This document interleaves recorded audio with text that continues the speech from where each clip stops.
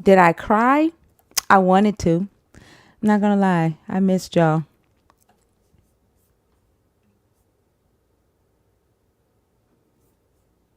I told you I went to the club with my daughter last night. And it wasn't the type of club that like I thought it was going to be.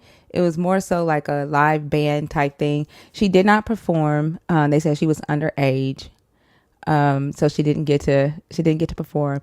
And then they weren't going to let her in, but her vocal coach knew the owner. So they ended up making an exception and letting her in with her mama. And we had front row seats, and she got to like sit and listen to the band. And like she was more so trying to get the feel of performing with a live band. So she didn't get to perform. But other than that, we had fun. We had fun. What's up, M's? We're gonna have to nurture the algorithm, y'all, since we've been gone for 2 days. I did. It's been good so far. I hope you've had a good start to the new year as well. What's up to the YouTube? Welcome back after a 2-day hiatus. I hope y'all had a good New Year's over there. It's been some crazy shit going on out here in these streets though. Like I had to put the telephone down. Like every other video is about some shit that went down on New Year's Day. The longest 2 days of the year. I agree. Hopefully, M's that won't go down like that. I don't know, but if it does, make sure y'all are following on YouTube. I'm gonna set up the Twitch account, and Discord will still have that. So please make sure that y'all are following along. Don't remind us, M's. Let us just be in the moment. Let us just be in the moment. We can't worry about what's going to happen tomorrow. We are here tonight, and the goal is to have some good conversations while we still have the platform. What's up, Jess Cam? How are you? What's up, Lowen? Y'all, what is going on with the numbers? We stuck at like 91. Oh my gosh. Hey, Nancy, what's up? What's up, Lovey? I think a lot of people are having TikTok lives, and people are taking it for granted that I'm on all night. I had to take a break, Lay J. I had to take a break.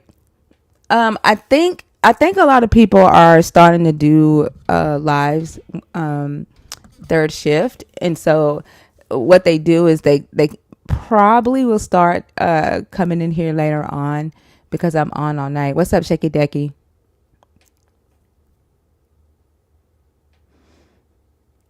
If y'all getting tired of the lives, just let me know. I missed you too, Redwood Dragon.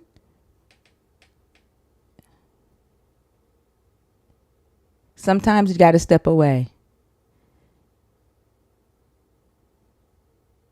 That's the best. That's the best part of the deconstruction journey is that you can take a break. Sometimes you have to take a break. I had to talk to my older daughter about that today. Like she was supposed to go out of town with her friends and she didn't feel like it. She was going to go because she didn't want to hurt their feelings. And I told her, if your body says rest, rest. What's up, Shorty Benton? You got to listen to your body. And if your friends don't understand that, then they ain't your real friends.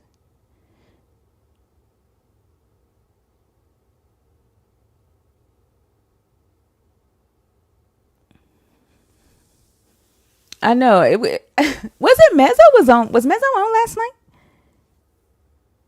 Mezzo was on last night, right?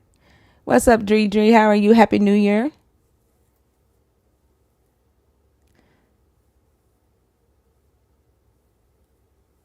Okay, yeah. I know I woke up around like 1 o'clock in the morning and I turned his live on and went right back to sleep.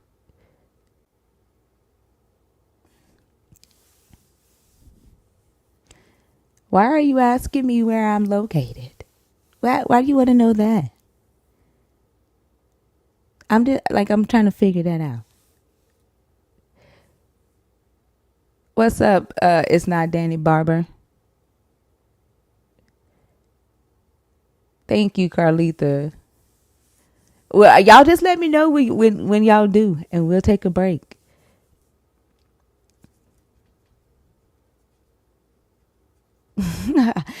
Central. I'm in Central time zone.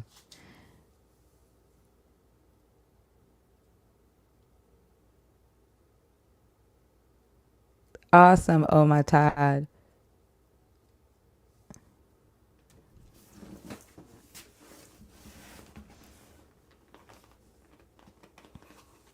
Oh, it's all good, Shaky Dicky. Happy New Year to you too.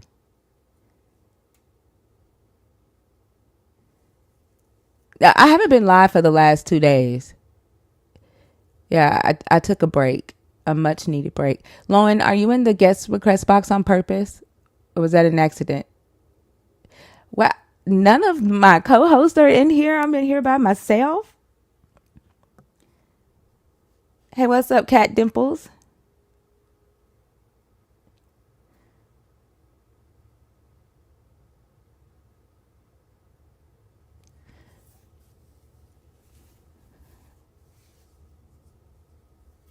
Well, yeah, I mean, like y'all know, I told y'all I like talking to the camera by myself. Like it just feels so weird. It don't go together. It's easy to have a conversation with somebody. You can hear somebody's voice and they could talk back. And then I just feel like all eyes are on me, and I don't like that either. I don't know. They're probably resting. They probably had some hellified New Year's celebrating. I don't blame them. They'll what is it? Scraggle along in here. There goes Simone right there.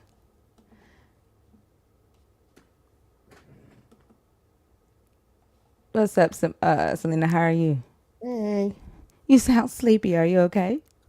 Oh no, I'm good. I'm Oh, sitting up here talking to my hubby. oh. How was your New No, I Year's? left the I left Board Agnostics live. Came Oh, over. okay. Yeah. How was your New Year's? It was good. We had a nice time. Much needed rest, so I'm glad you got some. That's what's up. Yeah, I got a lot of rest. We got home a little early last night because she didn't get to perform because they said she was underage, and so we just got to sit and enjoy the live band, and she Oh, enjoyed that. And that's then she good. looked at me at like 10:30. She was like, "Are you ready to go?" And I was like, "Yeah, yeah." I am his I pastor. feel you. Don't start. It's too early in the live. It's too early in the live to start. All right, so we are at 116 shares. We're gonna go ahead and get the show started. See if we can get it popping in here. Get our mojo back because we've been gone for 2 days. And let's see if we can get these numbers past 160. If not, then we'll do another restart and figure out what's going on with our algorithm. It's so crazy. Like if you take a break, you got to come back and you got to nurture the algorithm, and like you taking breaks is not good for the algorithm, but it's good for your body and mind. You can always get your algorithm groove back, so don't ever not take a break because you're scared to be thrown out of rotation.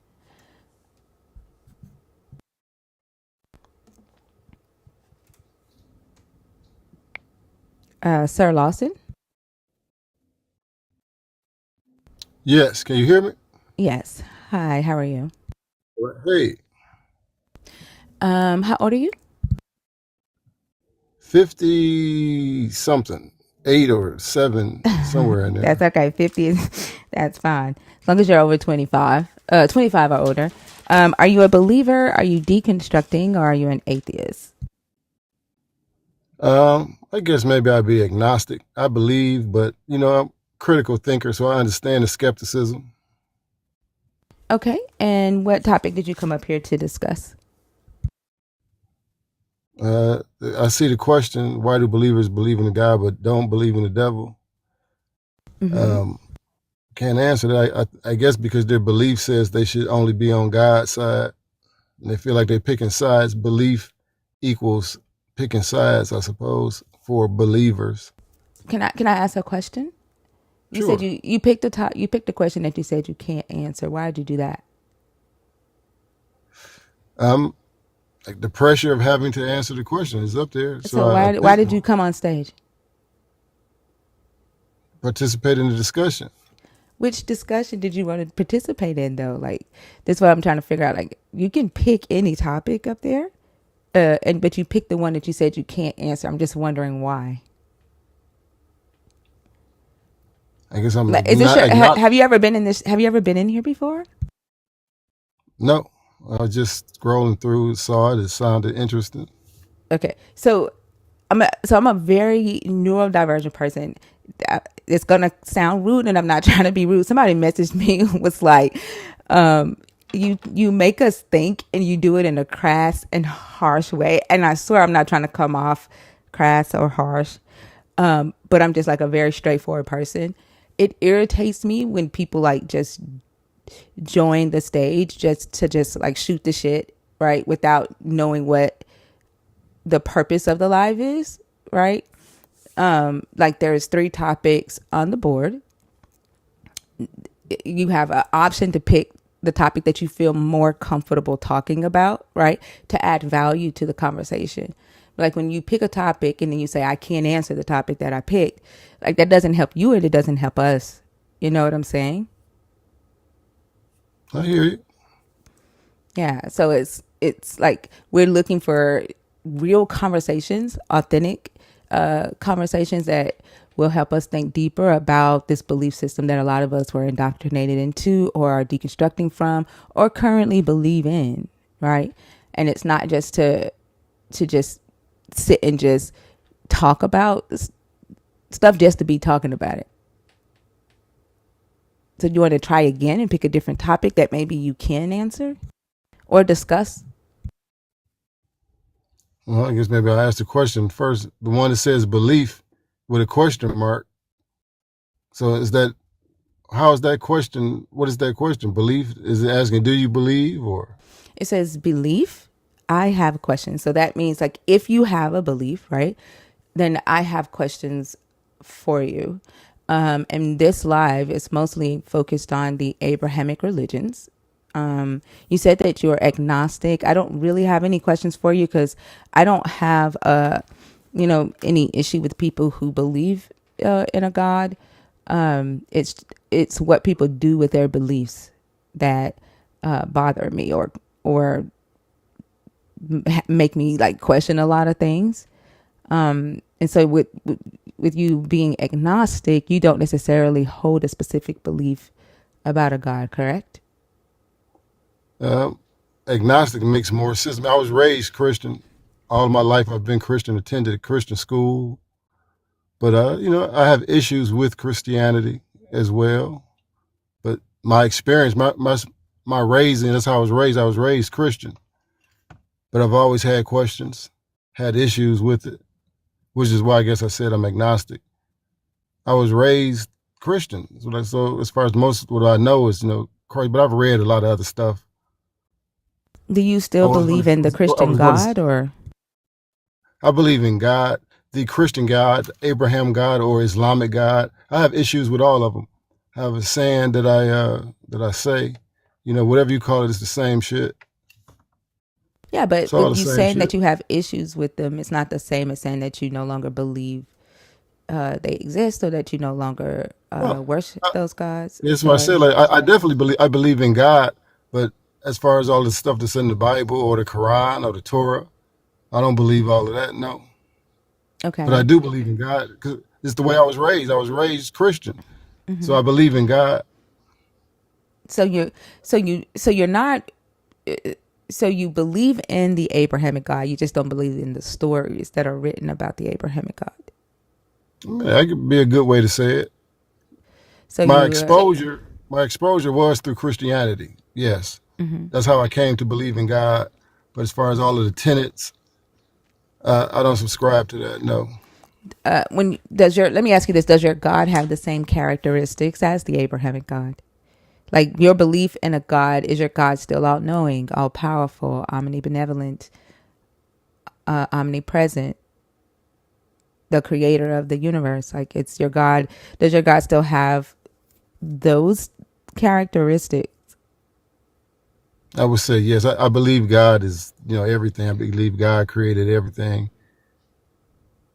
My belief in God is definitely shaded by, the Abrahamic thing. So And I believe God created everything. I believe, God is true. I believe God is truth. and how do you find this truth? Like if you don't, um, like you still Ascribe to believe the the God. Christianity thing. I'm sorry, let me ask the question right quick. So like, so you do still subscribe to the Christianity doctrine, but just not the Bible? Is that? I would say no. Like I said, there's a lot of stuff I have issues with the Christians, so and the Muslims too. Okay. So what the question that I was getting ready to ask is, how do you know that a God exists? When you say you still believe in a God, right? But you don't Correct. believe anything that you were taught from the books. With you growing up a Christian, what is making you say that there still is a God, or that you need to believe in one? Short answer is through the studies, and I'm like a science person. I really like science, but there are gaps and holes in science, and some of the greatest scientists, they fill those gaps with God, and not just because they said it, but from the exposure from being a kid, it makes sense that there is something out there that created all of this, which is why there are gaps in science. That's still man trying to understand is science, and they can't understand everything. There's a lot of things that they don't understand. Yeah, but why do you still believe? Like, I'm not asking why other people. I'm at like, why do you still believe? Are Through you these saying studies, the studies of what? Like, because science hasn't proven a God.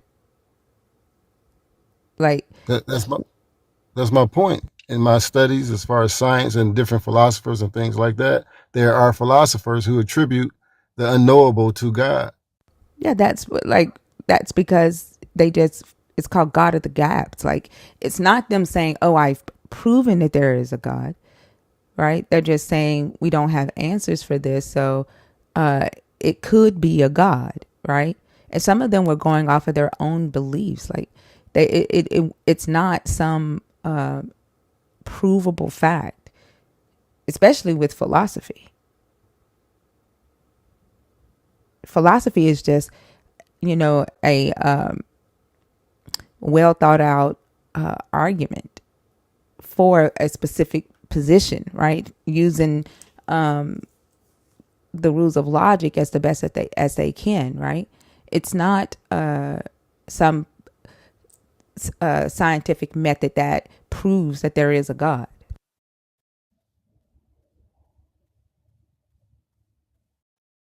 Yeah, often just like those scientists or philosophers, and those that created God of the gap or rely on God of the gap, they call it God of the gap because of how they were raised, and God fills those gaps for them.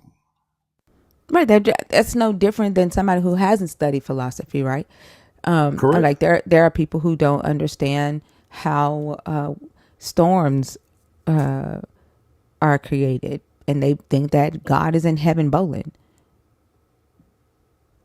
That doesn't mean that there is a God. So I guess like what you're saying is that's what you do, right? Since if there's information that you don't know or can't explain, you just say, "Oh, that's God. It has to be a God," and that's why you still believe. Uh, I would say no, but So that's why I'm asking you, why do you believe, right? Because then everything that we just talked about is irrelevant. Then, if that's not why you believe, then I'm not sure why that was introduced in the conversation. Because my question is, why do you still believe that there is a God? my answer again is that I was exposed to it as a kid. I do have some questions, but if there's things that are unknowable, sometimes I will attribute it to God. Like I know how electricity works. I know how storms work. As far as, what is a black hole, what is spooky action as far as physics, as far as Newtonian laws. Some of these people, like I said, they said maybe that's God. So I understand that the unknowable for those folks trying to understand as much as they can. When they couldn't, they fell back on something that they were introduced to as a kid that solved a lot of problems for them then, or for a lot of people. And they gave that's how God of the gaps were created. So again, you still believe that there is a God because there are things you don't necessarily understand, and the things that you don't understand, you say, "Oh, that's God." Well, this is as good of an answer as any. Okay, that's what I said maybe 2 minutes ago, and you said no to that, right? Um, and okay, so have you interacted or engaged with this God? Like, do you talk to the God and the God talks back to you, or is this just a belief you hold? Just to believe. I haven't heard any voices or anything like that. No. Okay. So is it beneficial to you? In the sense that, you solve your own problems, and you might attribute it to God because you did some meditation and asked yourself some serious questions and came up with a decision. So no, then. Short answer is yes. But So it is beneficial to you to hold belief in a God that you haven't heard from, can't feel, and then you have to do all the work to solve your own problems. yes. Well, what's the benefit? Benefit is that it kind of gives you some sense. You may not even consider yourself a humble person, but the fact is that you're humble when you do things and you give attribute to something outside of yourself. Why do you need to do that?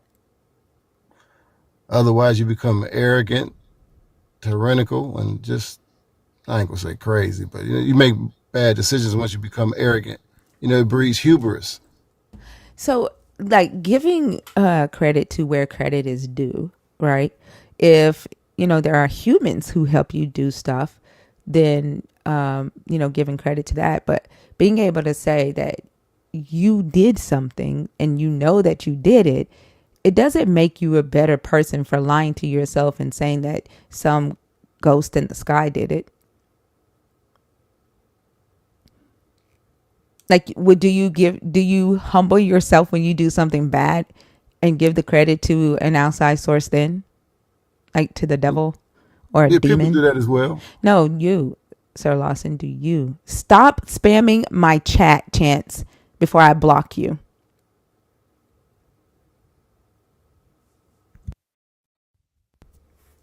I'm talking about you. Do you do that? Do you give credit for the things that you do bad to a outside entity as well? In all Or do you? honesty, yes. Yeah, there are occasions when I do dumb shit and I say the devil made me do it. Why do you do that? Trying to so you could be humble? Or deflection, to shuck responsibility for doing dumb shit. So in one case, the reason to give credit to an outside entity is to deflect and get away from accountability. It's when you do something bad. In another case, the reason to give credit to an outside entity is to humble yourself and keep yourself from becoming arrogant. Is that right? Yeah. That makes sense to you? Like, why would you worry about becoming arrogant if you're not capable of taking accountability of your own actions?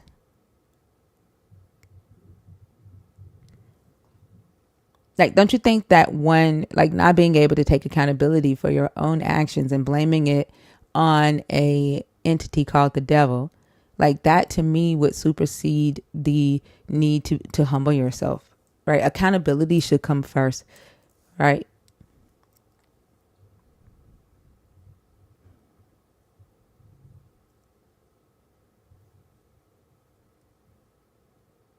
Are you there? I'm here. Don't you think that would make more sense? Maybe. You sound confident in that. No, I'm asking you a question. Like, to be honest, right? Just taking it from somebody, just having a conversation with you. If you were a guy, right, that was interested in me and we were on a date and you told me that, I would bypass you because I would question your decision-making capabilities. And I'm just being honest, right? Like, why would he escape accountability, right? And at the same time, tell himself that he doesn't deserve to pat himself on the back when he does something good. Like, to me, if that tells me that I wouldn't really be able to trust you because you don't necessarily feel comfortable in who you are, right? And both of those instances, you're off-putting, like you're putting off parts of yourself to something else.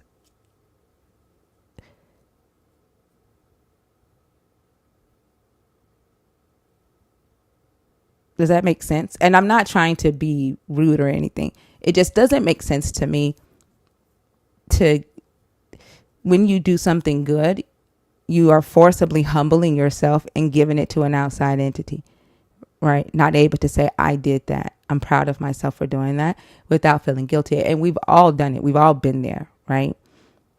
Because that's how we were raised in this religion. We were indoctrinated into that. And then when we do something bad, because we don't want, right, for people to look at us some specific type of way, or we can't, handle the guilt that we feel ourselves, it feels better to say, oh, I did that because I let the devil get to me. Or I let somebody else get in my head. Because we're not used to talking to ourselves like we're told not to. And then we're told that the voice that we hear inside of us is either a God or a devil. So we don't really know ourselves. And that makes us do and say and be unquestionable stuff. I agree. It's a good thought to have, but I do believe that just regular people have these conversations all the time, and depending upon their indoctrination, they tend to do one more than the other. And I think it's really, when you do something like really dumb, it's hard to say that was really dumb to yourself. And so it's easy to say the devil made me do it. I don't So think they'll I've ever attribute used something. that as an excuse. I don't think I've ever used that as an excuse that the devil made me do anything. No, I've, it took me a while to accept the part that I played in choosing the man that I married, right? And that my low self-esteem and lack of love for myself, right, contributed to the decisions that I made that kept me in situations that I should have been strong enough to resist and leave. It took me a minute to take accountability, for the decisions that I made in my life that led me down certain paths. But I don't think I've ever said the devil made me do anything. I think I might have gone through life like blaming other people, right, for the things that they've said and done to me without looking at myself and how I contributed as well. Okay, and it took you a while to do that, correct? So you've had therapy? Huh? You've had therapy? Yeah, I've had therapy. Okay, that's what that is. Yeah. Most people don't go to therapy. I know, because in our community, right, therapy is seen as it's seen as a weak thing, or if you got really religious family members, then it's you've done something bad against God, right? You sinned, right? Like, you don't need therapy. You need to pray about it and God will heal it. Go to God. Or you need an exorcist because you got a demon in you. Right. Yeah, I've heard that. I mean, as far as people attributing bad behavior to demons, yeah. Yeah, people come here all the time and tell me I have a demon because I talk the way I talk. They think because I'm not saying give it to God, because I'm not saying that when you wake up in the morning, you should all thank God because God is waking you up. in the morning. And then I ask, well, who woke you up when you woke up late? And they don't like that. And they think that me asking a question like that means that I have a demon and that it's not me talking, right? These are not my thoughts. These are the thoughts of a demon. They tell me that all the time. Yeah, it's not nothing for me. I've heard it, and that's when I say I have issues with Christianity, and this that type of crazy shit. Because I mean that's real in Christianity. They believe, but it's also in Islam as well. Absolutely, yeah. Well, I'm just learning about Islam. So as far as I know, their God isn't allowed to like communicate with them on that level. Like the Christians, like the Christians believe that they can talk to their God, and their God can talk back. They can feel their God. But I don't think Islam is supposed to. I don't think they're allowed to like talk to their God in that way. So I don't think they have a devil or a demon that's talking to them either. I think their life is like written out for them from the time, like 40 days before they're born or something like that. We read it in the Quran last week. Oh, they can talk to jinns. Okay, jinns. Yeah.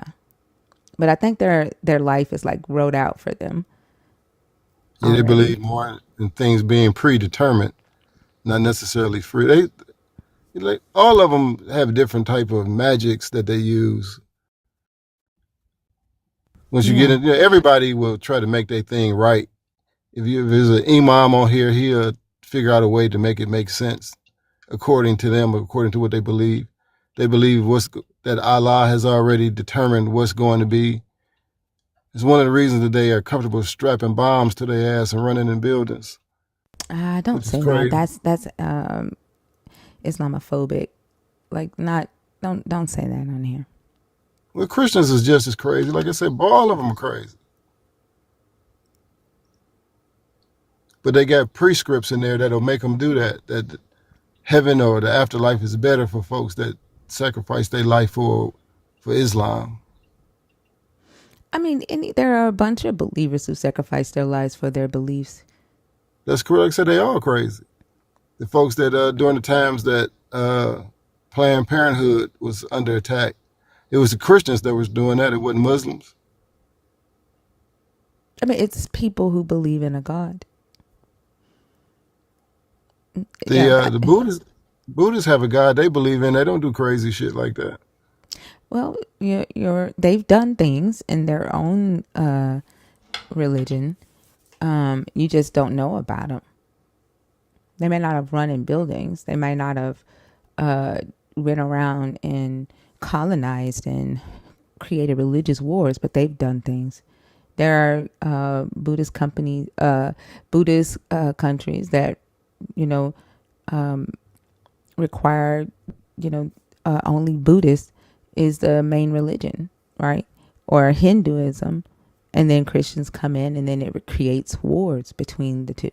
Like you just don't know about it. We had somebody on here probably 3 weeks ago who was telling us about it and how they wish that it would stop. But like with you knowing all of this, right?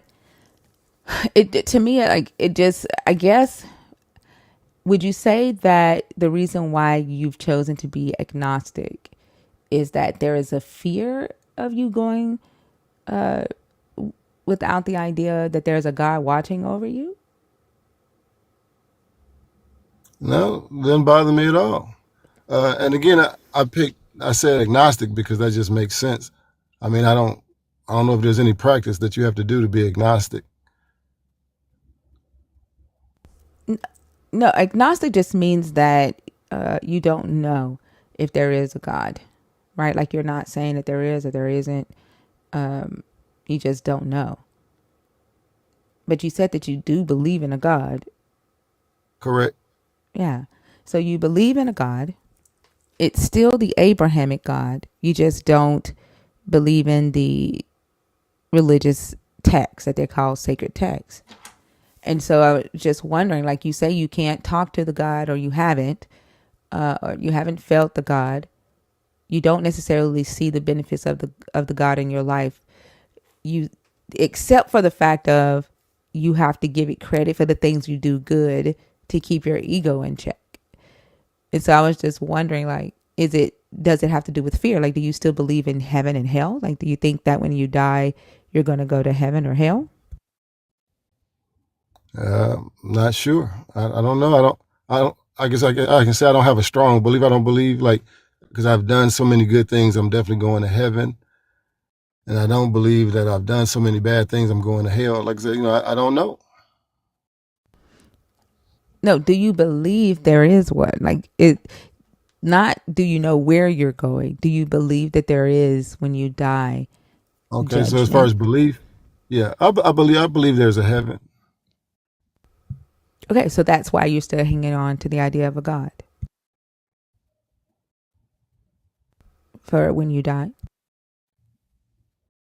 I don't know. I mean, again, like I said, I got these things that I was indoctrinated with growing up. So, as far as the understanding of that there's, particular things that's supposed to attribute that. So, I don't have a strong feeling one way or another about that. Honestly, I believe that there's a heaven. Again, that's based on being a kid and, being in the church and, seeing the pictures, Sunday school, hearing the stories or whatever. So when you ask me about heaven, do I believe that there's a heaven? I say yes. Yeah. So, But like, what I don't understand is, why is it hard for you to say, you know what, I do believe that there is a God because I believe that there is a heaven. Like, if you believe there is a heaven, you have to believe that there is a God. There would be no purpose of you believing that there is a heaven if you didn't believe there was a God that controlled that heaven. maybe it's my life growing up after being a kid and being exposed to that it does not connect for me like that. I understand your point, but it doesn't connect for me like that. Well, who decides if you get in heaven then? According to the beliefs, God decides who goes to So you, heaven. so it does connect for you like that? I mean, what you said before that, you said one determines the other because I Yeah, believe you in just God. answered that. You just answered that. Like, who did, if God decides whether you get in heaven or not, there, I.e., you need a God if there is a heaven.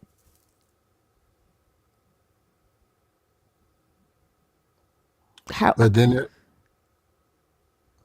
there's the other things as far as works, and grace and all of those particulars. So the fact that there is a God ultimately decides who goes to heaven, through grace. Yeah, but it's still, you still are hanging on to the God because you have a belief in heaven, and the God is, you need the God to decide that you're good enough, right? Yeah, I'm not sure. Maybe that's because I don't really, follow all of the rules or ascribe to the book. Because according to the Christians, all of those things are answered in the book, but don't really can't be. I don't believe that.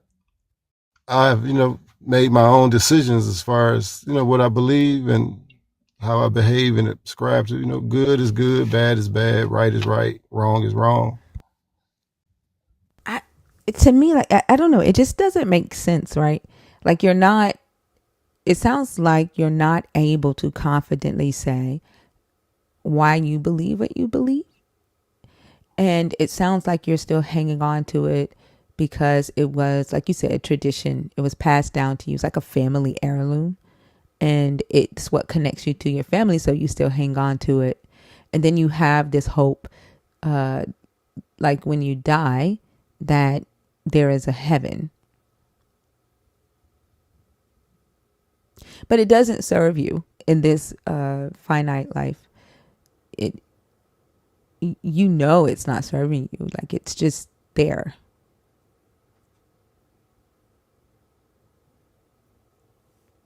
That's what it sounds like to me. And I'm not talking about, I'm not talking about everybody sees it that way. I'm saying just from the conversation that I'm having with you about what you believe.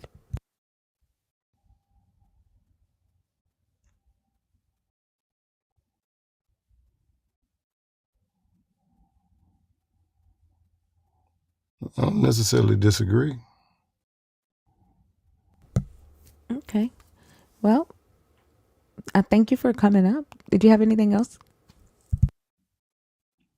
I guess because I've kind of come across these before. So the whole thing, when people say that they're deconstructing Christianity, so these are people who are questioning all of the tenets or whatever of Christianity. Christianity, Judaism, Islam, yeah, the Abrahamic religions, mostly Christianity because that's what I was raised in, and I used to be a missionary, and that's what I study now.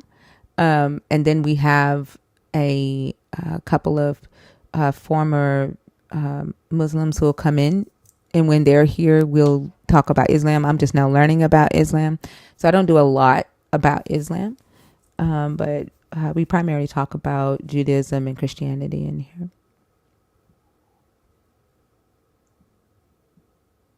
You never have any Jews come on? Mm-hmm. We have several friends that come up that are rabbis that talk and help us out. That would be interesting. The issue of like the what I think this was the what people call them, the purple gang, UIC, or something like that. We don't fuck with them. They are. So they extra crazy. Mm-hmm. Yeah. But I thank you for coming up, okay? I enjoyed it. All right. Have a good night. You do as well. All right.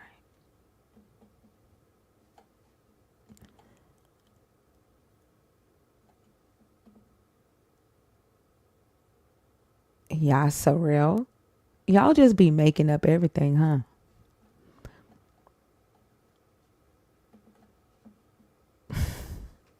I don't know how many different ways have we seen them I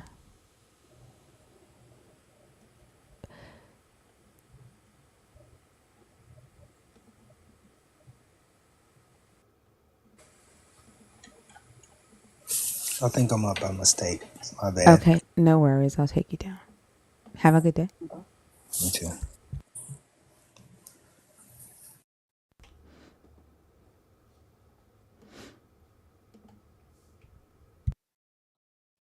Yeah, it's crazy. The pronunciations, the the spellings, like they just make it up on the fly.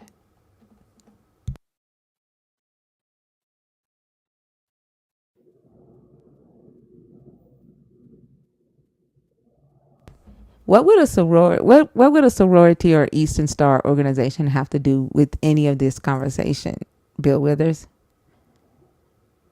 Kasha, hi, how are you? I can tell Kasha came up on accident. It's Yitzuril, not Yasuril. You made that up. You made that up.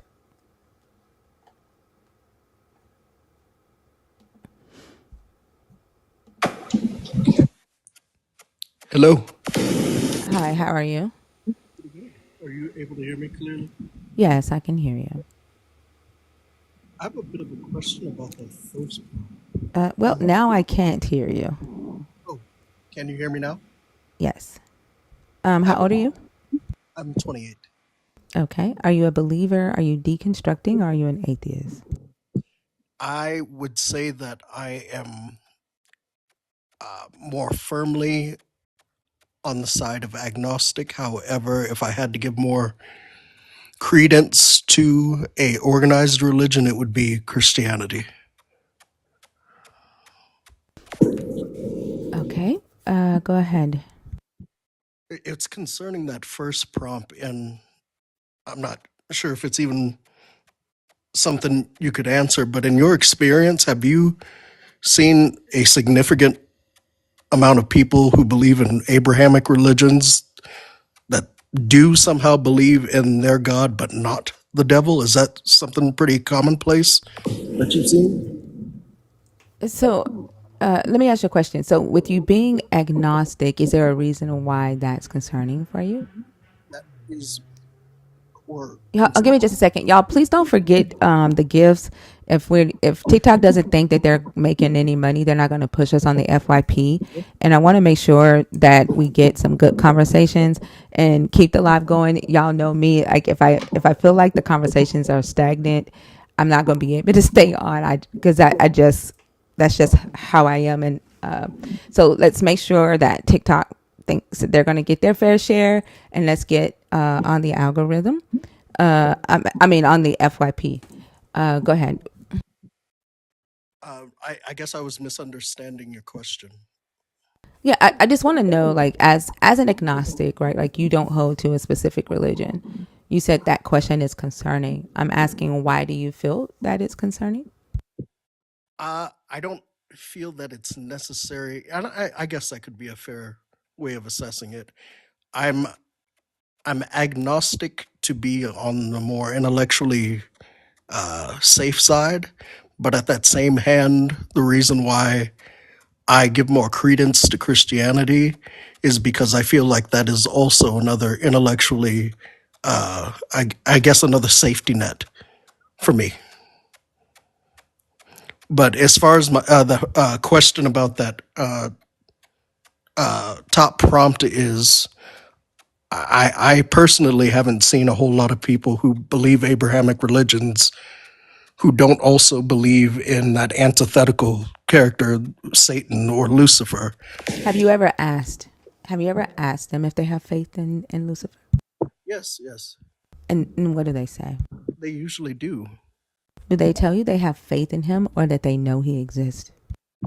It's more of that he exists. I'm not sure how. Okay, so I'm gonna ask the question again. Have you ever asked them if they have faith in the devil? I've never asked that particular question. I'm not even sure how that question. Well, I have. I ask the question all the time, and it may help, right? Like to, like listen to some of the conversations when I do talk to believers about that topic, and you'll see. Thank y'all so much. I appreciate y'all, and you'll kind of get why I asked that question. And you kind of just did what they do, right?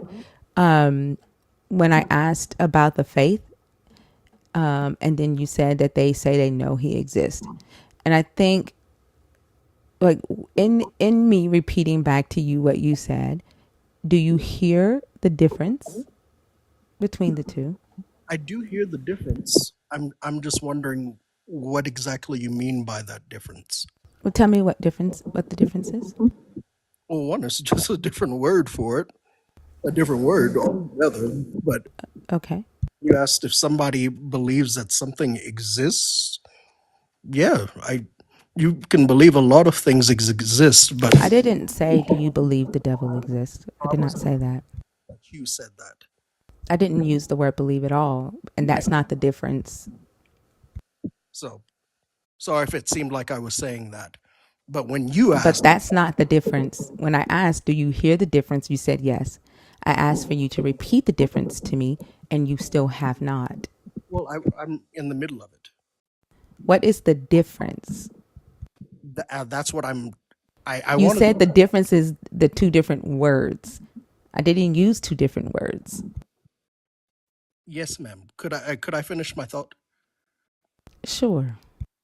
So when I hear the word faith, I question whether what aspect are we believing in. Just like someone could believe, and I'm not saying that you said believe at all. Just like somebody could believe that 1+1 = 2. When you ask, do they have faith in it? Do they trust that in their everyday practical life? That's how I see the difference between those two questions. The question that I would propose, belief, in the question that you propose, do you have faith? And I just told you, right, that belief has absolutely nothing to do with this. I just told you that. It's just not about, do you believe in the devil? You yourself, right, already answered the question the way Christians would answer it, but you didn't recognize it. You said that they have faith in God, but they know the devil exists. I guess what are you claiming to be faith? What's the difference between faith and belief to you? What do you mean? What do you think faith is in God? Faith for me, would include not only that he exists, but that whatever he has to say or exemplify needs to be exemplified in our life as well. So one thing, Because what? Why do you have to have faith in that? Why is faith important there? it seems like faith is it's the living out of what you believe, What does the Bible say faith is? the evidence of Of things what? unseen, and Okay. The evidence of things not seen, right? And so faith, your faith in a God is there. That's your evidence because you cannot see the God, correct? yes, Can you see the devil? no, Therefore, do you have faith in the devil?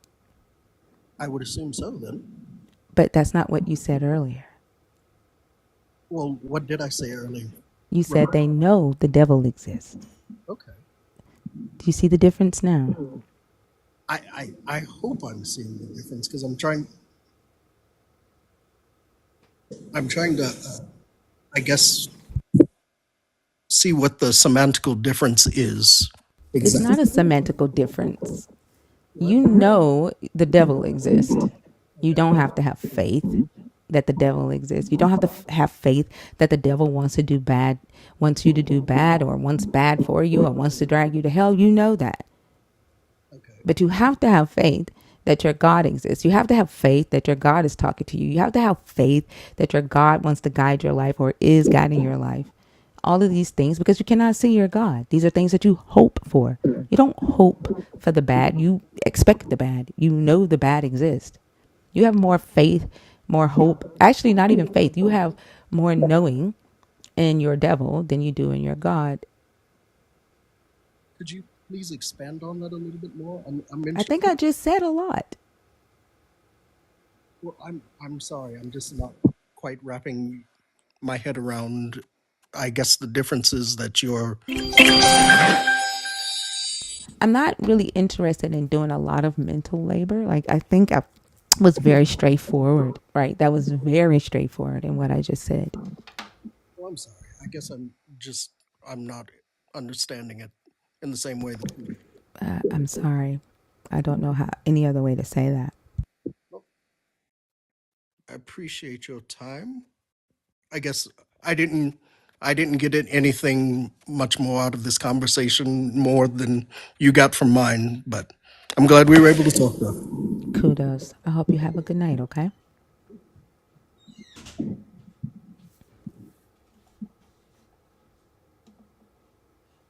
How do you exit out of this? I will do that labor for you too. Have a good night.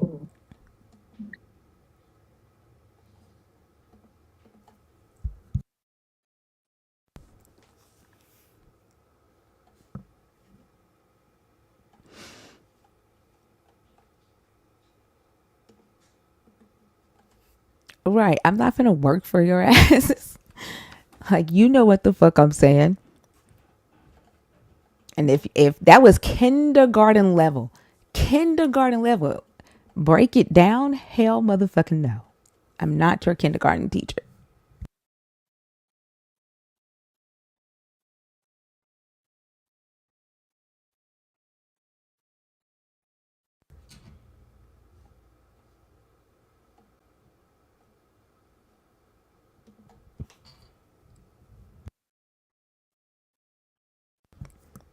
David, how are you?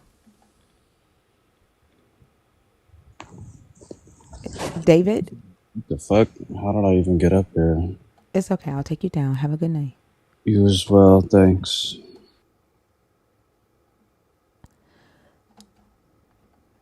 Please check to see if you are in the guest request box on purpose. If not, go ahead and do me a favor and cancel your request so that I do not accidentally bring you up. Striker Kelly, you're in the guest box. Lady X, Ken Zali, Richard Owens, and Ace Bear. Giovanni, hi.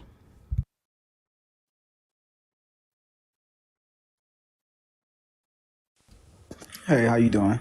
I'm good. Are you back to yourself? Yes. Okay. Awesome. Nice to see you. Sorry about that. That's okay. What topic did you want to discuss? Um, uh, um, if you have free will, why give God credit for your good for your good actions? Okay, go ahead.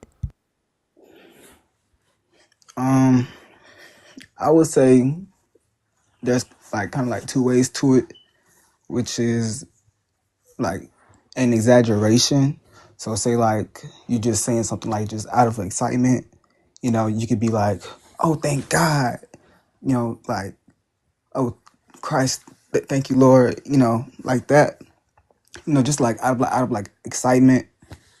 Um, so it's kind of like an exaggeration if you want to say. And then I would say the other way is when it's kind of like I would say on a deeper level, like with breakthroughs, you know, being in turmoil, you could and then once you break through like whatever you're going through, if you have faith in God, then we give the thanks to God. So, it, I get the colloquial way, right? Like people just say it because out of habit, right? And not really saying God did this thing. That's not what I'm asking, right? Um, for example, do you pray every day? Yes, I try to stay on streaks.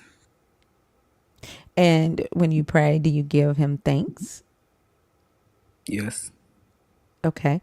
And you're thanking God for doing what every day? Number one, for waking me up.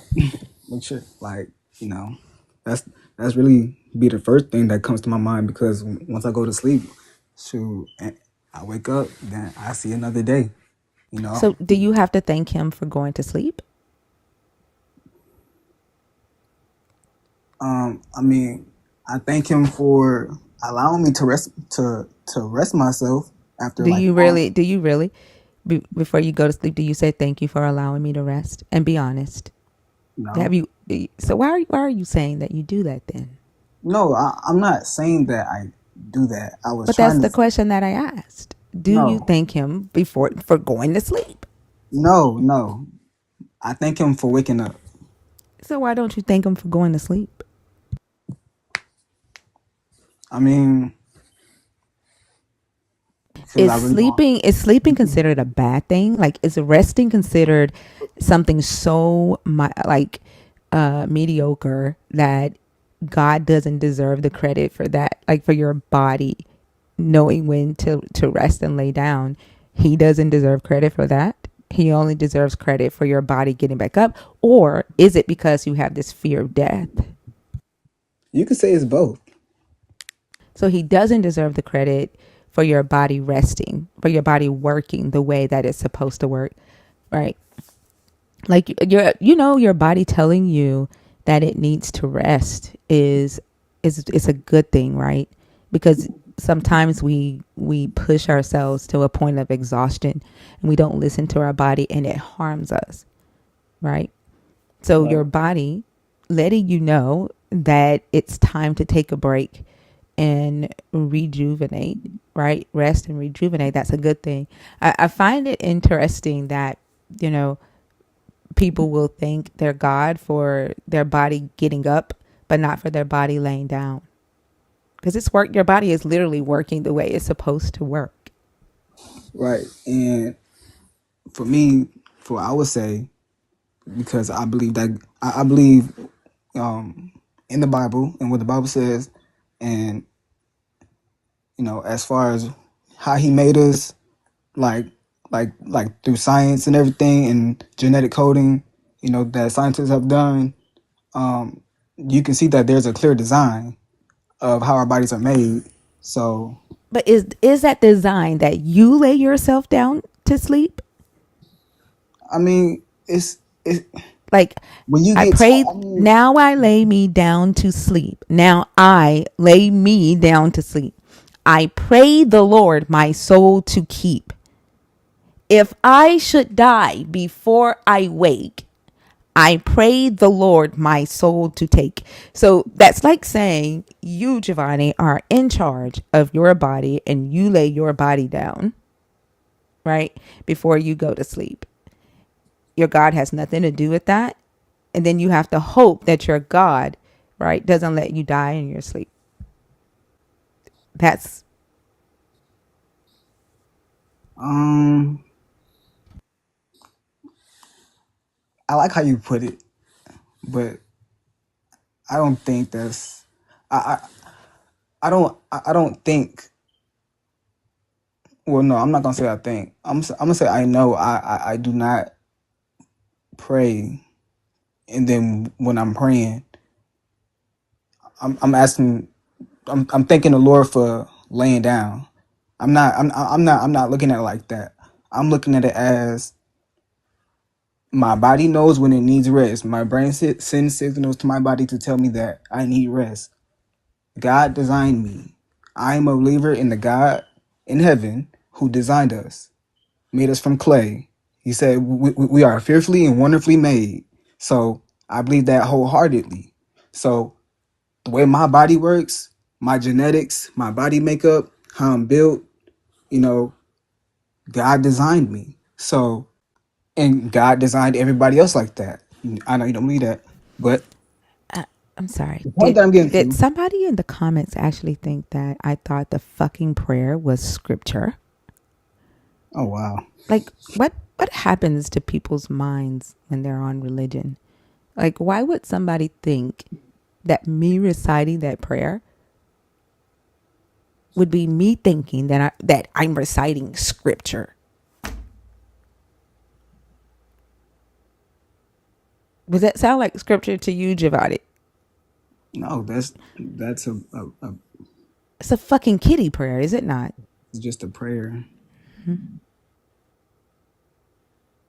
You can just you can make up any prayer. Sometimes I find it difficult to have like real serious conversations with believers. I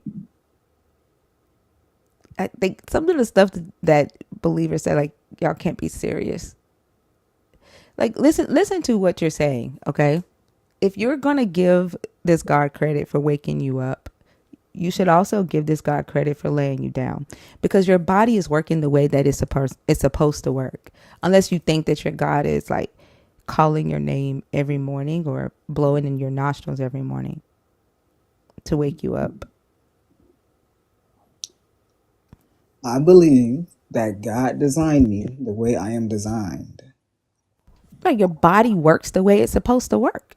Right. So, Right. So why are you thanking him for waking you up every morning? He's not waking you up. Your body is. right. Who made the body? Your mom and dad. Who made okay. Your mom and dad. Who created us? I don't know. But No, there's no proof that a God did. no, but I'm saying in the eyes of a Christian. Exactly what I'm saying is, if you're going to give your God credit for waking you up in the morning, you should be giving him credit for you laying down. You should be giving him credit every time you go to sleep.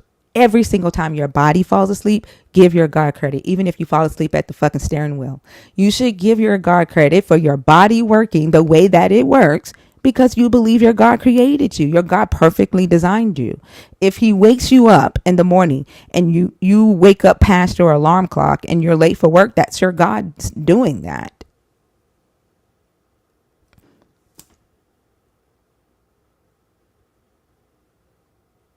It's like you only give this God credit for things that you see are good, right?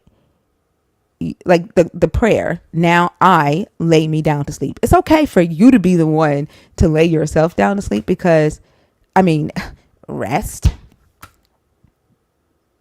laziness, no, can't give God credit for that. I'm not necessarily saying I don't give him credit for it. I'm saying I I'm giving him credit for the way that he designed me. So the way I can tell myself I'm finna lay down, I give him thanks for that because I'm fearfully and wonderfully made. It's not like I'm just a robot and I'm just I'm sorry, Mister. You have lost your everlasting fucking mind if you think that you're going to talk to me like that in my comments. I thought you was talking about me. I said, what did I No, say? no, not you. I was about to say, what did I just say? Go ahead. I thought you were I thought you were talking to me.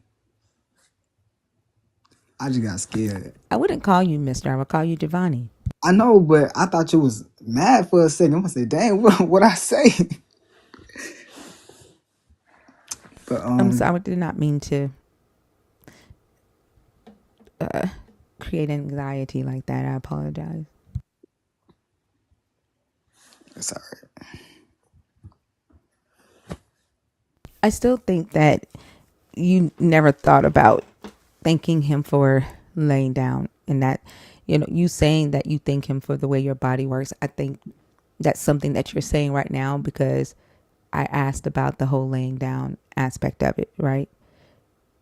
When you have free will, right? Most of the time, and I know you know this because you've been in here a lot, right? When we talk to Christians, free will is usually the answer when someone has done something bad, right? Or caused one of your God's plans to not succeed. It's the free will of the humans, right? That's the reason why this happened, because of free will. But when a human does something good, they give the credit to the God, or they'll say, well, I did it, but God gave me the influence to do it, the inspiration to do it, or God allowed me to do it. But did he allow you to do the bad thing too? Did he give you the influence to do the bad thing too?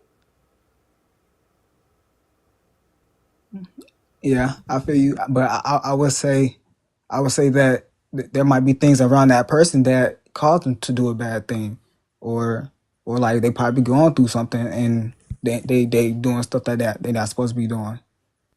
Yeah, I agree that there are things in your life that can influence decisions. I agree. But we're talking about you giving credit to a God, right? Like, just see how you can say, well, there may be people, right, or things in somebody's life that causes them to do the bad thing. When I ask, did your God cause you to do bad things, just like your God causes you to do good? If you have free will, then it should be free will across the board, whether you do good or bad, right? Correct. And Correct. you should not, if you don't give the God credit for when you do bad, right, then why are you giving the God credit when you do good? Um, because when we disappoint God, it's like, okay, so okay, I'm gonna explain the good first. So the good is like, and then and having like free will is like we do things that are good out of kindness and wholeheartedness, and it's not because God is telling us to do it, but it's an actual free will to to do something good, and so we give God thanks for that. Why? That's the question. What did the God do that he deserves thanks? What did he do? You, let's say you see somebody homeless on the street and you go and take them, and you take them shopping. You take them to a hotel, get them a room so they can take a shower. You buy them food, right? And you've paid for a room for them for a week, and then you start working on getting connections with programs that can help them get on their feet. What did the God do in that situation? Hey, Dr. Kip. Um, Sorry. Sorry. Hi, thank you. Happy New Hi, Year. Happy New Year to Happy you New Year, too. everyone. Here. Can you say that one more time for me? I'm sorry. Yeah, what did the God do in that situation? What That you situation? do I need to The explain situation all that I that just again? explained. Yeah. Huh? No, yeah. Yeah. Go ahead. Wait, do I need to explain the scenario again? No. I mean, yes. I think about what I had said, but you had said something else. If I missed you it. Yeah, I if missed it. you if you meet someone who is homeless and you take that person, right, and take them shopping, you get them a hotel room so they could take a shower and clean themselves up. You take them to get them something to eat, right? You pay for the room for a week so that they can have a place to stay. And then during that week, you work with your connections to connect them with a program that can help them get back on their feet. What did the God do in that situation? Um, Necessarily nothing. But you would give credit to the God for that? I would say the person that is receiving all of the all the things and all of the help and everything like that, they will be the one who will be who would say thank you, Lord, or But who are they calling you Lord? no, God. Right. So why? And how do you know that person might not even believe in God? No, I'm saying in this. I'm not saying if the person is a Christian or not, Why because would they? You don't know that they would say thank you, Lord. They may not believe in God. Why would they say that?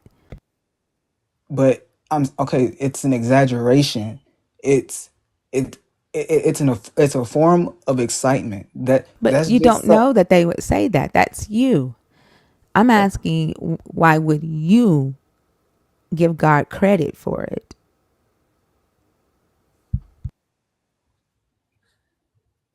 Would you be comfortable saying, I did XYZ, XYZ, XYZ to help this person out without you saying, and I thank God, or God told me to do it? um.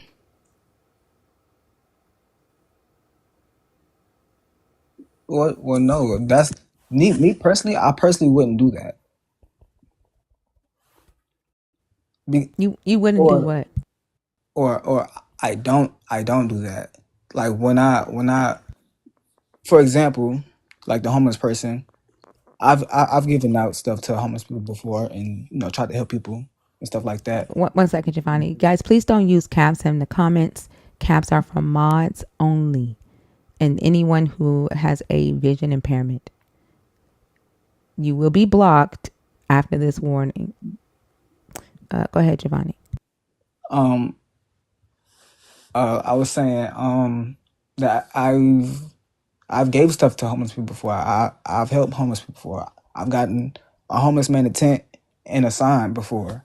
Um, but it's not like I'm thanking God for me doing this, but it's just out of the kindness of my heart. So I wouldn't say. So I would say God doesn't. He's not really doing anything in between me and doing that. No, that's what I would say. For my Would you say that the reason that you would do it is because of your belief in your God? no, So you would do it even if you didn't believe in a God. yes,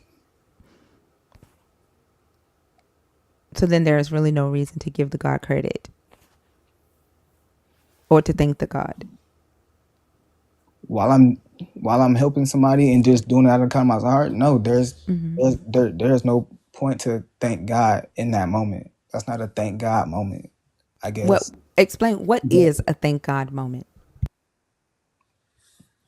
um, like a person receiving something and that person saying, "Oh, thank God," I'm like not thank you, talking Lord. about I am not talking about expressions. I'm talking about a real thank God moment. I'm not talking about somebody using thank God like they use holy shit. No, that's how I'm saying it. Like it's like an exaggeration of excitement. It's a I'm not asking you about that time. I'm not asking you when would a person say thank God like they're saying holy shit or Jesus fucking Christ. That's not what I'm not asking you about that type of expression. okay. What would be a thank God moment? What would be a moment, right, that you would give credit to a God and not a human or yourself? Thank y'all. Um, passing a driver's test, I guess. Why? Why? What did God do to help you pass a driver's test? Shoot,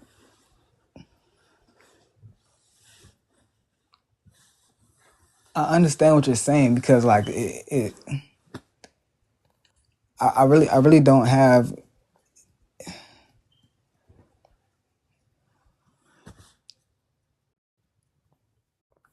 That's just an express. I don't know. I don't know. Thinker. I'm kind of solid on that moment of excitement. Um, when you would say like God did this. That's what I don't understand when I hear people say God did this, but when I ask what did God do, y'all can't answer that. I hear y'all doing the stuff and you just giving credit to a God, like you just saying a God did it. Like there's this lady, a lot of Christian women on this post that I have on my page who keep trying to convince me that God helped me raise my kids. Selena, are you asleep? Selena. Oh, she is knocked out. Somebody is asleep. That's Selena. Wow. She knocked Poor out. Selena. I told her she was sleepy. She's like, no, I'm not.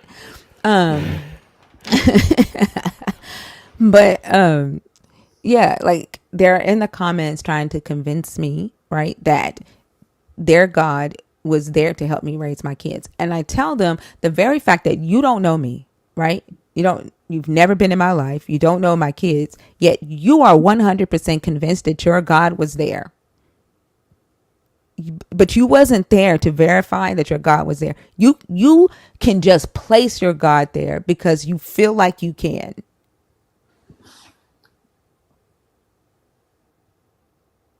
I'm sorry What are you apologizing for? because I felt you. I feel you. I did. I asked my kids who was there. They said me and my best friend Lacan. They didn't say God. Neither of them said God. And if God was there, I wouldn't have had to convince them or tell them that God was there. They would have just known he was. Yeah. Yeah. I would just say I feel you. I understand. Yeah. And it kind of, you, a lot of times, I don't know if you know, but a lot of times you be getting on here and you be passionate. But that's one thing I can say. You be passionate, and when you say it, you say it, and you say it with full conviction. Like you don't even think twice about it. So you know, That's because I've thought about it already. right, right. What did you expect? Nah, I mean, I don't know. That was deep. That was deep. I just feel like it was deep. You know, What was deep about it? that you were going through that. Going through what? Raising my kids by myself? No, the lady in the comments, she was being Oh, she was being rude.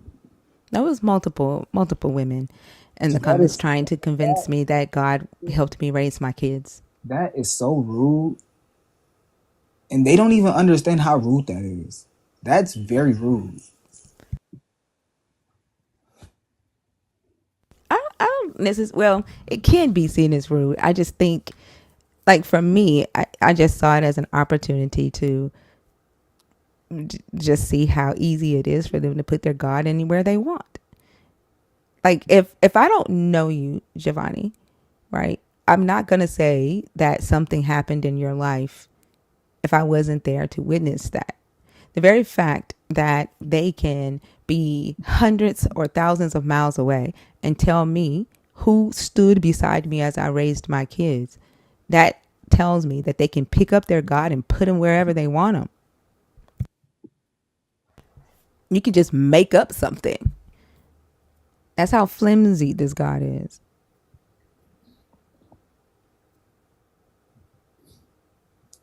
Yeah.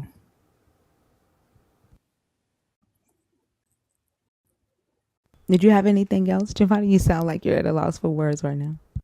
Yeah, because kind of saw you went through that. I am okay. Why is this bothering you more than it's bothering me?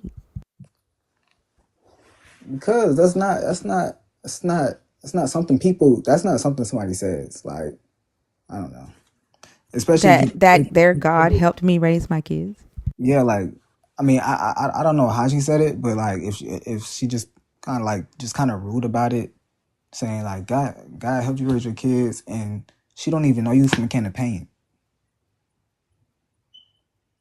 It's So no different than somebody saying, "Ooh, God protected you from that car accident." Like if you see somebody on social media and they say, "Oh my God, I almost died in a car accident," how many times are people gonna get in the comments and say that was God?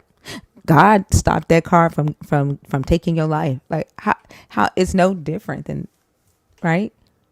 yeah, because they don't know your experience. They don't know that. Are you just going off an accident? Yeah.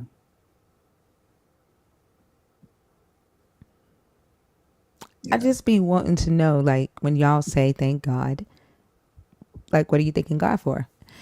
If free will exists, right? And from what I gather with talking to a lot of Christians, free will is the scapegoat, right? For bad things, right? It's the scapegoat for the God, it's the scapegoat for the human, or sometimes the devil, depending on what type of Christian. Some Christians say, I don't blame the devil for anything, but they will free will it, they will go free will crazy. But then when they do good things, like just a basic getting a paycheck, right, to buy groceries and cook food and then eat it, they give that credit to the God. And I just want to know, why doesn't that go to your free will? That's all. Why doesn't those actions go towards free will? I guess you could kind of say that they do. What do you mean could kind of say? Like you should. If your bad actions are from your free will, then your good actions should be too. Like I just don't understand why it's a could be. Like Yeah, it should be, right? That's yeah, just yeah, common sense. yeah. Because I would say like instead of going to work, I could really just not go to work, and it'll be free.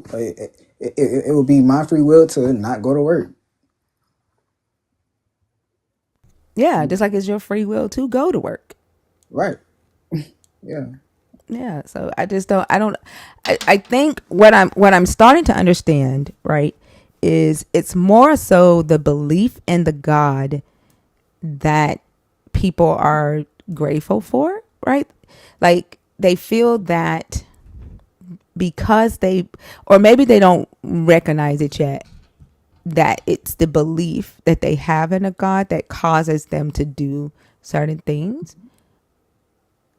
And so it's not necessarily the God doing something. It's the belief they hold that a God is watching over them, or the belief they hold in a God that they're thinking they're thankful for. I think it's the belief they're thankful for. Okay. I got a question. So if a if a if a young 18-year-old kid was was like doing all type of like gang violence and all type of stuff, and just going to jail and stuff, like in and out of jail, and then goes to jail for like an extended period of time. They just say, and then he gets out, right? And then when he gets out, he gave his life to God. So I'm just hypothetically, just hypothetically, and he gives his life to God. Would you say that he had free will to do the bad stuff and then have free will to go to God? Of course, like it would just be all free will. Like, it would be his choice, right? Right. To give his life to the God. It was his choice to make the decisions that he made to do the bad stuff. I guess I don't understand your question, because that's literally what I've been saying the whole time. It's still like, why thank a God for you giving your life to a God? It's the belief, right? A God isn't doing that. Well, yeah. I could see if there was like some miraculous change, like what we read about in the book, like all of these things that happen in the twinkling of an eye, right? But like, you have people who do have those types of situations, and they get out and they end up going to church and they give their life to a God, or they go to a mosque, right? And they give their life to Allah, but they end up having to do the work to change. So it's the belief, right, that forces them to change.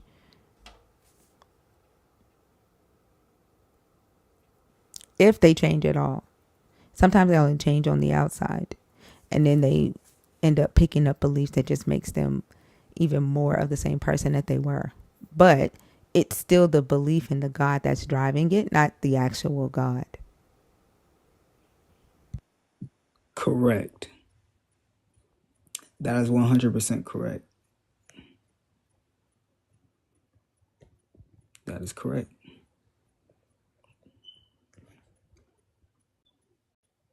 Yeah, and that I understand. I understand that. Like, it's one thing like to have a belief, but then like to take that belief and try to force it on other people, and as if the God is actually doing something, if that makes sense, right? To try to use that belief as a weapon or a threat to try to force somebody to live according to your way of life or your belief, that's when it becomes a problem. And then to use free will as a way to escape accountability for the reason you don't live the way that you're trying to tell everybody else to live. I would say that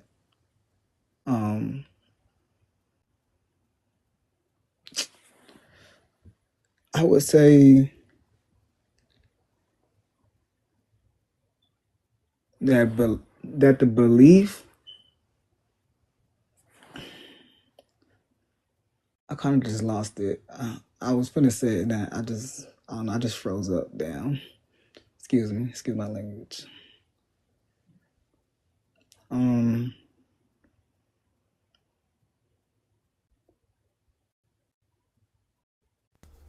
It sounds like you're at a loss for words. I'm gonna let you chill, okay? No, wait. Can you say it one more time for me? Because I lost it, and I was trying to bring it back, but I just lost it. I was just saying that it's like, I understand someone having a belief, and that belief being the motivation behind certain things, right? It can be the motivation behind good things in your life. It could also be the motivation behind bad things. And so like, when people are giving God credit for the good things, they're really just giving him credit for their belief in him. Because it's not a God actually doing something. It's humans, right? It's a lot of times, most of the time, it's human manipulation, right? When we have these conversations, when we are asking believers about these so-called miracles, it's anytime, every single time, it's human involvement. And they're giving a God credit for things humans have done or things that their bodies do regularly. And then we'll, like, if we ask, a question about what is, like, what would be considered the negative aspect of something and why doesn't their God deserve credit for that part, they'll say free will. Or they'll say, I did that part. Like just something as simple as waking up late. Like they say, God wake them up every morning. So when I ask, well, what about when you wake up late? No, God didn't wake me up late. That's not his fault.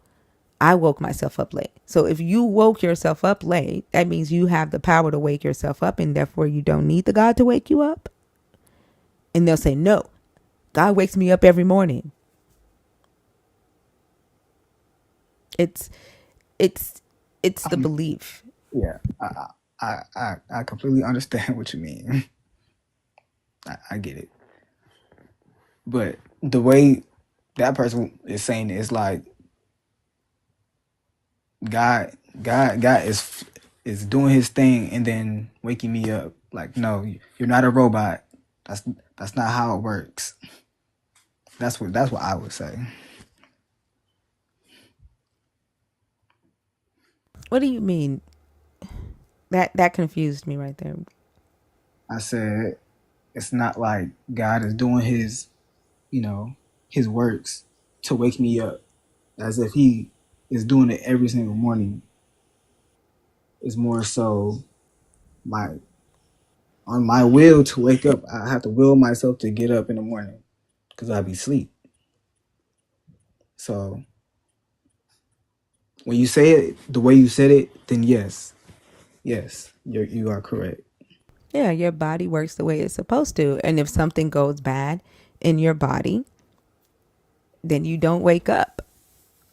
Sickness can happen while you're asleep and you won't wake up. It's usually some biological issue unless somebody stops your body from working and they unalive you in your sleep.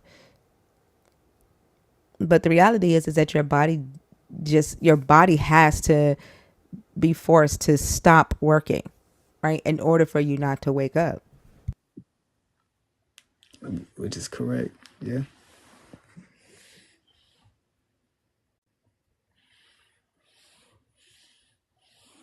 Yeah. You hit. I'm not gonna lie. You make some very solid points. You make very solid points because you made yeah. It's Yeah. like if we're being logical, then yes, yes. So I understand. I understand both sides. You know what I mean? Like, Yeah, I understand the other side too. Like the other side has to do with the belief, like, but they don't see. Y'all don't necessarily see that it's your belief. Like y'all see a entity. You give credit to an entity, but I understand that you're actually giving credit to a belief, the belief you hold. yeah, yeah. It's kind of for me personally, like on a personal level, it's kind of it's kind of like I wouldn't say repetition because like I said I try to like do streaks and and I might miss a day and I'm like dang it's not like I'm gonna pray or something and I'm like dang I I missed 2 days. you know I'm not gonna say I pray every single day because that's not true, but you know try to stay as consistent as possible, and that's just the belief in the face in the faith in the trust that I have in what I believe in.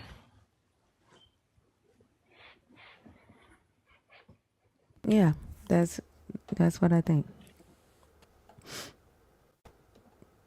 Did you But have anything else? no, I think that was it. Well, I hope you have a good night, Giovanni. Thank you for coming up. All right, Hi, Giovanni. Bye, Giovanni. all right. See you later. All right. Hey, Ria. Hey, Mama. How are you? I'm good. It's time to get lively in here. Oh my gosh. Yeah, I've been waiting on this one. I don't know if it's the background. I feel like maybe I need to change the background because for some reason, even though I changed the questions, for the last 3 nights that I've ran this background, it's been like really chill. I don't know, really monotone. And then we keep getting like back to back atheists and agnostics. Um I wonder if it's the clouds and the blue. It's got it, but the other one is blue. It's something. But blue is inviting, though, isn't it? It's one of those colors that, in psychology or psychiatry, that's one of the colors that they tell you to pick. It's supposed to be inviting. Yeah, but it's not inviting. It's we're all like very monotone. Yeah, I think we're just like all laid back and we're barely like the conversations are not as deep as they normally are. If that makes sense. I think they're too calm. I think Yeah. I think the blue is like, it's like inviting and calming, and it's like a serene type color. If it's the blue, if it's the color, I kind of see why they're like, yeah, no, I don't like peace. I like violence. I don't know. Maybe that's why we're getting like all atheists because we're peaceful. Um and the blue is just like calling us. Maybe Yeah. that. Yeah. Cause like we think alike. And so it's kind of hard to have like real deep conversations when Hello? we already agree with each other. Hello? Hi, how are you?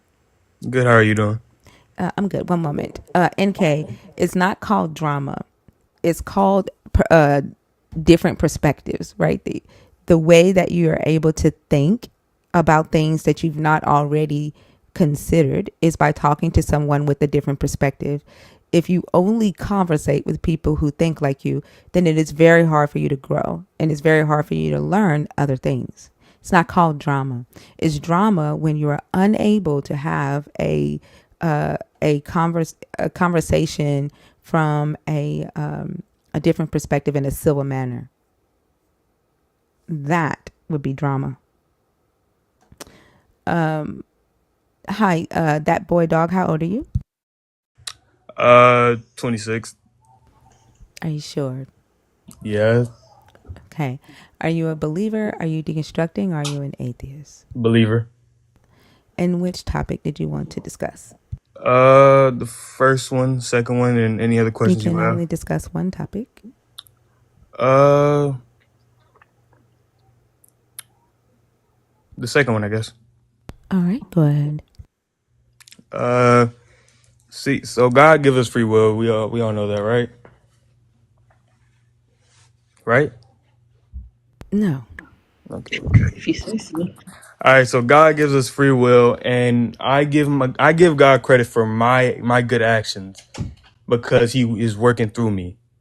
I still get to choose which actions I do, but I still give Him credit for what I do because of my faith in the word that He gave me and how to live and what He told me to do.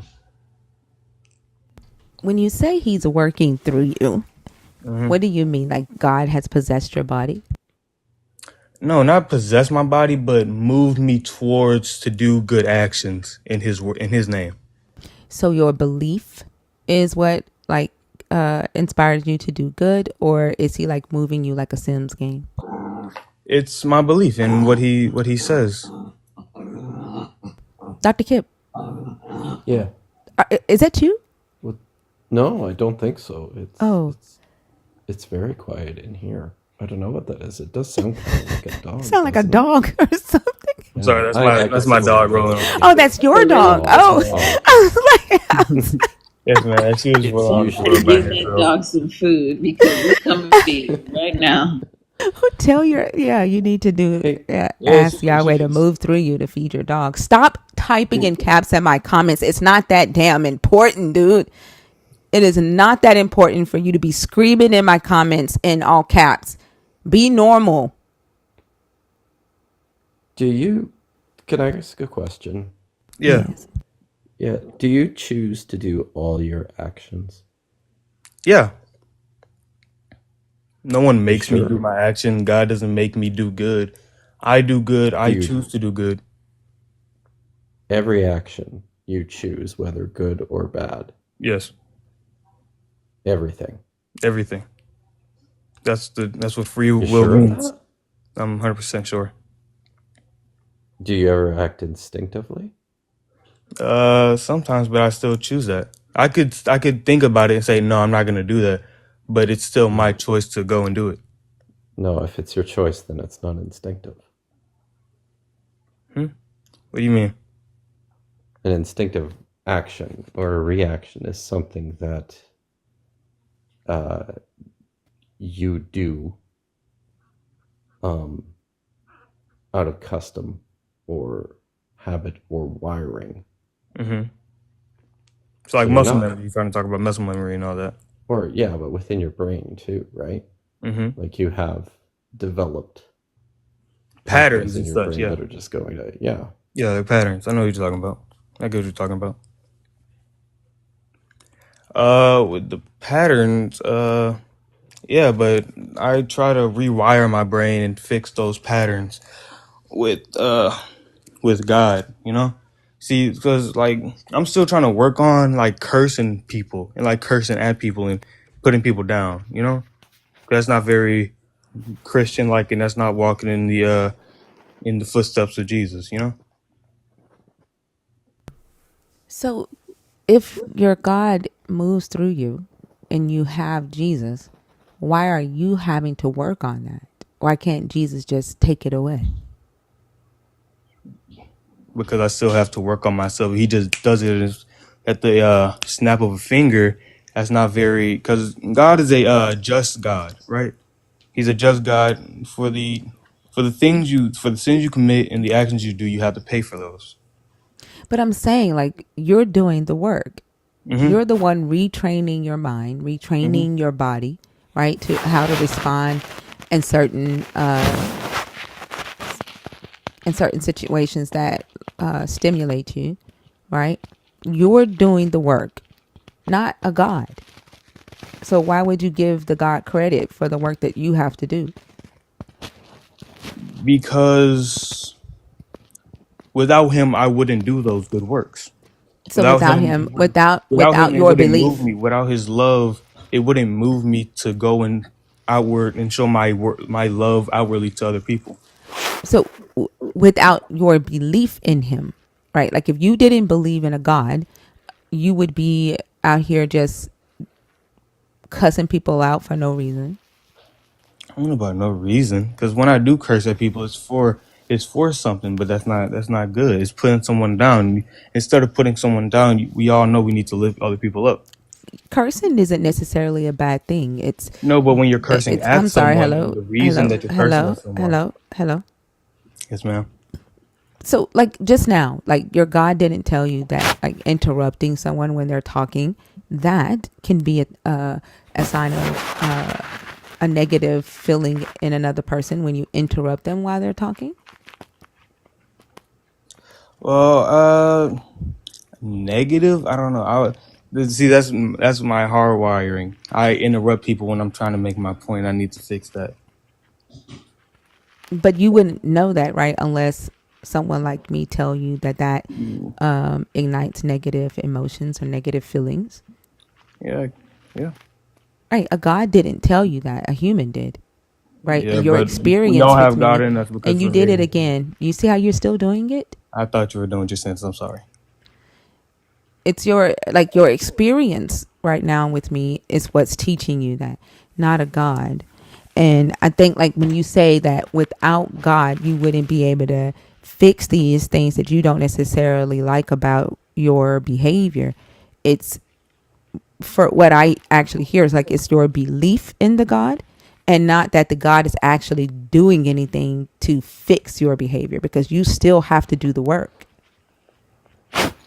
Okay, so in the Bible it says the spirit is willing but the flesh is weak, right?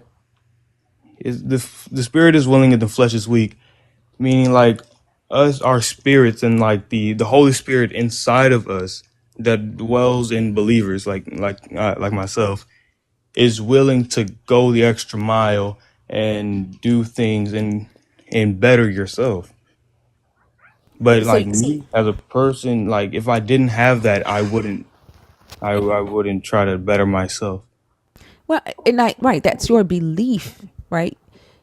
You're saying that anyone who does not believe that they have this Holy Spirit inside of them, that they cannot and would not better themselves. Like personal development is a thing. Therapy is a thing. People better themselves every day without the Holy Spirit. Well, with that, I'd have to say like God is everywhere. And You so know. now you're going to put your God inside of me, even though I don't want him. Well, Now you're going to give your God credit for the work that I've done on myself. let's not say my God. It's the God. It's your God. It's the God, It's your God. the Creator. It's your God. Okay. Why does that bother you so much? Oh, because I don't really know, because it's like they're discrediting His name, and Now, like what's his name? Did I say his name? you said, you're God. But His did I name is say his name? God. No, you didn't His say. name is God? You didn't say his personal name. I am, or Yahweh in Hebrew. You didn't say his name, but people refer to him as God, right? That's a title. You do realize that that is a noun? Right. It's even worse because he's just A a. noun is a somewhere. He's It's one of the gods. There are thousands. Um, I would say Yahweh is actually a name, though. That's true. yeah. Yahweh is his personal name. It says that in Exodus. Well, it's Right. just And I his didn't name. say his name. But you know what I'm talking about. You're trying to like. I feel I like you're don't. trying to You discredit you me a you little bit, assume that your but God. You assume that your God is the one and only God, and that's why you don't like me saying your God when it is your God. It's not my God. I don't believe in your God. okay, fair point. I get what you're saying. That's a fair point, miss. But yeah, get back to the question. I credit him for all my good deeds because he pushes me to do my good deeds, and all my bad deeds I did those myself, because God is all good and nothing he does is bad. So But you let me think that ask. about everyone, right? Hmm? You think that about everyone, right? Yeah. Every one of us, anything good that we do is because of God, and anything bad that we do is just us. Anything That's what you good, think? anything good that we do because of the love God put inside of us.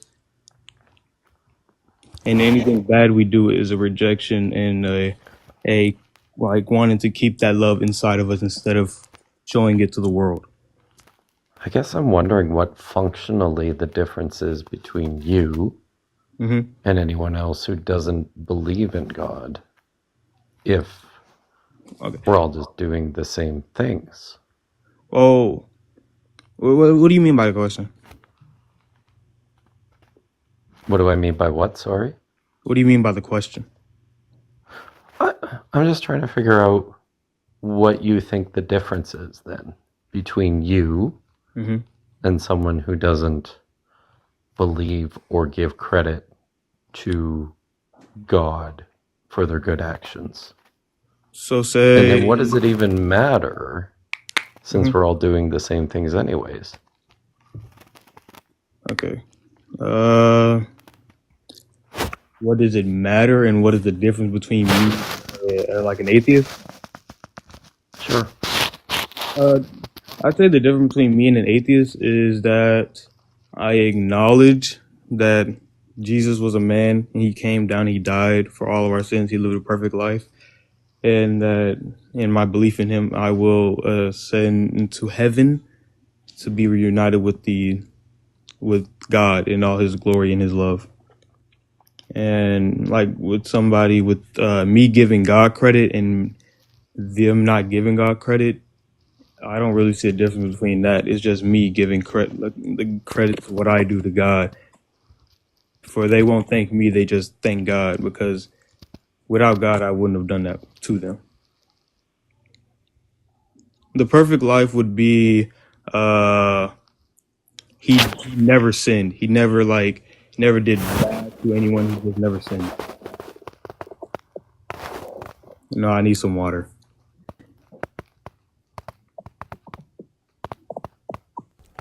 So, like, you agree with everything your God did? Like, do you think Yeah. that you have the capability of disagreeing with your God, or his like decisions or behavior? Yeah. I have my own free will and my own mind. So, if someone lied to you, right, and got over on you, Mm-hmm. and your God took their side, would you agree with them, with your God? If someone lied to me and they got over on me because of their lying, Yeah, their lie, right, deceived you, and they were able to get a bunch of money out of you because of the lie that they told you. But your God was going to punish you for their lie and took the side of the liar. well, he would have transgressed against God by lying to me, because lying is a sin. And You think God, so? well, it's written Where? in the Bible, Where? the Ten Commandments, Exodus. Show me in the Ten Commandments where it says lying is a sin. Okay, hold up.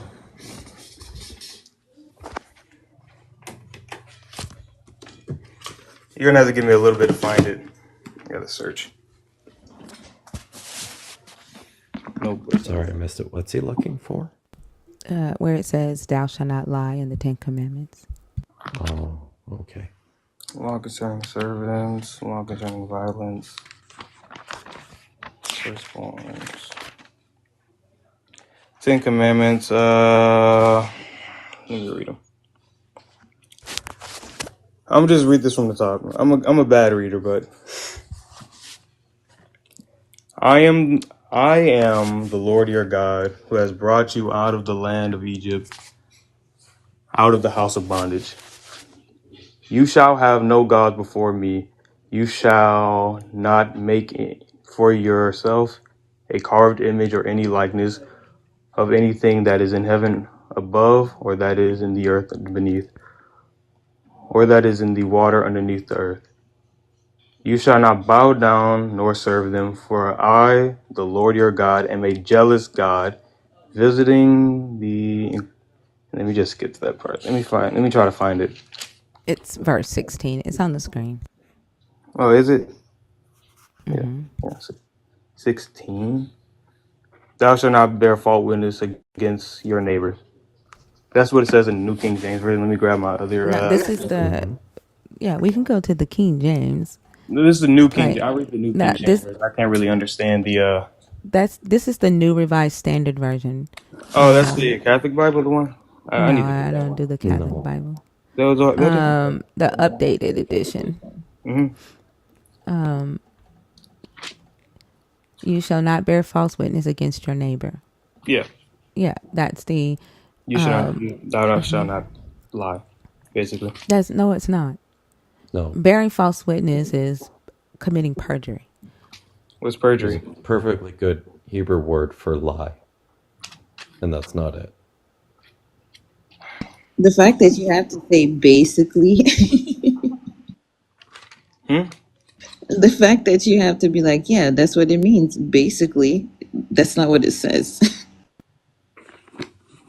Like, it's God not gives you a saying don't. It's Bible. not saying don't lie at all. It's saying don't lie on your neighbor in a court setting, right? Or don't make Don't up nobody in the court rumors. Don't. setting. I'm sorry. Hello.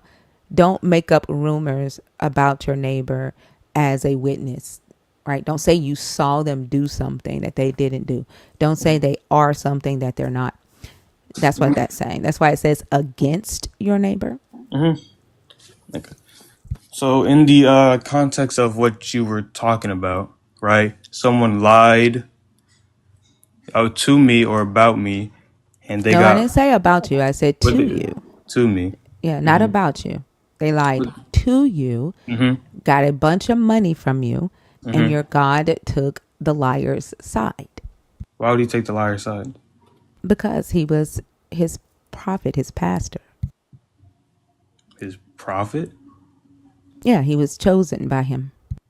Prophets still do. Prophets still sin. But Before I Jesus, asked all the about prophets you. went to hell. I asked about you. I asked, would you be able to disagree with your God's Yes. actions?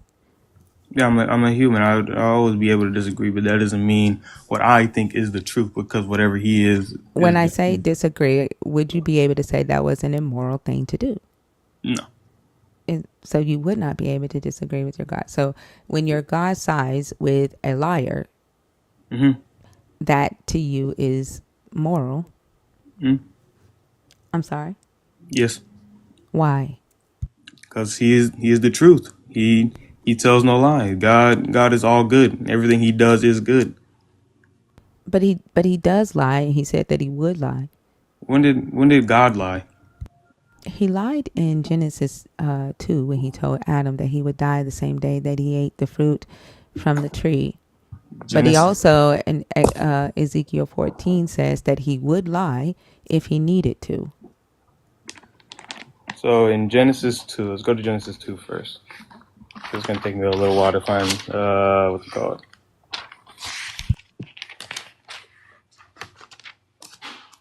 Genesis 2, what verse? Genesis 2 and 17. 2 and 17. But the tree of knowledge of good and evil you shall not eat, for the day that you eat of it, you shall surely die. That wasn't a lie. Did they die the day they ate the tree? Yeah, they died a spiritual death. Where does Where it does say it say they spiritual died a death? spiritual death? Okay. So that was the first transgression against God that they did, right? Before that, they No. obeyed everything God said.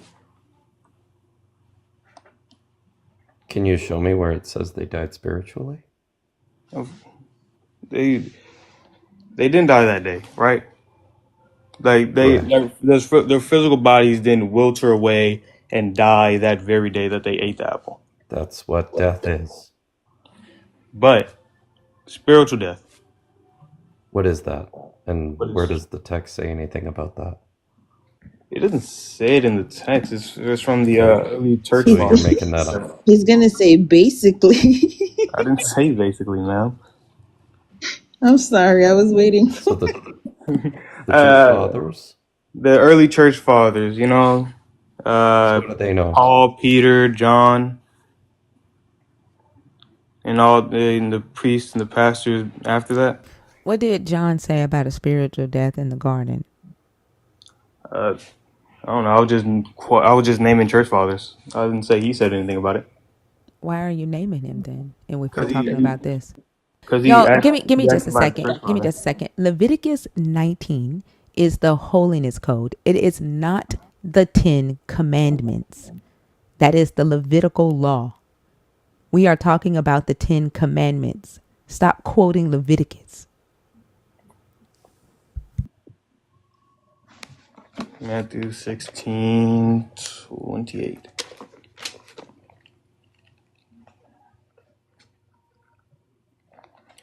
Uh, what happened? It's not the 10 commandments. I didn't. I'm What talking to the? somebody in the comments. Oh yes, ma'am. Stop. Okay, you gotta go. I What don't. I happened? told not you, baby. Stop typing in caps in my comments. And I'm sorry, I didn't mean to call you baby. I was trying to like diffuse the situation. I didn't want you to think I was yelling at you. No, it's all right, man. Did you say Matthew 16:28? Yeah, somebody had said that in the comments, and to put it Oh. in my brain, I just recited it. Truly, I tell you, there are some standing here who will not taste death before they see the Son of Man coming in his kingdom. I don't think that's it. Vonda, yes, they break my brain. Like I just, yeah.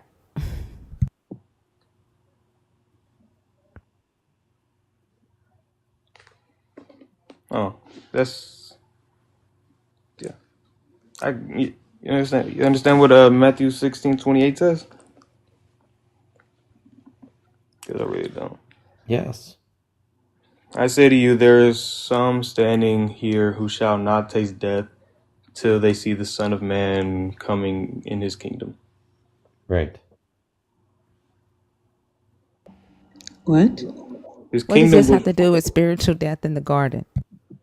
well, his spirit. Adam's spiritual death happened when he sins. Every time we sin, we die spiritually. Where Right? does it say that in the text? I don't know. I'm not going to find it right now. You maybe Right. should, though, shouldn't you? Before choosing to believe it? Okay, so every time you sin, you're basically dead to God. One Why are sin and you you repeating? Just because you're go to hell. repeating it No, no, doesn't no. mean I'm it just repeating it exists. while I go try to find the text. I'm No, sorry. find it because we know what you said already. Like just repeating it is Yeah, but not going to change I'm trying to anything. keep talking while I'm finding it. It's okay. It's okay. Go ahead and find it. Find it. But what were we talking about again? What you're supposed to be finding. Dead to sin, alive to God. Romans chapter 6. What shall we say then? Shall we continue in sin that grace may be abound? Certainly not. What up? I could take that. No.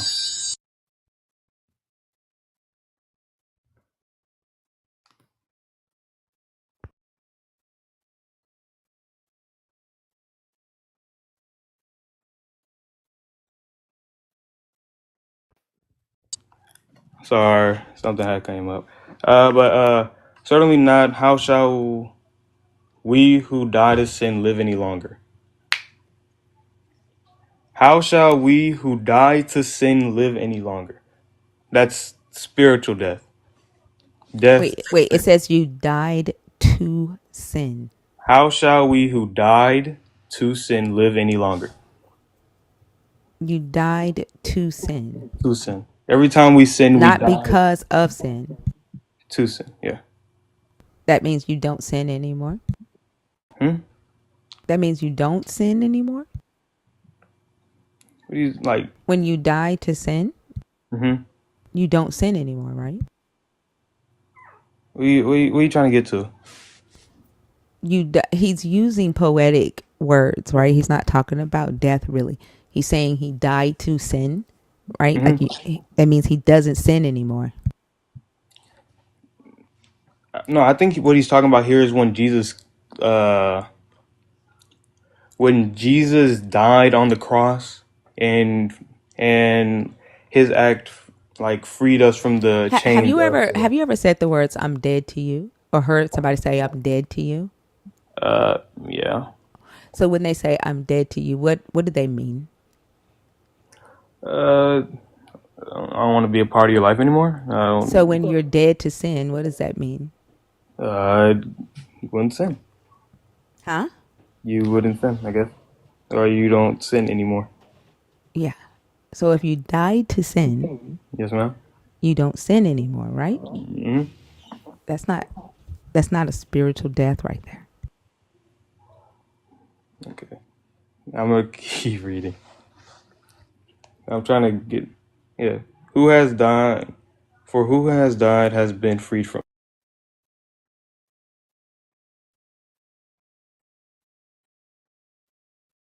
bondage. Wait. You cut out. What'd you say? Oh, my phone was going dead. I'm sorry. It was the bubble on the phone. My phone. Look, the reality is let's get back to Yeah, let's get like back. your God just being the truth. So your God, remember the scenario that Hmm. that I gave you. That was actually Abraham, right? Hmm. When he lied to the Abimelech king and told the Abimelech king that Sarah was his sister and didn't tell him that Sarah was actually his wife. Mm-hmm. And your God was going to kill the Abimelech king because of what the lie that Abraham told. Mm-hmm. And the Abimelech ended up having to give Abraham a bunch of wealth Yep. because of the lie so that he could get Sarah back. Mm-hmm. And your God took Abraham's side. Yeah. Abraham was the liar, and your God was going to kill an innocent man and a man who acted in integrity to side with the deceiver, with the liar. Well, when Abraham told the Abimelech king that Sarah was his sister, the king then went to take Sarah as his wife, right? That's not true. What did he try to do? Have sex with her? No, he never touched her. What did he try to do? When he told him that he was his sister, Abraham sold her into the Abimelech's house. Abraham sent her into the Abimelech's house. He knew they were going to take her. He says in the story that before they left he says to Sarah, "You owe me this kindness. Every stop you have to say you are my sister." Like they had this all planned out before they even left Ur. Mm-hmm. Yeah.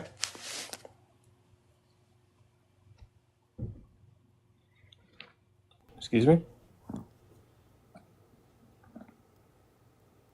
And you think it's moral that your God was going to kill a man who acted in integrity to side with one who acted in deceit? What was that man going to do to his wife, though? What do you mean he did to his wife? To Abraham's wife. What do you mean what he was going to do to him? Trying to find. What verse is that from Genesis?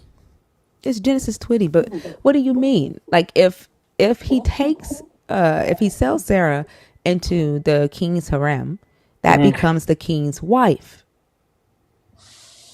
Abraham knew he was selling his wife into the harem. He knew he was doing that. He did it with the Pharaoh. And then Isaac turned around and did it with Rebecca. It says it here. Now Abraham sent Sarah to his wife. Yeah, Abraham said to Sarah, his wife, "She is my sister," and the Amalek king of Gur sent and took Sarah. He didn't. He said he sent someone and took her. What? Read the entire thing. What? Abraham journeyed from their south and dwelt between Kadesh. I'll read it. I'm going to read it for you. You're better read than me, miss. From there, Abraham journeyed toward the region of Negeb and settled between Kadesh and Shur.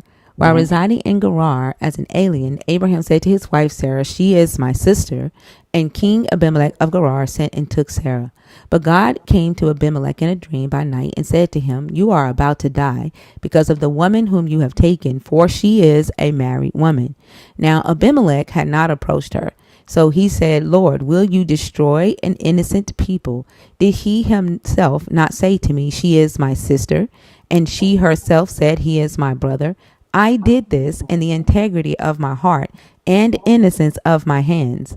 Then God said to him in the dream, "Yes, I know that you did this in the integrity of your heart. Furthermore, it was I who kept you from sinning against me. Therefore, I did not let you touch her. Now then, return the man's wife, for he is a prophet, and he will pray for you, and you shall live. But if you do not restore her, know that you shall surely die, you and all that are yours." So Abimelech rose in the morning and called all his servants and told them all these things, and the men were very much afraid. Then Abimelech called Abraham and said to him, "What have you done to us? How have I sinned against you that you have brought such great guilt on me and my kingdom? You have done things to me that ought not to be done." And Abimelech said to Abraham, "What were you thinking that you did this thing?" Abraham said, "I did it because I thought, surely there is no fear of God in this place, and they will kill me because of my wife. Besides, she is indeed my sister, the daughter of my father, but not the daughter of my mother, and she became my wife. And when God caused me to wander from my father's house, I said to her, 'This is the kindness you must do me, at every place to which we come, say of me, he is my brother. Then Abimelech took sheep and oxen and male and female slaves and gave them to Abraham and restored his wife Sarah to him. Abimelech said, my land is before you, settle where it pleases you. To Sarah he said, look, I have given your brother 1,000 pieces of silver. It is your exoneration before all who are with you. You are completely vindicated. Then Abraham prayed to God, and God healed Abimelech and also healed his wife and female slaves so that they bore children. For the Lord had closed fast all the wombs of the house of Abimelech because of Sarah, Abraham's wife. Abimelech got lied to by Abraham in Well, Sarah. I'm sorry. Hold on. Abimelech got lied to by Abraham in Sarah. The women in the kingdom got their wounds closed up and became barren for some shit they were not even involved in. Your God was going to kill Abimelech because Abraham lied.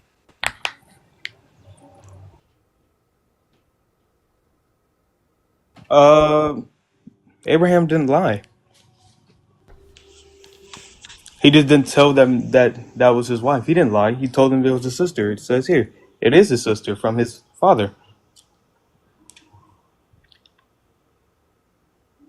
Sweet home Alabama.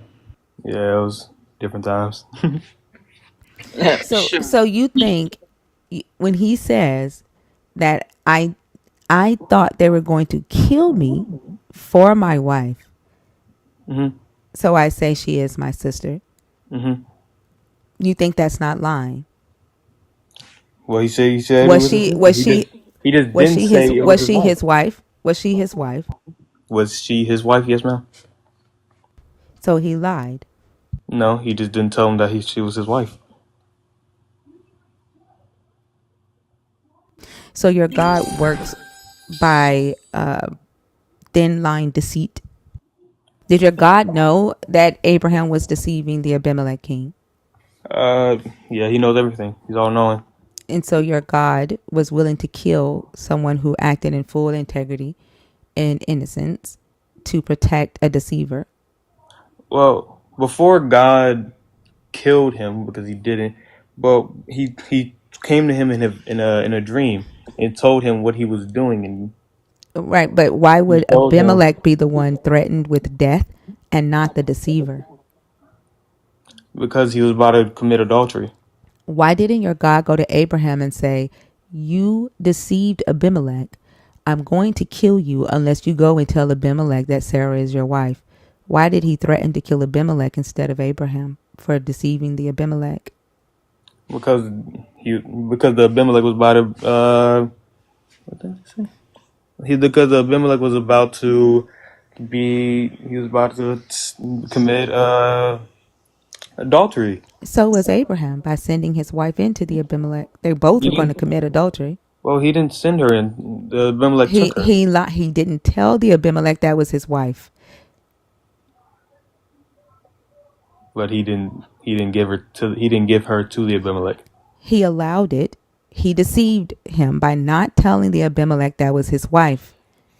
He deceived So the Abimelech. Okay, when a king maybe sends just a someone to go get, so yeah, you go. just I guess yeah, maybe just a question here. I'm wondering how you think this works Hmm?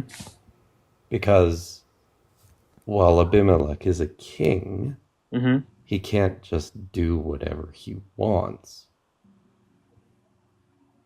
So when it says that when Abraham tells him that Sarah is his sister, it's with the designs that Abimelech is going to negotiate an agreement with Abraham so that she can become part of his harem. That's how this stuff works in antiquity. And he wouldn't be able to do that if she was already married. Yeah. So, And he uses the excuse that Sarah was so beautiful that he thought that they would kill him for her, so he lies. But here's the thing, Sarah was pregnant. She was 90 and pregnant at this time. Hey, she was pregnant with Isaac, huh? Yeah, she was 90 years old and pregnant. Yeah, and the king still took her. I mean, that's what the story says. Like, literally, this story could not have happened because there was no nation at the Philistine nation at this point in time. This is a symbolic narrative. Like, this did Why not actually happen. why do you keep glossing over the fact that Abraham lied? He didn't lie. He just didn't say it was his wife. He Yes, told the he truth and said it did. was his sister. He purposefully left that part out. I could He perfectly leave out. consciously I made could. that decision, and then later on, he confesses and says why. He already admits to lying. So why are you glossing over it? Like every time a question is asked about it, you keep going to, oh well, he was going to commit adultery. Oh, like you're in that loop. But here's the thing: the Holy Spirit that he says that he has that helps him become a better person. This Holy Spirit would Would have dwelled in. would push you to know this is the Holy Spirit right now, right? It's working in you. It's the same Holy Spirit that's telling you, right, to negotiate with the deception, right? The same Holy Spirit that you saying is teaching you how not to curse people out. It's the same Holy Spirit that's telling you right now or teaching you right now to negotiate with acts of deception and justify it. Mm-hmm.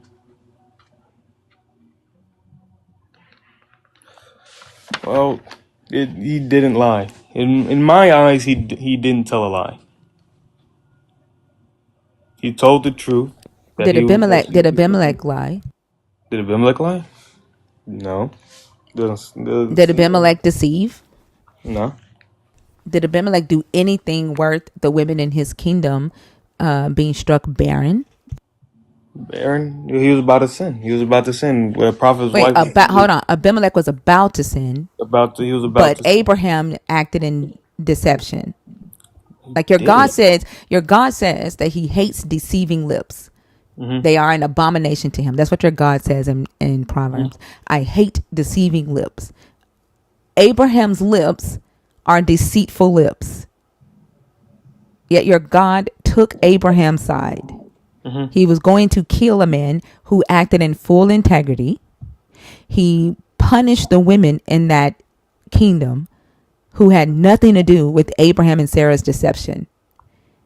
And this is the God, the Holy Spirit, that you're saying is teaching you to be a better human. Yes.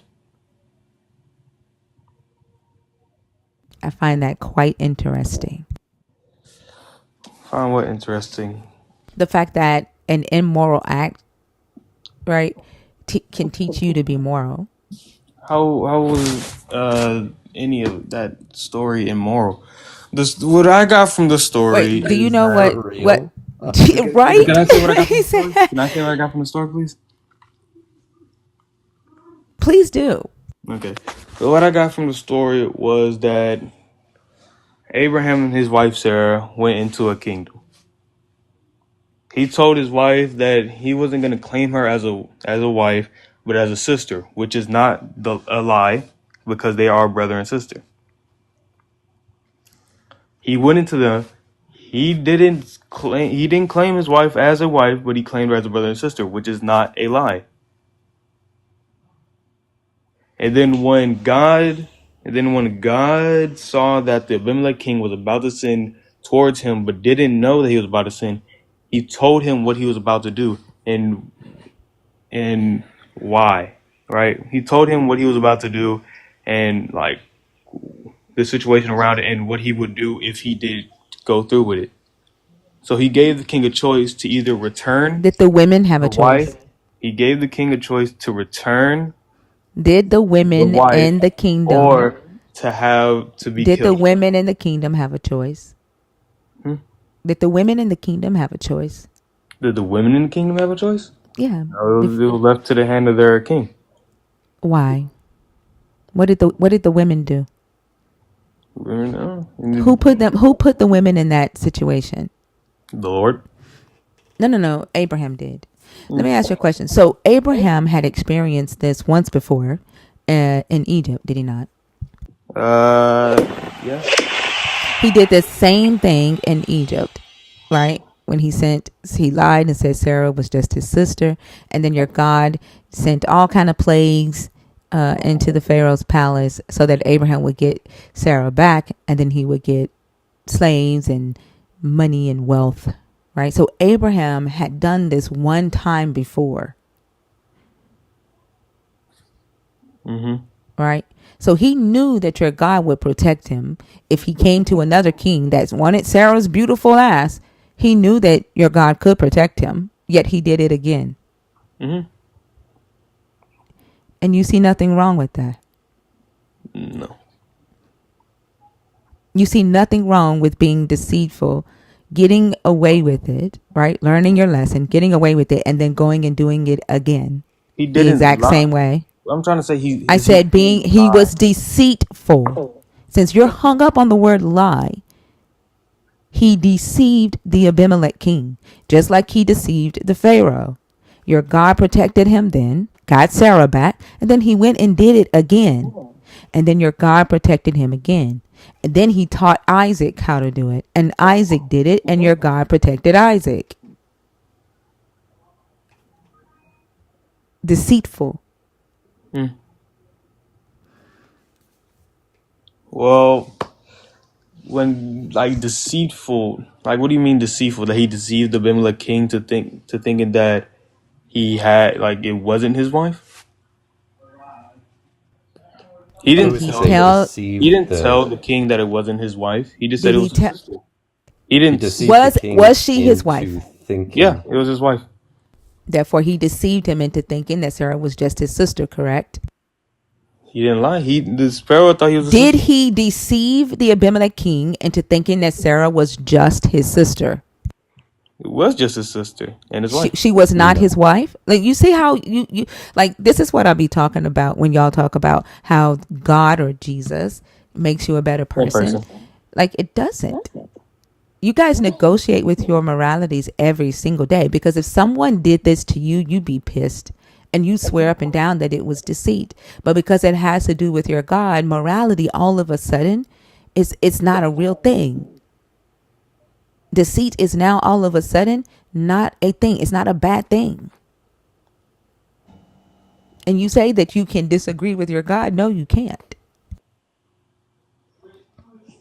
I think maybe another way to put this is that Abraham deceived Abimelech into thinking he had sexual access to a woman whom he did not.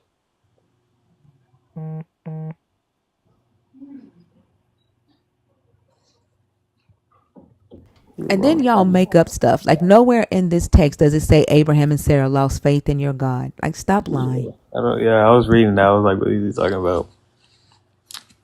But I don't know. Yeah, but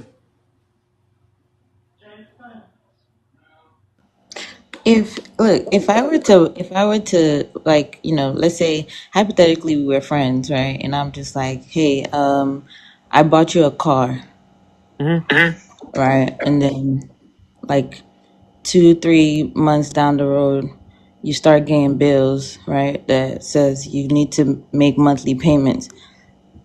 Did I lie to you and I just told you I bought you a car? I didn't tell you you had payments, but I told you that I bought you a car. Did I lie to you? no, you didn't lie to me by telling me you bought me a car. I mean, you got me a car. You got me a car. You probably paid the down payment on the car. Put in Right, but your I didn't tell you anything else though. I didn't tell you that you're gonna now be in debt. Like, you now have to make monthly payments. Like, would you be okay with that? uh probably not. So wouldn't call that a lie then? You would just be like, oh yeah, people admit things sometimes. So cool. No, I'd probably be angry with the fact that you didn't tell me that I had to Why? pay down I didn't payment on lie it. to you.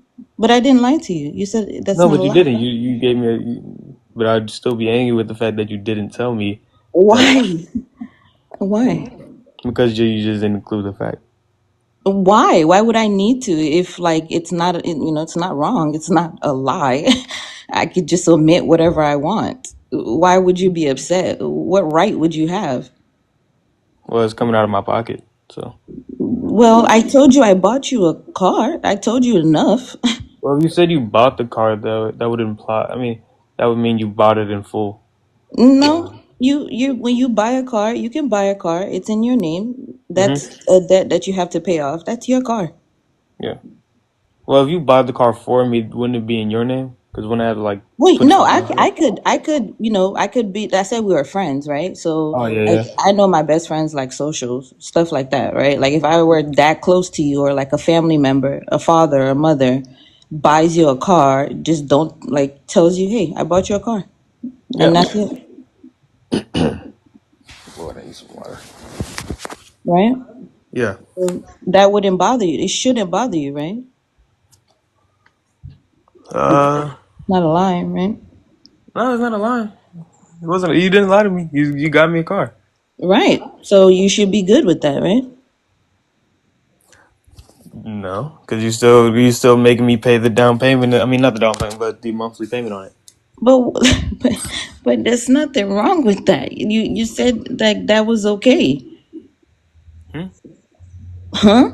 Well, before that, in the text before the Abimelech king sinned against God, God came to him and told him that he was about to do this. If God didn't come and tell him in a vision that he was about to do something unknowing of him, that then Why God didn't your wouldn't God have go let to it go. Abraham and say, Abraham, you are being deceitful again? Why did he go to the innocent person, the person who acted in integrity and threatened to kill that person, instead of going to the one who acted out of deceit? He literally tells him to go and go so Abraham can pray for him. That motherfucker just did me dirty. Why? Praying through deceitful lips that your God claims Yes. he hates. Why would you want me to go to what? Well, Would you go well, to the same pastor? Remember the scenario that I gave you? Would hold you on. go to the same pastor? Would you go to the same pastor who deceived you and took all your money and ask that pastor to pray for you? Hmm? Uh, The scenario that I gave you before I told you that this story was about yeah. Abraham. Would you go to that same pastor who deceived you and took all your money and ask him to pray for you? Yeah, as a pastor. Oh my God. I I'd ask a definitely lot do of not people to pray. want I'd ask the anybody Holy to pray Spirit for that me. you have. There's no I'd way in ask hell. anybody to Oh pray for me. God. I do not want the Holy Spirit you have. Like the Holy Spirit you have will tell you not to cuss, but will let you get like taken advantage of. He said turn the other cheek, but Yeah, thank you. Sorry, guys. I gotta drop out here. It's getting pretty late in my All phone right, have a call good night. today. Have a good night, Dr. Thanks. Kemp. See you later. God bless.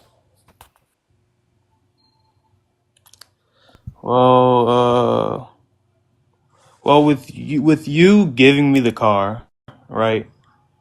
With you giving me the car, and then you not like you making me pay the down payment on it. So you gave me the car, and you gave me a punishment for you giving me that car, right? yeah, or like you could Right. put the God in there where like at some point he stops me from giving you the keys, or he stops you from taking the keys, or something like that. You can put that in there, but we're gonna stay in this little box here where I give you keys, Mm-hmm. right? And I just say I bought you a car, and I don't tell you that there's payments. That's where the box is. You can later on into like put in whatever you need to put in to make it similar.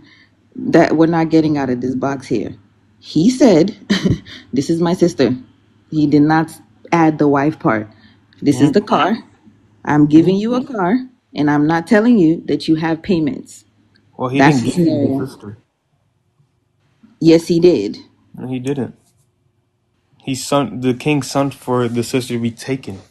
So what, He why says it why to would his he, face. What you why think? did, You think that they just went and stole her or something? like what?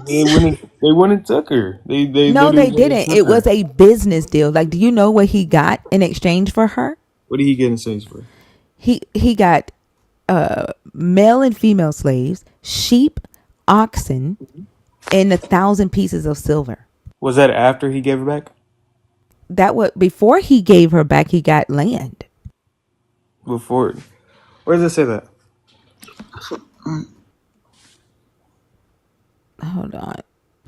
For I think like Then Abimelech called to Abraham. You have done this thing, but I said, "What were you thinking? Did this?"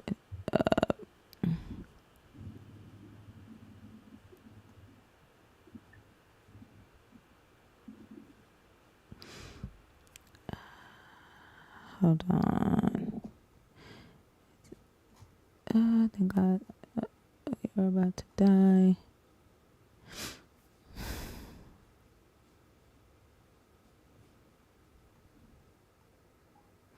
When the Abimelech says, "I let you into our land, but if you not restore her," so Abimelech rose early in the morning, called his servants, and Abimelech called Abraham and said to him, "What have you done to us? How have I sinned against you that you have brought such guilt on me and my kingdom? You have done these things to me." And Abimelech, hold on.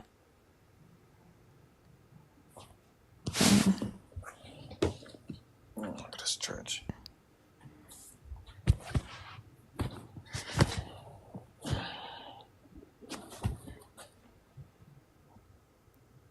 No, after he gave, hold on.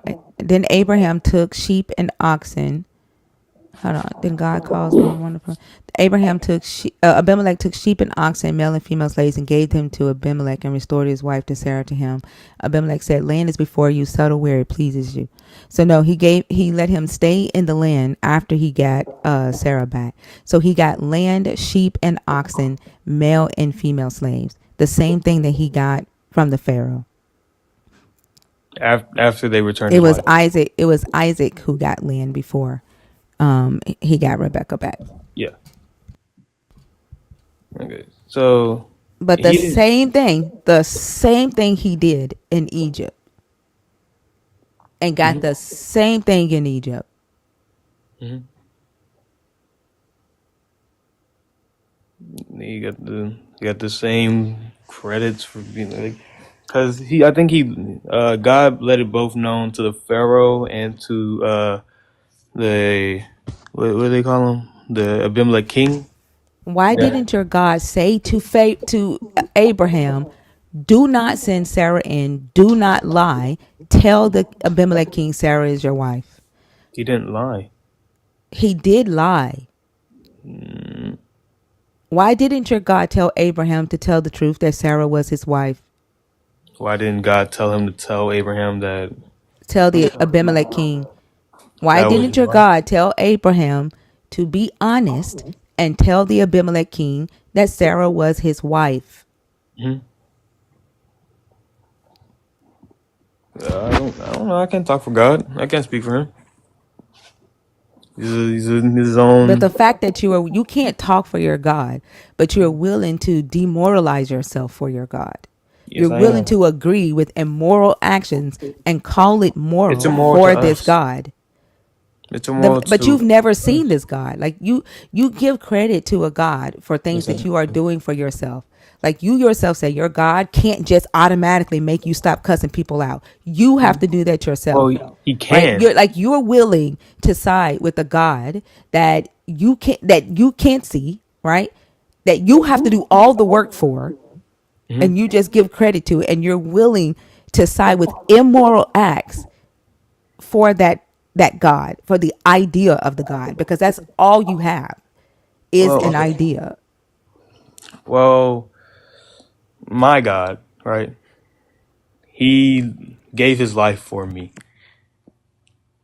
He gave his life for me so that I may live again. I do all the things I do for God, and I do that because of the life he gave for me and because the love he gave to me. So because you want to live again after you die, you're willing to demoralize yourself in this life. I'm not demoralizing myself. You really think that you're not demoralizing yourself by agreeing with immorality? I don't think it's immorality. It could be immorality to me or you, but he is the Most High. He's all intelligent. I don't care what you call it. You still demoralizing yourself. So you're willing to demoralize yourself because you want to live again after you die? Well, I want to live in the presence of the Creator that created me, my mom, my aunt, all my ancestors, the world around me, the universe. All that. I would Well, love what to if you be get there reunited and with. the presence of that creator is actually the devil, the one that lies? Like literally, Jacob was also a deceiver. Like all three, Jacob, Abraham was a deceiver, Isaac was a deceiver, and Jacob was a deceiver. And he's the Mhm. God of Abraham, Isaac, and Jacob. All three deceivers. Like, what if you get there and the God, the Most High, is this deceiver of the world, this devil that you don't necessarily see in this book doing any of the deceiving that you all believe a devil wants to do? Well, the devil does deceive. He deceives all the Where time. where is he deceiving in this book? He tries to. What does he deceive? Shit. He deceives the angels to rebel against God by saying Where did he do that at? that they deserve the praise that God gets. Yeah, That pull he that should up. be Where did he better do than that God. at? Pull When that up in he this book. Pull it where up in the he book. can I talk? No, pull that up in the If book. I can't interrupt me, you can't interrupt me. That's how we have a conversation, right? I don't do dogma. I only stick to scripture. So can you pull that up in the book? Well, Dogma made the Catholic Church, and the Catholic Church is what I'm I'm based not. a lot I've of my never beliefs been on. Catholic. Well, I'm not really that Catholic either, but they do have they Protestantism stinted off from Catholic. What that has absolutely nothing to do with what we're talking about right now. Can you pull up in the book where the devil did that, where he When told he the angels that they deserve the praise? yeah, let me find it. I'm pretty sure it's in Revelation. He said the devil said what now? That he deceived the angels and told them they deserve the praise over They God. deserve the praise over God.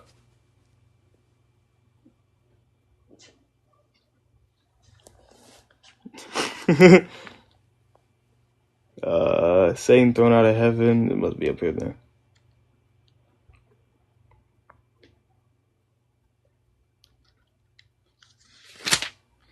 Now a great sign appeared in heaven: a woman clothed with the sun and the moon, with the moon underneath her feet, and her feet, and on her head garland.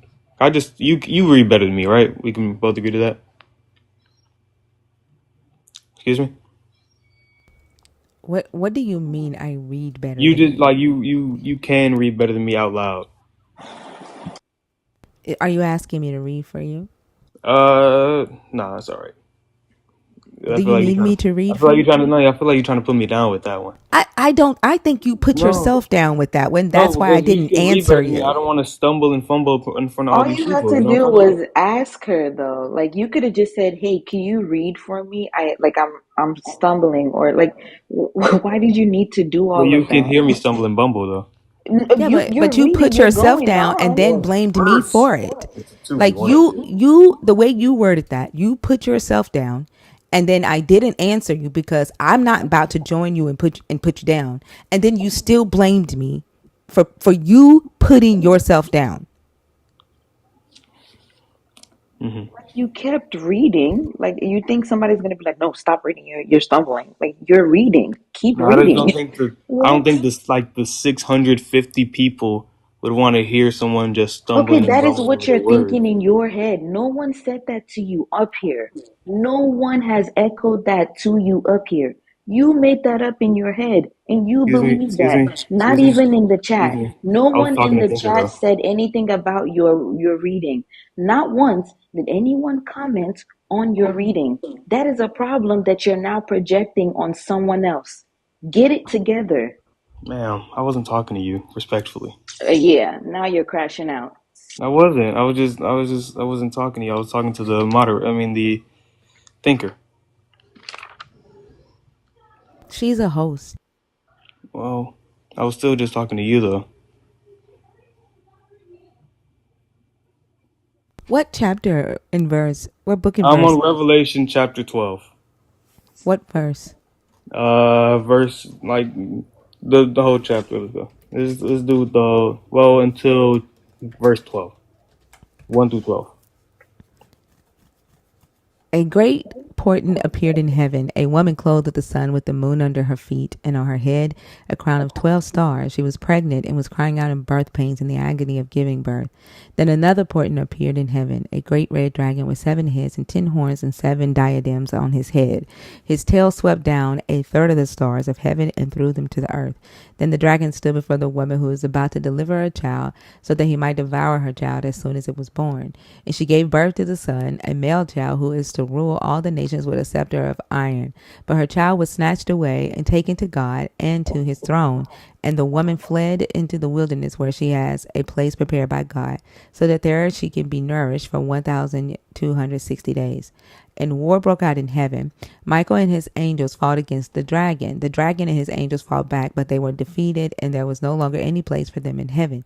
The great dragon was thrown down, that ancient serpent, who is called the devil and Satan, the deceiver of the whole world. He was thrown down to the earth, and his angels were thrown down with him.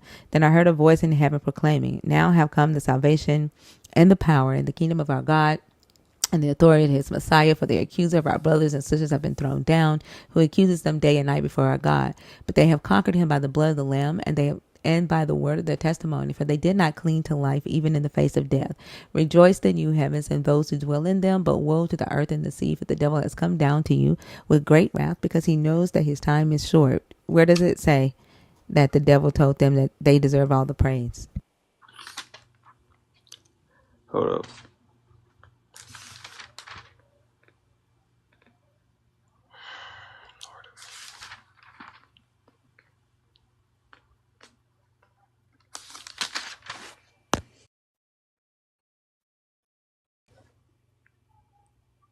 Hold up. Oh. Alabama agree.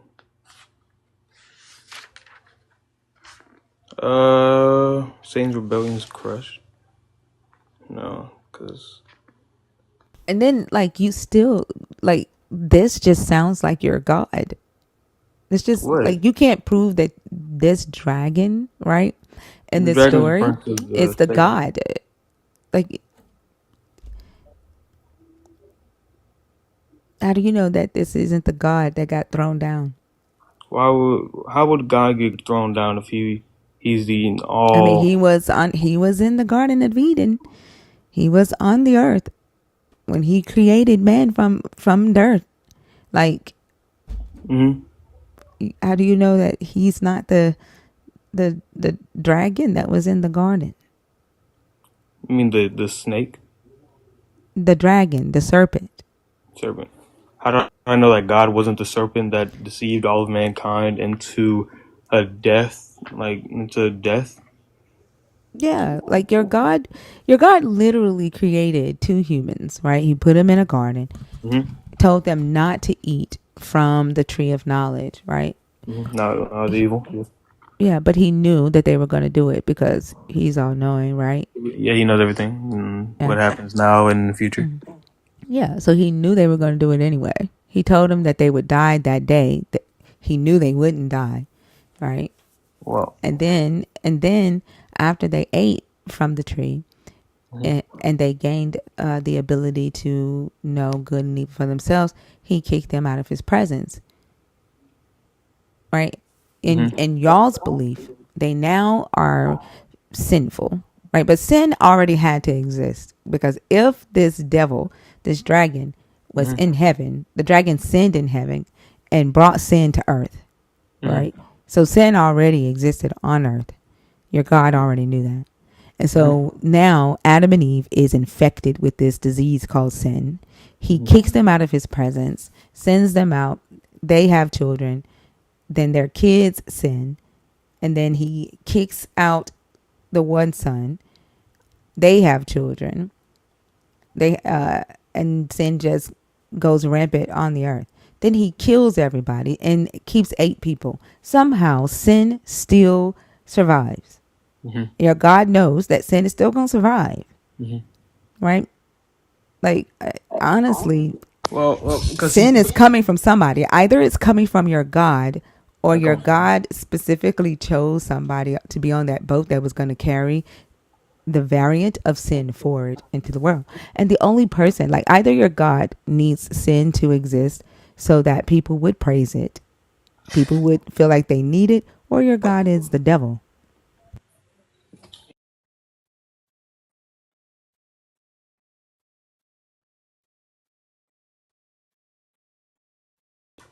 Uh, the person that kept causing people to sin on the earth was the devil. That was the one that kept causing people to fall into sin. He tempted people. He is called the great temptator. But you're saying this, right? Yet there is no devil in this book doing any of that. It's your God. No, It is. Where is your devil doing any of this deceiving in this book? and he tried to. He was Who did the devil tempting make sin? Who did the devil make sin in this book? everyone. Name one. Take me to one story, because Abraham deceiving the Abimelech, your God was involved in that. Abraham deceiving Pharaoh, your God was involved in that. Jacob deceiving his dad Isaac, your God was involved in that. Like where? Who is doing the deceiving? Your God sent lying spirits to the prophets of Ahab. Abraham. No, Ahab. No, Abraham. He renamed him just like how he renamed. Are you serious? You want to do this right now? You seriously want to do Excuse me. this? What'd you say? It was Ahab. And he renamed him to Abraham. No, he Yes. renamed Abram to Abraham. Ahab is a king in the northern. Poor baby. God sent. Hold up. God sent Satan, so God sent evil. What are you Am talking I about? talking to someone different now? No, I was looking at. I was looking at I was looking at a comment. I'm sorry. Are you sure you're 29? Yes, ma'am. Are you sure? Yep. 29. I said it was I 20. mean, I'm sorry, 26. Yes, ma'am. There is a story in this book where your God sends lying spirits. Like he's sitting on his throne and he's having a meeting with spirits. And he asked the spirits, who's going to help me convince Ahab to go up and fight at Ramoth Gilead, because your God wanted to kill Ahab. And a spirit raises his hand and he says, I'll go up and I'll be a lying spirit in the mouth of his prophets. And your God said, you'll do great. You'll do well. Go forth and do it. And your God sends lying spirits into the prophets of Ahab to turn them into false prophets, to make them lie to Ahab, to convince Ahab to go up and fight at Ramoth Gilead. Mm-hmm. There is no devil involved in that. That was your God's doing. Yeah. Use your magic spirit. These people are funny. What happened? Excuse me. I think he's a child. You can think whatever you want. Cause ain't no way.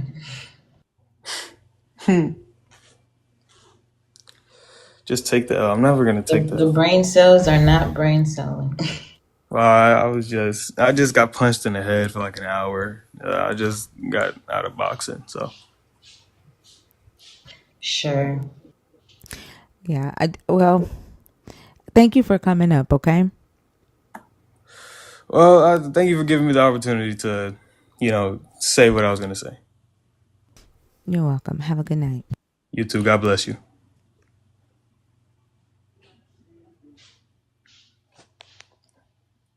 I think I'm going to start saying the devil bless you when they say that. I'm gonna just say fuck you too. That was too funny.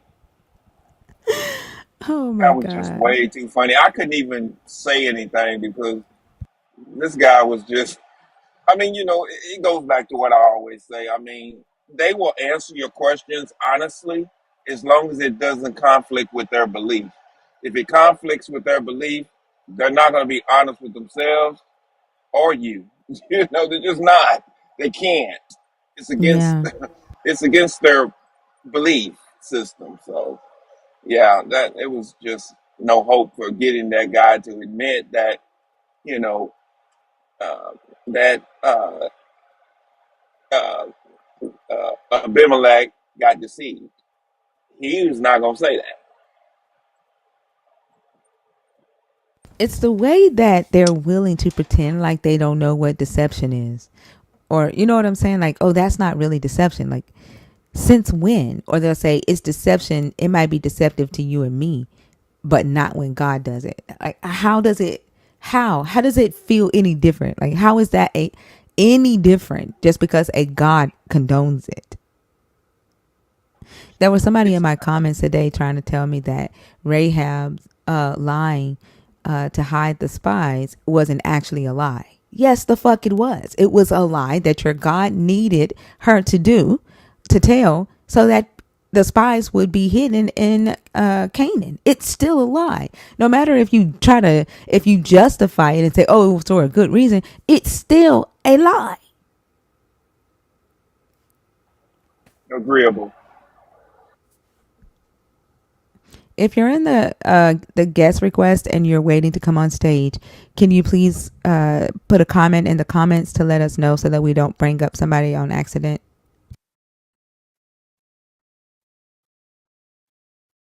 Abraham Royce.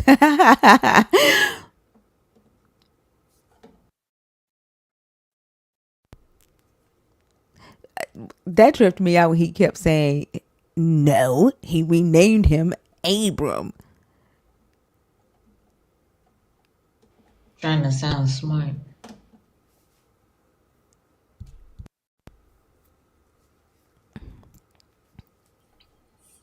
Christos. Hi, how are you? Oh, I'm fine, thank you very much. How old are you? I am 20 years old. Unfortunately, you have to be 25 plus, okay? You see that sign up there? Okay then. Have a good one. Oh, did not notice that. That's okay. Have a good night, okay? You too. Damn, don't tell me what to fucking do. If I say 25 plus, that's what it is. This is not your live. Go host your own live, and you can let 20-year-olds up.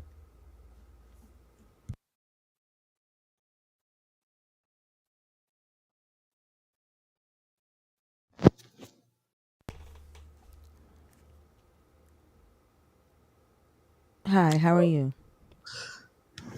Hello. Hi. I'm good. How are you? I'm good. How old are you? I'm 29 years old. Awesome. Are you a believer? Are you deconstructing? Or are you an atheist? You know what? I would consider myself a believer. Okay. And which topic did you want to discuss? So I kind of came in at the last topic. Is there not? Pick one of the topics up here. I don't carry over from a different guest. So sorry about that.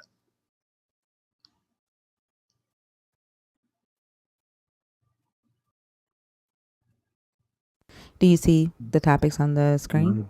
Why give God credit for your good actions? Okay, isn't that exactly what the point of the heaven and hell thing would be for that? I have no idea.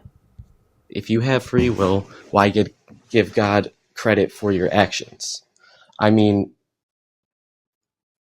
I didn't exactly choose to be born in the first place. Like, I'm not aware of that. There's a lot of things, you see what I'm saying, that is not in my control, that can work for my benefit or perhaps, my demise, depending. But like what? so Robert, thank you. I would too. the I would things that rather have free rent than free will too. I agree. But like what, PJ? so okay, are we saying that believers don't believe in free will? No. Of course, y'all believe in free will. That's y'all scapegoat. So are you like being determinist then, kind of? What do you mean? Am I being determinist? Like, the discussion is, if you have free will, Okay. why are you giving your God credit? Like, you don't believe in determinism. You don't believe in predestination. You believe that you make all your decisions, all your choices. You have the freedom to do that. Then why do you give your God credit for the things that you do that are good? That's the question. Okay, because nothing we do could exist unless it wasn't written down. So just because something is written down doesn't mean that we chose to, walk that path. There's a lot of books in the library. You're not going to read all the books in the library, but there's still all the books in the library. So So if the you free think that will. everything is written down, right, about your life, you think everything has already been written down about your life, right?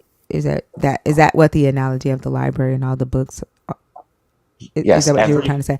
Okay, so everything is written down including just about your life. Everything one is more written though. down. I'm sorry. Including I'm sorry, PJ. just I including got your analogy, PJ. I could got and it. would. I Just want PJ. to say I got your analogy, PJ. I did not need you to complete that. Like, okay. thank you. If everything is written down about your life, and see, now you have broken my train of thought. I can't even fucking remember. The analogy was really bad to the point to where I had to like make sense out of it, right? And I was getting ready to ask a very important question that had to do with your analogy, but you kept breaking my train of thought.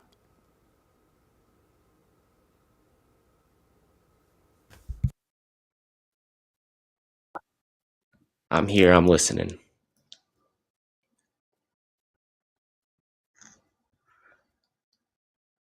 Honestly, I don't have anything to say. Like, you're like, Oh my it god. takes a lot of work to try to like follow you, and I did, and I was trying my best to be really nice. Like, I followed you, and then you broke my train of thought. Tinker, literally when he did that, I had the image of like a movie that I watched one time where the man was like pretending to listen to his wife and he's like, yes, I understand. No. I just wanted to clarify because I had the last things I wanted to say was including everything that could have and would have been. So anything that you could possibly do is written down, but you can't possibly do every single thing. So you can only do so much, you see? That's what I was gonna ask. Like, the question is, like, if that is the case, right, and that you're saying that is the reason that you give this God credit for your good actions, then why don't you also give this God credit for the bad actions that's already written down? Why aren't you saying God did Okay. the bad things too? Okay. So I guess I'm not coming from any particular group of people, but for me personally, if I am also believing in a God similar to yours, assuming I you don't believe in a believe, right? God. I don't Okay, believe in okay. a God. No. Okay, thank you for okay.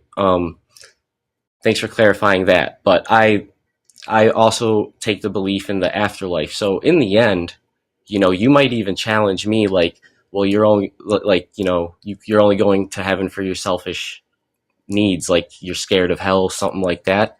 And in a way that would be true, and I would be getting credit. Like, yeah, why am I in heaven? Those are the questions to I ask. don't think you no. What does that have to do with you giving your God credit for you waking up and going to work? Well, Like, that I is don't not, think you quite well, my understand the heart's not question. beating. My heart is not beating because I'm thinking about it. And if I try to get my heart to stop beating, like just by thinking about it, you see, and you know, maybe this God is, if we're talking about some like scary God that somebody made up flying around in the sky zapping people down, like that's not really what I believe. But I believe in like natural course and natural law being, implemented by the God. So that would be giving credit to something that is not me, though. That has not, but him Not me waking you taking up, the credit, a God isn't waking you up every day, and a God isn't making you go to work. Those things, yes, those are my actions and my choices. Thank you. Waking So up He's is why not are you true. pumping your giving heart. Waking up credit He's to is the not God? my choice, though. Getting up is my he's not choice. pumping your Waking heart up is either. definitely your choice. It's definitely your choice. You could choose to go back to sleep. You could choose to stay asleep. Pretty sure most people will wake up at some point, though. And you can choose to go right back to sleep. Yes. Right. Okay, then do we choose what we dream? Sometimes. You can, depending on what you put on before you go to sleep. If you put Okay. white noise on, if you put the TV on, if you put on high frequency music in your ears, you can definitely choose what you dream. And are these things practices? So these things have to be developed, right? They're not just things that we Not can think of. necessarily. I wasn't trying to develop any of that. I didn't know that I was doing that. Okay, if you didn't know that you were doing that, you also don't know that you are also pumping your heart. But at the same time, it's not you consciously doing it. You're It's conscious. not a God. My body works the way my body works. If Yeah, there where was is a the clot, God? exactly. If there was a clot in my veins that got into my heart would stop. And that's kind of what I'm saying, though, is like, that is exactly something, that God might point out to me. I'm just saying, like, that you are But what? While you're asleep? describing the creation and the process of it. Like, it, show me how I can imagine all this without a God. You saying that you can't imagine how the body formed together, right? And you putting a God there, that's just God of the gaps. But the question is asking, if you take credit, right, for your bad actions, it's free will that caused this thing to fail or caused you to do something bad, then why isn't free will the reason that you did something good? Why does it have to be God is the reason you did something good? Or if God is the reason that you did something good, why isn't God Oh, also the reason you did something bad? well, then good and bad could be a matter of perception. Because at the end of the day, there is this word like belief, right? And at the end of the day, you could choose to perceive that something is bad happening to you for something better happen to you later, or perhaps something is bad, or things that you do are bad. If that's what you're asking. You cannot blame your bad actions on the devil, but things that bad that happen to you, you can still look at that as God training you in a way. You can have a good Do you think perspective that and you're look at the bright answering the side of things question? all the time. That's Like, really what it is. do you think that you're answering the question that I asked? I think I am answering it. No, you're not. You're not.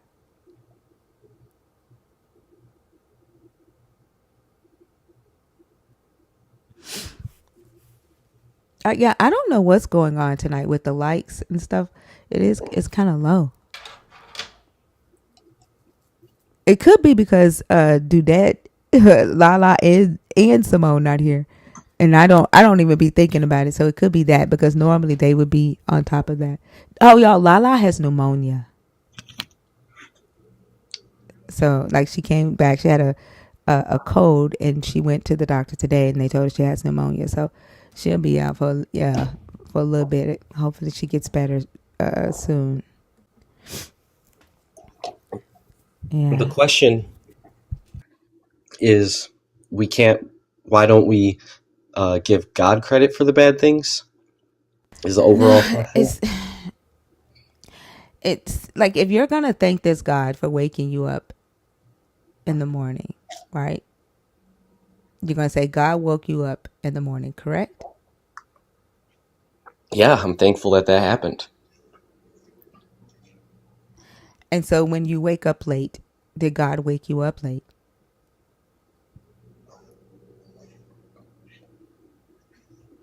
I mean, I woke up late, but Did God wake you up late? no. Why not? If he wakes you up every morning, why isn't it him when you wake up late?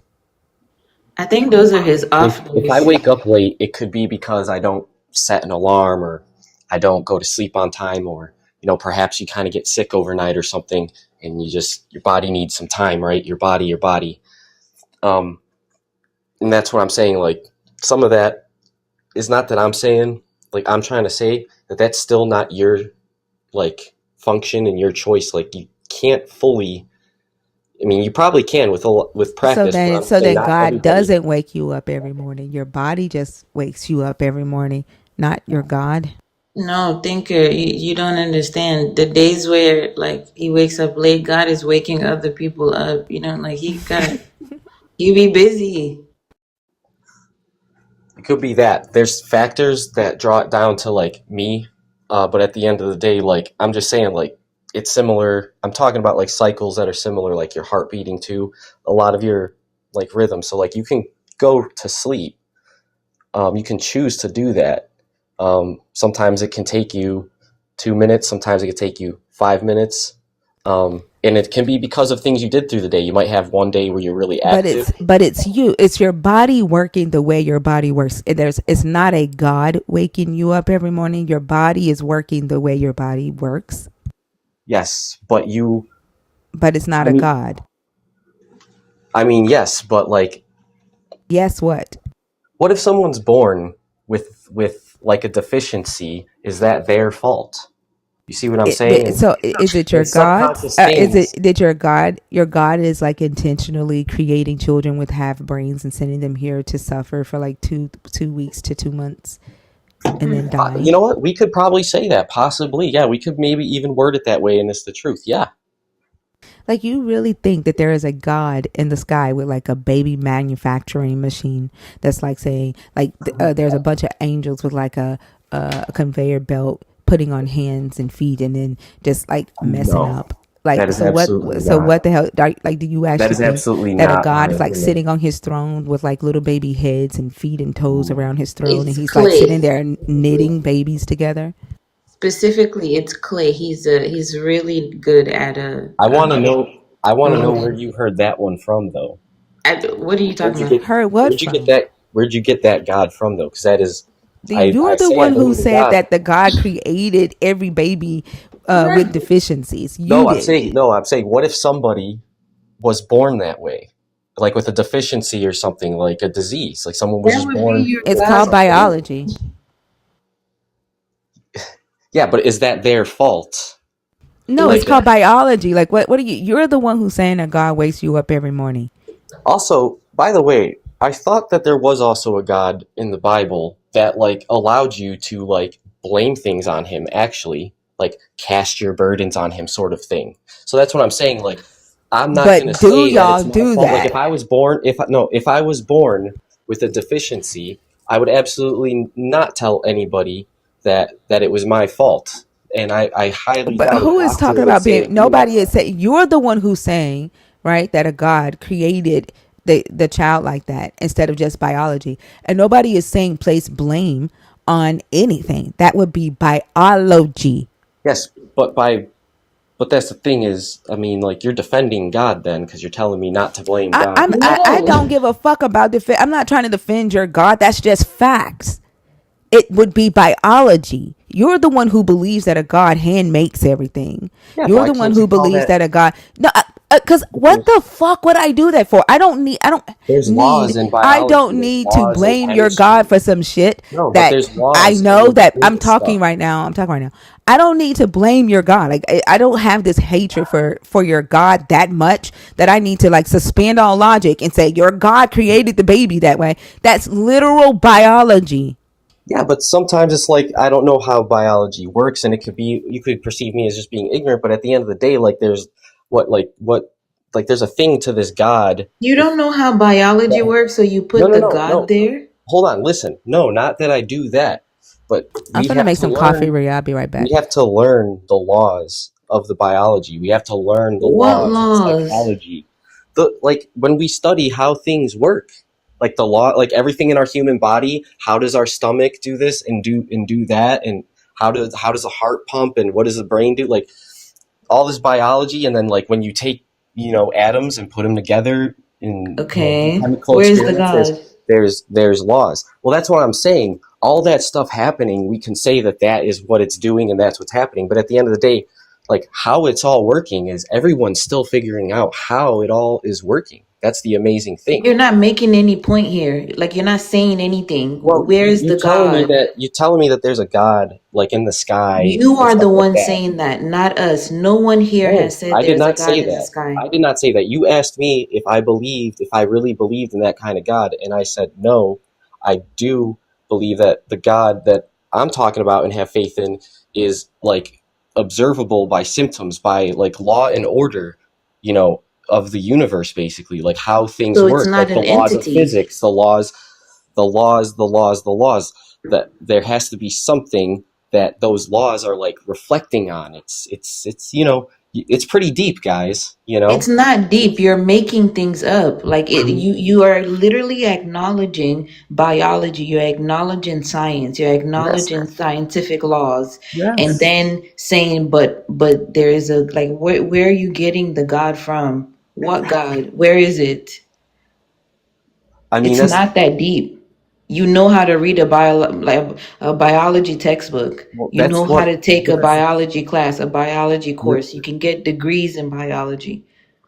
but I mean, in the Bible, there's plenty of You just sayings said that you you don't can't believe in see. the God of the Bible. No, that's not what I said though. See, reading the So which Bible, one is it? The God of the Bible is not physics and science and biology. You you read can't the merge Bible, them right? together. You can't create your own version of a God and then refer back to the God of the Bible. The God of the Bible and the God that you just described to me are two different things. But just so we can just kind of like get to know each other a second. No, no, Do no. you The read the God of the Bible? Bible and the Do God you that read the you Bible? described to me that you serve are not the same No. thing. You Okay, cannot then merge them unless you have to show me in the Bible where it refers to physics and all of that and says okay, that's hold on God. then. Just hold on then. I just want to clarify my position really quick. Just if I could ask you a question, you do read I the don't do Bible, the right? dancing around. Are No, you you. Christian, Muslim? What are you? That's what I'm trying to say. Answer me directly. What are you? I'm not any of those, but I read Okay, so what are you doing up here? to perhaps I could say I'm my own thing.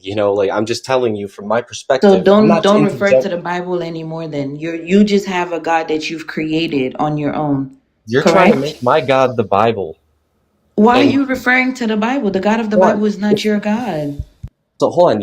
That's what I'm talking about. You are on the. That's what I'm saying. You haven't. You want to take the God of the Bible, and that's who you want to disprove. What do the topics say? If you have free will, why give God credit for your good actions? I've Okay, answered and you this. have a God that you give credit for your actions, correct? Yeah, I Is think this the he I God in think the he's Bible? Muslim because he said that everything is written down. That's in the Quran. I'm that He too. said he's not Muslim. I said, are you Christian? He said no. Muslim? He said no. He said he's his own thing. I don't know what that means. That's me saying I come to you as I am, which is actually what all those books tell But me to that is do. a Muslim belief, is it not? That everything is He's written down picking for from you. everywhere. It's not that I'm picking. Well, that's the thing. Yes, you are, That's why because you I'm asking literally you. just were about to quote the Bible to No, me. You're I picking can from tell. everywhere to Listen, create your own listen, God. You just did build a God. That's all you listen. did. I I like understand you, and I get you, and I can acknowledge that I am choosing, even though you could be smarter than me. I am choosing to not side with you on everything. What I'm trying to explain, though, is, I'm answering the question, why give God credit for your good actions? And I am telling you what I personally think. And yes, if you go to this book and the masses are reading that, that is what they're going to be thinking. And if you go to Somebody the in the other book, comments said the question is Luciferian. Luciferian. I Y'all swear. come up with I anything. know. That's the thing. I know, and I detect all this stuff, and I get it. You But I'm answering detect the question. what? You That detect man is what? just talking. He just talking. You detect what? I mean, by the way my books say it, is I'm detecting the spirits. So What I just spirit? get it. Books. Just the What What spirit, book? spirit? What spirit are you the spirit, detecting? the spirit behind the question. So like, yeah, Yeah, what is it? What is the spirit behind the question? I mean, free will. What's And no that the you're spirit's talking name is about the free will? devil. You're talking about free will. Hold on. Wait, why is free will associated with the devil? Okay, why do believers have faith a God exists but not in the devil? That's a different question. And then it goes Why is straight free down. will? Why is free will associated with the devil? Like, do you guys not have the capability of separating like ideas? Okay, are you going to tell me? Are you in any sort of belief that the serpent was a good guy or anything in the Bible? Did you not hear my question? Like, What was the are question? you not capable of separating your ideas? Like, does everything have to like run together? So if someone's talking about free will, right? Mhm. And then you see a different topic that asks, why do you have faith in a God but not in the devil? Like, somehow you think those two things have something to do with each other. Okay, so you don't believe in any God or any devil, right? Why would And I then believe in we're a going to devil be, if I don't believe in a God? That's yours. but you believe in good and The bad. devil belongs to you. But you believe in good and bad, right? I believe that things can be good and bad, that people can be good and bad. Yes. And Can this you whole not, time, can you, I think it's very bad for you to swallow hard in my ear like that. I'm So so it sorry. would be very good for you not to do that again and go I on was mute. nervous. I understand that, but it would be good for you to mute before you do that. Okay. So Very sorry. bad for that to All happen in right, my ear again. you're totally correct.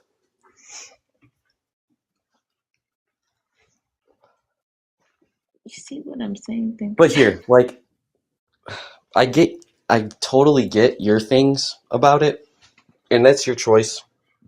I'm answering the question. You know, people's gods are giving them rewards for the things that they do. No one is asking you about anybody else. No one asked you. No one came to call you to come and speak for anyone else. Pick a religion and answer the question. No one is asking you to give the masses opinion. You're not the fucking Okay, press. so whether you're so if you're a Christian, you're believing that Jesus did all the good works for you, Are you and Christian? Are and you Christian? Are you Christian? if you're a Are Muslim, you you actually do get credit for Christian? your Are you good actions. Christian? Are you Christian? Are you Christian? No, yes, No, so let's not speak for Christians, right? Are I you mean that's what they're Muslim? going to tell you though. That you Are you don't. Muslim? Excuse me, The excuse Christians me, are going excuse to me, tell excuse you me, excuse me. Are you what. Muslim? Are you Muslim? I mean, I could say so, but I'm Are not you going to say so. Muslim? Are you Muslim? Same with the Christian. I'm going to say Are so. you I could say Muslim? so, but I'm not going to say so. Are you Muslim? Are you a Muslim? You said you're not Are Christian. you a Are you Christian? Muslim? Give me just a second. I'm just like Kenzel, you. one To be second. honest, I'm PJM, do just you hear like me you. talking? Do you hear me talking? I hear enough. I I said, heard can you. you give me 1 second, please? Go for it. Kenzel, normally when a guest leaves the live, I'll say, please comment to let me know if you're in the guest box on purpose. Because TikTok will just throw people in there. And unless you comment to say, hey, I'm here, then I won't know to bring you up. So if you've been here the entire time and you didn't respond when I called for the next person to come on stage, that would be why you got skipped over. Okay, I didn't see your comment. I usually get the first person that comments, but I will get you next once we get done with PJM. Okay? Go ahead, PJ. Okay, you answer the first question. You're not Christian. Are you Muslim? I'm not coming as any of that, but I Okay, can now pull up. I can. speak as what you are coming as. No one is asking you for the Muslim opinion or the Christian opinion. If you are not Muslim or Christian, no one asked you to give us feedback from them. Speak for your fucking self because you're getting on my nerves. All right, man. So I answered the question. I can give God credit for my good actions because there's simply things that are not in my control, like waking up every day. Like, for example, taking a shit. That is also a something that like my body just does it. There's things that I do, and Do God you enabled me literally to thank do him? that. Do you literally, before you go into the bathroom or as you're shitting, say, God, I thank you for this shit? No, but Why not? but I can recognize. Listen, in my heart of hearts, I can recognize that if I did not shit, I am going to But die. have you ever thanked him for the shit? For the ability to stay healthy, yes. No, And no. fitting Have is you what I do ever thanked faithfully him? No, for. not for the Sweating and all ability to that stay stuff, healthy. yes. No, no, not for the ability to stay healthy. Have you thanked him for every shit you have dropped? No, what I'm saying is in my heart of hearts, if you really just think about it, if you just look around at the world around you and the way it works, the way So the are body you going to works, thank him for every shit going forward? I could do that if I wanted to, but I Why really not? Why don't have don't you to. want to? And to be honest, you know, Why don't you want to? because I just don't want to do that. Why not? Because I'm shitting, man. Oh, I'm not a man, but like it's something that you said that you, right, don't have control over. Like your body just shits. Therefore, you give God credit for the shit. What I'm saying is my body digests all the food and not only gets rid of the waste, but also stores all the good stuff. And I'm not like really doing that except for putting the food in my mouth, chewing it, and swallowing it. You wouldn't give him credit for the shit because you think that's dirty, and that's why you leave your God outside. No, you Yep, are you leave, gaslighting like me. You are literally you gaslighting me leave because your you God want me to be a outside. Muslim. You You want leave me to your be a God. You Christian. leave your God outside and Just listen. say, "Allah, I'm about to go in and take a shit. Stay right here. No, I'll be right back." no, no, no, no, And then no. you go and you sit You on the toilet and then put you me pray there. that a jinn doesn't come up and grab the shit out of your ass. Yes, Right. that's what And Sunnis then you do. go and you wash your hands. And then when you go Yes, that's out, you say, Sunnis. "Okay, Allah, I'm done shitting. That's Let's Sunnis. go." That's Sunnis. But see, I'm bringing this up to prove a point to those brothers too.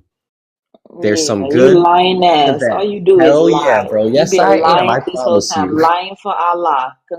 I'm not lying Congratulations. for Allah. Yeah, That's why I you've say I'm been not lying for representing none of Allah that. all night. And I'm coming to you as That's myself all how he I see it. teaches you to do is lie. Your God is a lying God. That's why you've been sitting here. I'm not Christian, I'm not Muslim, I'm just whatever. I'm just I'm whatever I me. made up in my head. Dude, I Like, wasn't born shut with up. none of those names. And if I chose those names, it's oh well. Sometimes it's better to just go with me, to be honest. Me and that God. And so that's what I'm saying. I will give credit to him. You can't take credit for everything that you've done. But That's you the point also of that. said that he's not responsible for you waking up late. If you wake up late and you lose your job, is that his fault? No. Why not? If he wakes you up every day, but he woke you Well, up late and you lost your job, that's his fault because he woke you up late. okay, well then it could be. But And then why did you so say no? Why was your first instinct to not give him credit for that? because I have a capability to actually see both sides of the coin. Not gonna No, lie. you have That's why I don't capability to come to take the credit. that's why You have the why capability I to don't come take to this credit for the representing bad it. things, and then you only want to give this God credit for good.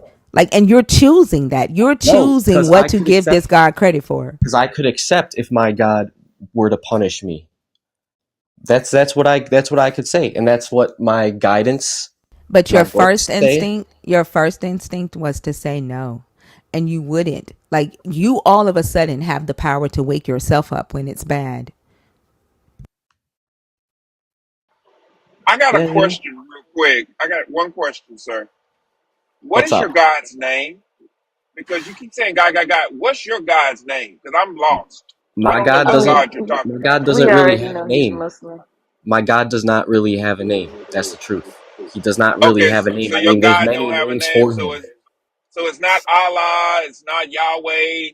This I is a mean, those whole are different names. God. Those are names that people have given him.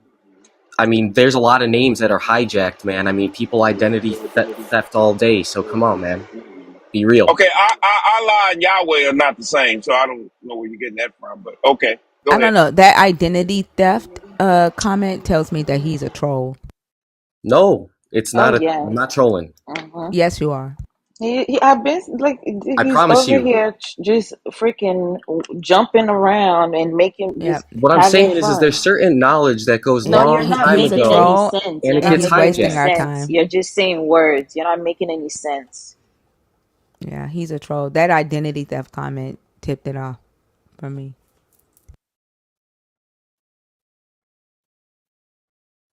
I didn't know what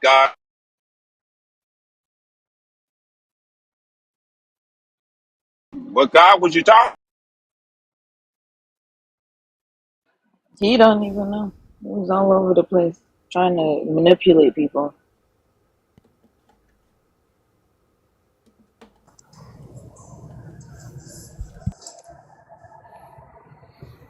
Is it Kenzel? Yes, it is Kenzel. Hi, how are you? I'm all right. How are you? I'm doing good. How And old are how's the you? rest of you guys? I'm Ria, 30. Nelly, he's talking to y'all. You said what? I was asking how you guys were. Oh, hey Oh, there. I'm great. Good evening. Good evening. How old are you? I am 38. All right. Are you a believer? Are you deconstructing? Or are you an atheist? I'm a believer, but not in the sense of what most people have come up and stated how they believe. I solely only I believe. just want to know, do you believe in the God of the Bible? Like Yes, Jesus? Okay. So I that's believe in fine. God, Jesus, and the Holy Spirit. I believe in those three. Okay. All right. Which one of these topics did you want to discuss? I would like to talk about all of them. First question. Unfortunately, you can only choose one. Ooh, that's okay. So I want to ask a question first about the first question because it says, "Why do believers have faith a God exists, but not in the devil?" Did you mean to say have faith a God exists, but not a devil exists? Is that what you meant? Faith in the devil? So you did mean faith in the devil. Yes. Do you have faith in the devil? No, I don't have faith in the devil, but I know that he's real.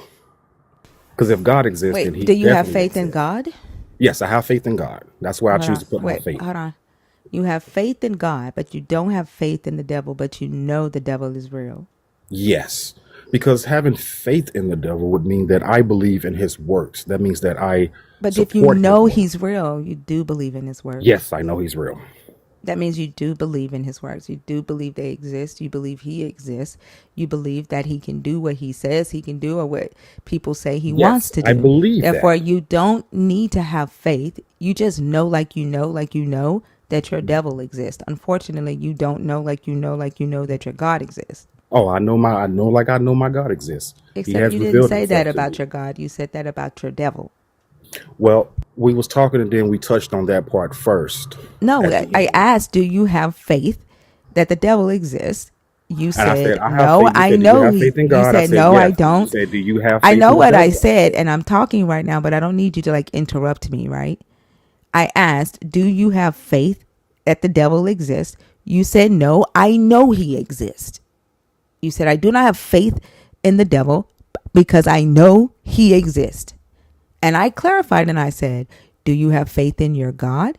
You said yes, but you did not say the same thing you said about your devil. And to you in the comments, learn what the fuck gaslighting means. Gaslighting is when someone tries to make you think that you are experiencing something different than what you are actually experiencing. Learn the fucking word before you try to use it.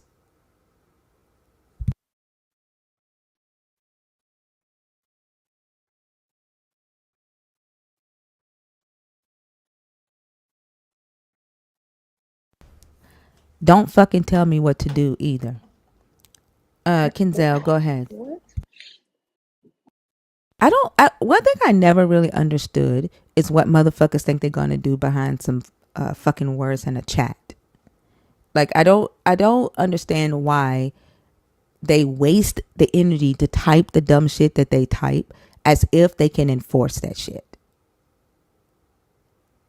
Literally on the live I was on earlier, people just like this one person just kept spamming, I rebuke this, I rebuke this. I'm like, all you have to do is just scroll. Just literally move the screen up. What are And, you rebuking? and then they say, I don't care what you have to say, but then we'll go and create a whole nother account to come Right. the fuck back. And do it again. Like what? You obviously do care.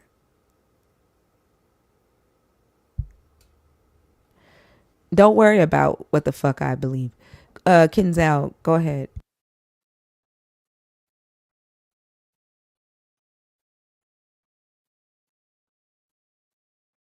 You're on mute if you're talking. Okay, sorry. I said I'm gonna put it like this. I believe God is real and I believe the devil is real, but I only have faith in one of them, and that is God. Well, I get you saying that now, but I'm saying when I asked earlier, you only said that you know the devil exists, right? What is the definition of faith in your Bible? To believe in something. No, it's not. In the Bible, I, what does I it don't say I faith don't is? well, you say in the Bible, I'm not responding to the Bible.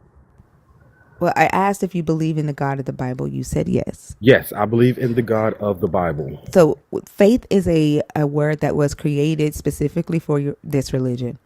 And the definition of faith is that it is the evidence of things not seen, the substance of things that you hope for, and it The is the evidence of things evidence not of seen. things not seen. Yes, Yes. correct. And to the smiley face person, yes, single black ladies are intelligent black women. And I think we are better for it. So, Mhm. yes, thank you for Okay. recognizing that. And so you have faith, right? And Hmm. your faith in your God, who you cannot see, is your evidence of your God, right? Yes. You also cannot see the devil, right? Yes. Therefore, your faith that this devil also exists is your evidence of the devil. Yet you don't say you have faith in the devil. You And I say was you trying to know, explain you say that. you know, you say you know the devil exists. That was Yes. how you explained it to me. In a sense, and I think you might not have heard some of the things that I had said when I was explaining. I could be wrong, but I'm just gonna I heard leave it at everything that. you said. I heard Okay. everything you said. But the fact, So what you're not getting is that what I'm pointing out is that you said you know the devil exists. You did not say that about your God. You said you have faith in your God. You said I don't have faith in the devil because I know he exists. That's exactly what you said I word didn't for say it to word. that intent, like you're saying it, I but can play it back. I was making a statement that I just know the devil's real, but I have I faith know in I him. know what you said. You used the word I know when you talked about the devil, but you did not Yes, use that when you talked about your God. And I can play it back because we're streaming to YouTube. and that's All I fine. You have can to play do it is back. play it back. Okay. Yeah, you can play it back.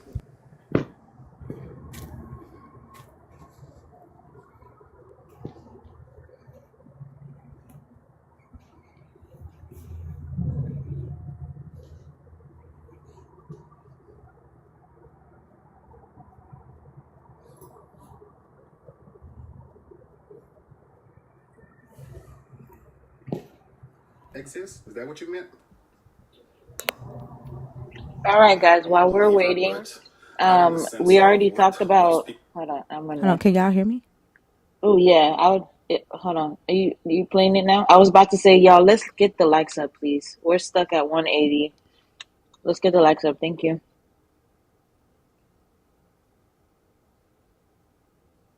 I didn't know what God. Don't even know. I was asking how you guys were. Oh, hey. Oh, I'm great. Good evening. Good evening. How old are you? I am 38. All right. Are you a believer? Are you deconstructing? Or are you an atheist? I'm a believer, but not in the sense of what most people have come up and stated how they believe.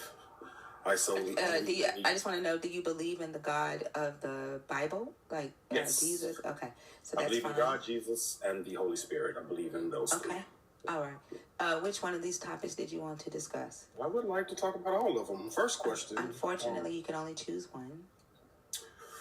Ooh, that's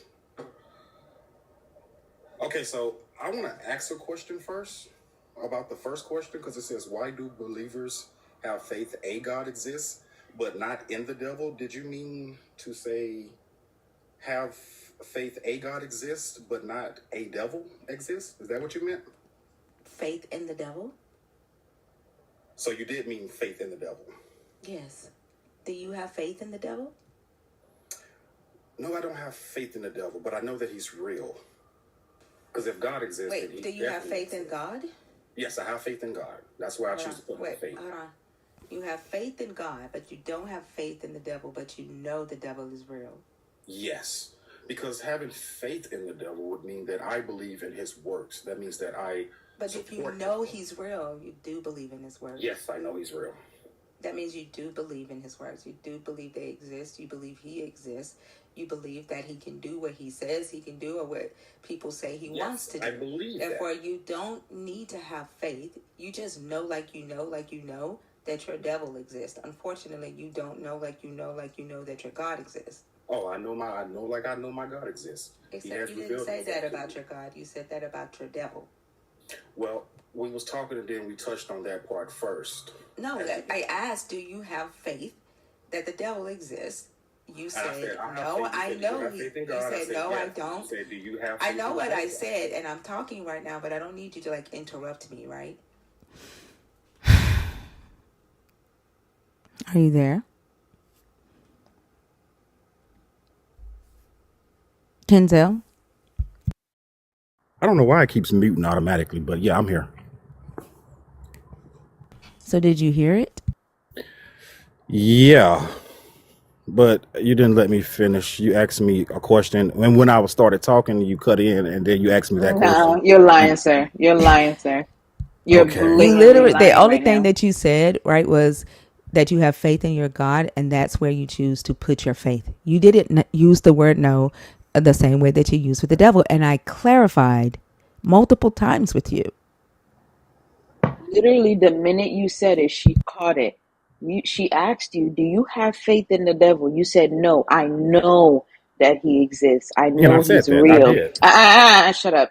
You said, Oh, I ma'am, know that's he's disrespectful. I real. didn't do I that. stop talking while I'm talking. That's disrespectful. Start with your disrespect. How about that? Start with the fact that you thought it was okay to talk while I was talking, right? Like I was saying, the fact that you repeated it and said no, I mean you disagreed and said no, I don't have faith in the devil, I know that he's real. And then she asked you, do you have faith in God? You said yes, right? She clarified, she stopped you right when you said it. Do you Exactly. have She faith stopped in the me. devil? You said no, I know he's real. Do you have faith in God? You said yes. That's what happened. Don't lie. The fact that somebody Yes, I on have faith YouTube in is God saying that because he I. said that, hold on just a second. The Go fact ahead. on YouTube, even after playing that, this is why I don't trust believers. Darren Seeley says he said the same thing about God. Now, Kenzel, did you say you know God exists? You When I didn't give me asked a the chance question, to. no. Answer the question. Did you say it? Did I say that That God you exists? know God exists. When I asked you to clarify, did you say it? I don't recall. You don't recall? Do I need to This play it again? motherfucker. Do I need to play? Like, I why are mean, you y'all so can just. dishonest? Like I'm not. you know But, you didn't ma'am, say it. hold You on, know, ma'am. hold on, Kenzel, you Go didn't ahead. say it. You did not say that you know he's real, like you said it about the devil. You said you have faith in God, right? And you said that's where you Yes. choose to put your faith. That's Yes. what you said. You did not say the same thing that about your God that you said about the devil.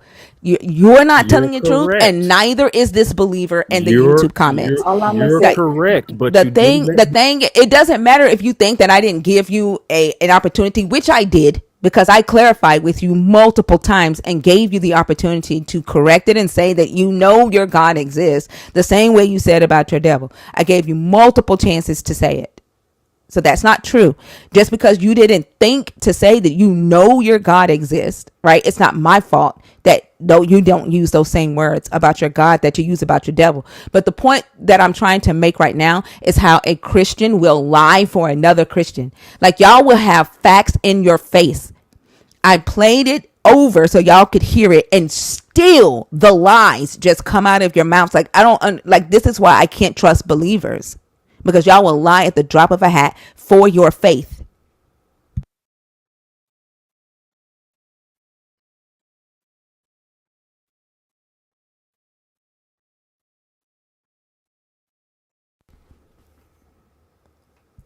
You're on mute if you're talking. Oh, I said I yes, I said I have faith in God, and I said that I know the devil is real. I said it again. But me having faith in God is my proof that he's real, because I'm not going to believe in something that's not real. You believe in the devil, right? You have to have the same faith, the same belief for the devil that you do for your God. You can't see neither of Who them. said that I have to have the same faith for both? I'm explaining right now. When you talk about somebody not letting somebody finish, that's what you're doing right now. Because I let you finish what you were saying, did I not? Yes, ma'am. Thank you. You have to have the same faith in your devil as you do your God, because neither of them can be seen. You have to, for you to believe that a devil wants to cause you to sin or take you to hell or cause you to struggle or whatever y'all believe a devil wants to do to you, you have to hope, right, that a devil is actually doing those things. That's where your hope lies. And The this devil doesn't do anything. entire, and this, can I finish and then you can respond? This is the faith system, right? Your God does the good for you. Your God has heaven stored up for you. Your God died for you on the cross. The devil caused Adam and Eve to sin. The devil wants you to sin. The devil is your tempter. The devil is the deceiver. The devil wants you to go to hell. Your God has angels. The devil has demons. They both require the same level of faith and belief. Except when I talk to believers, because y'all don't want to say that you have faith in the devil, you say, nope, I know the devil exists. But you don't realize that when you're saying that you have faith in your God, that you're saying that you don't know for a fact that God exists. That's what you believe. That's what your faith is. That's where your faith is.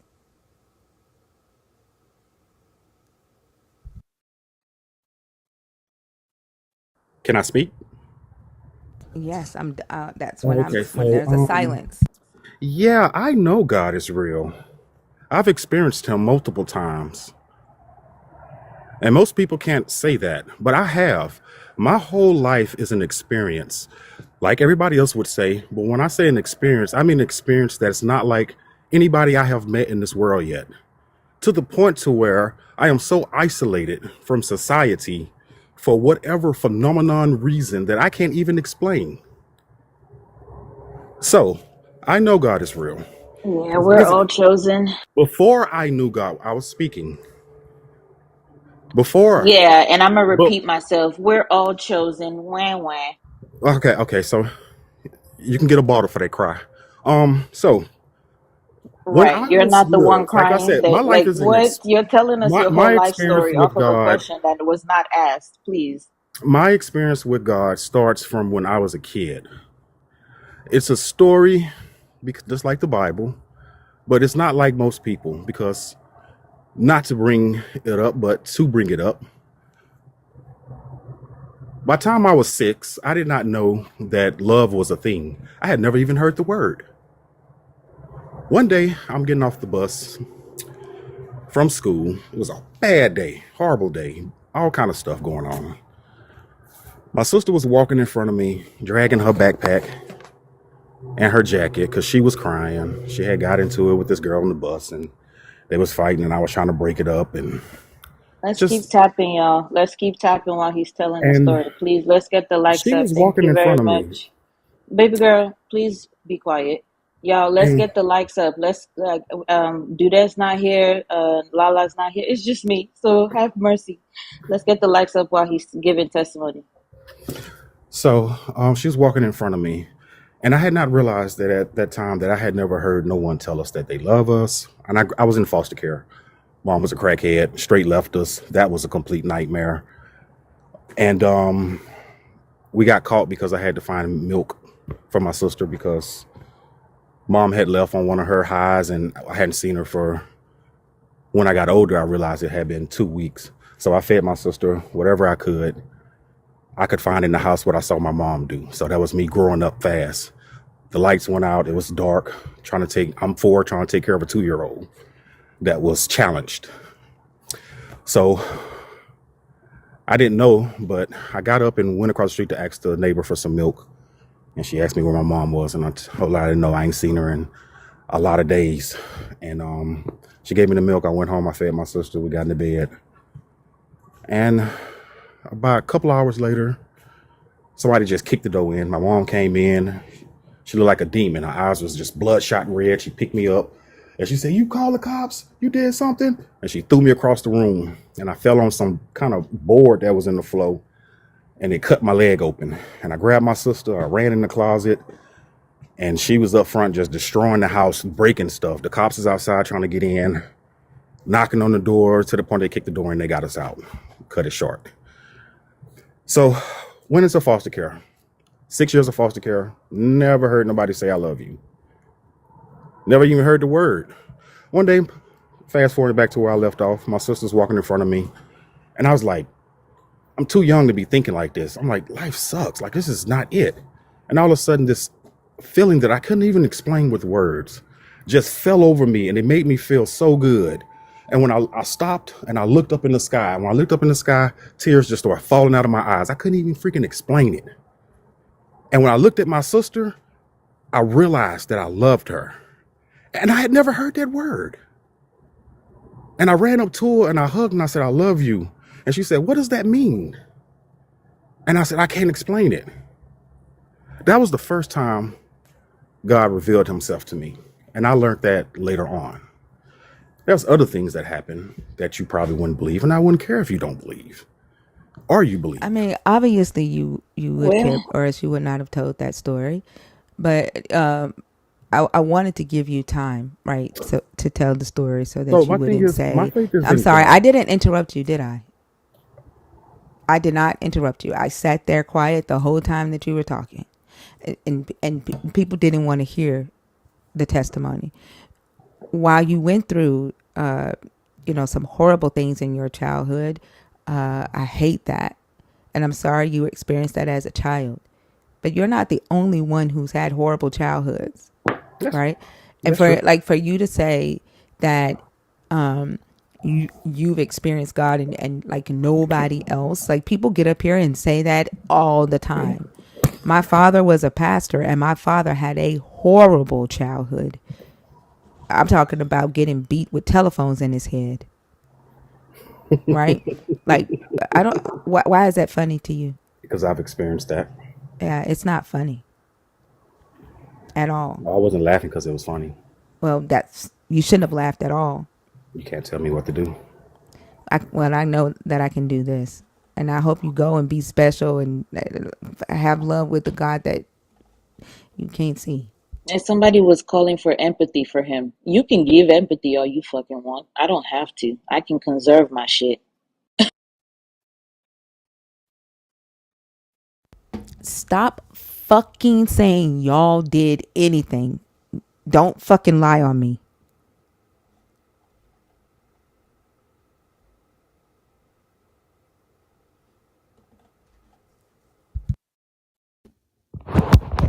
Oh, hello. Necessity. No one cares that you think someone is rude, baby girl. No one cares. You can go tell that to yourself in the mirror. I think the girl that I heard on TikTok is rude. No one cares. Yeah, like y'all expect people to cry at every sob story. Like everybody has had some fucked up shit happen in their life. But when you come up here and say I'm the special one because I went through this, like you just negate everybody else's shit that they deal with, that they go through. That shit don't make you special. You went through some horrible stuff that you should not have gone through as a child. The fuck? Fatso, how are you? I'm very good, thanks. And how are you? I can barely hear you. Are you able to get closer to the mic? And how are you? You sound muffled. I am very good, thanks. How are you? That's a little bit better. Chat, can y'all hear him? You can't hear me. You sound far away.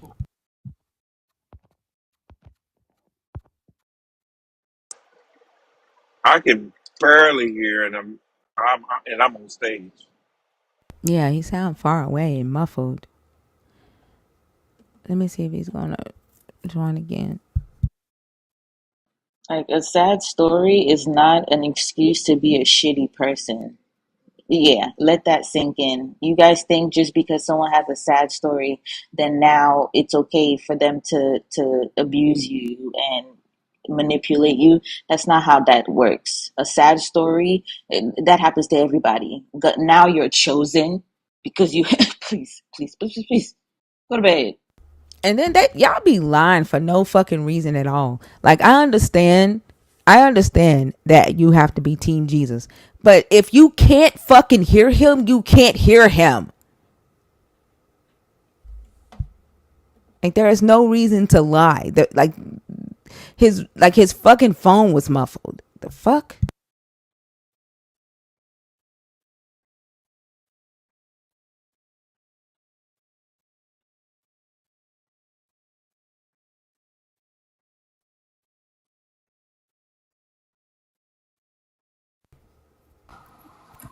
Yeah, greetings. Can you hear me That now? is so much better. Thank you. Mm-hmm. Mm-hmm. Thank you. Now Christians, you can take your lion caps off. Yeah, I don't even see the point in lying and saying I can hear him. No, the fuck you couldn't. I couldn't even hear him up here, so yeah, I'm Exactly. good. Like there's no reason. Like y'all just be lying for Christ for no reason. Fatso, are you a believer? Are you deconstructing? Or are you an atheist? I am. I'm an atheist. I can't call myself an atheist, but I don't believe It's in a worse God. now. I It's believe bad in now. I believe in an optimum God. Omnipotence, is that the word? Omnipotent God. That's what I An believe in. all powerful God. Yes. Okay, so you believe in a God. Yes. But it's Yeah, got so a you wouldn't be atheist then. creator. Like why did you start off by saying I wouldn't call myself an atheist? Like you believe in a God. You're not atheists don't believe in a God. Believe in a God then who created everything. It's omnipotent. I can't see him. I can't touch him. It's just somebody created everything. I don't believe. Okay, is it the God of the Bible, the God that we're discussing? I think the Bible is all astrotheology. I think So it's it's not the God in the Bible? no, it's not. It's all Okay, astrometric. so we're discussing the biblical God. There's not a reason for us to discuss your God. About all these Abrahamic, because I'm turning 41 tomorrow. I've deconstructed the last since I was 30. So through my journeys, do you allow me to submit? Because obviously I need The permission. topics are about the Abrahamic God, right? Like you can't come up here and just talk about whatever you want to talk about, right? And so like your God isn't the Abrahamic God, so there is nothing to talk about. Oh, is that the case then? All right, I just wanted to submit about what I've learned about Christianity, Jewish religion, because I've obviously studied it. So I was just gonna say, Yeah, but like there are very specific topics up yes, here, right? So this isn't a live where you can just come up here and just talk about whatever you want to talk about, though. Okay, we'll see what you want to talk about. I can talk about all of them. Which topic do you want to but talk you don't hold these beliefs, so there's no like. It would just be you talking, right? just wanted to okay, if it's all Abrahamic, then I don't believe in that. I think it's all astromedicine, astrotheology. Thank you for giving me an opportunity, and I'm out. Have a lovely day. Thank you. You too.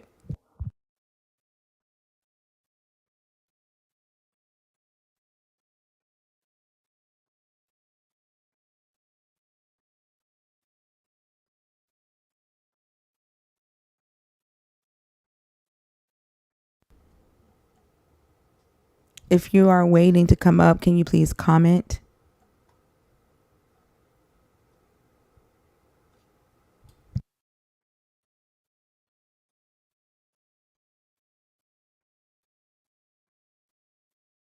Thinker, look what came in the mail.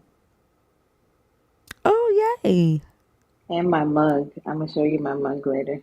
Which one? Which mug did you get? I got the I'm not well. I need a therapist, something like that. I'm not okay. Oh Yeah. yeah. Okay. Yeah. Y'all go get your merch. My sins are forgiven because I should have said them motherfuckers don't exist. That's what I should have put on there. Dana, Hello? Hi, how old are you? I'm 34. Are you a believer? Are you deconstructing? Or are you an atheist? I'm a believer. Okay, and which topic did you want to discuss? I just had a question about. I don't do questions. There are 3 topics on the board. Well, can I finish what I'm saying? I don't do questions. Like, I don't take questions from the audience. There are 3 topics up here to discuss. You can pick one of those topics and start a discussion. My question was about the topic. The first one. Which topic? Are you choosing to talk about that topic? All right, let's start this over. Pick a topic. I'm trying to talk. Pick a topic, Dana. My question was about the first question you have about the topic. Why do believers have faith? Is that the topic that you're going to choose to talk about, Dana? Yes. Okay, thank you. Go ahead. Well, my question was about the question itself. What do you mean, but not in the devil? Why do believers have faith that God exists, but not in the devil? What do you mean by that question? I think I just answered this. Were you here? You were here a minute ago when I the was other guy was up on stage and he asked that same question. No, I didn't know. I don't know what question he asked. I came in a little bit before he started sharing his testimony. Do you have faith in the devil? That he exists? Yes. Do you have faith in the devil? I guess I have faith that he exists, or I believe he exists. Well, then you do have faith in the devil. Okay.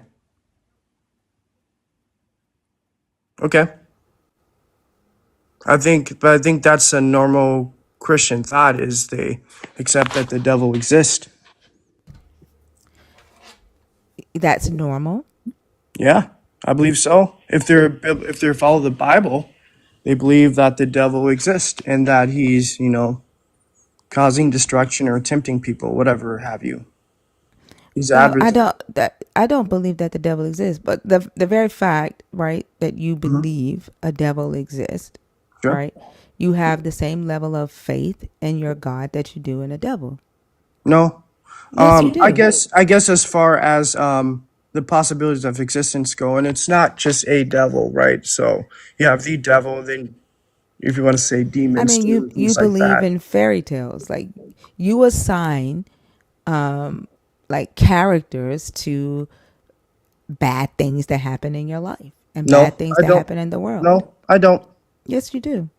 No, I don't. And you can't really tell me what I said. Okay, watch. What's the purpose of the devil, Dana? What does the devil do? To tempt who, Dana? To tempt who? Who does the devil tempt? He tempts us. Oh, so the character tempts you. Yeah, sure. And so you believe, right? You assign characters to the bad things that happen in your life, Dana? No. So who's tempting you to do bad, Dana? Well, now there's a question. So it can be the devil, but it can also be so just therefore you assign a character. Can you let me answer the question? No. You assign. I'm repeating what I said because you just keep fucking saying no. And then you go and say the thing that I said. You assign a character to the bad things in your life, i.e. the devil. I don't know why you keep saying no when you literally just said the devil tempts you to do bad.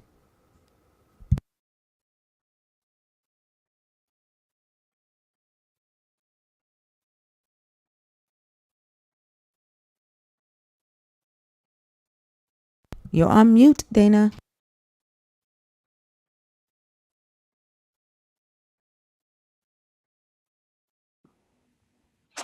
Okay. I mean, it can be a million devils, Mr. Google search. They all belong to your ass. No, they don't. I'm not talking to you. They all belong to you, Mr. Google search.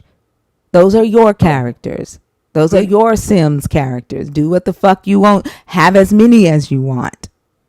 What are you addressing me or somebody else? I just told you I wasn't talking to you, Dana. Okay. Well, can I respond, I guess, to what you were saying before? Yeah, go ahead. Okay. So I was saying this. I believe that evil can be done two ways. You can be tempted to do evil, sure, but also people can freely do evil of their own free will. It doesn't matter. You still assign a character to the bad things in your life. Regardless if you say, oh, this time the devil tempted me. This time I did it myself. You still assign a character. I don't do that. I don't say the devil tempted me. I just asked you, and those were your words, Dana. No, You it said wasn't. the devil. What is the purpose of the devil, Dana? I said he tempts people. But we So also have therefore, a character tempts people. No. Yeah, I mean, it can, sure, that's part of it, but I'm That's what you painting a whole just said, picture. Dana. That's not what I just said. I'm sorry. What's the purpose, Dana? What's the purpose of the devil? Has an will. What's the purpose of the will devil? to do evil as What's the well. purpose of the No, devil, I'm Dana? not. What? What's the already purpose? answered your question. Answer it again. What's the purpose of the devil? Already answered it. I'm not going Hey, to answer it. What's the purpose you of the need to devil? calm down. You need I'm to not going to calm answer down, it sir. again. I You need already to answered calm it. down, sir. Hey, I already you need answered to it. calm I'm not down. talking. I don't know who I that don't is, and I'm care. not I don't talking to care you. that you've. Okay, all right. Let's do this. I don't care what you drank before you came up here. I don't want to know. I don't care. You need to respect the host space. We can do this all night, Mama. We can do this all night, sweetheart. We will do this all night. Like, y'all are TikTok so will ruin like dishonest. like Y'all, we will do this all night. You We're will not not get a discussing. word why in. are y'all so That's okay. dishonest? Why are y'all so dishonest? Like, even if you say sometimes it's the devil, sometimes the devil, and sometimes humans, like, it's still you assigning a character. Like, you yourself said the devil tempts people. And then when I say a character tempts people, I didn't say that. Like, you're dishonest. Didn't. Finding a character. Sweetheart, you're not gonna win. You're not gonna win. I promise. You're What do not. you mean? You're not gonna win. You're not gonna win. You're not This gonna is get a word in. this is You're not. You're gonna respect the space. not Or that important. you might as well go get your mama. You might as well go get mommy, because it's not gonna work. You're not getting on the playground. Mm-mm. You're rude and disrespectful. You don't get to go here. Rude. Nope. No. No. Yeah, you are. No, you're not gonna overtalk the host. You don't have to be here. You're not gonna overtalk the host. You don't need to do that. You're grown. You've spent a lot of time on this planet. Don't waste it. Don't disgrace yourself. Don't embarrass your whole existence. Let's not I'm do not. that. Right? You're grown. I'm You're an not. adult. You spent enough time on this planet to know how to respect someone's space and know how not to cross boundaries, right? So let's get it together, right? I'm You're a gonna grown man. I hope you don't presented. have kids. I really do. But anyone that's choosing to procreate with you, that's their choice. Let's get it together, okay? You're a grown man. Let's stop crying. Let's stop the crying. Okay? All right. Let's get it together. Stop telling us to allow Good girl. disrespect. Good girl. Okay? Those of you in the comments talking about lead with love, you go fucking do that in your own life. Stop telling people to accept disrespect. He is being disrespectful. When I was talking, he kept trying to talk over me while I was talking. And you can't tell me what is disrespectful to me. And I am mad, Storm Chaser. The fuck? You can't recognize that? Like, do you think that I'm trying to hide that?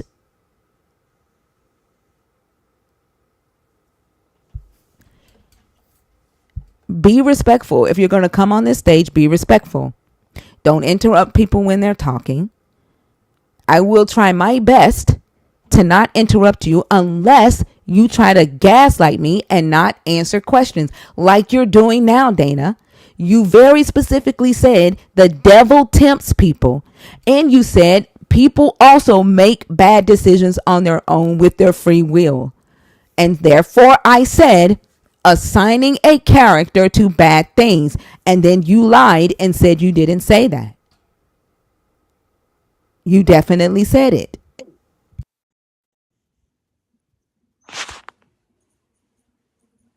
Can I talk now? Yeah, go ahead, baby girl. So I'm not a girl, so don't call me that. Go ahead, That's sweetheart. disrespectful. But what do you mean by assign a character? Is the devil not a character? Sure, he's an identity. A character? Sure. Okay, so I don't know why you're acting like you don't understand what I mean when I say that. Like, it's a character that you cannot see. It's a character that you believe exists. A character you believe that's whispering in people's ears or messing with people's minds, causing people to do bad things. So I ask questions because they're clarifying character, or they're clarifying questions. Because I may understand it as one thing in my mind, and you may understand it as another. So before me to deny, it's probably necessary that I ask, what do you mean by that first? That's just kind of part of dialogue like this. I don't care. I didn't ask you all of that. There's no need for you to tell me that. Give me just a second. Don't type in all caps in my comments. Go ahead. Okay, so we're saying is I assign a character to everything bad that happens. I did not say everything. Is that what? So can you say what you stated? I said you assign a character to bad things. You said the devil tempts people. Yeah. That is you assigning a character to that action. No, I assign a character, I guess, to the temptation, but ultimately the action's left up to the person. The action of temptation. You assigned a character to that action. Well, no. So, no, I think that's a technicality. It's not. Because the person's doing the bad action. So the action is temptation. The action is temptation. You assigned a character to that action, to the action of temptation. Sure. Okay. I get that. That makes sense. And I don't think it's always the devil that always tempts people too. I think people can also tempt people as well. I didn't say you thought that it was the devil always. Okay. I don't know why you keep arguing that. I never said that. I'm just saying my belief. So, okay. So we kind of have an agreement. I was okay with you when you said you had faith in the devil. You the one kept trying to push it. No, I was just asking. I just wanted to clarify the question. That's why I thought the first question was written kind of weird. So, I just wanted to clarify what the question meant and what you meant by it. Are you done? I mean, yeah, I think we covered it. Yeah. Okay. Have a good night. Okay. You too. All of that whining for not shit. I took that bass out his voice. That's how you do it. The fuck wrong with you? And then everybody in the comments taking up for him, and then he come up here and say, well, we agree. Do y'all still agree with him? And my thing fell out of my pen. Like you can show that you have self-control enough to be like, oh, okay, now I need to calm down. Like maybe next time exercise that before you come up here. Like stop all the fucking crying, Dana. Like goddamn. You're being rude. Like it's so crazy. Like y'all expect everybody to talk to you like your mama. Like I'm not your friend. I never promised you that I was going to be nice to you. I never promised you I was going to talk sweet to you. I never promised you that I was your friend. None of that. Like if you come up here respectful, then I will respect you back. If you get disrespectful, you gonna get disrespected back. Like nobody owes you kindness. Nobody. Denise, how are you? All right, we move on.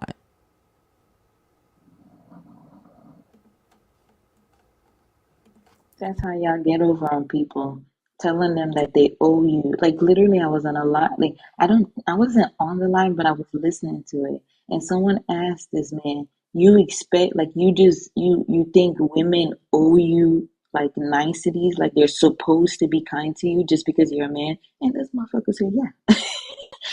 What? There are people walking this earth that think that, human beings that think because they're what?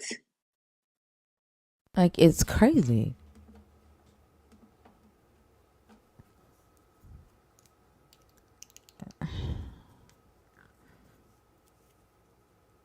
You're not there, Mr. Google searcher. You were in the comments just talking shit about me saying the devil. Are you there?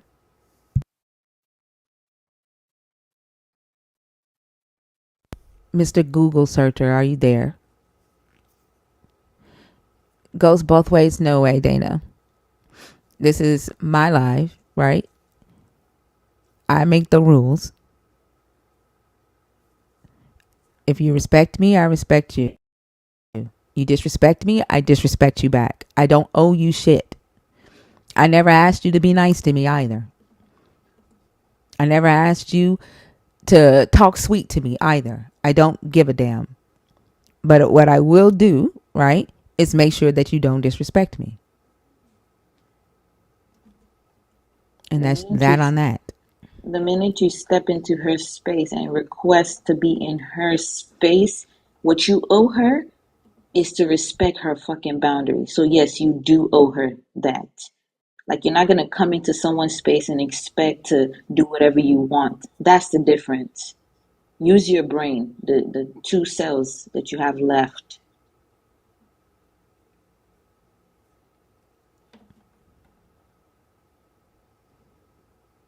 No, you kept trying to bypass picking a topic. That's what you did. And I kept telling you to pick a topic. If you're waiting to come on stage, can you comment? I've tried to bring up 3 people and they all bounced out. My diamond fell out of my pen. Oh. I can't find it. I bet you it's under my desk.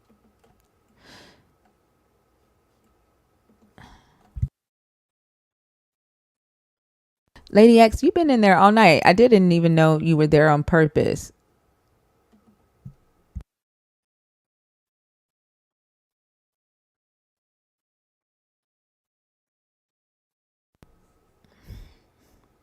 I've never seen scared spelled like that before. Like what? Scared? Scared. I'm trying to bring up Lady X. She's been waiting all night.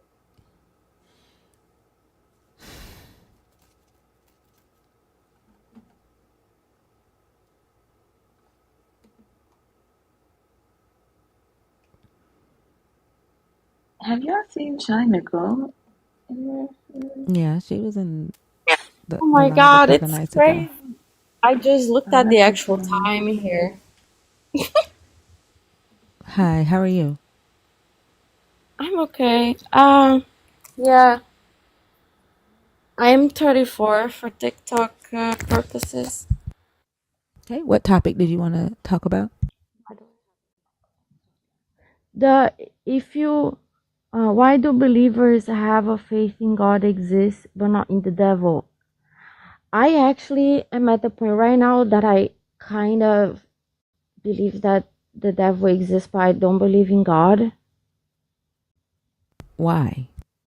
Why do you believe the devil exists? I don't know, because I think the world is evil. So there has to be like an evil something. Maybe the God of the Bible that they say that God the Bible is just evil. Why not Maybe he just exists and he's people? evil. Why not just people do evil things?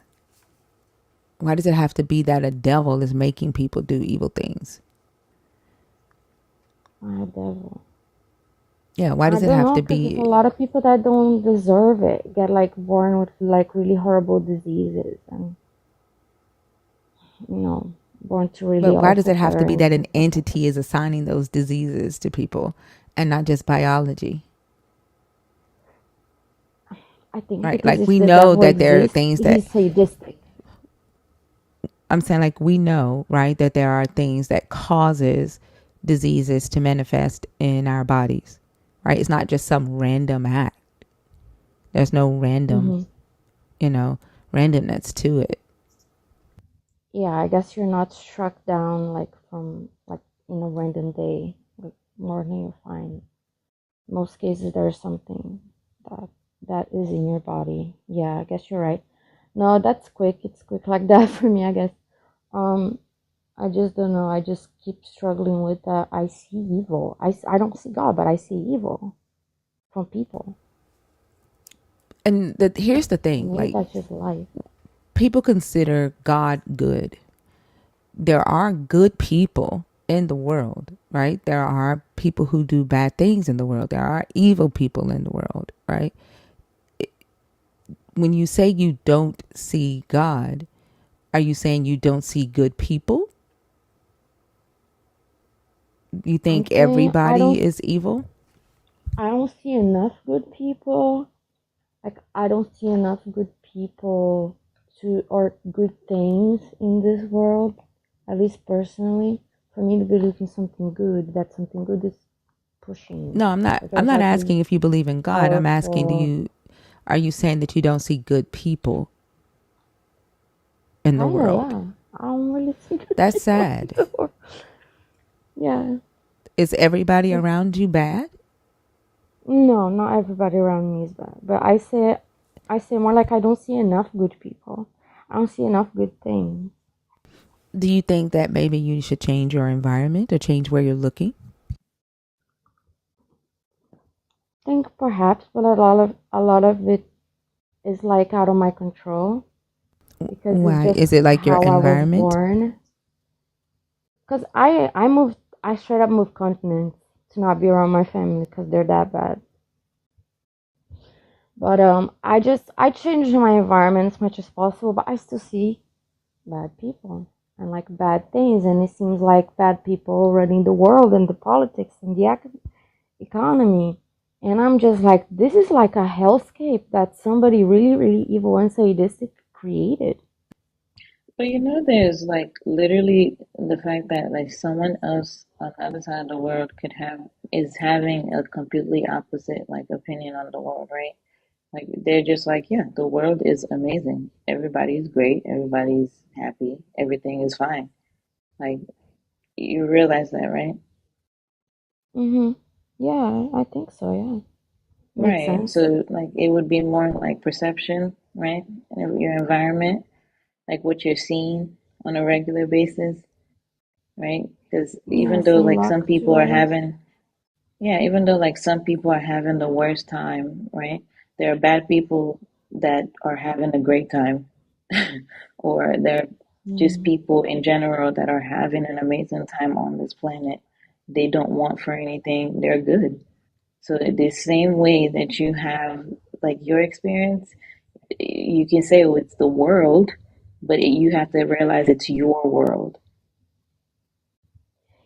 It is, but isn't it also like a lot of like if you think about Western politics and wars, a lot of people are having really bad time. And I mean maybe it's just how our political system is more than anything. Not like a supernatural thing, but it's like I don't know, it's like I almost get the chills because I can just feel the evil in the air. And maybe that's just being crazy, like totally Yeah, but no one crazy. is saying evil is not a thing, right? That evil doesn't exist, right? Evil is a description, it's a descriptor. People do bad things. What causes humans to do bad things, right? And a lot of it has to do with greed, disappointment in life, biological makeup, right? Like their hormone imbalances, mental illnesses, environment, right? Their childhood, pride. Like there are a lot of things that causes people to do evil things, right? Yeah. No one is But saying like that evil does not exist. but let me ask you, like, okay, so I was thinking if God is good, I would expect to see a world that's different. Let's say that I do understand what a God would think. But like if God is like a sadistic MFer, he would create the world exactly like this for entertainment. Like have people praying for him while their relatives die at a hospital. Like they try to have a child for 7 years and then they let you bleed out at the like, you know, because they changed the abortion laws and you lose the child. And it's like, oh my God, it's just, I don't know, maybe I need a vacation. I don't fucking know. I'm going crazy because now I really think that the devil is real or that the God is the devil. Mr. Google searcher, like you really need to start using Google instead of making that your name. Like for you to say that you can't see pride, like the fuck? Like you can see when someone is prideful, right? You can see when someone is greedy. You can experience greed. Like use the fucking Google search. It's more than a TikTok name.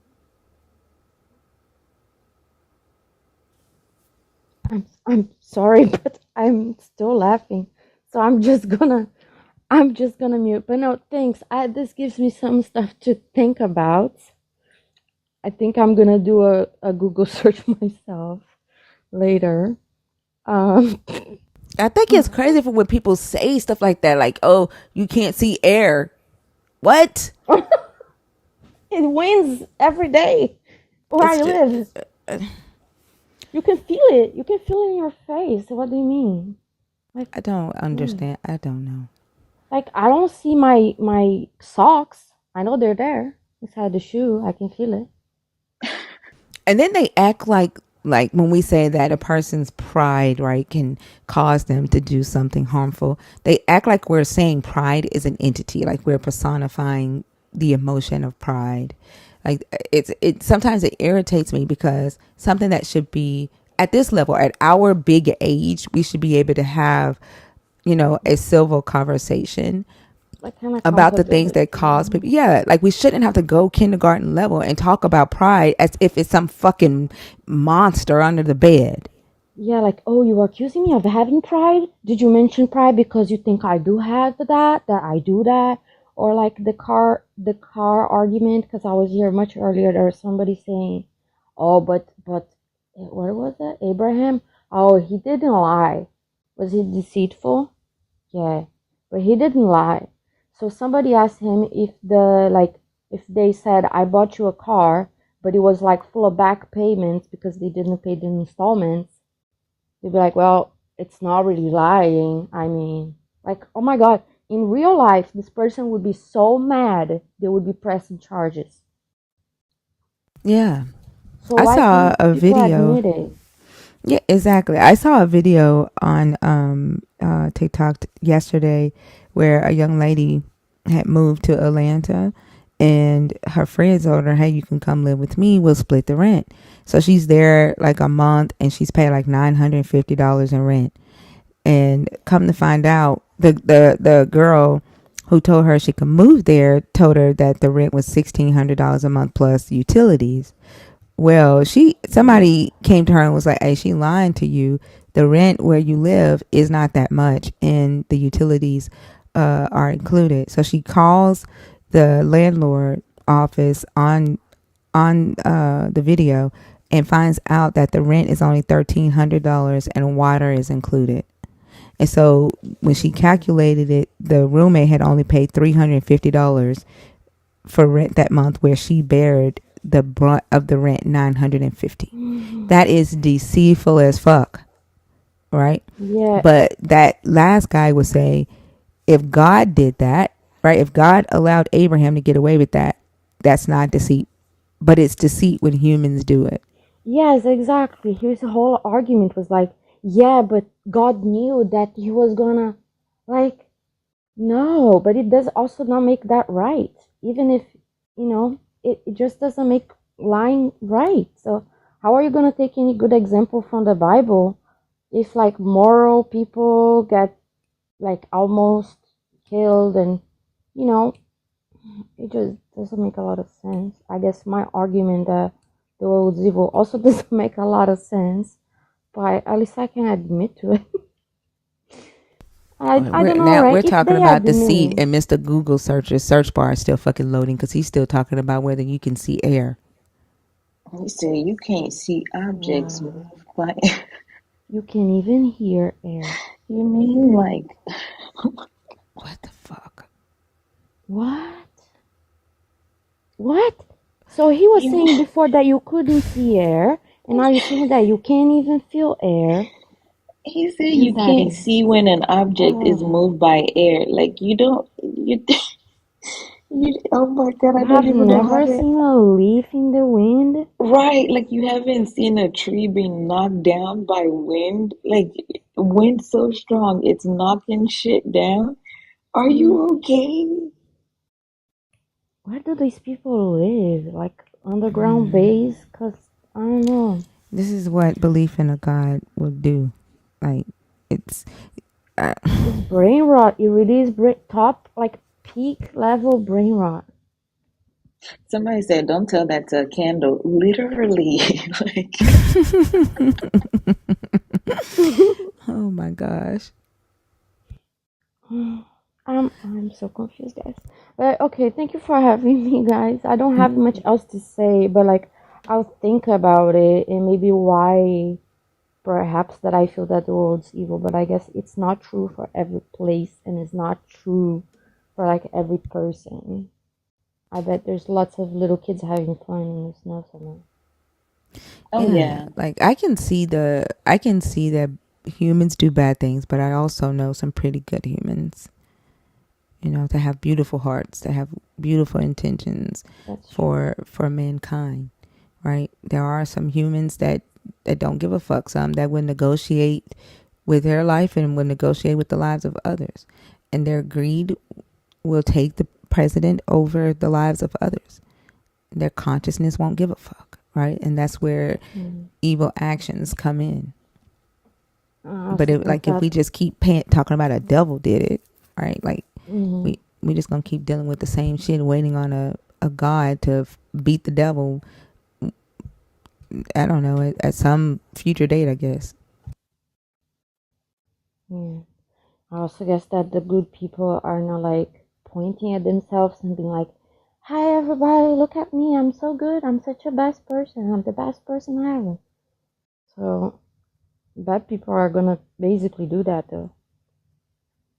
No, I'm Trying saying, to and like people who have good intentions aren't usually going around saying I'm good. Like, if you gotta announce yeah. that you're good, 9 times out of 10 you're not. Like, people will notice, right? Mm-hmm.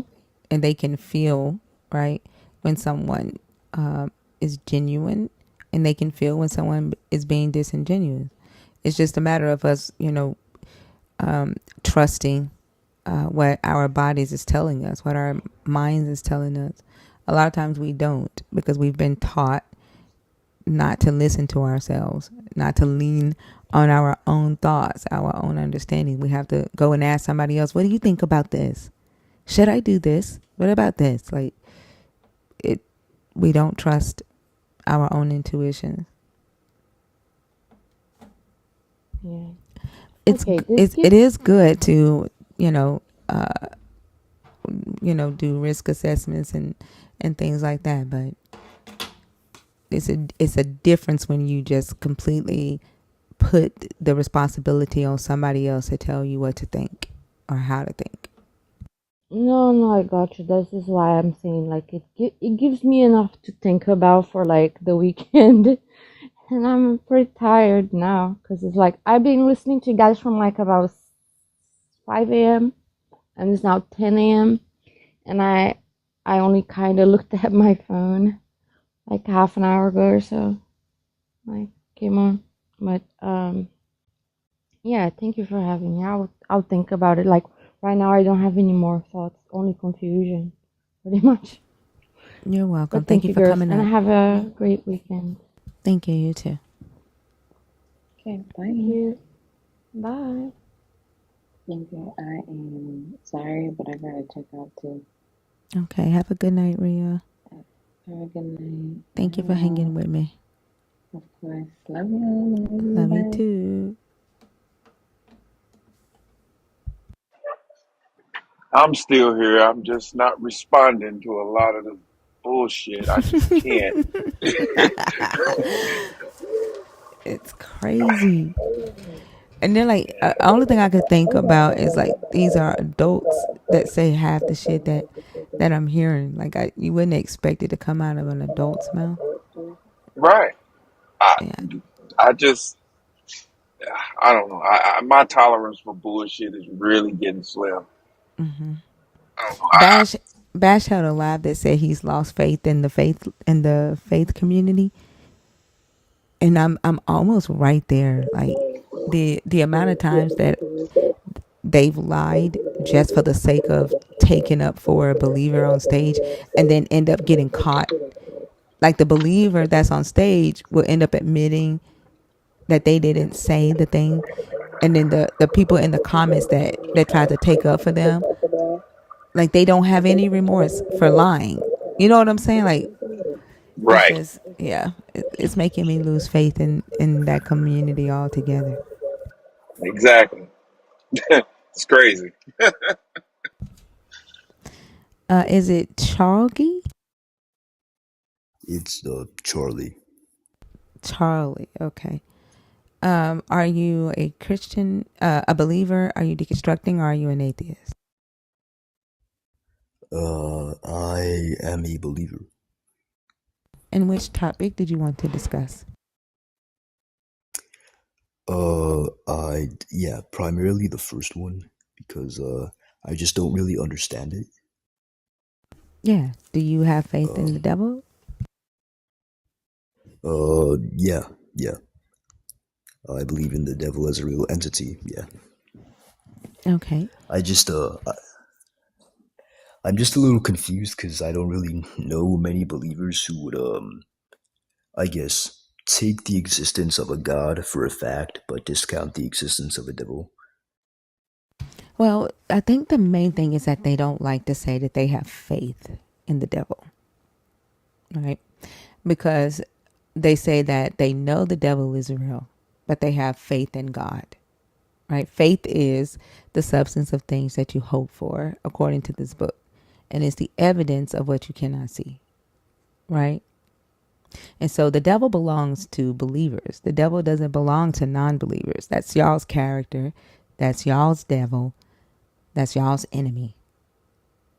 You have to have the same level of faith in your God that you have in your devil. Yeah, I suppose, yeah. If we're following that definition, then yeah, the devil, you ought to have faith, I guess, in the devil. Yeah.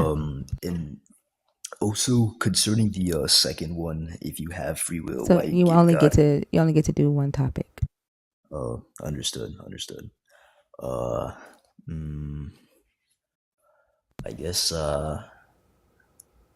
like maybe just like one at a time. You only get to do one topic. Okay, I get it. I just I think the only reason why a lot of Christians may be, I guess, averse to it is just because of the assumed uh how do I say it? I guess the assumed way in which people like assume the word faith is being used. Like, I mean, obviously, like you said, a lot of Christians like will say that they believe in the devil, but that they have No, they faith in usually God. say they know the devil exists. Well, yeah, They'll say they don't have faith in the devil. They know the devil exists, but they have faith and believe in their God. yeah. I think that when people say that they know the devil exists, like has an ontological reality, as opposed to I know and believe in God. I think they just mean it in a filial way, or like in a relational way. I think As either way you have a relationship with both. If you're going to say you know your God exists, you're going to also say you know your devil exists. If you're in a relationship with your God, you're also in a relationship with your devil. Like the devil talks to y'all. The devil tempts y'all, right? Your God talks to y'all. Your God tempts y'all. Like that, both of these characters belong to y'all. and y'all are Yeah, the ones in relationship with these characters. yeah, but I'd say that there's a difference between a filial relationship and a and just a basic relationship. You know, like just having I'm some sorry, are you changing your voice? No, sorry, I have a cold. Like a filial relationship and a just Nelly, does he sound like your boy? huh? I was What? gonna say that, but Where are you? yeah, Hold it on, just sounds like he's Justine. changing his voice. Yeah, Justine, type in the comments and tell me who you think he sound like right quick. Let me see if I'm tripping. Hold on, don't say anything. I just want to see if I'm tripping. No, sorry. I'm just moving the camera closer to my face. I can't see your face. Uh, Closer to my voice. You know, that's why it sounds different. Uh-huh.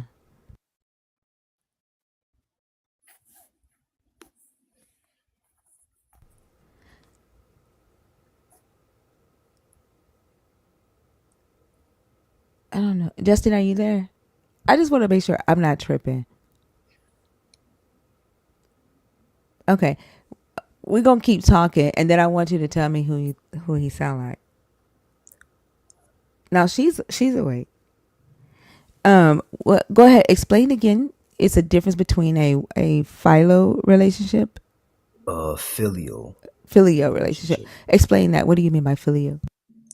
A filial relationship would be like I guess the relationship that a father has to his son or a mother has to her children. Uh, a a relationship simply like the the communication or interaction that two entities have to the other would be something like my blanket has a basic relationship to my bed, but it's not filial in a positive way, you know. I don't think I don't think that was the point that I was making though. Regardless of whatever type of relationship you call it, you have a relationship with the devil. Sure, yeah, yeah. I guess in that basic sense, then yeah. And what do you mean in that basic sense? Like regardless if you're saying that oh it's not a good relationship, it's not an intimate relationship, you believe that the devil, right, can convince you to do something? That the Well, devil tempts you to do something? well, no, I mean basic in the sense that like if there's no nuance added to it, if we only consider it in the sense that there is some connection between one or the other, then yeah, Is there not? yeah, there is. I mean, So like I don't understand like why y'all put extra words with it's stuff so just to oh, sorry. like I'm trying to figure out like if you're what exactly are you trying to say, right? You have a relationship with the devil because you believe, right, that the devil can tempt you, right? The devil can talk to your mind just like your God can, correct? Okay, yeah, it's all just semantics. It doesn't matter. It's not semantics. Can the devil talk to your mind like your God can? Or your heart Uh, like your God can? well, yeah, I suppose, yeah. And why are you talking as if like it's something different? That's what Well, I'm trying to figure out. It sounds like you're trying to say that it's not that. I'm not. I'm just saying that Why are you using words like semantics then? because I think just the basic issue is our communication of certain ideas to each other. But I think ultimately we have the same I guess idea. Hopefully, it's just that we just consider we assign different meanings to words Right. You in don't order. like the fact that I'm saying that it's a relationship with the devil, although the I never devil said that. communicate. I know you didn't say it, right? But it's different words that you would use instead of Not saying really. that it's a No. relationship. You Not really. just said it's different words. So can you No, clarify what you mean by that? filiation is a category of relationship, but it's not alien to it. So in that sense, we all of us have a relationship to the devil and God in that basic sense. However, because our relationship to God is more nuanced or has more layers to it, it can be categorized as a filial relationship What in the what way, layers are added to the relationship with your God that are not added to your devil? like for example, like in the example that I gave you, like oh okay, I actually know a good way to put this. Filial is like filial reminds you of family. Like when you hear filial, we think family, you know. So uh, a greater context we might think is that oh, you know, we we were created in the image of God and all that. We're the recipients of infinite love and all that. What does that have to do? Like you're saying different layers, right? Yeah. All you're saying is that your relationship with your God is like a father, and your No, relationship with your devil is like an enemy. it's no. I mean, yeah, sure, but like they're both very basic ontological uh relations, I guess. They're relationships, and Yeah, you I'm not communicate saying that with they're them the not. same way. You communicate with your God through your mind, like through your thoughts, through your heart, right? You read about him in this Uh, book, right? You are y- taught about him from theologians and preachers or whatever. And the same thing with your devil. Your mind, your thoughts, you read about him, right? You were preached about him from theologians, from preachers. Like it's the same relationship, same communication, communication. Like it's just communication different can types. be. It's just a different kind of relationship, but you have a relationship with both. Sorry, this is assuming that communication is what categorizes filial relationship, but it's I not. don't give a damn about filial relationships, and I Yeah, swear you sound like Q-Top. Like I don't care who is about that? the filial relationship. Yeah, It you have a relationship, regardless if you want to call it a I'm daddy not saying that. relationship and an enemy relationship. You still, because both of them are immaterial. They are both considered omniscient, right? They could be, both of them could be everywhere, anywhere, all at the same damn time. They're the devil has to be all knowing for him to be fucking with so many of y'all. Like the devil has pretty much the same characteristics as your God, right? Like Um, he can talk to 2.3 billion of y'all Christians and fuck with 2.3 billion of y'all Christians at the same damn time on any given day. yeah, sure. Yeah. Yeah, okay. Okay, but like this is okay. This is like like I said a while ago. It's just semantics. Like I feel like What is, I keep asking you, what are you identifying as semantics? uh, Like um does the devil not have the same capability to fuck with multiple of y'all and the same day at the same time? Talk to uh y'all at the same time? Is he not also omnipresent? no, I don't think the devil is So the omnipresent. devil's not omnipresent. No, that's not a belief that's taught by the Christian tradition. No. So if the devil is messing with you and tempting you, Yeah. right? Can the devil also be tempting another Christian down the street from you at the same time? Well, this is an idea that it's not really an article of faith as to whether or not you think that, oh, the devil has to tempt one person at a time. So, like, I didn't it ask you. really I is. said, can he? Can the devil tempt more than one Christian at a time? I mean, it's not a binding article of faith. Like, it's not an article of faith that, like, we have to Now believe. you're playing semantics. I'm no, it's like we can have varied opinions about Can it, the devil but tempt more than one person at a time? okay, sure. Yeah, just to let it continue along, I'll just say sure, yeah. I mean, like you're acting as if the devil is finite, right? And He he is. actually has a physical body. The devil has I a do think physical he body, does. and he can only be in one Actually, no. place at a time.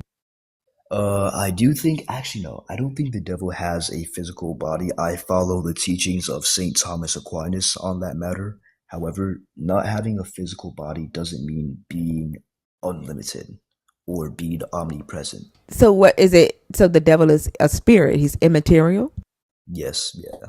and therefore can what be in one place at a time? Sure, yeah. And how Like, does Thomas Aquinas know that?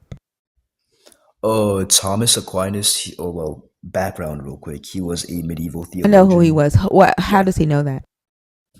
Well, Thomas Aquinas, he distinguishes between the angelic nature and the human nature, and he surmises that the human nature pertains to the earthly matter that God created and is thus subject to change, whereas the angelic nature, having preceded this, well, maybe not preceded this, but being of a distinguished nature to this, does not change in this way, in that, like, it's the angelic intellect, it's not enacted upon by the changes that come with matter.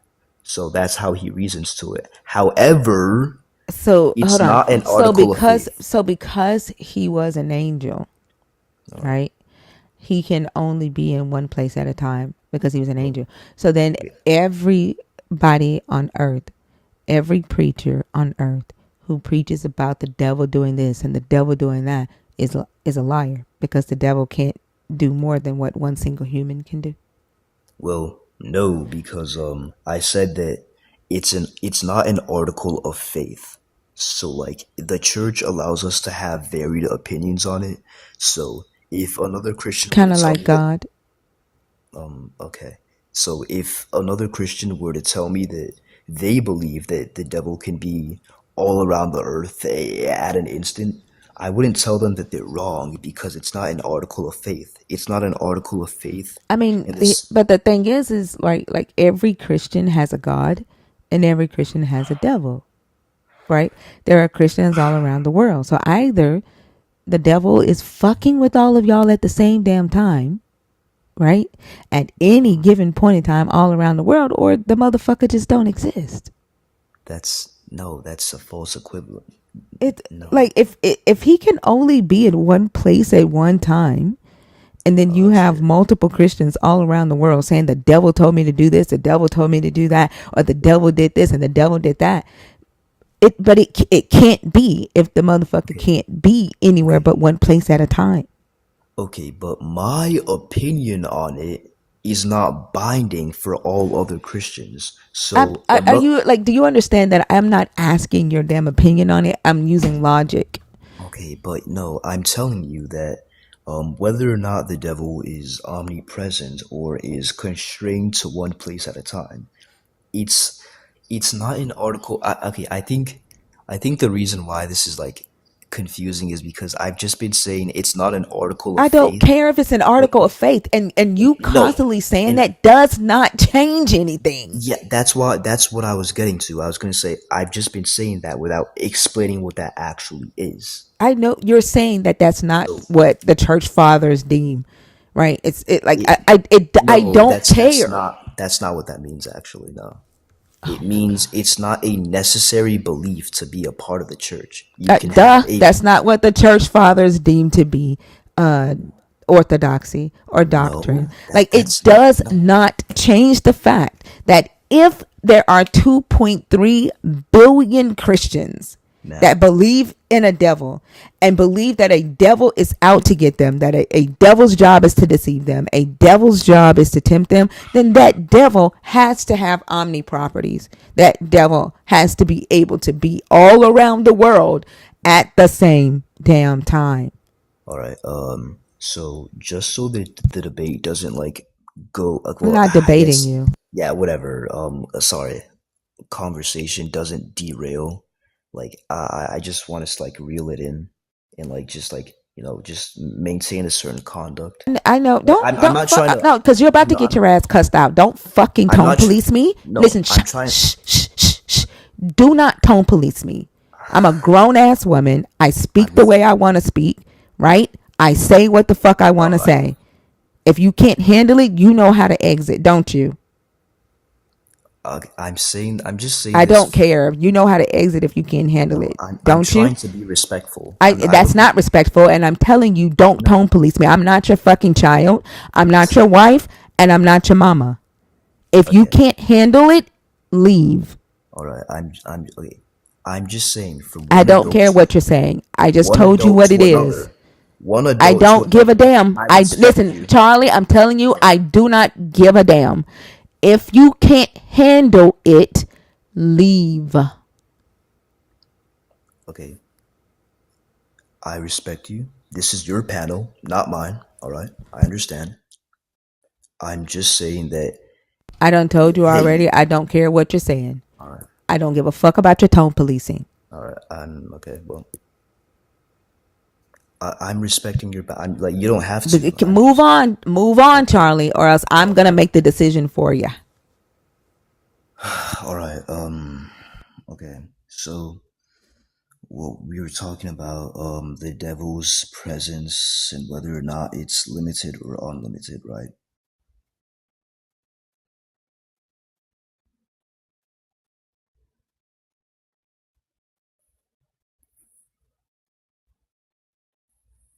Is that not what we were talking about, or just so that we're on the same page? Yes, Charlie. And those of you that are saying he can handle it, like the fact that you think that you need to speak for him is hilarious as fuck. I just don't want us to like. I just don't want to stand. Charlie, I don't care what you want. Okay. Okay? Like seriously, I'm not up here to make friends, okay? Okay. Go ahead and respond to the devil thing. Okay. Okay. It is not a necessary belief as a Christian as to whether or not you believe that the devil is contained to one finite experience in space and time, Who said it or was? you did. You I did. did not. I I you said, if you believe in a devil, the devil belongs to Christians.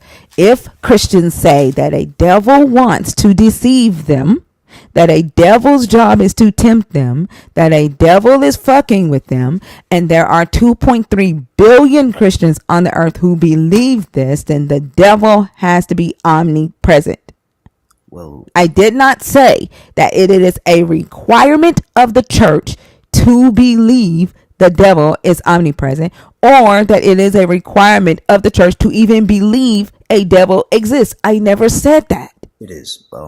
But okay, so let's assent to the idea that the devil can be all around the world at once, whatever. Um that doesn't equate to omnipresence, like definitionally, because omnipresence would register as being everywhere at all places at once. So he's not omnipresence in the way that God is. Like at this moment right now, God is at the end of he's in the next solar system over, while the devil How do you isn't. know that? Well, because How do you know that the devil isn't in the next solar system over? well, because we understand that according to God's nature, his divine nature, he must permeate the universe wholly and entirely. And the devil does not have this divine How nature. do you know that? What do you How do you know that? How do you know that the devil doesn't fuck with other universes? I Do was, not type in all caps in my comments. I was, are you What asking how do you know that? How are do you you know asking that the devil ain't fucking with God wherever he go? are you are you asking me to give you like scientific evidence or something Yes. that the devil I'm so sorry. I'm so sorry. Yeah, this Yeah, we're done. because We're you're done. speaking You as if you know you for a fact, like you're just I, saying shit. Like you do realize that you're just saying shit. Okay, yeah, it's because you're speaking to me on the grounds of my worldview. Like you're trying Like to internally and you deconstruct. think that I'm just gonna accept that your God is in another solar system and his omnipresence is permeating the solar system next over. Like really? How did we get here? I'm so You He, brought confused. us here. All he right. made that Well. shit up. He Oh, know he made that shit up. oh my God. Okay. So this is not going anywhere. So you can Of just like course drop it's me. not. Well, yeah, because yeah, we. Oh my God.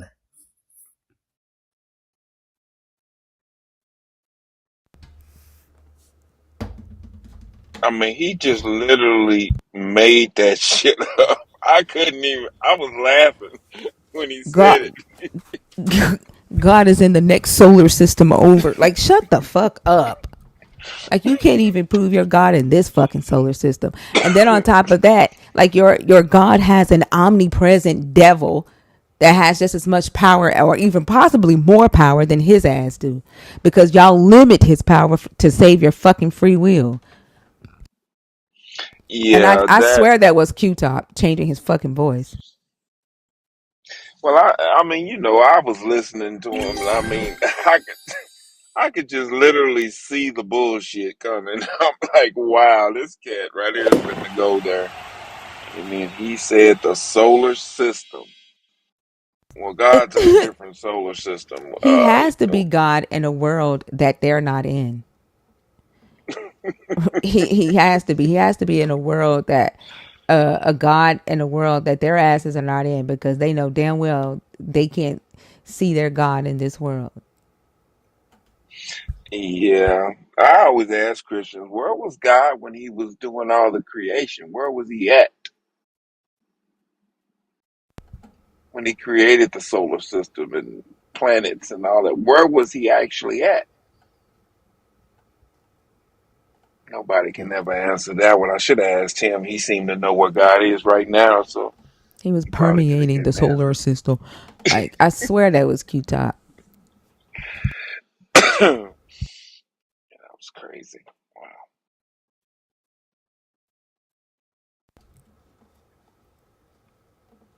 Y'all do realize when y'all say that your God is outside of space and time, that means that your God cannot, right? There's no medium for your God to even engage with you within space and time, right? Like you do realize that. I don't think they do.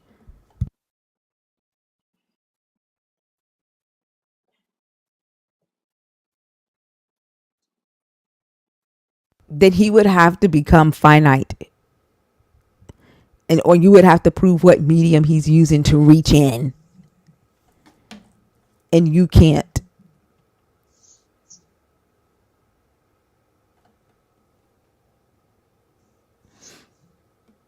This is wow.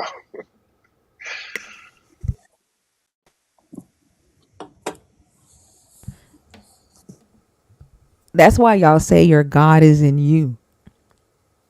And this, like, when I ask the question, if your God is in you, then it is y'all's fault that people don't see your God, that people don't believe your God, because y'all are the ones carrying the motherfucker. That's y'all's fault.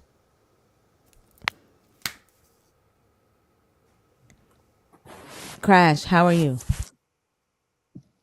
I'm doing good. Always a pleasure to hear from you, thinker. Thank you.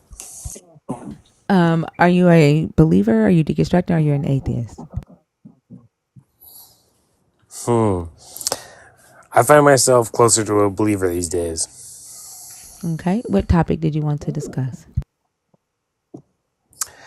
Hold on, Nelly. Do you want to do this one? Yeah, I'll do it. Okay, go ahead.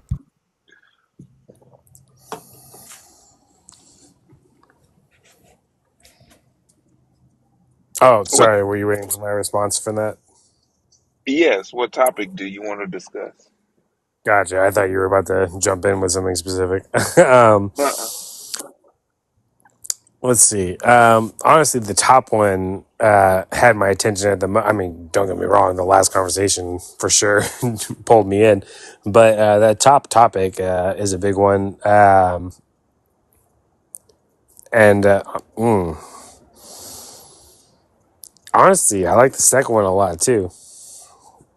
Well, you only can pick one, so Okay. which one would you like?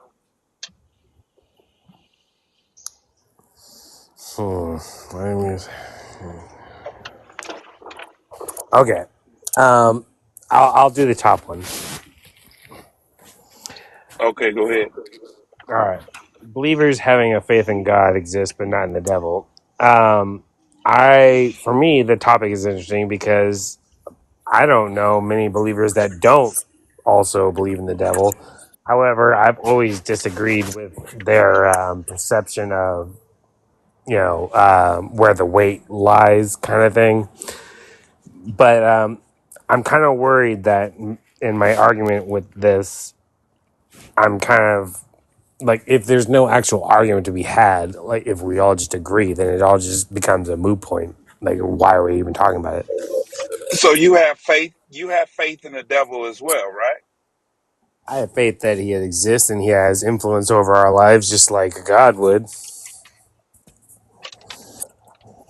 Well, I guess there is no argument there then. So Right. you We agree. agree. Well, I agree that they both would likely exist, and if so, they would have equal or subtle differences in what ways they influence us.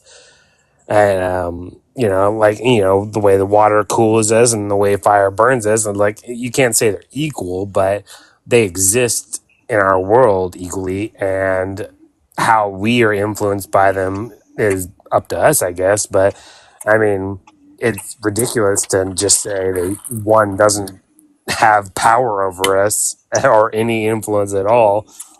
I mean, Would you say you have hope in the devil? hope in the devil. I feel Yeah. bad for the devil, No, not but hope for. Not hope for. Hope in. hope in. What does hope in exactly Do you mean? have hope in God? I would say neither. I don't have hope in either one of them. You I don't don't have expect hope. You don't. or demand What do I any mean when I say, expectation. what do I mean when I ask if you have hope in God? Well, that's what I'm curious about. I mean, if you ask me what, I mean, I don't have hope in either one of them. I just So do you believe in heaven?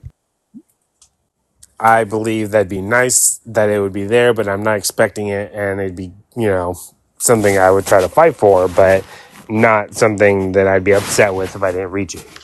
So let me ask you this. What is you said that you find yourself being more of a believer nowadays. Like, I don't know what you were before. I don't think I've ever spoken to you before. I've What? definitely spoken to you a couple of times. Oh, okay. Was your name Crash? Yeah, I haven't changed it from here, but I understand you talk to a lot of people. I'm not going to blame you for that, of course. Were you always a believer? No. Okay, that's fine. So, but Yeah. now you're leaning towards belief. Well, okay. When I say But belief, it's versus absolute saying like all of it's nonsense. But again, it's me now. are you leaning towards belief in a God? Yes. Are you leaning towards belief in the Abrahamic God? That's probably the closest one I would lean towards. Not to say that I find it impossible that others aren't on the table. Okay. Okay. So you were not a believer before. Now you're leaning towards the belief in this God. Why? Just really quickly. You don't have to do a drawn out answer. Why no God before? Now you believe in this God. Why?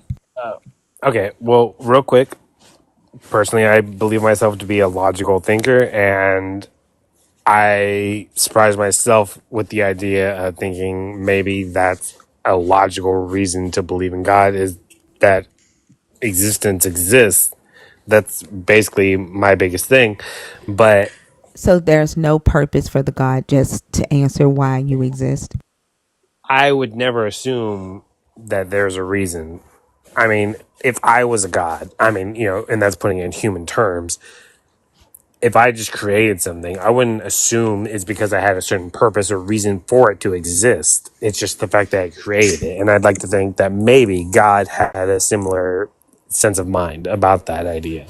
Okay, so does the God exist? What's the purpose of the God? Like, what's the purpose for you to believe in the God? Just for existence? Well, yeah, I'm not giving thanks or Okay, okay. What's the purpose of the devil? the purpose of the devil. See, again, for me, I never thought of it as a bad guy kind of like view. It's not evil versus good. They just simply both exist and they both What simply what have their what the purpose. purpose of God exists in his existence? What's the purpose of the devil existing? It embarrasses me to say it, but in my perspective, it's to give enjoyment, thrill, opportunities to express livelihood. That's how I see it. I So mean, the devil has an active role, and God's role is due to his past tense and desire. stagnant. Wait, God's role is stagnant. It's done. Existence is already done for millions and billions of years. So God's role is over. The devil's role is ongoing and it's active. Well, from my perspective, the devil was created by God, right? So he's But part of that's his fine. But I'm general asking, what is existence. his purpose? You said his purpose is for enjoyment and thrill. So his purpose is ongoing, right? Right. So the What? devil has more of a purpose in your life than the God that you're leaning towards. Well, you might say he's more actively involved, but I Well, wouldn't the say it's more of purpose, a your purpose. I purpose mean, is his purpose existence, wouldn't exist at all without right? God. But existence without, like, what is existence? Like, you exist and then what? Like, if, without the thrill, You're saying without without the purpose, what enjoyment, is without, existence? yeah, without the thrill that you've assigned to the devil, without Yeah. enjoyment, without all these things, what would be the purpose of existence if the devil didn't exist? Well, that's exactly why I think he exists. So Because then the if devil God was has the more creator, purpose. Then the devil has more purpose in your life than the God. well, you could argue that the devil is fighting for the purpose of creation in general. But yes, that's the No, idea. I can't argue that. God creates That's not what I things, and said. then the devil would create purpose Hold for on, those things. crash. Yeah, sorry. Go ahead. That's not what I said. Like, you said that the purpose of the God is existence, right? That thing has been done for billions of years. His job has been done.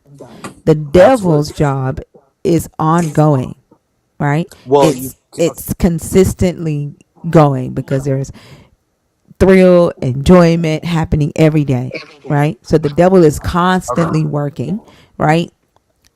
In Are your you saying life the and in God's your belief. not working? What is the purpose of the God? What, besides existence, what else is the God's purpose? That's Okay. what I'm asking you. Oh, I understand what you're saying.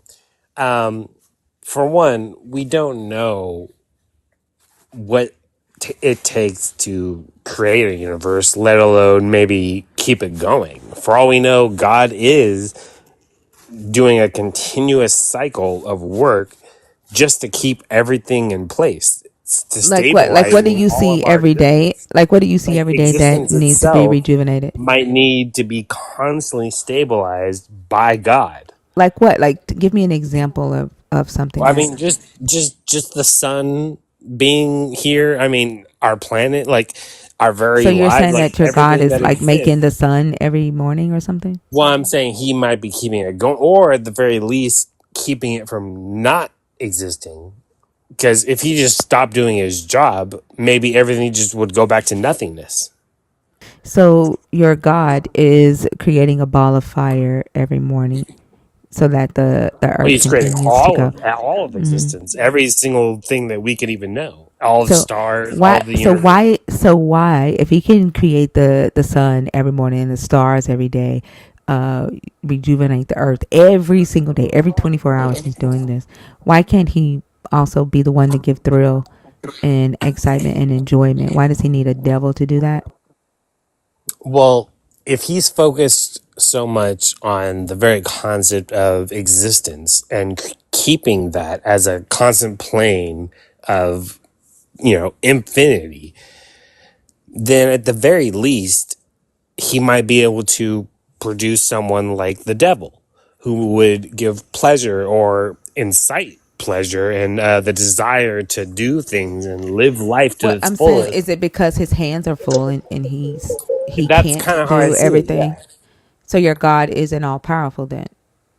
Well, you say all powerful, but Like there's you're thinking of limitations it to in what your God can do. a human term. Like if Are there someone who could limitations? create Are there everything, yeah, crash? go ahead. Are there limitations to what your God can do?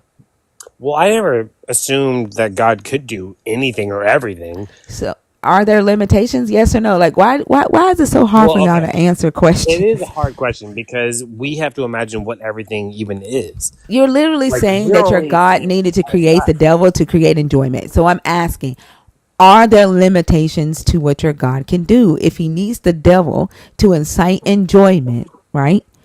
That means that there is limitations to what he can do. Well, again, I never thought there were any issue of argument about limitations, but yes, personally, I do think there are only so many things that God can do. I never thought of it as like in our human version of omnipotent, being able to do absolutely everything with all full power. Like, why would we assume that? Why? That's a human concept that we came up with to I be mean, like God because can for honestly, sure that would do honestly, everything. then there's no reason, like literally, no need for the God, right? There's Like no need for there's no anything. I need mean, for the, we wouldn't there's even no. be I'm sorry, talking if everything was perfect. crash. When you were talking, I didn't interrupt you. Yeah, you're right. I'm sorry. There's no need for the God, right? You're literally saying that the devil has more of an active role in the lives, the daily activities of human beings than the God does. Well, no, again, you're dismissing the idea of the God being, the foundation of it. Like, I mean, if you're we don't saying have that the ground we stand on, I'm it not doesn't missing matter it. how nice the rain feels. I said that you're saying that the devil has more of an active role. Yeah, you're right. Absolutely. In our Active. day-to-day lives. Exactly.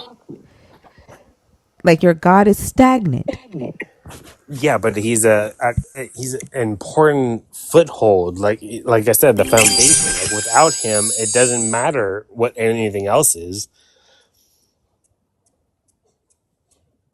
He I might mean, not be actively jumping in our lives, but that may be why other things are happening, like the devil. Maybe the devil isn't exactly a bad guy; he just gets targeted as such. But it's our lives exist because God has created all of existence. I think The it's devil is a little extra. like it literally makes no sense to me, right? For you to create these characters, right? Like you're saying that you believe that there is an entity in outside of time and space that's like making the world work, and then there's another entity outside of time and space that's giving people their desires, right? And like instead of just acknowledging that humans, right, have this ability within themselves, right, to desire things or not desire things, to make decisions or Oh, choices, of course. but right, like for some odd reason, you're assigning that, right, to an outside entity. By the outside entity, do you mean the devil?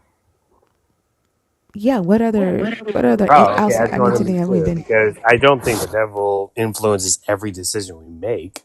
I'm just saying he's Or there just the good to ones? You said give the joy and the inspiration thrill. at moments that he feels that he can. It's not about every decision that we make as humans is all because of the devil or God. I mean, the fact that you think that you even need either is the thing It's not that's about like tripping needing, me. it's that we might be being hit by it without realizing it. Uh, It's not that we have to have it for every decision. I mean, the fact that you said that it's the logical thing, right? Like that's what you end up going back to. Like Right. you Yeah. need, right, to be able to see that.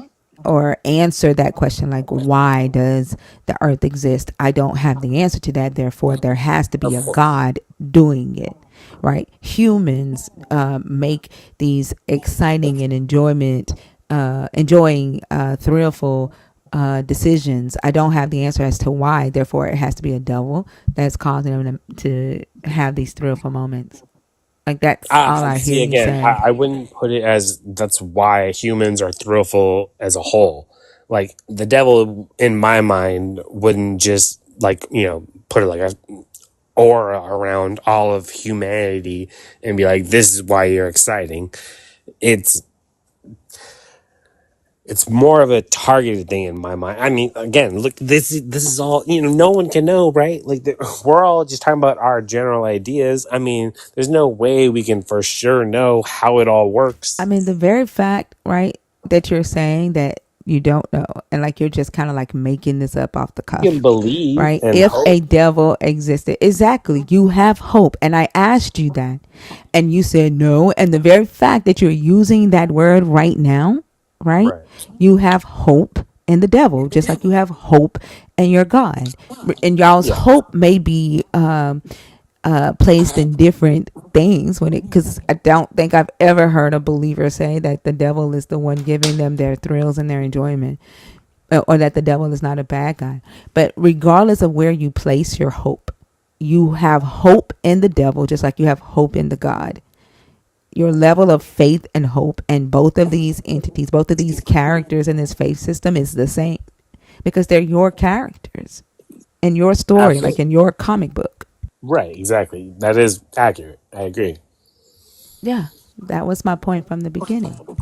But that's how we believe in everything, right?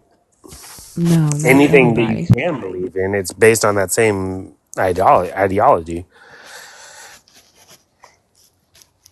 Not everybody.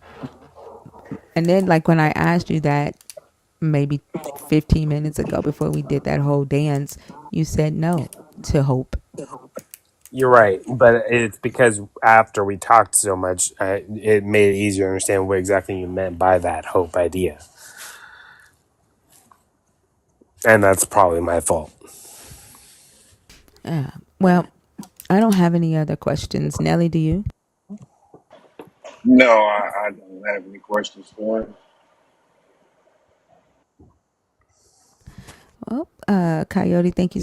Coyote Crash, thank you so much for coming up. Yeah, I hope you have a appreciate good the night. time. You too.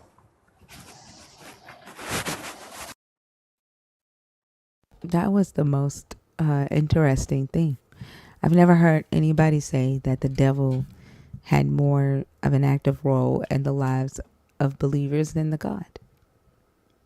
And that the devil is the one that brings enjoyment and thrill. It, it it's to the point. It just amazes me how people keep adding and adding to this guy. I mean, they make up shit to suit their own thoughts. I mean, they just constantly. I mean, shit. It just amazes me. It's a trip. Like, that was new. Yeah, I, I guess next somebody gonna come and say, "Well, actually, God and Satan are best friends, and they plotted this together." And it's gonna be some ignorant. I wouldn't be surprised. I wouldn't be surprised. If you're in the guest request and you're waiting to come up, can you please comment? I wouldn't be surprised, Nelly. Like, I think after that one, I don't know. Mahoney, I don't see you in the guest box. Like, I see you commenting, but you're not in the request. Can you send a request, Mahoney? Yeah, send your request now. I've seen you comment several times, but you're not in the request.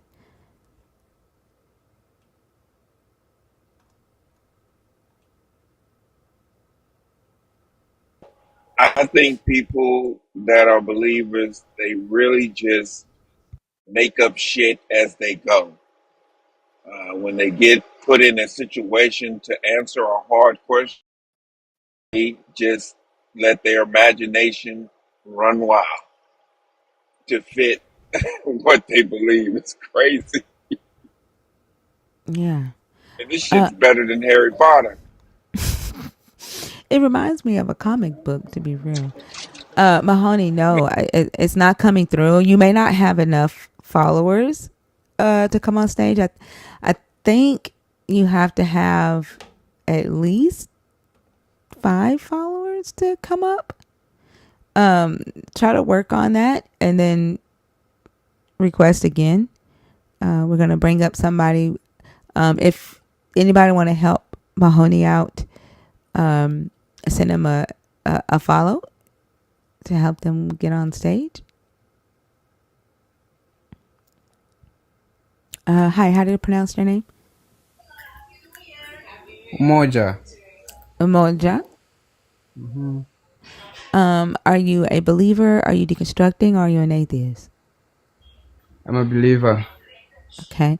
Nelly, that one didn't go so well. Do you want to do this one? Yeah, we can do this one. Okay, go ahead. Okay, so go ahead and pick a topic that you would like to discuss. I heard about the existence of God here, and if God is powerful or Satan is powerful more than him. Yes. I heard there were some people. I don't know what you're talking about, but I want to hear Can something you pick a according to. topic, please? Like, we're not talking about the Okay. last conversation. There are 3 topics on the board. About the existence of God. The existence of Can you God. can you read the topics on the board, Umoja? Like, there's 3 topics on the board. Can you pick one of those, please? Okay. If you have free will, why give God credit for your good action? Why do you believe I have faith? God exists, but not in the devil. Let's do the first one. Yeah. Okay, go ahead. But all of them seem to be interesting. Anyway, let's do the last one. My question is, do you believe if God exists? The last one. That's not. That's You not don't the get to topic. ask questions. It says I have questions, right? Okay, I have No, questions. no, no, no, no, no. We would How to ask wait? you a question, Umoja. Okay, you ask me then. Oh my God. You pick the topic that you want to discuss. Please Yeah, discuss the the last topic. one. The last one. You want us to ask you questions about belief? Yes. Okay, go ahead, Nelly. Oh, okay, what do you believe? Gee. I believe that God exists. Okay, and so do billions of other Christians. Now, what's your point? My point is, I don't know why people say that God exists. I don't know if it's because they don't believe in Him or if they're trying to argue with other people. Okay, we don't care if God exists or not. That's not our point. Okay? Mm-hmm. We asked you to pick a topic. You had to let us know that God exists. Okay, you let us know that God exists. Now, what else do you have, sir? And the other ones that I have is not No. because, it's not because you don't believe in anything.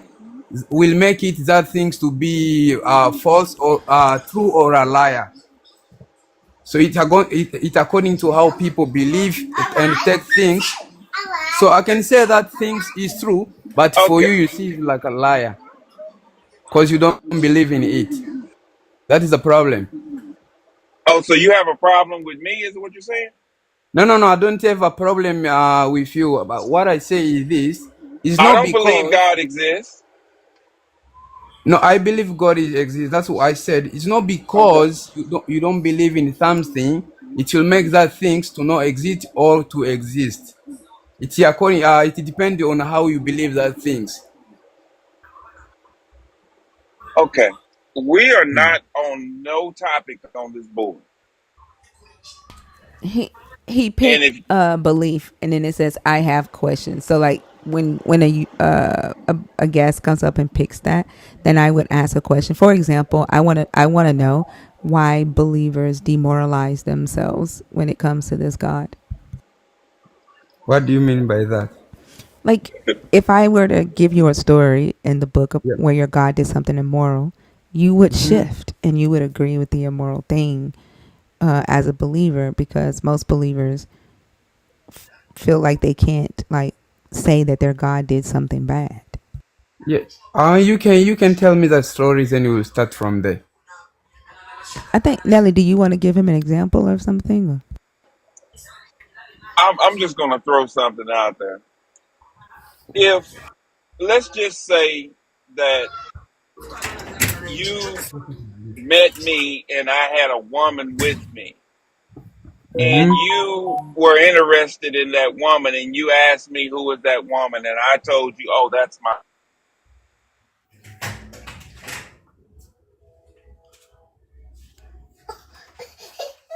Hello. Hello. Hey, that, Hold on, Nelly, you cut out. are you You there? Can you you cut hear out. me? Yeah, you're back. Okay. So let's just say that you decided to have interactions with this woman, okay? And Yep. then all of a sudden, can you hear me now?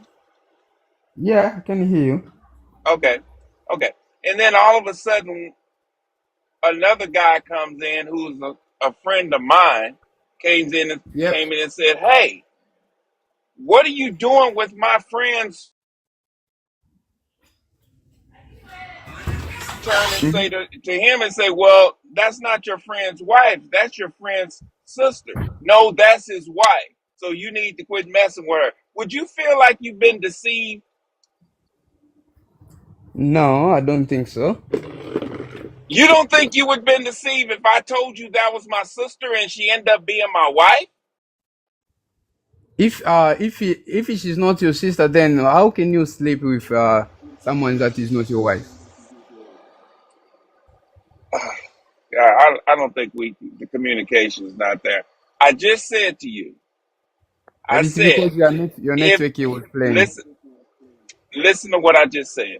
I said to you, you were interested in the woman that was with me, and I told you that she was my sister. But Mm-hmm. then my one of us came to you and told you doing with my friend's wife, and you turn and say he said that that is his sister, and I'm telling you that's his wife. Would you feel that I deceived you? Yeah, you deceived me. Okay. Well, your God doesn't feel that. How?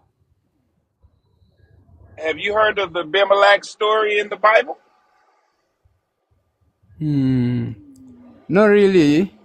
Yeah, but Okay. there is no story in the Well, we Bible. might have to Yeah, not pull it up really. on the screen, but basically in the Bible, Okay, all right. A- It will be a good idea. I'm Do you sorry. want me to read it for you, Nelly? Yeah, yes, read it Yeah. for him so he can understand. Yep. All right. This is Genesis 20, Umoja. Yep.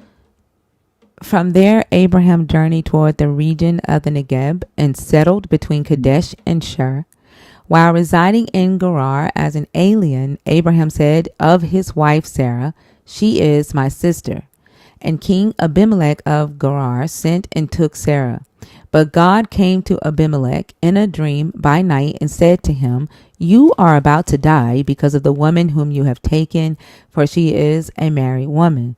Now Abimelech had not approached her. So he said, "Lord, will you destroy an innocent people? Did he not say himself to me, 'She is my sister'? And she herself said, 'He is my brother'?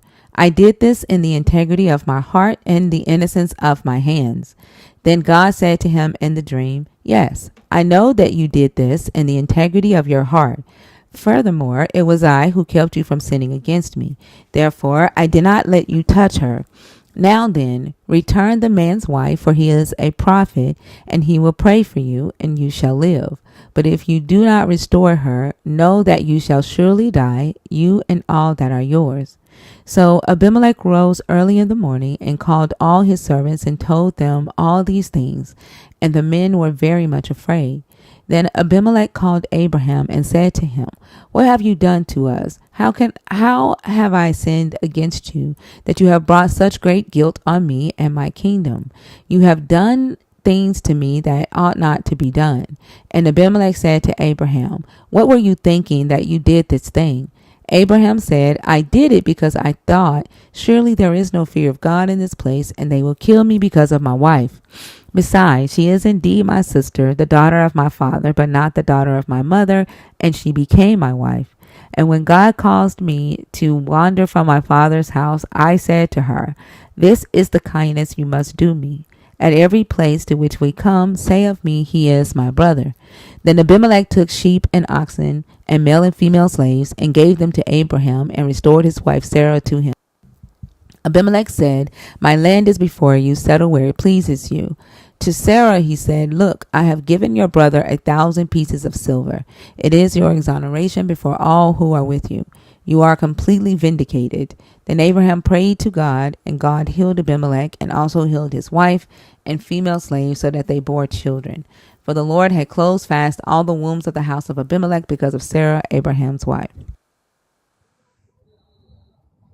Yeah, okay, I know this story. It's about Abraham, but this story because it's Abraham fear for his life. That's why he told the king that Sarah was his sister because he fear for his life. But God didn't like that action. That's why God went That before doesn't Abimelech. matter.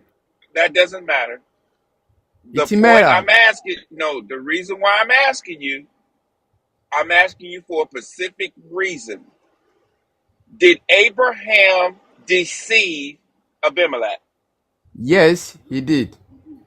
Okay, and then what did your God do? Your God punished Abimelech and his slaves and his people, but did not punish Abraham for lying and deceiving Abimelech.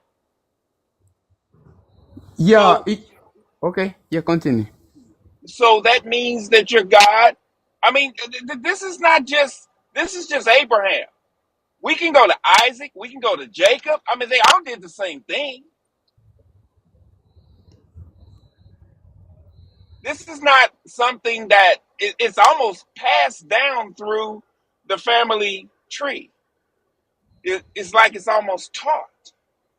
And your God took the side of the deceiver over the person that was innocent. Yeah, I understand you, but always God, as the Bible tells us that God do what He wants, and He will always righteous. So He had a covenant with Abraham. That is why in Abraham in front of God doesn't matter if he did something wrong, but in front of God he was righteous. So Okay, so okay, let's stop there. So you agree with God taking the side of the deceiver over the innocent? no, it's not like that. But everything that Yes, it God is like did, that. Okay, did God take Abimelech's side or did he punish Abimelech? He punished him. Yeah, he punished him. Okay, okay, so Yeah. did God punish Abraham? No, God didn't punish Abraham. Okay, so that means your God took the side of the deceiver. Are you, I mean, you agree with that? Does that set right morally with you?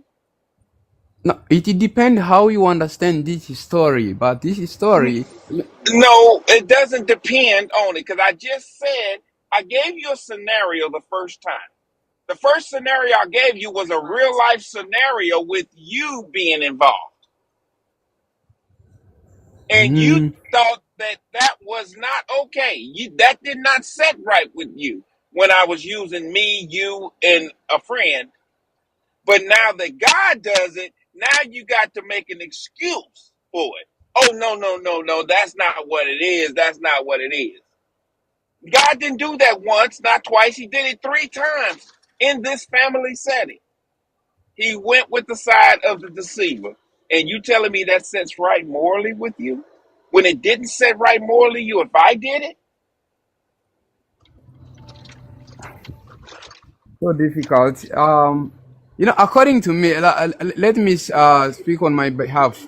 I became a Christian. It's because of I believe in Jesus. And if you look at New Testament and the Old Testament, they are very, very different. That's why all those sort of things that you are telling me now, you cannot find those action in New Testament. That is why Jesus Christ come so can give Yeah, everyone okay, okay. the right. We know why Jesus came. We know why Jesus came. But isn't Jesus and God one? Isn't Jesus and God one of the same? Ain't that what Christians believe? Yeah, he the Okay, same. then so why are you giving Jesus more credit in the Bible than you're giving his father God? That is why Jesus came to fix things. What He did came to Jesus stop all fix? those things. Yeah, he stopped everything that if you see Old Testament, everything that it is a shadow of New Testament. It's a shadow. So everything that's happened there, That's not what I asked you, sir. I asked you, what did Jesus fix? Jesus fixed. He came to give everyone right to live. He came to He forgive everyone. Doesn't matter you did wrong or whatever. He came to forgive. If even if you did something okay. wrong, you ask for forgiveness, you will be forgiven. Okay, that's okay. My understanding, and you're talking to a former Christian, Jesus died for the sins of the world. Of the He world, died for yes. your sins. He died for your Everyone, sins.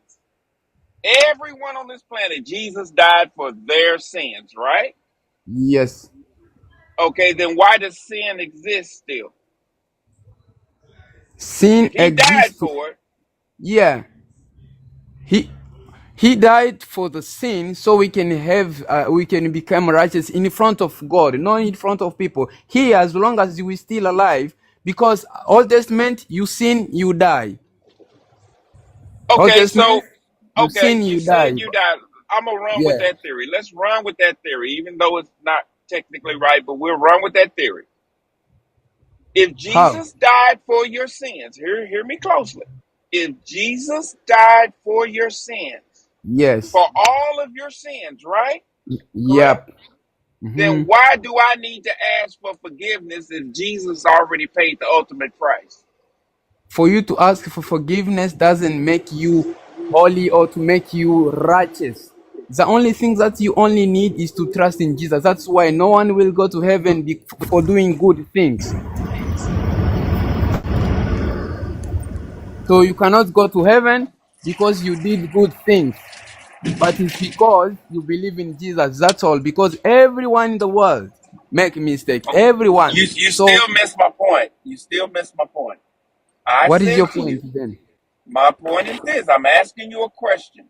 If Yep. if Jesus died for all of my sins, Hmm. I already have my ticket to heaven because he died and paid the ultimate price for all of my sins. So there's nothing I can do wrong that's not already paid for.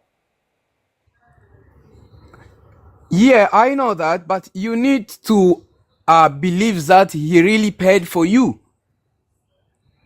Not only by saying, you need to believe, and in that way, you need Okay, to do everything can I that ask you a he question? command you to do. Me not Yes. believing in Jesus, is that a sin? For you to not believe in and Jesus is not a sin.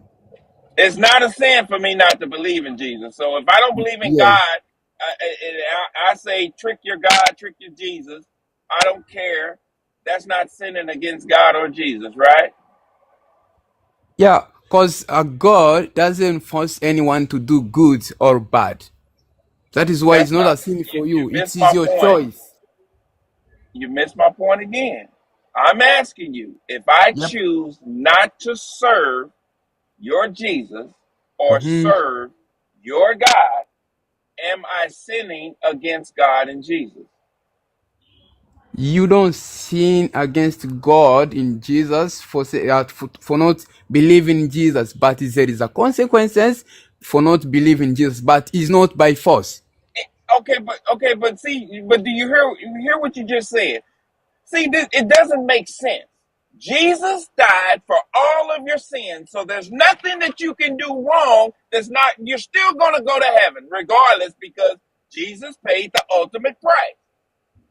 Okay, very So good. now, but you're saying that there's a consequence because I don't believe in Jesus, but yet I can go out and unalive 25 people and I'm still Okay, going to heaven?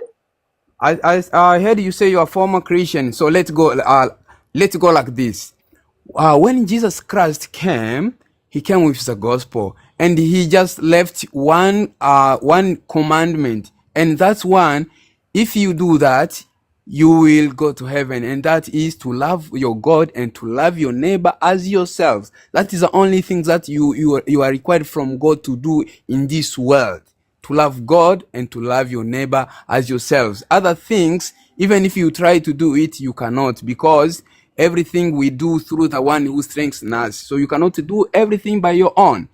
Okay, you, this doesn't If make you sense to if me. you find yourself, to make it short, if you find yourself still struggling with sin, that is mean you haven't believed that Jesus Christ on the cross yet Okay, for stop you. right there. Stop right there. You just said it again. Now, see how How? you just distinctified sin with believing. But yet, when I asked you, me not believing in your Jesus, is that a sin? You say no. But yet, you just said that out of your own mouth. You just said that believe. You just put sin and believing in the same category. Okay, do you believe in Jesus? No. Oh, that is a problem. No, that's not a problem. That's a problem for you, not a problem for me. When you read in John, we need to know how Jesus Christ died for these sins, and what does it mean to for the world.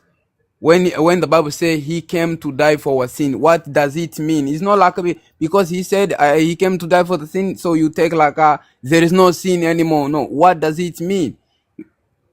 So for him to die on the for our sin is this. Because we use it used to be you sin you die. So after he died for the sin, that is mean even if you sin, you won't, God will not kill you straight away as he used to kill people, but you'll be forgiven if you Use ask for unalive, please. Quit that saying is. kill. Put No, unalive. no, we can say kill on my line. Yeah, Oh, we don't okay. have to Sorry? say Just want it. to make sure. Oh, sorry. Let me No, say you can I finish have a your. question. I have a question. Yep. Thank you. If someone is a serial killer, Hmm. right? But they believe that Jesus died for their sins, do Yep. they go to heaven? Good question. If you believe in Jesus Christ and you still doing that, as you said there, you said I didn't commit say no they were sin. still doing it. I didn't say they were still doing it. If they were Oh, a serial killer and they believe yep. that Jesus died for their sins, they go to heaven. Yeah. If Okay. you Okay. just kill Okay. All right. and you believe in Jesus now, you'll go to Okay. heaven. All right. And if someone lives a life without killing anybody, harming anybody, giving Hmm. food to the poor, but they don't believe in Jesus, do they go to hell? Yeah, because you don't go to heaven by doing good things. So a person that committed atrocities like Hmm. killing will Mm. be in heaven with your God for simply believing. And a person that lived a moral life without the belief in your Jesus would go to hell. So belief doesn't actually cause somebody to not sin, right? So what is the purpose of the belief in the Jesus? The Pep, can you ask that question, please, again? What is the purpose of the belief in the Jesus? What does the belief in the Jesus do? The belief in Jesus is to is help us. It makes the presence that God live in you. To do It what? give. Because a person, right, can be Yeah. a good person, live a moral and just life, right? Yep. And not cause any harm to anybody, not um, deceive people, and they would still go to hell just for not believing your Jesus exists. So what does the Jesus being in you do if y'all still sin? Okay. By sinning, because we let do this. The Bible said that God thought is not like ours. The way that God takes things is not like how we take I things. don't want the God's ways are higher than your ways. His thoughts are higher. If y'all as believers in Jesus still sin, right? What is the purpose of the belief in Jesus if it does not stop you from sinning? That's my Oh, question. okay. You don't stop sinning because you believe in Jesus. You don't stop sinning because you What believe in is the Jesus Christ. purpose of the belief in Jesus? If it's not for you to stop sinning, what's the purpose of the belief? The purpose to believe in Jesus is for you, even if you sin, you will go to heaven if you believe in Jesus, because He is the one who will be who will take everything, all your sins. He's the one who will present. He'll become your righteous. That is why we believe in Jesus. So you should believe in Jesus so you can sin as much as you want to and still go to heaven. Good question. So, if you really believe in Jesus, no one have ever believed in Jesus and still sinning. That's not true. If you Paul said he still struggled with sin even though he believed in Jesus. And then you yourself said that you're all gonna sin. You're all sinners even though you believe in Jesus. So you can sin as much as you want and be forgiven and still go to heaven. But if you don't believe in Jesus, you cannot sin and you go to hell yeah, just because you didn't believe. So there is two. there's no real the Yeah, purpose is that you can just be a habitual sinner. there is two different. There is two different things of like sinning. The one is the one that you mean to do it. It's like you prepare yourself to go and finish someone's life. The Yeah, person who voluntary says sinning and involuntary sinning. It doesn't matter. Sin is sin. You're sin saying it, you're but it doesn't saying have the that same it doesn't roots. matter. Voluntary sin and involuntary sin, involuntary sin. It's still sin. It's still sin. Everything that makes you feel guilt is a sin. Okay, Everything that but makes you feel that guilt. no, but I'm not asking you what sin is. Yeah. I asked you, like, if Jesus died for your sins, you believe that, yet you still sin. Believers still sin. Like you're Yep. no different. You're no different than someone who does not believe. Like it doesn't make you a better human, right? And Yeah. you yourself said that believing in Jesus does not stop you from being a sinner. It just gets you a ticket in heaven. So you could be the most horrible person in the world and believe in Jesus and go to heaven. And you could be the most pleasant, helpful person in the world and not believe in Jesus and go to hell. Okay. So we need to know first what this belief in Jesus Christ mean. First, we need to know what does it mean, because everything, and we need to know this Jesus Christ to die for the sin. What does it mean? I think Is I it asked you that earlier when I said, what does believing in Jesus Christ do? What does it do? you? as I said, it means, what does it mean? Why Jesus Christ died? Is he there to die for the sin? What does it mean? And what like a believing Jesus Christ mean? It is mean, it's not like a, Jesus Christ said that you become a new, you become a newborn. You know, and the newborn. So it is supposed to change you. It is supposed, you Yeah, are it's supposed to supposed to stop change sinning. you. Yeah, So yeah. So you are supposed to not be a sinner anymore, right?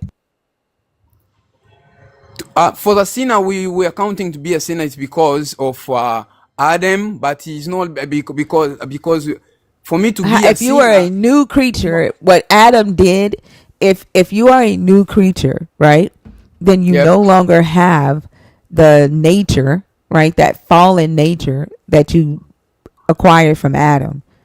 You're a new creature. The nature is still there because the same punishment So that then was nothing given so to then Abel. nothing changes. So then nothing changes. You stay a sinner.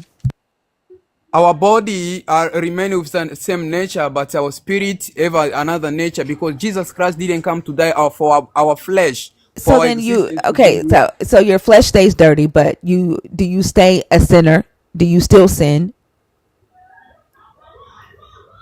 But for me to still thinning, I don't sin anymore, but I'm a sin because of the flesh that I have. So Until when I will, you until have a when I new, will go. right, so you're not a sinner, but you're in a sinful, like you're in a Body. dirty cup. You put so new juice, good juice in a dirty cup.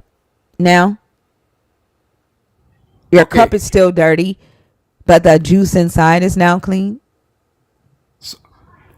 Okay, let's do this. You buy a bottle of water from the shop, and you take that bottle without opening the cup. You put in the mud, and you take it off. So the water will be dirty, or the bottle. Which one will be dirty? I don't need another analogy. I just gave you a perfectly good one. Your cup is dirty on the outside, and the inside, the juice is clean. So you put new juice in a dirty cup. The the body, our flesh, still dirty because we still have I get it. desire. I get it. That's the purpose of Yeah. the analogy. So your avatar, your skin suit is dirty, Yes, that is why the Bible said we will be changed. but what's inside is now clean. Yes, that is what because So that means you shouldn't sin anymore, even though you're walking around in a dirty suit. You've been washed in the blood, but the blood didn't actually wash your body. It didn't actually wash your flesh. yeah, no flesh because you still die. No. I didn't ask about death. I asked about sin. Your Yes, flesh is sin. still sinful. Yes, still All sinful right. because So you've the taken a shower in Jesus's blood, right? You've if it taken a was shower like in his that, blood. You've showered in his blood, and you still came out dirty on the outside, right? But on the inside, you're supposed to be clean and not sin anymore. okay. I understand you. The Bible said the wages of sin is death, but but the gift of God through Jesus Christ is everlasting life. I'm That's not why he asking said, about that. I ask, do you still sin when you believe in Jesus?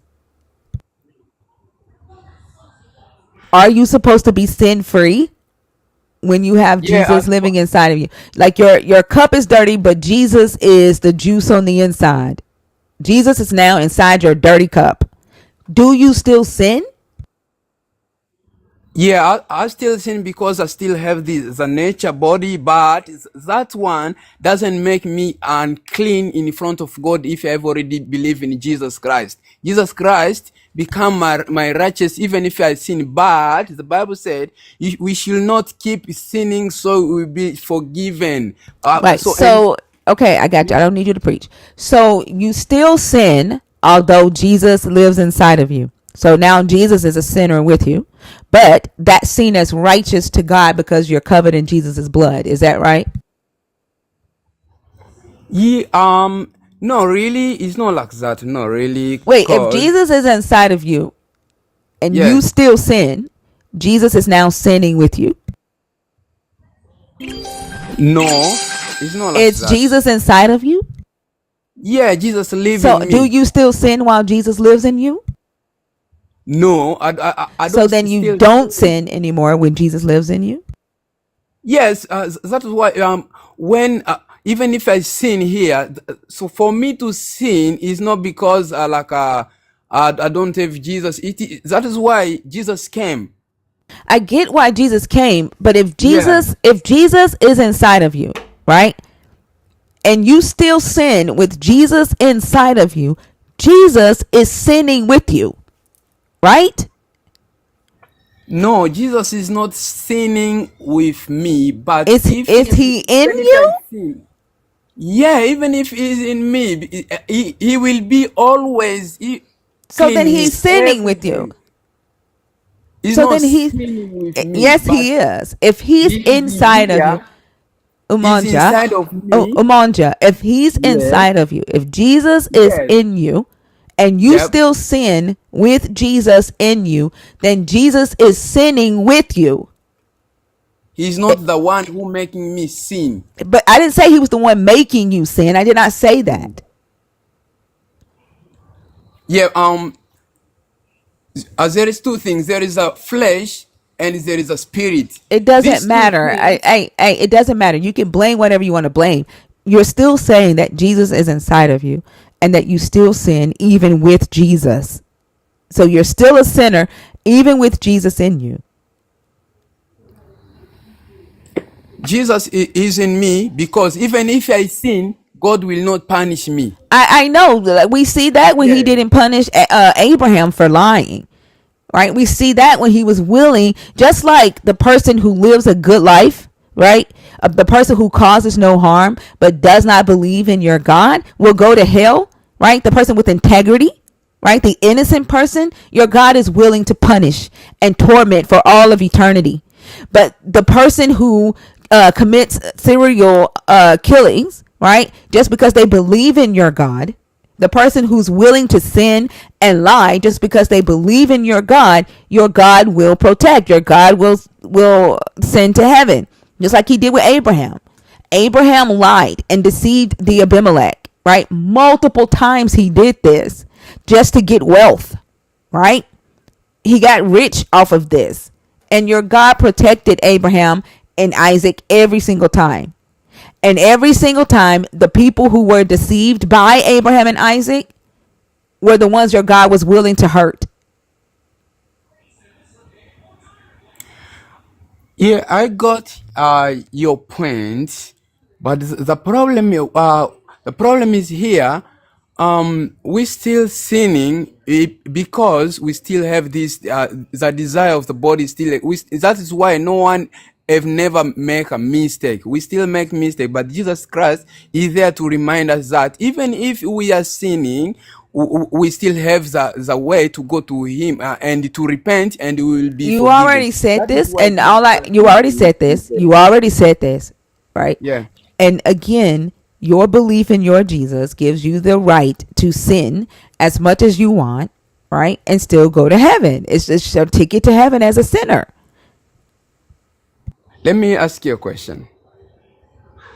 Can I ask you a question, please? Yeah. To put an insurance to the house will make the house to not be burned.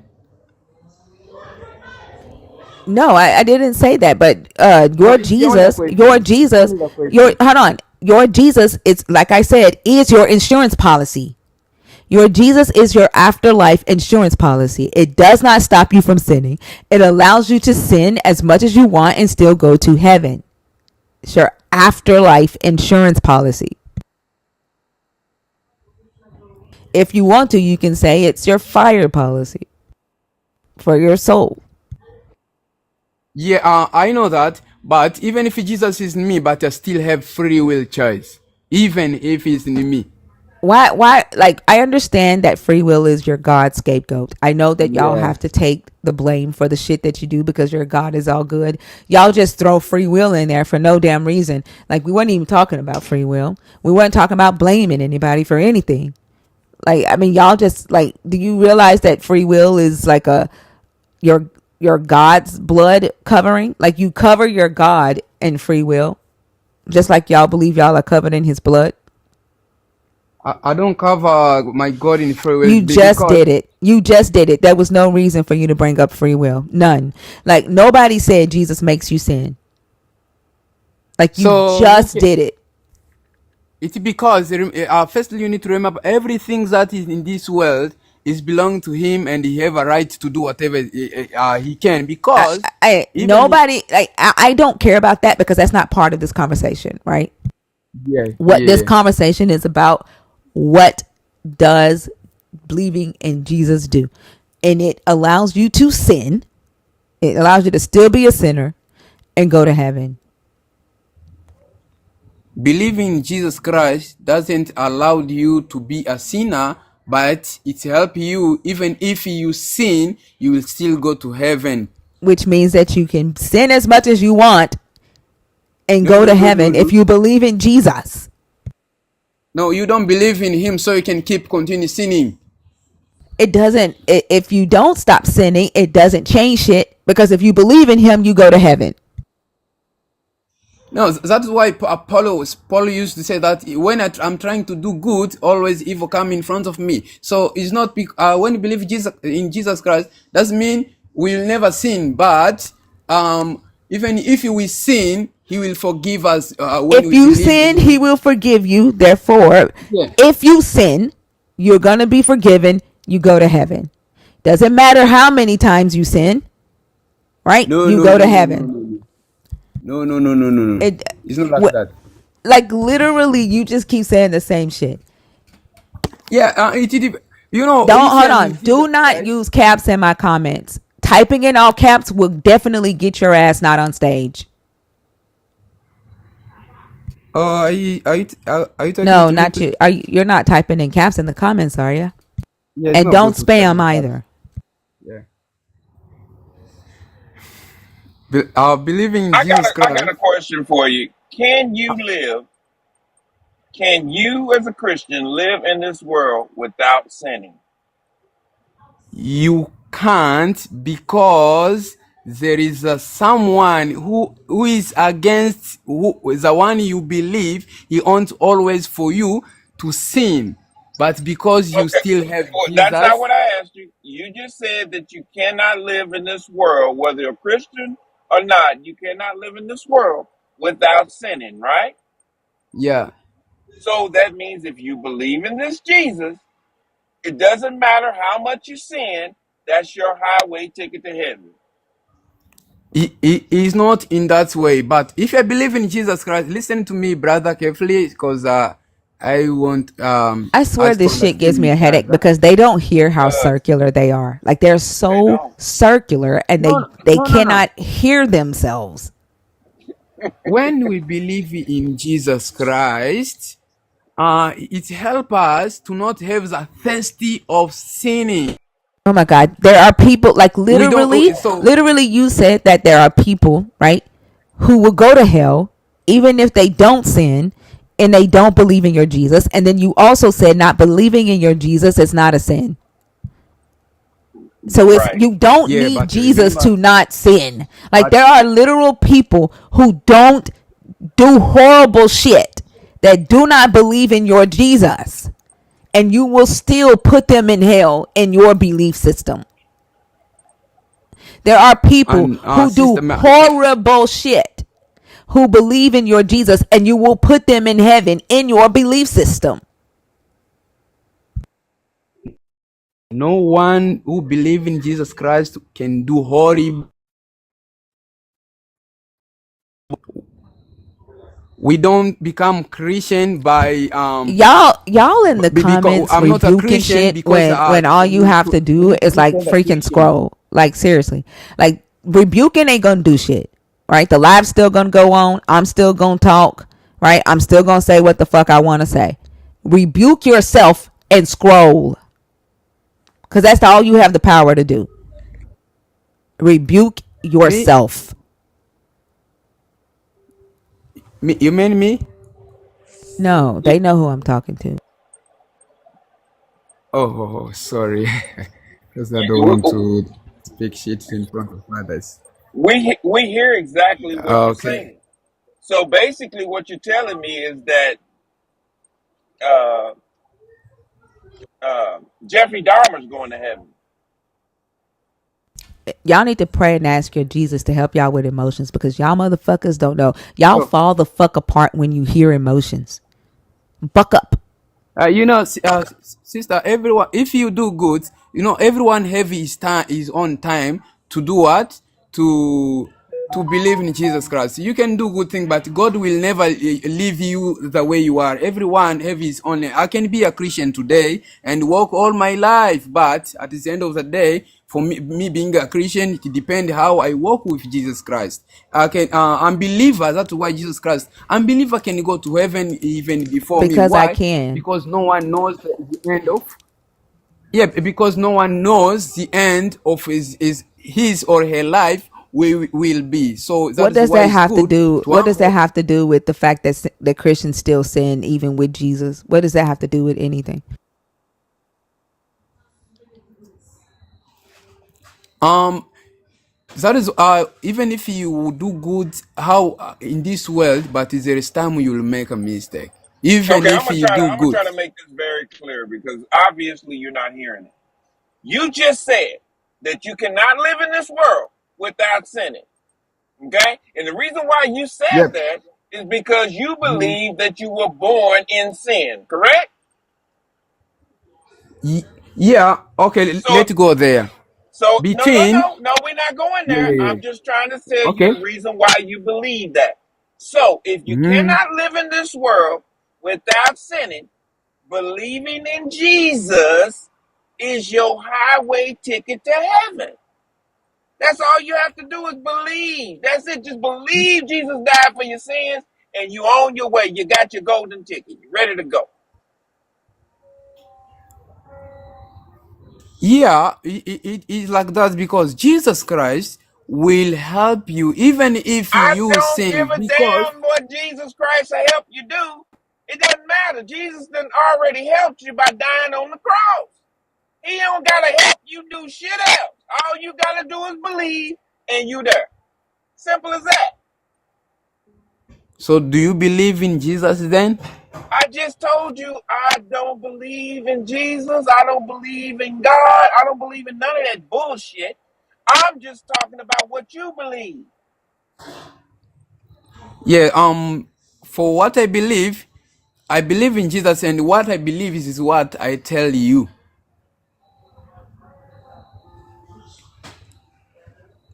Cause everyone think different way.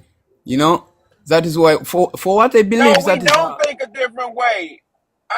We do not think a different way. I am agreeing with you. What Christians believe is that they have a golden ticket to heaven. All they have to do is believe. Now, am I right or yes, wrong? you are very right. Okay, then, so Jesus ain't got to help you with shit. He done already paid the ultimate price. He done with your ass. Now he telling you you can believe in me or not. You want to go to heaven? Believe in me. You don't? Then go to hell. Yeah, you are right. Okay, then, so why you keep saying Jesus will help you? Jesus don't have to help you do shit because you are allowed to sin as much as you want to sin as long as you believe that he died for your sins. Do you hear how ridiculous that sounds? No, you said so. In the Bible, there is no place that is it written that even if you believe in Jesus Christ, you need to keep sinning.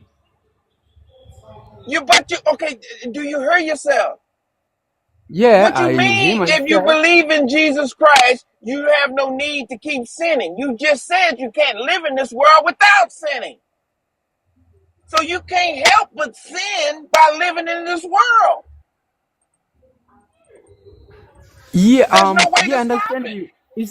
It's like by saying this, even if you are being good every time, but sometimes you make mistakes. That is the way. It's not like I don't mean that you will be sinning. It's gonna be your life. No, no, no, no. It's because we still in this world. That is why there is too many people who are good, but sometimes they made a mistake. That mistake can happen because that is how everyone is. But if you believe, I don't think so. If you believe in Jesus Christ will still allow you to live horrible life, doing things You the can way you sin. want. Okay, let me But ask you by this: is sinning, there a way? Stop, stop, stop. Is there a way to sin without even knowing you're sinning?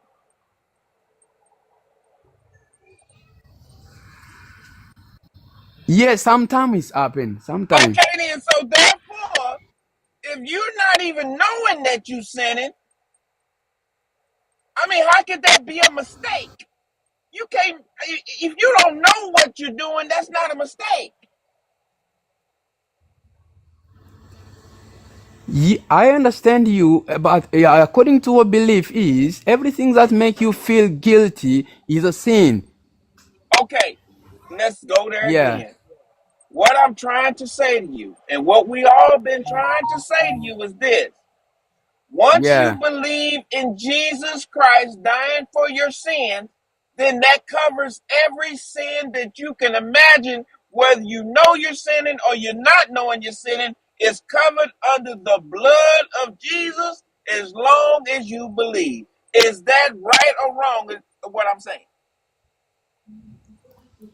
I think he is wrong because the way you think about it is not the way Jesus Christ meant it.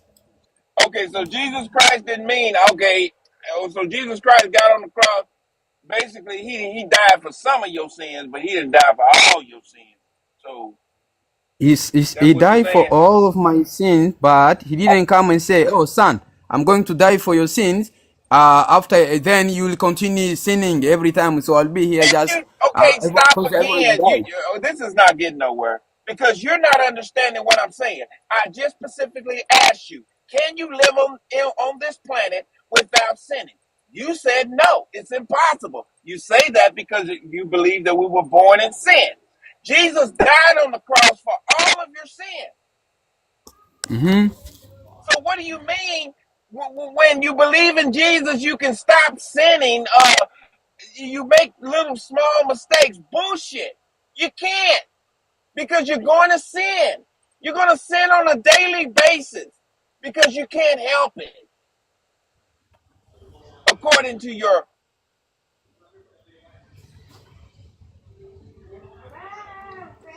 it doesn't magically go away. You can nurture it. You can take care of it. You can have doctors to help you, but you still got sickle cell. So it ain't no difference than sin. If you're born with it, you're going to die with it. So that is why Jesus came. You will never, if you believe in Him, you will never die Oh with my sin. God. I'm But done. but I'm Hold done. on. but Did Peter get forgiveness for cutting off the ear of the centurion? Did he yeah, he was repent? forgiven. Yes, The he Bible doesn't say he repented for that though, and it doesn't yes, say but Jesus forgave him. yeah, because in John it says there is many things that Jesus Christ done here that is not written in the Bible. Yeah, So but that it's not don't mean that you can everything. just insinuate that Jesus forgave him or that Peter repented for that. Peter Did might not have you thought that he needed to repent for that because he was defending his Savior. okay? Did you hear what Jesus Christ told him after he cut someone's ear? He said, put your sword back up. And then he Uh-huh. said, am I not, is this not supposed to happen to me? That was it. He didn't say, Peter, you're wrong for that. Yeah, he didn't say that, but remember, Jesus. There is a place that in the Bible, Peter repent everything. Where does it say that? Yeah, He said after he Jesus. said if you he said put the sword back up. If you live by the sword, you'll die by the sword. That was all he said. He didn't tell him to repent. It doesn't say Peter repented. He didn't because he was already believe in Jesus already. Exactly. So therefore, his sin was covered. He harmed somebody. His sin was covered, right? And Peter became the father, one of the fathers of y'all's belief. It That is why doesn't matter. Belief, like you could do horrible shit. Like it doesn't matter. Like he was just covered already. yeah, but that is why Jesus Christ healed that person. I know. Like you could just do bad shit. And No, you because you can't do believe it. in Jesus, you just gonna be covered like Abraham, like Isaac, like Jacob, No, no, no. like About Peter. Isaac and Like Jacob, that Peter, is another story. no, no, they were deceivers. They did Yeah, some it's deceitful another shit, and story. your God chose all three of them. They were all three deceptive people that were chosen by your God, and your God took up for them, and while they were being deceptive. Peter cut the ear off the Roman centurion. Jesus Hmm. healed the centurion. Peter didn't get in trouble for that. Peter, it doesn't say Peter repented for that. Like literally, Judas, your God sent Satan to possess Judas, so to make Judas betray your Jesus, right? Judas didn't have a choice. He was fucking possessed by your God's Satan. Judas felt so bad about it. Judas did repent. He repented and then he took his own life. But still to this day, he's known as the betrayer. He's known as the son of the devil. And he did repent. That's some crazy shit. But remember, God didn't create devil; He created Lucifer. Well, I don't care what you call him.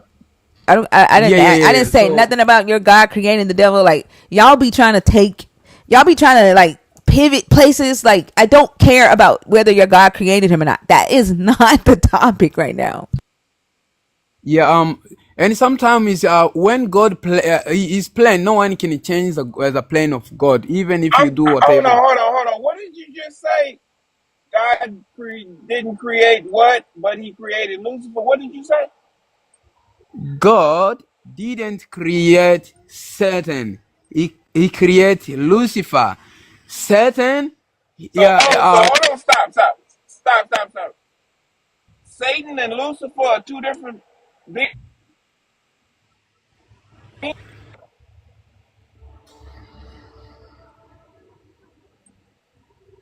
Is that what you're saying? Satan and Lucifer are two different beings. Satan and Lucifer is one being, but with a two different nature. That is why you cannot say that if What? someone give you Wait. cannot say that someone give So birth to this, a I thief told you, or their a robber. God and their Satan are like one and the same. So now Satan has two natures, like your God has three. No, no, go. Satan doesn't have two nature, You but he just used said to they have have two one. different. You just said the devil and Lucifer are the same, but two different natures. Yeah, he's the same person. He used to be a Lucifer. He used to have a nature of Lucifer, but now he have a nature of devil. Is in the nature of devil is full of rebellion and always So against now God. the But devil in the has two nature of natures. Lucifer, no, now he has the nature of Lucifer. No, devil. He used to have another nature, but that nature is not more in him. He used. Man, So you just made that that nature shit used to up. be his.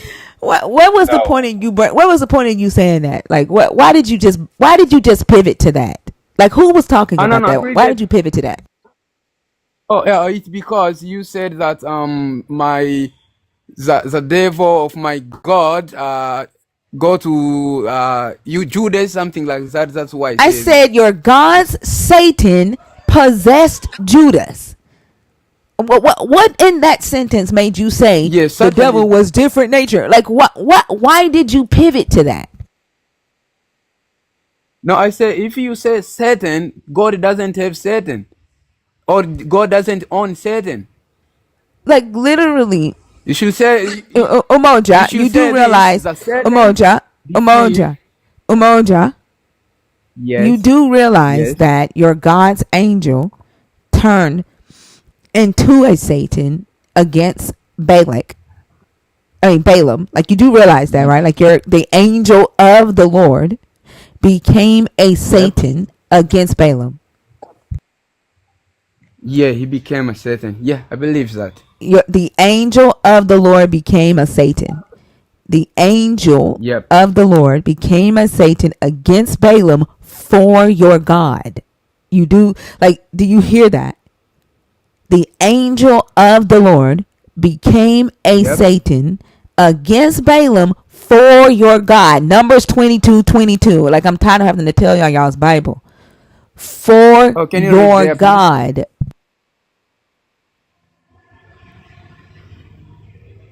Right? Like, you do realize that, right? Yeah, can you read that for me if you don't mind, please? Y'all don't know, you don't know the story about Balaam and the donkey, the talking donkey. Yeah. I know that. I know that. Yeah. I know Okay. that story. And the angel of the Lord became a Satan So, angel against of the Lord. Balaam. I can. Yep. Because certain if God act in God action in Old Testament and God action in New Testament, if you still compare this the God who used to work under the law and the God that is now working under the grace, if you put together, misunderstanding will come in here. That is why people still saying that our God is a killer or something like that. But Wait. What misunderstanding? What misunderstanding are you talking about? okay, Jesus Christ says that our God is a love God. That means God loves Wait. everyone. Are you pivoting again? Because I can't do another pivot with you. I'm sorry. No. I'm not doing that. Yeah, it's Yeah, not like that. we're But talking about Satan, right? Whether yeah, we are talking of. your God had a plan for Jesus to die for your sins, correct? Yep. In order for Jesus to die for your sins, Mhm. Judas had to betray him, correct? Mhm. And Satan entered Judas for Judas to Mhm. go and betray Jesus, correct? Yep. That was part of your God's plan, correct? Yeah, I'm hearing you. Judas was possessed by this Satan, correct? Yep. Therefore, after Judas was possessed by the Satan and Judas realized what he had done, Judas was riddled with guilt, correct? Yep. And he repented, correct? No, he didn't. Yes, he did. Where? Hold on. Oh, you can say the word. Yeah, you can quote the word. This I is can what makes what? me up. Oh my god. You can say the word because the only place I Say know what that is. word? I said hold on. I'm going to pull up the scripture. What Oh, word are you okay. saying? No. I just want to hear what how this Judas repent. Let's read then. You don't know your Bible, man. You don't. I know the Bible. I know the No, you Bible. don't. You don't know shit because you just said Judas didn't repent. Now she's got to show it to you.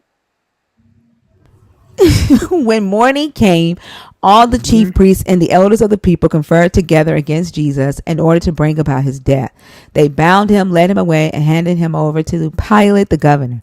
When Judas, his betrayer, saw that Jesus was condemned, he repented and brought Hmm. back the 30 pieces of silver to the chief priests and the elders. He said, I have sinned by betraying innocent blood. But they said, what is that to us? See to it yourself. Throwing down the pieces of silver in the temple, he departed and he went and hanged himself. He repented, To and whom? then what do you mean? Who do you repent to? To God Himself. Okay, he repented and said, I have sinned To who? to God. No, you have already read here in front of he said this in front of these Pharisees. I It think you doesn't have matter read that he it. said it in front of them. He's saying to himself, I have sinned. He repented, and then he brought back the 30 pieces of silver, and he said, I have sinned. You ain't standing in front of your God or your Jesus when you repent. The fuck? Now you want, that's what I'm talking about. Now you want to take away his repentance, right?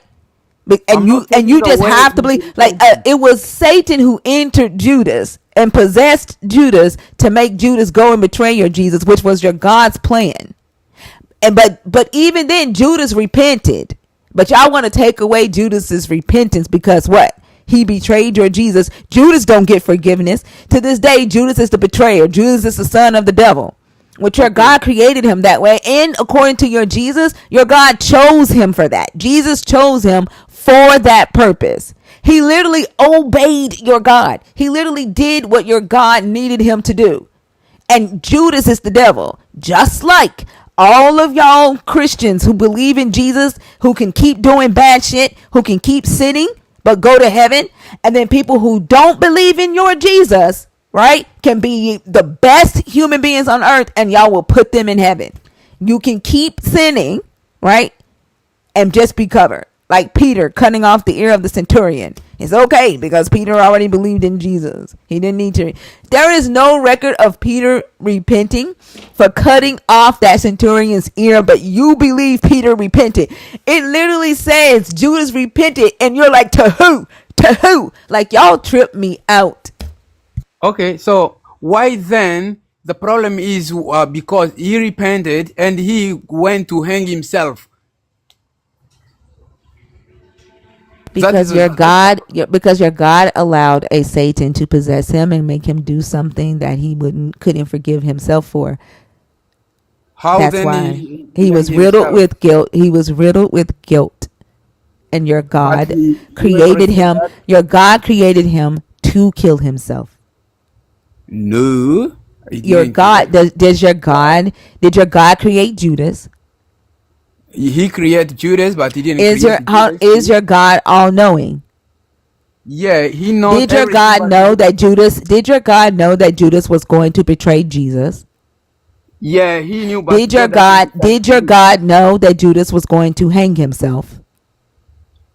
Yeah, he knew So that. your God created Judas to betray your Jesus, knowing that Judas would feel guilty and hang himself.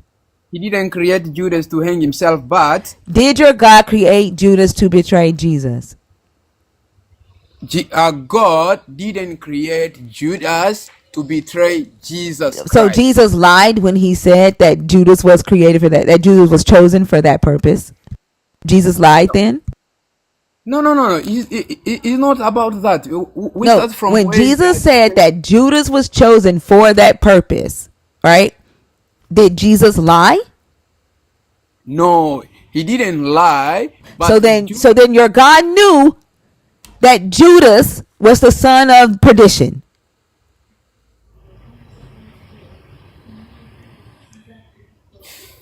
the problem here is not about that. Is Did your God Judas know that Judas killing was the himself. Did your God know when he created Judas that Judas was the betrayer? Yes or no? Yeah, he knew everything. Everything you Okay, try to so tell your me. God knew when he Everything. created Judas that he was creating the betrayer, and he knew how that betrayer's life was going to end. Yes or no? But he wasn't the one who decided. He didn't decide for Did the he Judas. know this was going to happen? He knew, but he didn't ask Judas to kill himself. I didn't say he asked Judas to kill himself. Like, where did I say that? Yes, that's why even if I God said is your all God knowing, knew that Judas was going to kill himself. Your God yeah, created Judas knowing that Judas was going to kill himself. he created for the purpose of Jesus Christ to die, but he didn't create him to kill himself. He That is knew, but he knew that he was going to do it. Did he he not? knew, but he He didn't create exactly. He him to knew kill that himself. Judas Yes, would feel that whatever he created Judas to do was going to be too much for Judas, and that Judas was going to take his own life. He knew that. he takes his own life. That is means he's only responsible. He's a responsible But to your it. God knew it. Your God knew it from the time that he created Judas and put Judas in his mama's womb. He knew it. Yeah, he knew it, but he didn't kill him. There is a difference between know something and do something. Did I say your God killed Judas? No. If you say that he knew that, the question will be why then he didn't stop him to kill himself. Your God needed him. Your God needed Judas to do what Judas did. Your God knew that Judas was going to feel riddled with guilt and take his own life even before he put Judas in his mommy's womb. He knew that. Yeah, he knew that, Okay, that's my but point. he didn't kill Judas. He Didn't knew say. that, but You are he arguing didn't. something I didn't say. I never said your God killed Judas. I don't give a fuck whether your God killed Judas or not. I said your God knew that Judas was going to take his own life even Yes. before your God put Judas in his mommy's womb. That's what I said. So what are you trying to tell me about That that? your God did not care about Judas, this being too hard or too tough of a job for Judas to do. Your God sent your Satan to possess Judas so Judas would betray your Jesus, and then watched as Judas took his own life and did not care. Did not care. And to this day, Judas did what your God needed to be done so that your soul would be saved. And to this day, Judas is seen as the bad guy. Is not even though still he still has a All of y'all responsible. saying that's not true. It's literally in your fucking book. Read your No, goddamn book. I'm not talking to you. because Read your book. It's I've already in read your that. book, I've word already read for that. word. It's in your book, He word said for word. Jesus Christ. I know he said this. Jesus said this. One of you will betray me, and Because it will I be good hold on, for because him. I don't like when people make assumptions and say that's wrong when it's literally in your book. To be in my book doesn't mean that God killed Judas. To be in the book Look, is nobody not. stop arguing that shit. Nobody said your God killed Judas, and that's my third time telling you that. You say it again, I'm gonna drop you. You can't hear what she's saying because you're in such a hurry to defend this God and prove that he didn't kill Judas when that's not what she said to begin with. The point is that Judas didn't have a choice. This story could not have ended any other way than the way that your God wanted it to end. And that's the point she's making. She's not saying that your God should be put on trial for murder. That's not what she said. Yeah, I know that he doesn't say that, but God, the plan of God was for Judas to betray Jesus, but the plan of God wasn't for Judas to kill himself. But did God know? Does God know everything? Yeah, God not everything. Okay, stop right there. So if God knows everything, then he already Yeah, knew how Judas would feel about the actions that God needed him to take. yeah, but God was ready to forgive him, but he killed himself. You can't, how are you asserting that God was ready to forgive him? Yeah, because the Bible Where are said you if getting you that ask for from? forgiveness, why if God forgive Peter, how come he cannot forgive Judas? You're inserting so many different things and not Okay, pointing to one scripture to let's do back that this. up. Peter Um, Peter was created to um to reject Jesus. Peter, he said he don't know Jesus, but remember, even though he later he asked for forgiveness, he didn't kill himself because he rejected Jesus. then maybe he had stronger mental fortitude than Judas, but your God knew the mental How? state of both of them if he knows everything. Yeah, he knows everything, but he doesn't decide things. He doesn't ask someone to do things, but he Jesus knows answered everything. them, did I not choose you, the 12? Yes. Yet one of you is a devil. He was speaking of Judas, son of Simon Iscariot, for he, though one of the 12, was going to betray him. Jesus knew it. When he Yes. chose the 12, he He knew. chose a devil. on purpose. Because of his mission to be for the scripture Exactly. It was your to be God's fulfilled. plan. Your God knew from the beginning. That It's it's Judas wild will to me betray how so Jesus, many not he will kill himself. it's wild to me how conversation after conversation believers constantly talk about God's omniscience. They talk about God's plan, and in the same breath they talk about free will and us not being forced to do anything. And those two things are not reconcilable. And no matter how many times we try to walk you guys through the logic of A leads to B and then B leads to C, we can't get anywhere because your focus is trying to make your God innocent. And that's not what we're talking about. If we're talking about the facts of the matter, let's discuss that. But you can't seem to engage in that part of the conversation for some reason.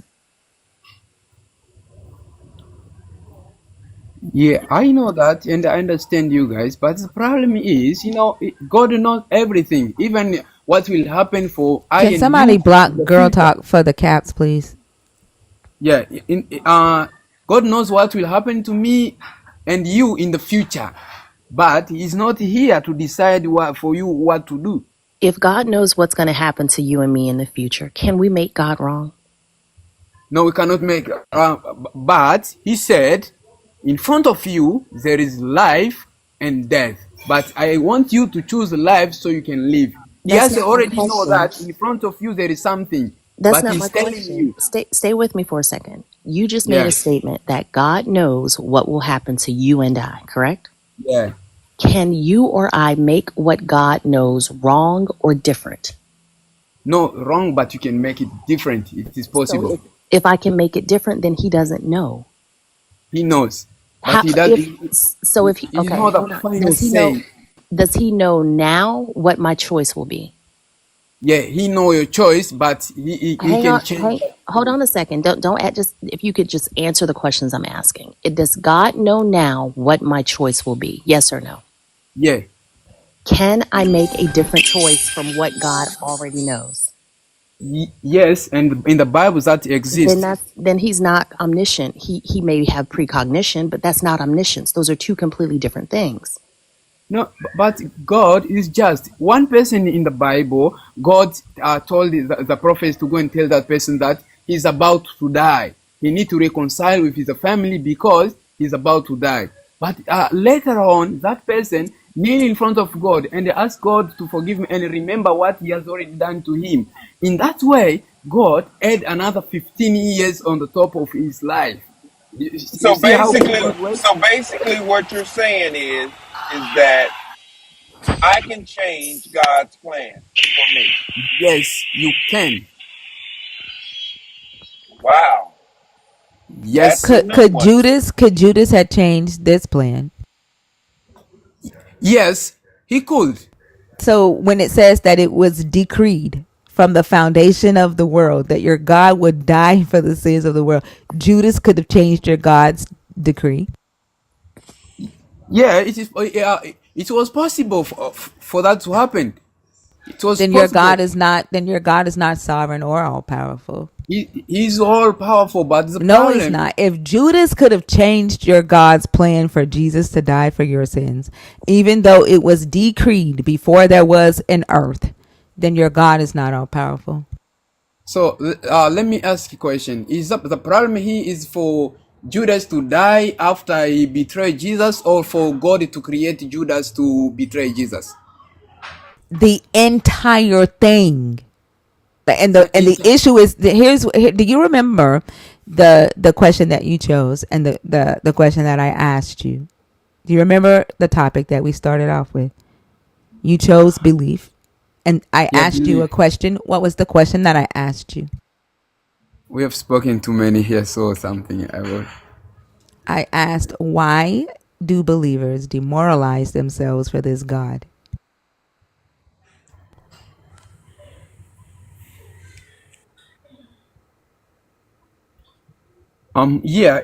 It's because firstly the Bibles that we read it use many metaphor What words do you know that what demoralize mean? I'm not really sure, but Why are if you you getting ready to explain, answer something that you have had, like you don't have any understanding of the question that I asked you, yet you're getting ready to try to answer it? okay, you can explain. Why were you getting ready to try to answer a question that you don't understand? My fault.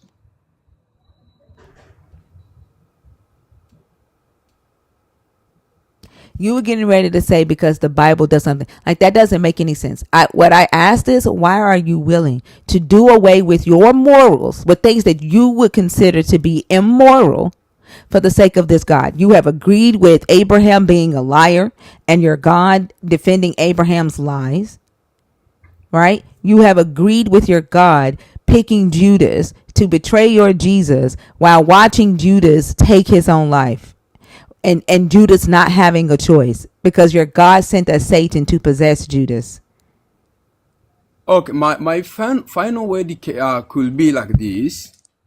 I'm only a human, and I don't know everything about God, so I can tell you, God only himself, he know why that happened. For me, I can just only explain what the few that I know, but everything about all the entire story, maybe I can say he's the one himself who can explain that. But But you for you me, know, but you know, like we could have saved a good. Let me see how long you've been on this stage, because we could have saved all of that time, right? If you just said I don't know from the very beginning, right? If you'd have just said I don't know what demoralization is, right? But you didn't. no, the only problem is here is if we are trying we are not here to understand each other. That is why even if No, I'm telling you the thing that I'm telling no, you, like you think that literally, is wrong. you never once said you didn't know what demoralizing is. Okay, so the last question that I can ask you: do you believe in the Bible? We already answered that for you already. You've asked us if we believe in your God and your Jesus, and we told you no. We've You said already no. answered that for you Or twice. if okay, if he is not, if you don't believe in the Bible, then even if I tell you anything about the Bible, it will be hard for you to believe me. But thank you for today, and God bless you. Like literally, you just wasted all of our time. No, I'm very That's sorry for that. We're trying to explain somehow, but I think that's you are the human. You will understand me. but that's not that's the most circular position you can have. Like I Thank you. have to believe a thing in order to believe a thing. That doesn't make any sense. What do you mean by that? Why would belief in something, Huh? why would the understanding of a thing be predicated upon belief? But I can understand things that I don't believe all the time. do you think believing is must? Do I think believing is what? Must? I, I don't know what you're saying. No, I mean, is is a it must must. to Is believe a must. something? Y'all trip me out. Don't fucking tell me what wasted my time or not. You can't speak for me. The fuck? That's just weird behavior. Are you do I believe belief is a must? Is that what you're asking me? Yeah, yeah, yeah, yeah. A must for what purpose? I don't understand what you're asking. No, in everything, it's still like a easy must to believe something. I think people need to believe the things that they are convinced of. I am not convinced that anything in this book it makes very much sense at all. I'm not convinced Okay. that a God is real because I don't believe it because I haven't been convinced of it. I think Okay. you guys believe things because it makes you feel good. You don't have a So, reason for your belief. so do you are trying to say, believe by believing things or not believing things can make that thing exist or no exist to be true or are wrong? I don't, if I understand your question Yes. properly, you're saying that if I believe a thing, does that make it true? Yeah, to make true or false. Maybe to you, but not objectively true. I can believe that standing on my left leg for 5 seconds before I step out of my door is not going to make it not rain today. That doesn't make it true. It could be a belief that I hold, but that doesn't make it true. And that seems to be how you guys, believers, specifically of this God, arrive at your beliefs. It makes you feel good. There's no evidence that any of the things that you've claimed are actually true. but you believe it to be true. And then when So, you're asked about it and you're asked to, okay, let's look at this critically and think through it, you can't do that. You pivot every single step of the way, and none of the points that you actually try to bring out are connected to each other or lead to any logical conclusion. That's the problem that we have in these conversations. but it's not everything that need a proof to exist. Everything that doesn't need a proof. Say that again. Is not everything that need a proof to exist. So if I told you I have a half polka dot, half striped elephant that lives in my room, are you going to believe me? If I've never seen it, it's very hard for me to believe. Okay, exactly. So extraordinary claims require extraordinary evidence. You all want us to believe that this book written 2,000 years ago about talking snakes, magic fruit, talking donkeys, and people that walk on water and turn water into wine should just be believed. Based on what? That claim is just as unbelievable as my half polka dot, half striped elephant that lives in my bedroom. Yeah, but somehow I can try to believe. If you tell me that there is a doubt that will come inside me before I try to enter into your bedroom, even if I will not believe you 100%, because I cannot say 100% because even if I try to enter into your room, I will have a fear in me because I'm not really sure if it's true or false. But after I fully enter into your room, then it will give me really assure that it's true or false. But I cannot just say it's no, there is not, or yes, there is, but it's gonna be a doubt in me. Yes or not will come in me. Okay, so maybe the standard of evidence that you have for claims is very different than the standard of evidence that I have for claims, because I agree with you. I agree with you that you should absolutely assess every claim from a critical perspective. It does not seem that you guys have done that with the claims in this book. So you can be critical and doubtful of a different textured elephant in my bedroom, but you're not critical and doubtful of the claims in this book, even when the claims are read directly from the book. You justify them. When Thinker brought up numbers about Judas feeling guilty and remorse over betraying Jesus, you negated that. And you didn't think you did not hesitate 1 second to negate and challenge that because it doesn't match your narrative. And that's the problem. You guys believe a narrative about this book that is not found in this book. And then when we question the narrative based on what is found in the book, you look at us as though we're the problem. Okay, I can say that you might be wrong because I didn't believe I didn't believe this what I'm telling you here now today. I believe it long ago. For me to conclude to say yes, it's true, it took me a time, and that is the same thing. I cannot say yes or not if there is a crocodile in your room before I enter there. After I enter it, then I will decide. When did you enter into the garden, or when have you ever seen a person eat a magical fruit and gain knowledge, or a snake talk? And the amount of time that it took you to accept a fallacious claim doesn't make the acceptance of the claim any better. About fruit, it is only the metaphor. In the garden, it wasn't the fruit or the snakes, but it is in the Bible. Every word that in there, if you just read the way it is, you will lost, because there's some word that is like an example, but it doesn't mean that they used to exist. So everything in the Bible is metaphorical? Some, not everything. How do you determine what's metaphorical and what's literal? Yeah, let me give an example. In the Bible, you don't have to give an example. I'm asking for the formula. What method do you use to determine what's real and what's metaphorical? That doesn't require an example. That requires a system.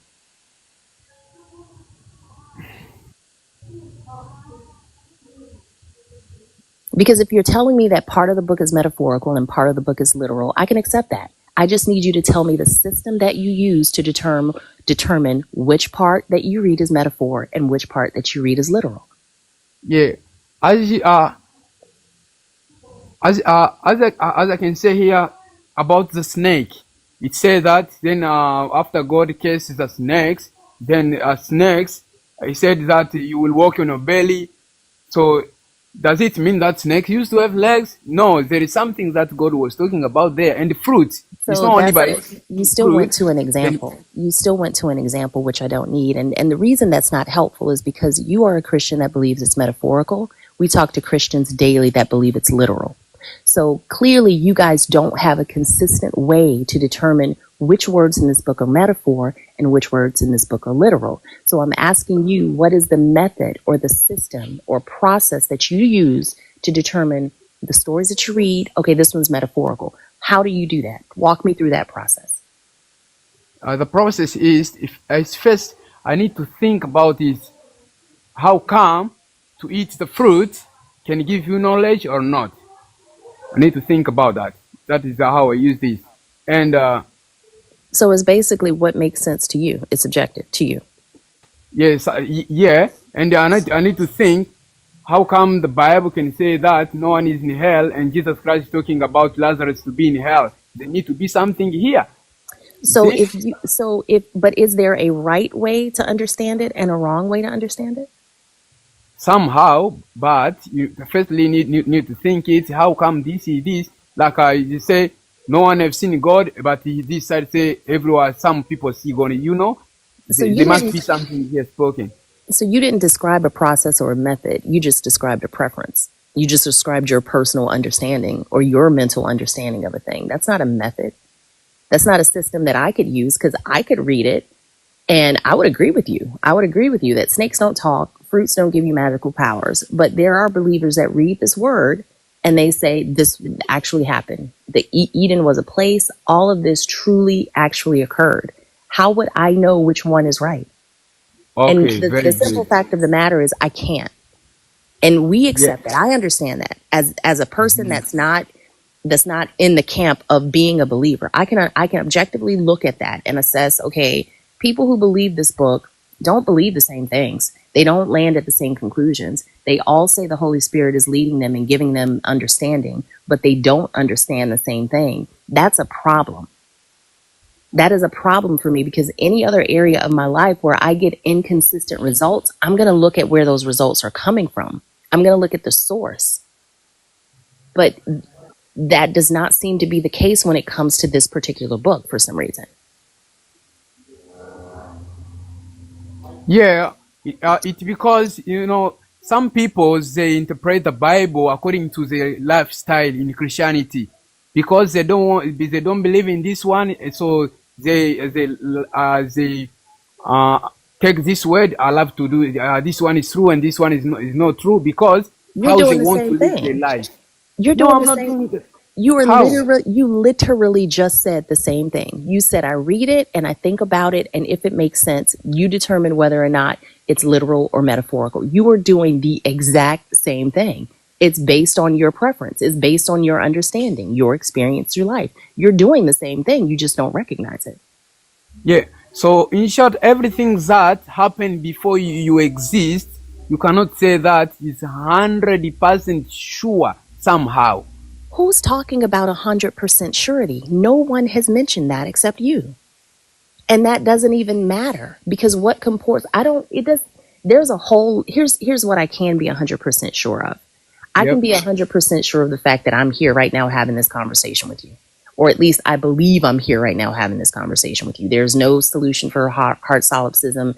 I don't even think we want to go down that road. But we're not talking about 100% certainty. Right now, what we're talking about is the method that you use to understand the stories in this book and accept them as true. But you can't even seem to stay on that topic.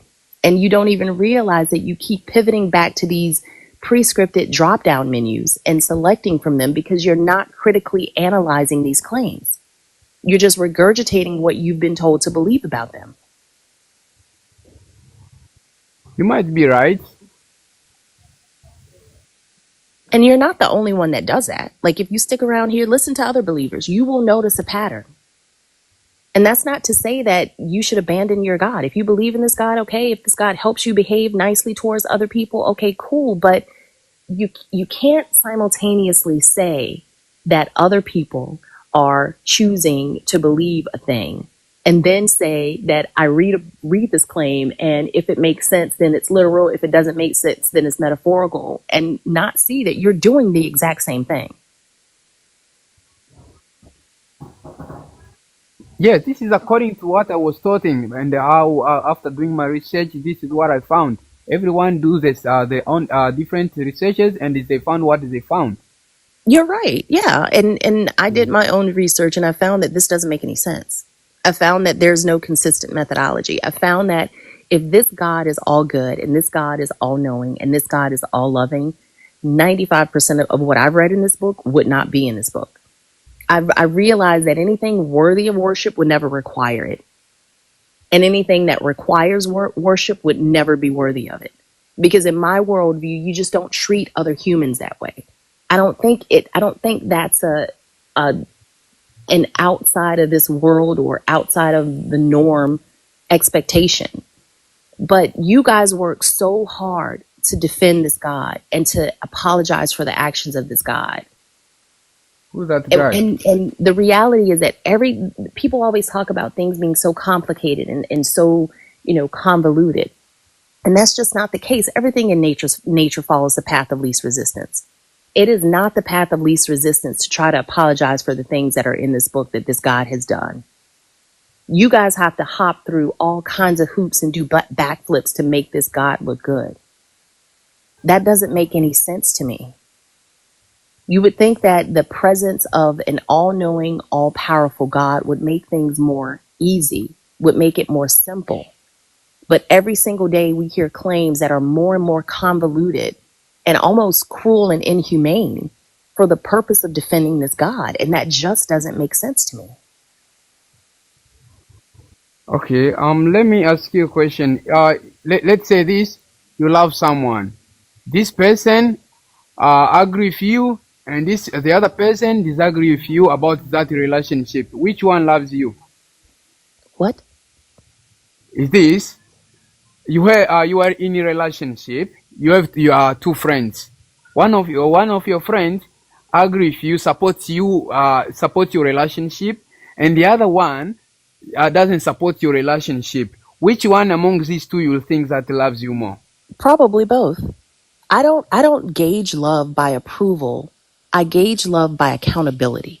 The people that are in my life do not co-sign on my bad behavior. The people in my life call me on my shit, and I want them to do that because that's growth. Co-signing on bad behavior is not an indication of love, and I think that's one of the most dangerous things that believers have accepted. That in order for me to love you, I have to ignore all the bad things that you do. So it's good. What about if I go outside, I see a snake, then I come back inside, I don't tell you there is a snake outside, then you go outside the door and you get bitten by the snake. Whose fault? Everybody knows that there is a snake outside there, and I see you go outside, but I don't tell you that outside there is a snake. Then you go outside and you get bitten with that snake. Whose fault between us? It's definitely your fault, but what makes it worse is that in your scenario, the God put the snake there. The God put the snake there that he did not warn you that will bite you. So you're. No, I'm talking about two of us. I go outside, I found snakes, but when I come back, I didn't tell you that there's a snake, but you go outside, get bitten. Don't put God in here. Just only about this example. So it's my fault or your fault? This is example. Are you asking, do you bear responsibility for not warning me that the snake was out there? Yes. Yeah, absolutely. You should have warned me, for sure. Okay, that is why we try to warn people. But because people, they don't believe what we believe, that's why they think that everything is not true because we wasn't there. I, as a Christian, I'm trying to tell people there is something there outside. So it's up to you. You believe, you don't believe. You have greater morals than your God. Yeah, exactly. And also that you're missing the point that the thing that you're warning me about is the thing that you're serving. You're warning me about what your God will do to me if I don't worship your God. I would never worship a God like that. I would never worship a God, period, because the concept of worship is just weird to me. But you're trying to warn me about what your God will do to me if I don't love your God. That's an ultimatum. That's not how people should interact with each other. That is why God create us But to also, help. your God didn't warn Adam and Eve either, right? Of the danger that was in the garden with them. Your God never warned them about a Satan But existing. yet he Hold on, warned them. He said, Emoja. He did not warn them that a Satan existed. He didn't warn them that. Like, so you yeah. thinking that you have to warn us about Satan, or like Fee said, against going to hell, the punishment for not serving your God. You have higher morals than your God, because your God definitely didn't behave in that way. But remember, he told him, "Do not eat." It He doesn't didn't matter. warn Satan them will that a come to Satan them. exists. He gave them a command not to do, right, and an ultimatum Not to they would do it. die. He did not warn them that a Satan existed, that a Satan was in that garden. But he said, already know that if I eat They this, didn't know I'll nothing die. about no Satan. They knew nothing about a No, no, Satan. no, They no. knew nothing Not about about sin. Your Satan. God didn't warn them. Your God No, didn't no, warn them. Your God never warned them about a Satan. no. It's not about Satan. I'm saying, but he warned them first about He gave them a the rule fruit, and an the ultimatum. fruit. He gave them a rule No, no, no. and an They ultimatum. were not. He gave them a rule and an Yep. ultimatum. He did not warn them about a Satan or sin. He also didn't tell them that if you disobey me, every human born or created after you will suffer the consequences. They had no idea, right? He lied to them and told them they would die the day they ate it. He didn't lie to Yes, he them, but did. Yes, he did. He he told them they would meant. die. He told them they would die the day they ate the fruit. But he didn't tell them, So he didn't warn them about the Satan that he had threw out of his house, who had sinned in his house, threw him down to earth with the sin. He not once warned them of in the the Bible, danger. the word dying, it's referred to No, separate it's from not. God. No, it does Yes, not. No, it yes, does that not. is it. Umalja, That, it doesn't. In Hebrew, it means physical death, and I'm not even trying to get into that with you. It no, does not mean anything spiritual. There are words in Hebrew that convey a spiritual separation, and moot ain't it. so what But the point separates is, a human from God? there's nothing in that story that says anything about a separation from God. But the point is that there was danger, potential danger. There was, in your belief, there was a devil in that garden, a Satan in that garden, and your God didn't warn them.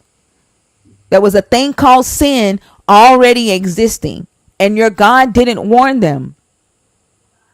So you want to tell me that I should like to say, please don't go outside there. Because so the problem is Satan to exist, or the problem is for Adam to disobey. What is the problem there? It doesn't matter. Your God didn't warn them. It's matter. Just like you said, it's your duty to warn us about the snake. Your morals are higher than your God's. And here you are trying to make excuses for why your God didn't do something that you think that you have to do. You have higher morals than your God. He doing this because he told me to do so. He didn't tell you to do that. Yes, he No, he did. did not. Matthew No, 28 to he did not. 20. Where? What Matthew scripture? 28 to What 20. scripture does he say that? Matthew He 28 says go and 20. make disciples of men. Where does he say warn them about Satan? Where does he say that? Where does And he say warn? Where does he say and go and warn them about hell? Where listen, does he say that?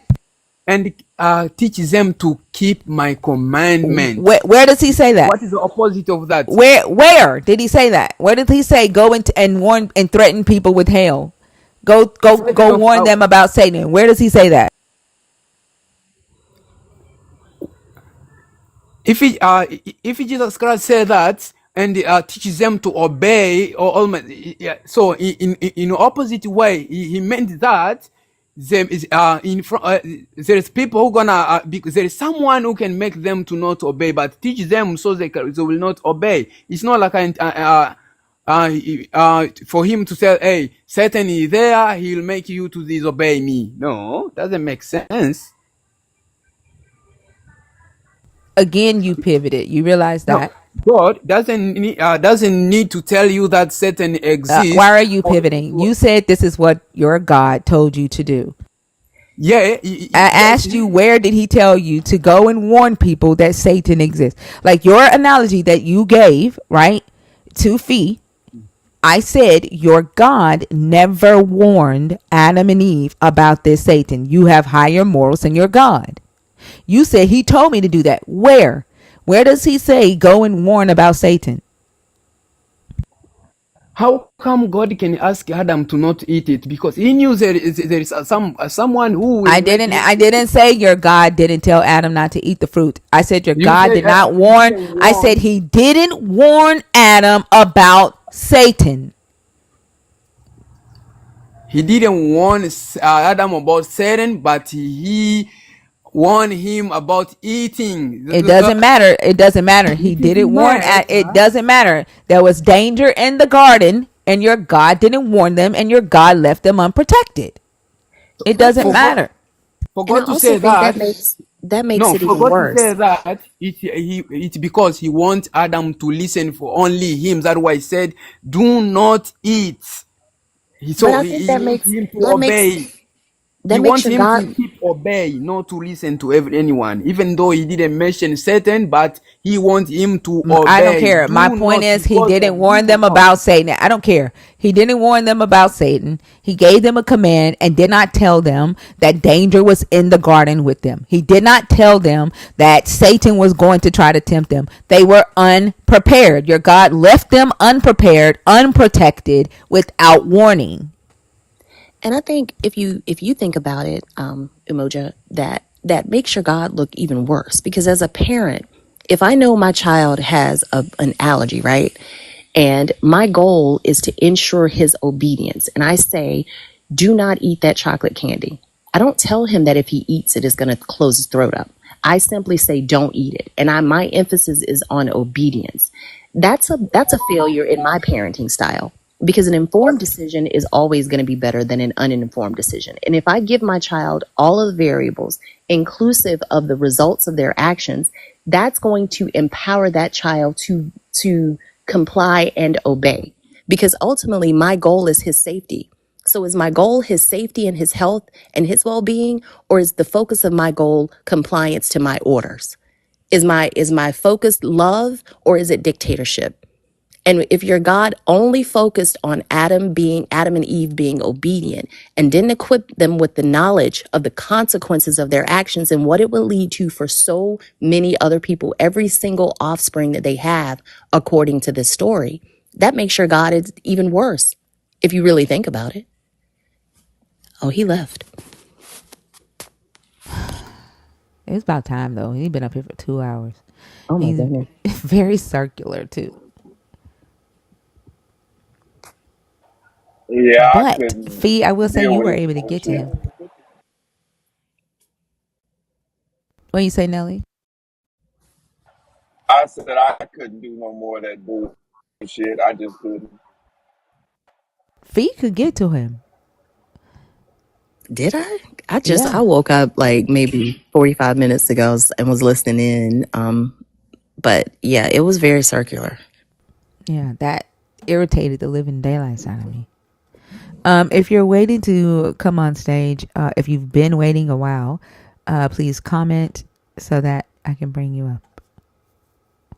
And keep in mind, there's only one guest on stage at a time, so the constant spamming, let me up, let me up, let me up, is irritating. Because we're not gonna let you up while somebody else is on stage. Um, so if you've been waiting a while, can you please comment so that we can bring you up?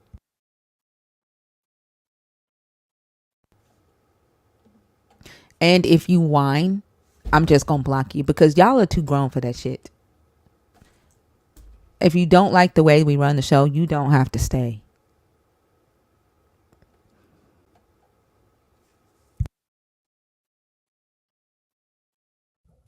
How have the conversations been tonight, think? They some were pretty decent. I think that was the first like crash out. I honestly don't remember. I be forgetting it. Like as soon as it's over, I just forget it. I don't blame Um, you. But I think they were pretty decent, weren't they, Nelly? Like they were okay. Yeah, it was. Yeah, yeah, they were pretty decent. You know, I would say.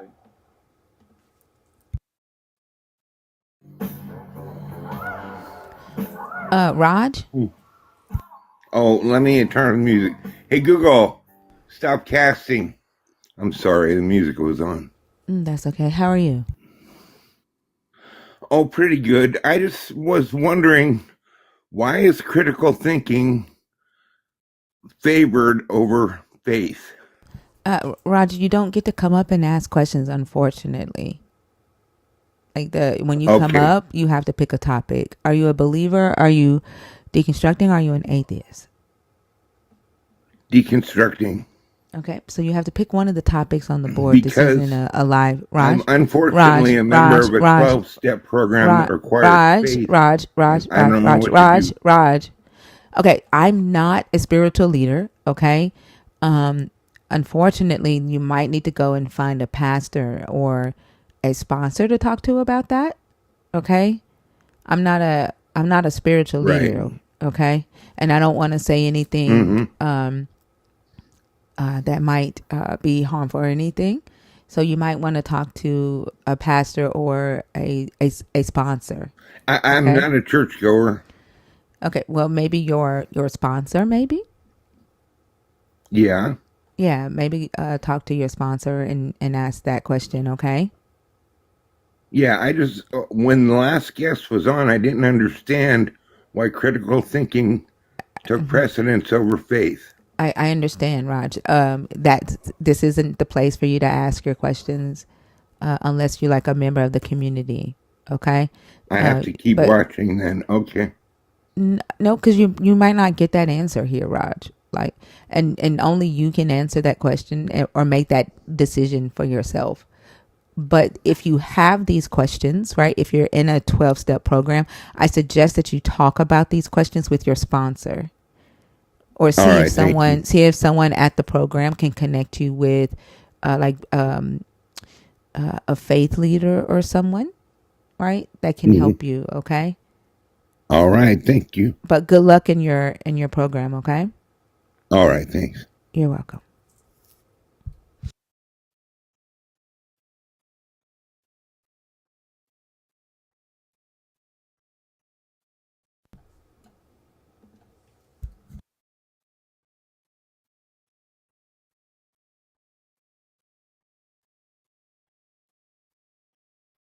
If you're waiting to come up on stage, please comment so that we can bring you up.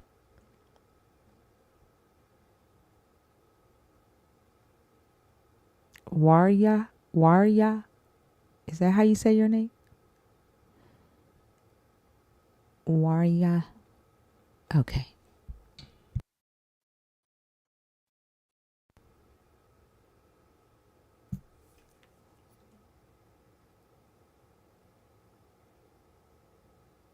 Are you connecting? Uh-oh. Warya, I see you in the comments. I think you're having difficulty connecting. Is it connecting? I see you on stage, but the box is black.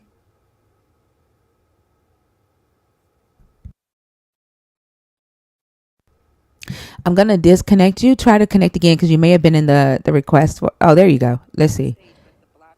There we go. Can you say something?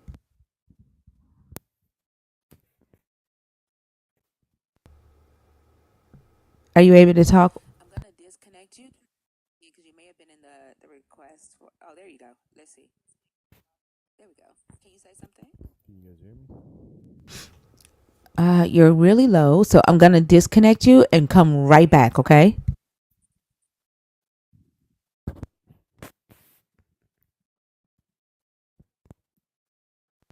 Right, Warrior. I'm gonna have difficulty with that name. Um, like my overbite is just gonna fuck it up. Request again for me.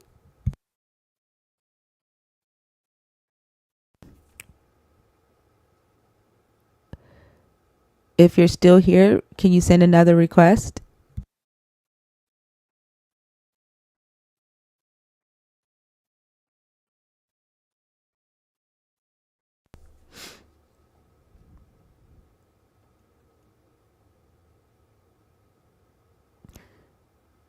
I thought I heard him say, "Can y'all hear me?" It was real faint.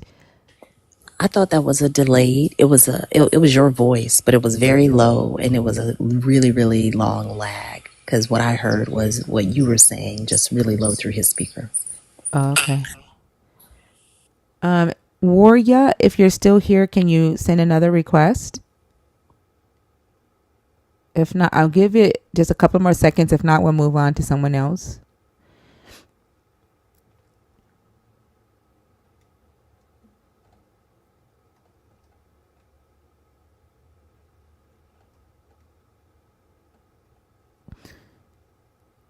Let's see. Okay. If you're waiting to come on stage, did we see some people that commented? Let's scroll up a little bit since that person isn't there. Coyote Joe, are you in the box on purpose? I've seen you here all night, but you haven't commented about coming on stage. Are you in the box on purpose? The chosen one. Okay. Let me do Coyote Joe first. He's been here all night.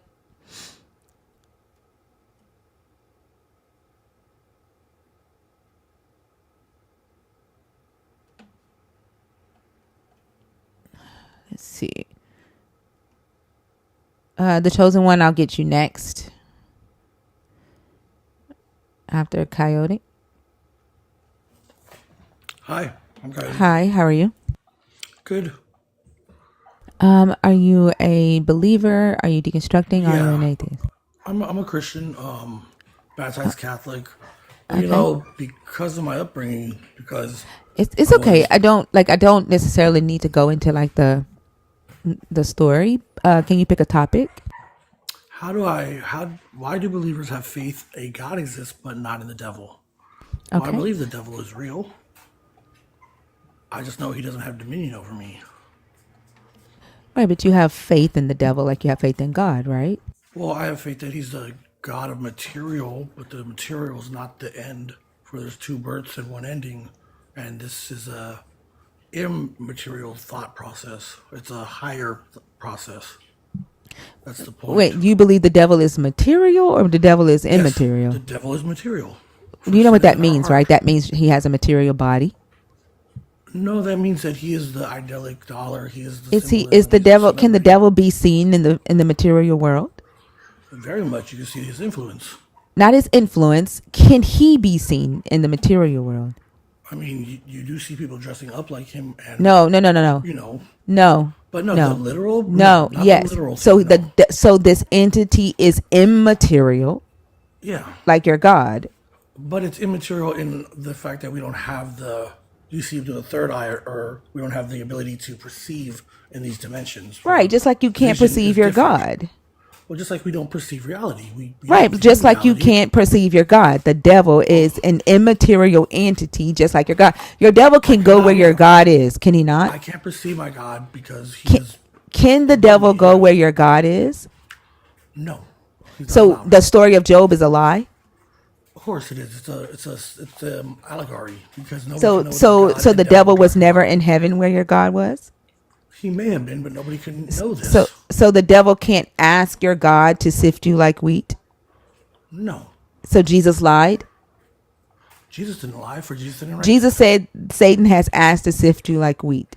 Has asked God to sift you like wheat. In certain people's.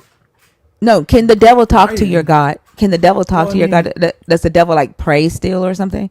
If God made him, then sure he has a connection. So he prays. He like gets on his knees and asks God, "Please let me fuck with Coyote Joe." Like, do he pray to talk to your God? He already knows that I was not right from the beginning. Does the devil pray to talk to your God? Like, how does the devil communicate with your God about you? The same way we do. He prays. No. How does the devil communicate with your God? Through thought. So the devil can talk to your God. He doesn't have to be where your God is. So to speak to something that isn't in material or unmaterial, as you say, because it's omnipresent and omnipotent, isn't all powerful. So when he is in everything, to see that. And who's in everything? Your God or the devil? I'm confused. God. For What is not that? even everything So that what is does of that mean? nature That and of he's this also in the world. devil? Well, he created it, so he has So to, your right? God is the devil too? I mean, he does own things, which is not great, and he does. But why are you saying, like, I'm asking you very direct questions, right? Is your I don't God know also the because devil? I can't actually know because I've been told, but what You I've said read, he's in everything, right? yes, that's what I Okay, so if believe. he's in everything, that would also include the devil? Well, no, for the devil's not in everything. No, is your God in the devil? I would say no, my God's not Is in the so then your devil God isn't in everything. because the devil is the absence of my God. Then your God isn't everything. If there is an absence of your God, then your God isn't everything. I Like guess there, you are your God correct. can't be everything, and then there be an absence. Well, my God isn't in every thought, for he can't be No, in every is he in? thought. Is your God omnipresent? Is he everywhere? Yes, he's Then present there in everything can't that is be on an earth. absence of him. If your God is everywhere, there can't be an absence of him. Explain why can't there be an absence of him So if if I he's not draw a material? circle, right? If I draw a circle and I color everywhere inside the circle, I color the whole circle, right? Is there an absence inside the circle of the color? No, of course not. Right. So then the God is representative of that circle that I have colored in everywhere. If your God is everywhere, there is no absence of him. Okay, so if he's within the devil, I do not believe that he creates the evil because evil's man-made and it's an idea, it's a thought process. This book says your God said he did create evil. Well, that book was made by man. That's Also what you said he believe. created the devil. He said he created the destroyer. Well, it says he has an opposition, and then It a lot says of he other people created the contradict him. destroyer. Which book are we talking about here? King I'm James? talking Are we about talking your about Bible. Jesus' Bible? Why do Which y'all? one? Why do y'all say, like? Do you actually think the King James Bible says something different than It the? does actually. Like what? What? Show me something completely different It than has what the King 26 James books Bible that show. aren't in the show Ethiopian Bible. They're but called the I'm Apocrypha. not like I'm literally not talking about apocryphal texts. Not talking about apocryphal texts. Not talking about pseudepigraphal texts. Right? So when they made the King James, it Like was what made for the what what hierarchy, and it uh, was given. what Bible, what other Bible, like what's different, right, in the book of Genesis in the Ethiopian Bible that is in the King James Bible? Like what does the Ethiopian Bible say in Genesis that the King James does not? It basically alludes to the Egyptian mysticalness, and In it can Genesis, ponder in the book of Genesis in the Ethiopian Bible, in the Ethiopian creation story. in the book of Genesis. For Genesis is a copied Hebrew version of Uh-huh. history. It's not What in does the it? beginning So in of the. The Ethiopian Bible is written in Ge'ez, right? It's I not believe written so. in I'm not Hebrew. a African scholar. No, it wasn't written in Hebrew. Right. So in the book of Genesis in the Ethiopian Bible, what is different in Genesis that's not in the King James version of Genesis? Well, I wouldn't actually know that because I'm not an Ethiopian So Bible then why did scholar. you I ask just me why realized. did you ask me which Bible? Well, I just realized that in Jubilee it explains more about Adam and Eve and their That's a children. pseudepigraphal book. That's a pseudepigraphal book. Yeah. Yeah, why would I? Don't type in caps in my comments, y'all. Like literally, that's So I'm unfreaking not a man necessary. of a lot of knowledge. I'm not a Like I'm not why? a Like, did you hear me talking just now? You so didn't then hear me yes. talking to them about the caps. Did you hear me talking to them about the caps just now? I just want to know why you felt the need to like talk over me as I'm addressing the chat about the all I caps thing. apologize. Yeah, That but I was just want to know rude of me. why you did it. Like what made you do that? Loss of manners. I apologize. Like, sometimes I think it's just like a lack of respect, right? You Oh do no, it I on respect purpose you. to show that you're being disrespectful, right? And then y'all get mad when I lose all respect for y'all on stage because you intentionally show me that you want to disrespect me. And I tell y'all, like, I will respect you, right? As long as you respect me. But the moment that you show me that you have no plans on respecting me, that shit goes out the window.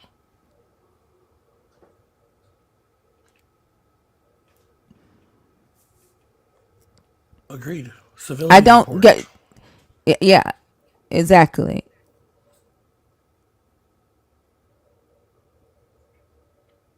There is no difference with the Ethiopian story in Genesis than the Genesis story in the Ethiopian Bible and the Genesis story in the King James Bible.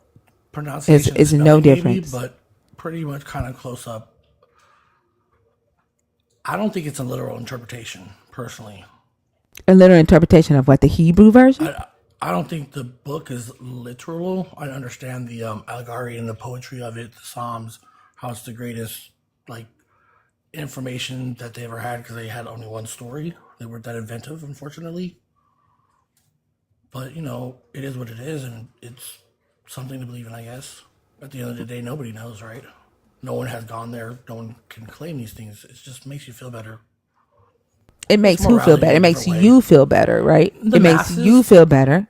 and it No, was the not power of everybody. Not everybody. Like, literally, this has been a burden on a lot of people because family members, right, want people who don't want to believe in it to believe in it, so because it makes them feel better because they need their family members to go to heaven with them, right? Or they need their family members to worship the same God that they worship. So they create all kind of stress, right, on people who don't necessarily believe or don't want to believe the way that they believe, and they fuck up a lot of lives that way. Oh yeah. Yeah, so it doesn't make everybody believe, everybody feel better that believes in it. Some people are believing in it because it's family tradition. Some people believe in it because they believe that they were slaves, and this is their God, and they're being punished or cursed. I'm the only one that has Christianity in my family, but that's okay.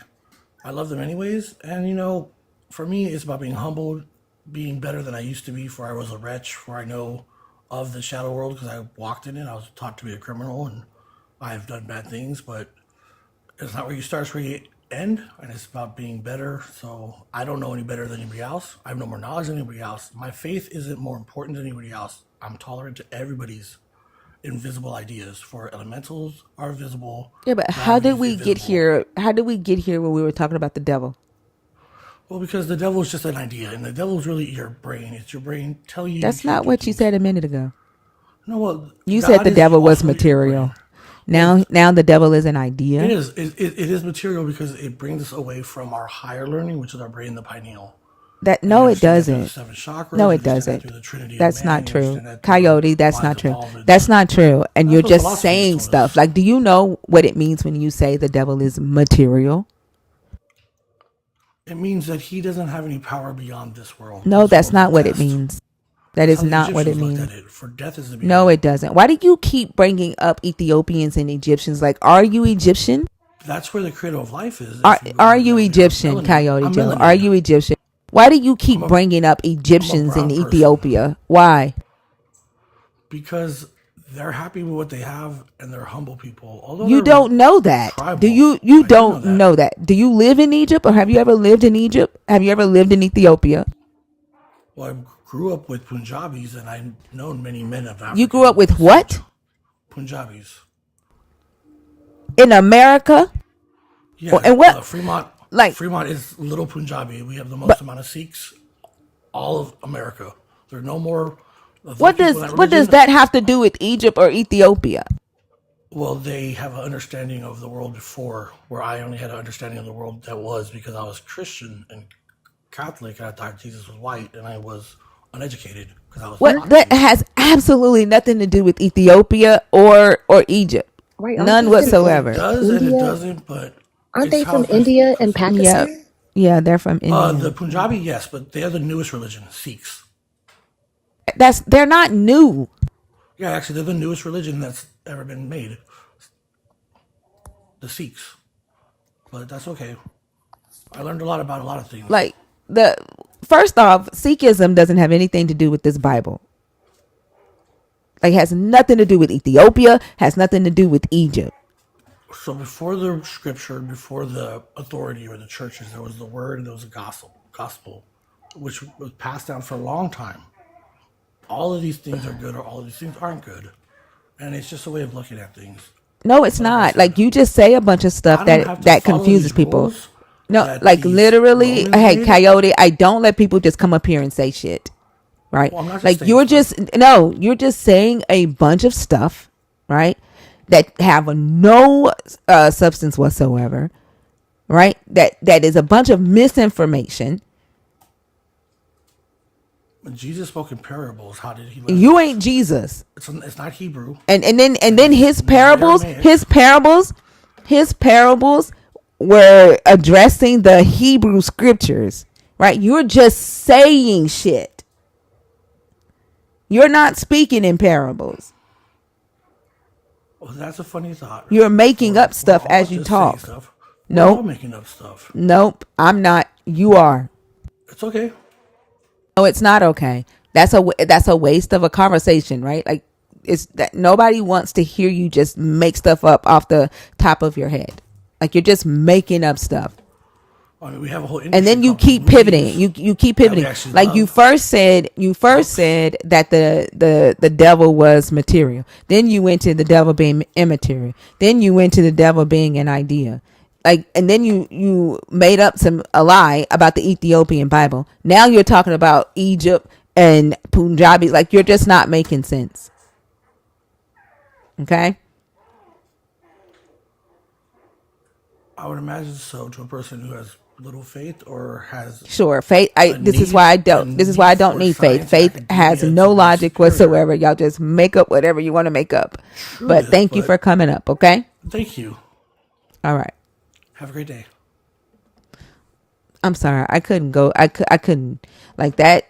I couldn't do that one. That made no sense whatsoever.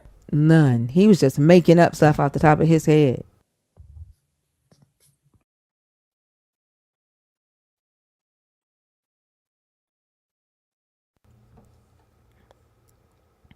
Who did I say was next?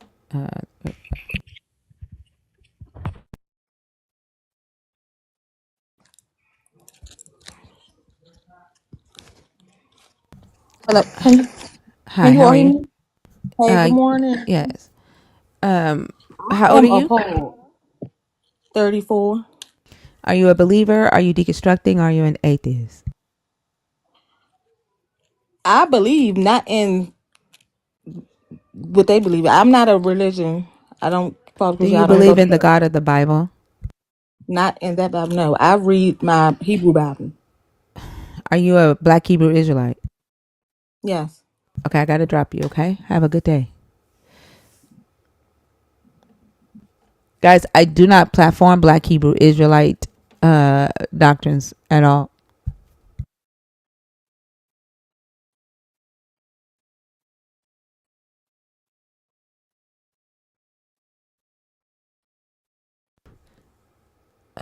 Let's see. Hold on. If you've been here for a while and you're in the guest request box, can you please comment? Don't spam my chat, please. One time, just say, "Can I join?" One time. You don't have to do it back to back to back to back. You just said you were a Black Hebrew Israelite. Did she not? When I asked her that, did she not say yes? She did say yes. Yeah. Now, you can't get in the comments now and say that you're not. You said you were.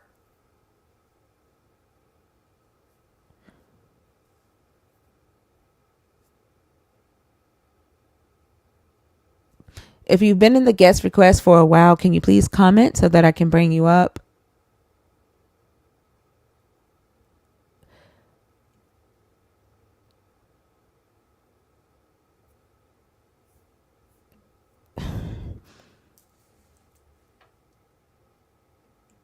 I mean, do you have any white Hebrew Israelites that teach about becoming slave masters again? and hating Edomites. Like, go preach that on your own lives. Like, you can cry about it all you want to. Nobody wants to hear your hateful ass rhetoric.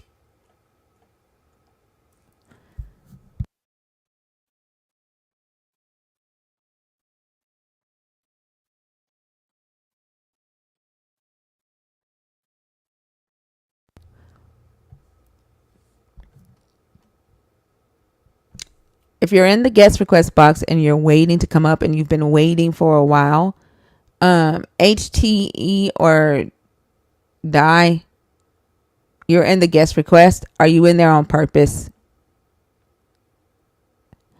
Who's been in here for a while?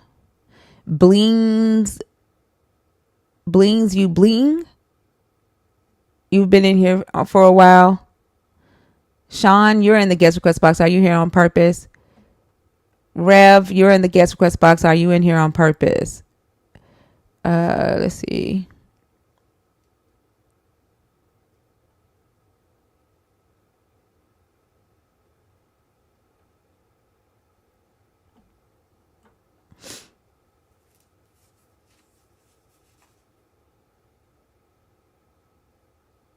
Okay.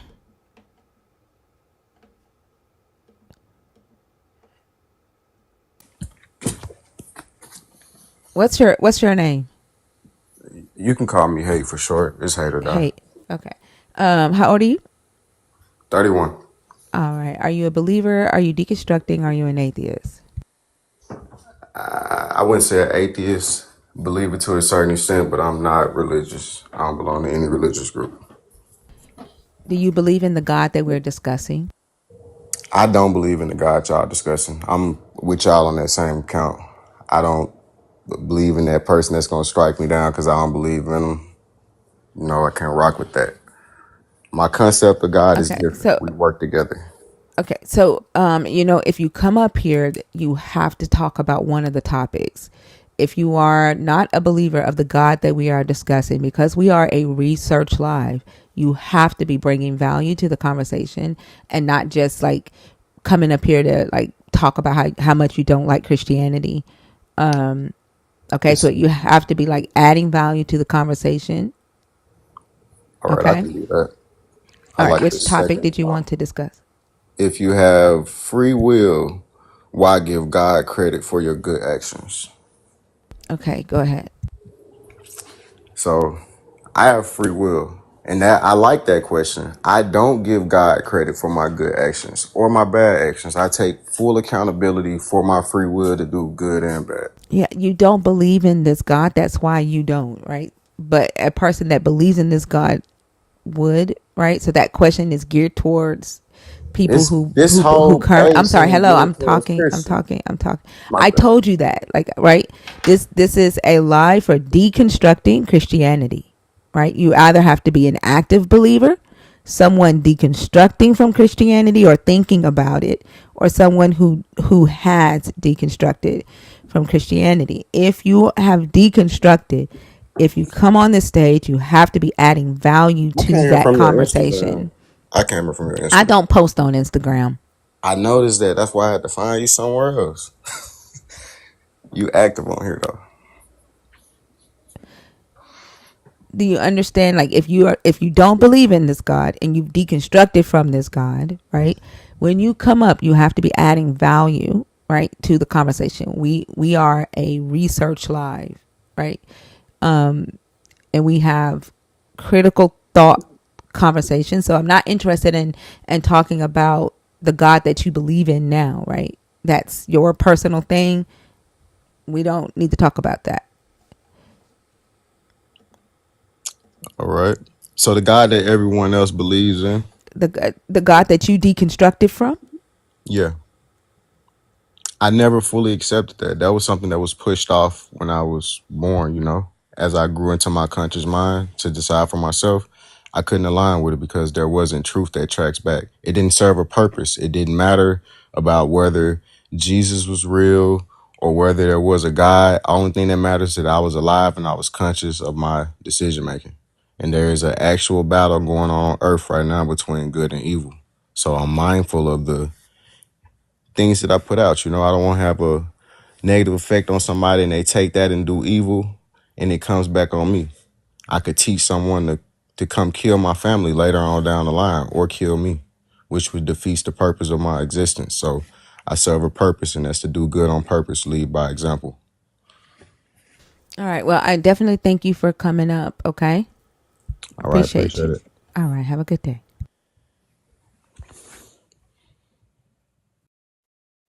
Please remember the purpose of the live. It's about deconstructing Christianity or researching Christianity. Okay. I am the God in this space, Super Tramp. So there's that. And you can't do nothing about it. And there's that.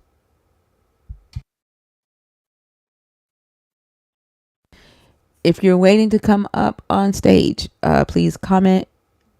25 plus is the age to join. Do not type in caps in my comments.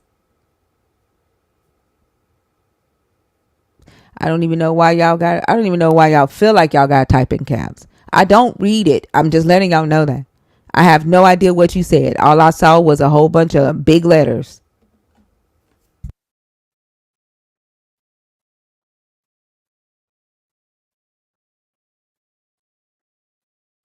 If you want me to read what you say, type in regular case. The chosen one, please get out of my guest request box. You already told us you were a Hebrew Israelite. Please don't try to cross my boundaries. We do not platform that ideology. The lost sheep of Yahweh, are you still here?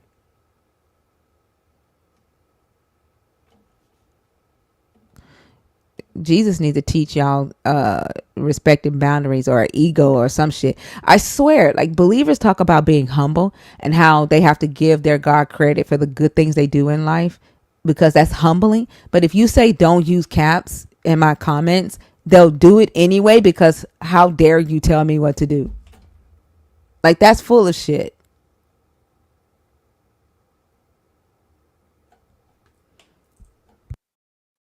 Don't you, like, you're not humble enough to respect people's boundaries. That's how I know y'all just be saying shit. Dude, that is on a cruise. I didn't know that. Good for her. Mm-hmm. She'll be back, I think, Monday. Is Lala okay? She has pneumonia. Oh no. Yeah. Whole crew down. Poor Selena thing. fell asleep on stage. She wore out. The whole crew is down right now. Oh my goodness. Like the corn bot's been going crazy in the chat. I don't know where all the other mods at. I don't think Joshua's in here right now either. If you're waiting to come on stage, can you please comment so that I can bring you up? Loris was in here. Loris is okay.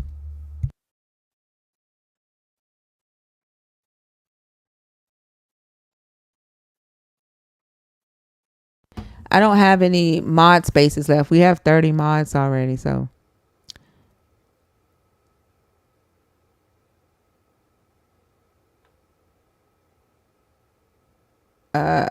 I don't know. I don't know. Maybe I don't know where Dr. B is this morning.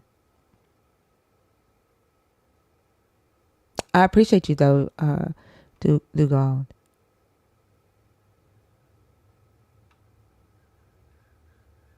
I don't know that I trust this account to bring them up. Which one? The one with the monkey. Yeah, I saw that. Yeah, I don't think I trust that account.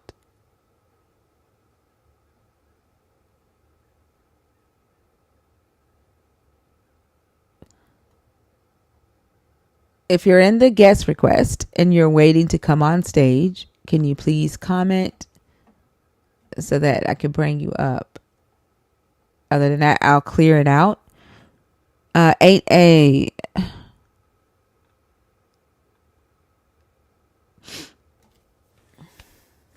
I don't think Rev is in here. Felicia, Jerry. I don't think Bling is in here. Mr. Marquise, Striker Kelly been in there all night.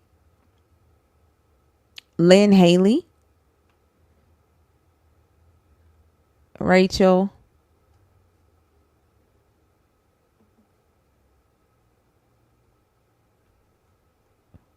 It's so crazy. It's like over 30 people in here. And the guest request. Felicia.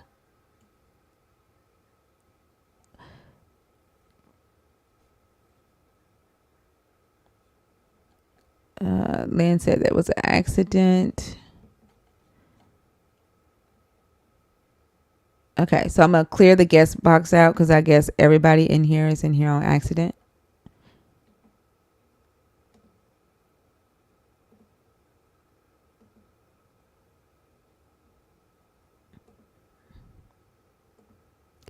If you are a believer, if you're deconstructing, or if you are an atheist, the guest box is open. If you are in the guest request box before I clear it out, please comment so I know that you're in there on purpose so I can bring you on stage next.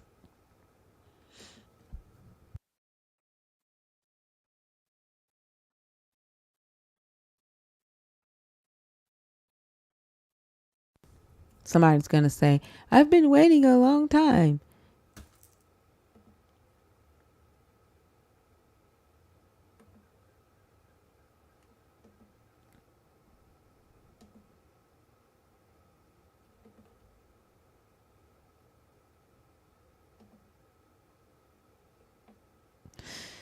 Felicia, you're back in the guest request and I took you out. Are you in there on purpose?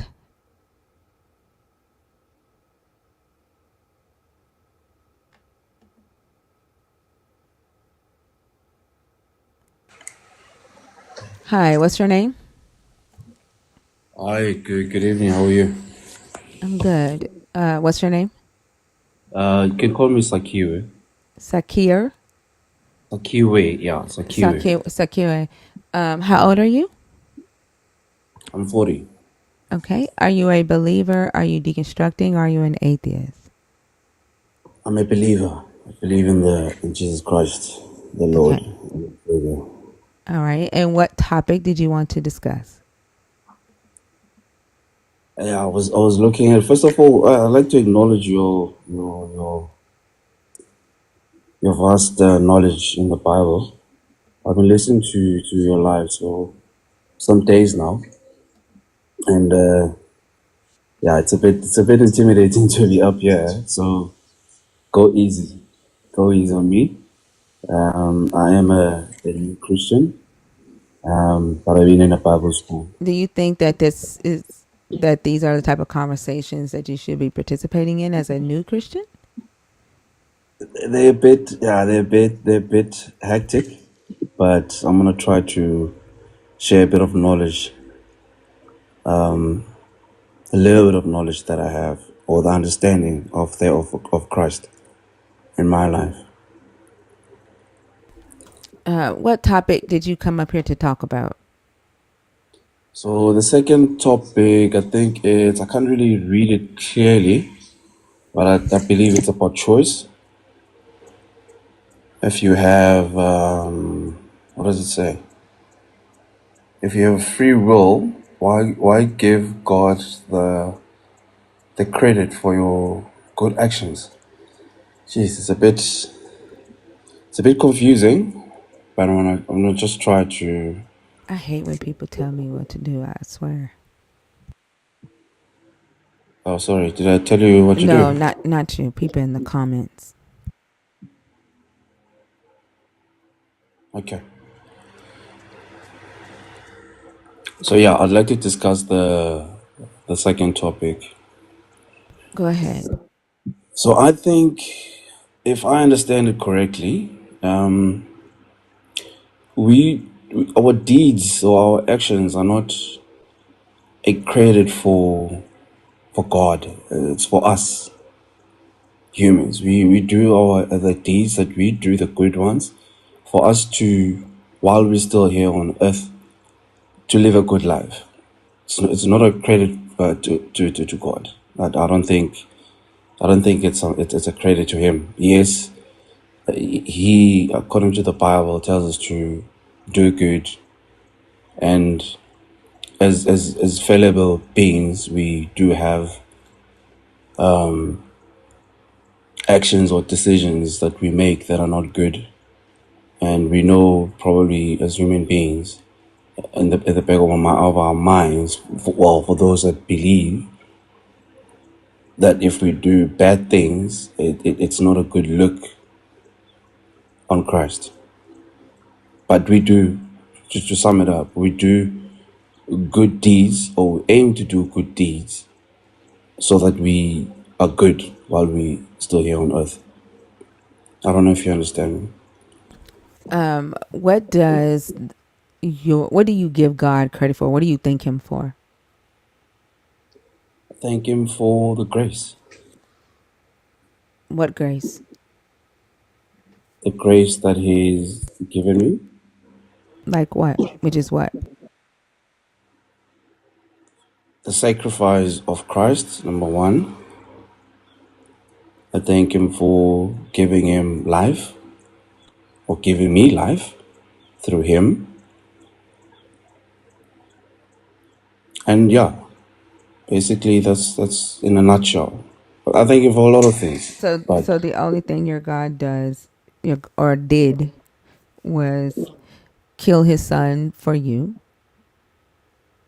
and put you in your mommy's belly. okay, so I don't look at it like that. I don't look at it as him But that's what killing. he did, right? He killed his son for you. More of a sacrifice. He killed his son for you. Does sacrifice sound better or something? Yeah. Why? Does sacrifice sound better when the Canaanites sacrificed their sons? I think so. So I don't know. when the Canaanites are accused of sacrificing their sons to their gods, that's okay. That sounds good because your God sacrificed his son for you. Okay, so I haven't studied the Canaanites sort of like history in that way. I know that they sacrificed their sons. For what purpose? I No, haven't I'm asking fully. that sound. I asked, does it sound nice? It's not a matter of nice, but from God's point of view, if He sacrifices something for me in order to be closer to Him Right, but I'm through His, saying the word sacrifice, you're saying it sounds better than kill. He yeah, killed his son, right? For you. So you didn't have to take accountability for the bad things you do. Somebody else died for you, correct, was killed for you. correct. Yeah. So why are you saying that you wouldn't say it like that? Okay, so if we go a bit further, in other words, he didn't just kill him and left him dead. He raised him again. It doesn't matter. He still killed him. I think it does. No, it doesn't. Like, it's still, he killed his son for you. You can Yeah, say he as killed his son and then he raised him from the dead. He still yeah, killed his son for you. And that's what you're thanking him for him killing his son. That's what yeah. you So said. yeah, correct. But I don't only look at it so 50%. I look at it 100%. Like you went all the way No, when I to asked what do you thank him for, you said for his sacrifice and for yeah. giving you life. You didn't say for his sacrifice and his resurrection. You said for his sacrifice. Yep. Okay, so it's part of it. Right. So you do look at Part it of it. 50% then because you didn't No. say the resurrection. Okay, maybe I didn't say the full resurrection at the beginning, but the whole full circle is he killed him, as part of it and resurrected him. That's in a full circle. Okay, so he killed his son, right? So he killed his Yeah. son for you By and raising raised him him. back up from the dead. And that's Yeah. what you're grateful for that violent act. Yeah. So him raising him nullifies the, in your words, in your perspective, the killing. So No, I raise. didn't say that's not my perspective. Don't put words in my mouth. I did not say that. No, I'm sorry. I'm sorry. But what you're insinuating then is you. I'm saying you looking at it 50%, No, not I the. didn't. I did no, I didn't. I just said what you said. All I did was repeat back to you what you said. I Yeah. have not given my thoughts on it at all. I just repeated back to you what you said and I used the word kill. Yeah. And I said no. It's not kill. It's sacrifice. I And look it at it is as. kill. It's still killing. Like for some reason you think the word sacrifice is like adorable or less harmful or less violent. No. The way that they did it, just they killed him, and it was a gruesome death. It was horrible. Okay, so No. why do you keep Okay. trying to like it's still killing? Yeah. Okay.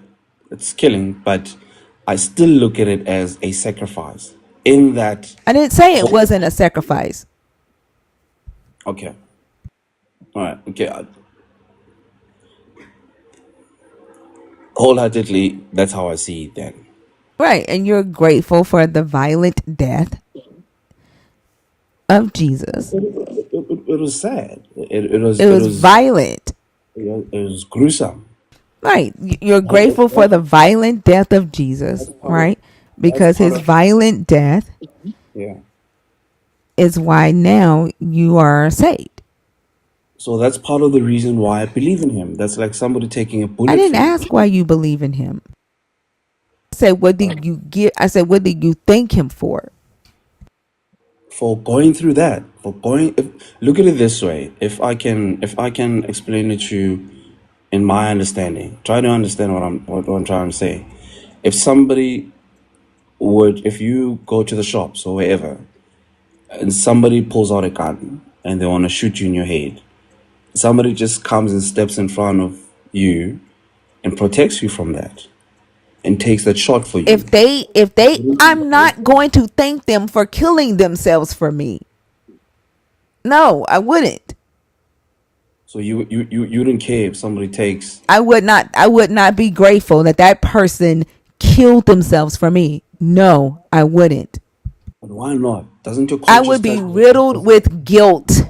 Are you nuts?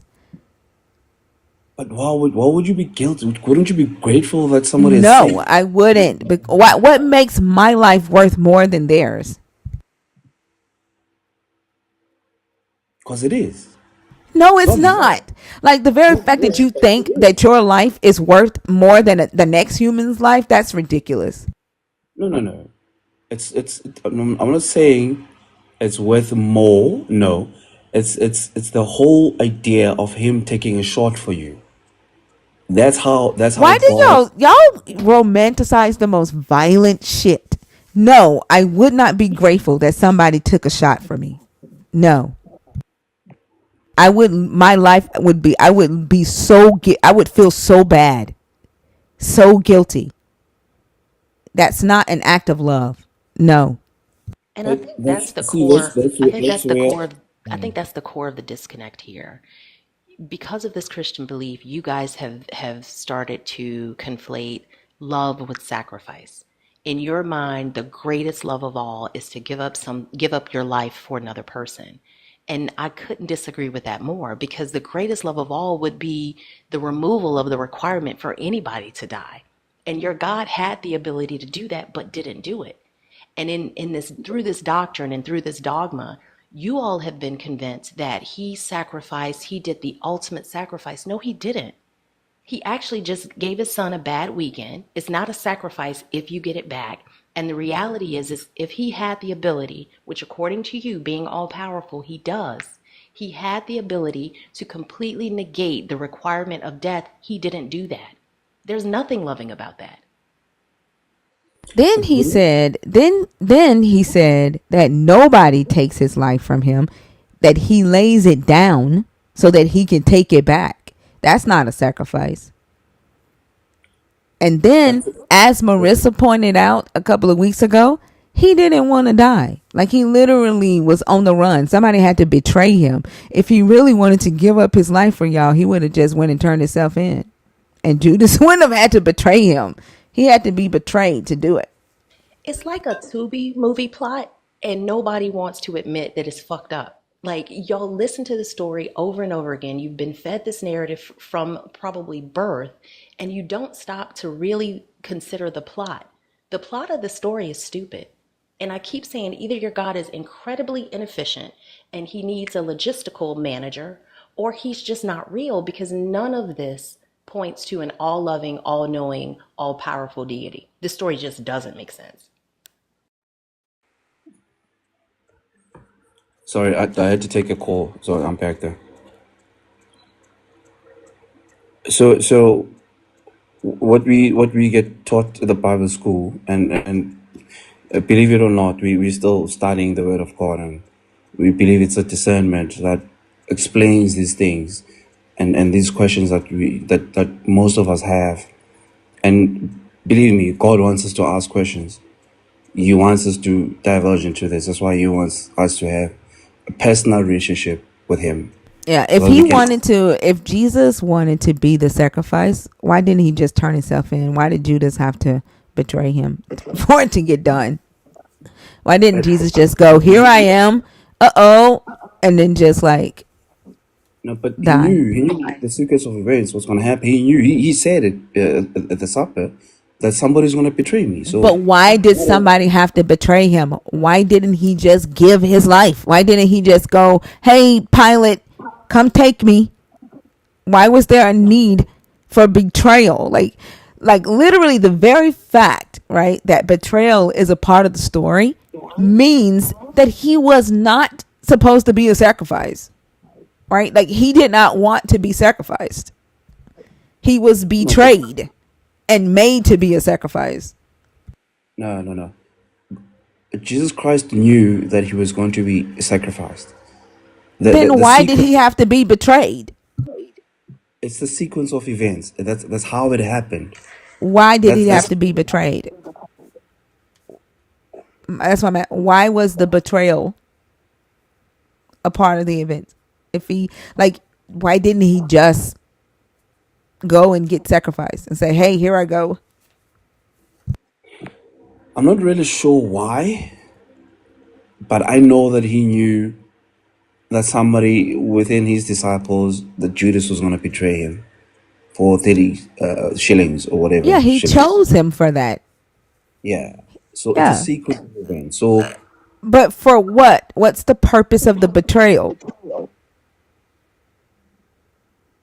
for the death to come in fruition, All he had to do was go. He knew they were looking for him. Did he not? he knew. That's why he was Why went to didn't he just the. go turn himself in? Especially if he knew that his death was That's critical why to the when he plan. went to the mountain of Gethsemane to go pray, and he told his disciples To watch his back because he didn't want them to come get him. no, you went to go pray. He told them to watch his back because he knew they were going to come get him, right? While he was going to pray and begging his daddy not to let this happen. Then when he came back and saw that they were sleeping 2 times, when he got done, he was like, come on, let's go, right? Before they come. And then Judas walks up. Like, he was getting ready to run again. No, he was getting ready for the Okay, let's read it. crucifixion. No, he wasn't. He was getting ready to bounce. Okay, we can read it. We can read it. It's fine. Hence, I say that God, he was praying for. I'm looking for the correct words for God to be with him, because he knew that he was going to go through this. I don't know if you But understand, he was but in praying him, for God to be with him. Are you saying that he didn't ask his daddy to stop it, to let this not happen? this cup, he can't take this cup. Okay, so if we in human understanding, as he was in his flesh, he couldn't take that. It was too much for him. Hence, he had to go and pray to ask God to be with him. And in his human flesh, though he knew, though he prayed, and the Bible does say he was so stressed that he bled blood, he sweated blood. That's how much stressed he It didn't was. say he sweated blood. It said that it was like drops of blood. Like his sweat was like drops of blood. It didn't say he sweated blood. Okay, so the similarities are sort of like the simile is still stressing the fact that it was that heavy. If we can go back maybe to the scripture and look at it, I haven't looked at it that way. The way that I looked at it from the Christian eyes, I've always been taught that he sweated blood. But we can go back to it and dissect it.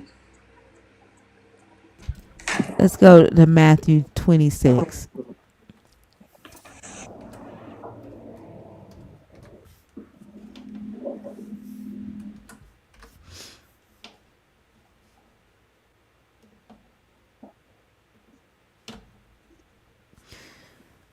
Let's see.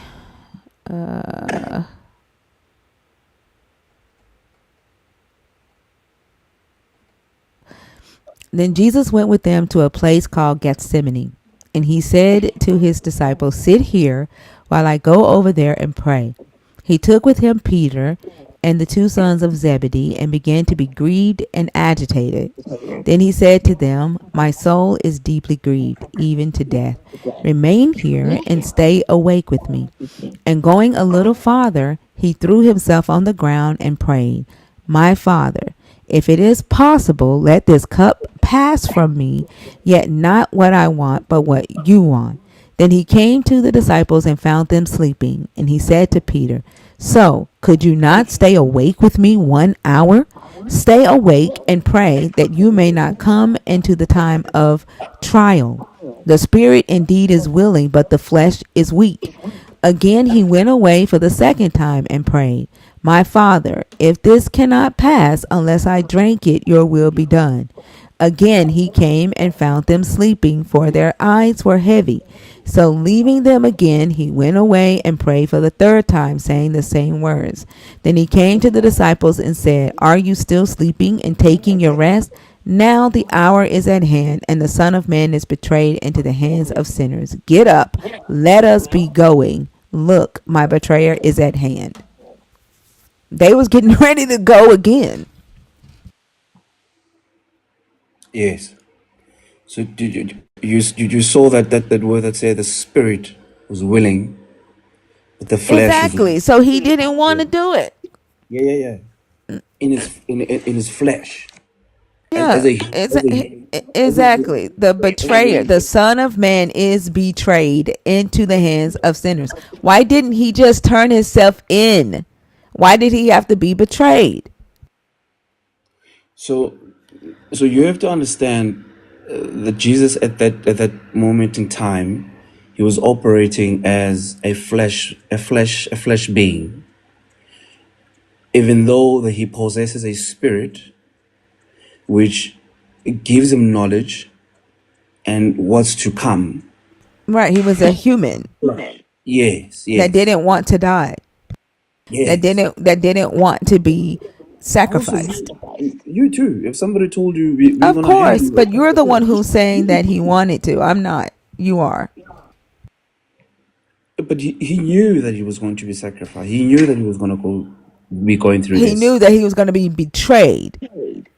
and how it's going to happen. It was going to be betrayed through Right. betrayal. He had to be betrayed to be sacrificed. Right. So somebody Yeah, had to, right, had to go and turn him in yeah, because he didn't willfully turn himself in to be sacrificed. yeah. Right. That was So my whole point. yeah. So to me, how and how the sequence of events happened is kind of irrelevant. No, But it's he not. It's knew. irrelevant to you because all you see is the violent death that saved your soul. Correct. Right. That's you are the most important thing here. Like the human being put on a cross and violently killed and offered up to a god doesn't matter to you. Just the story that you've been told that this human being saved your soul. Yeah. And I can go to God through him who You sacrificed. can go to God through him so you can talk to God. I believe he speaks to everybody. You believe he speaks or do you know he speaks? I believe and I know who he speaks. So you've heard him speak. If you believe it, yes. You have to believe it.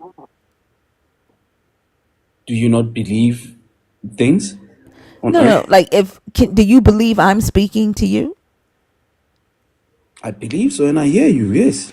You can hear me speak, right? And I believe you and I believe you You speaking. don't have to believe that I'm speaking to you. You know I'm speaking to you because you hear my voice. And so does everybody else in this room. All 916 people know that I'm talking. They know what I'm saying, right? They Yeah. can confirm what I'm saying. But you have to believe, right, that a God Yeah. is talking to you. Yeah. I So know a that man is violently killed on a cross for you to believe that a God is talking to you. addressing the fact that a man had to be violently killed. The way that you're putting it, it's sort of like what's the word I'm looking for? Like you stressing the descriptive words that are not aligned Because you with. want to romanticize it? It's not about romanticizing it. It's Or about then why does the truth of it, right? He was violently killed. Why does the truth of it like bother you? look. I'm not denying it that he was violently killed. He was gruesomely killed. It was gruesome. It was horrific. I could never go through that. Nobody, I don't think anyone in this world will be able to go through that. So why does it bother you Horrible. to hear what it is? But it's like you perverticizing it. You know, you It is what it is. He was violently killed. You're romanticizing it. And like I can't even believe that you think the word sacrifice is romantic. I think it's better I think that's crazy. Like no. your God didn't think it was better when he had the Israelites go in and annihilate the Canaanites for sacrificing their kids.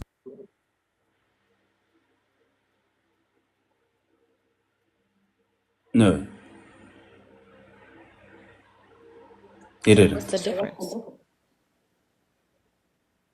As I said, I haven't studied that much to have the revelation and knowledge on that, and I wouldn't want to speak too much of it. So I think I your think second the question. I think the reality is that the vast majority of believers that come up here are really well versed in apologetics, even more so than what the doctrine actually states. And it seems that you, since No, you we are. mentioned that you are a newer Christian, you haven't really delved into either. But the reality is that you only prefer sacrifice because it paints your God in a positive light. But the reality is, it was just he had his son killed. Like you can call it what you want to, but it is what it is. It's fine. Which is what delivered me. Which is what made me believe in this God who sacrificed his son for me. And it gave me revelation and knowledge Did through it though? Christ. Did it give you revelation? What has it revealed to you that you've shared with us today? But God loves me. And he loves everyone. Uh, what For what him, was the for revelation? him, Did I miss he it? sacrificed.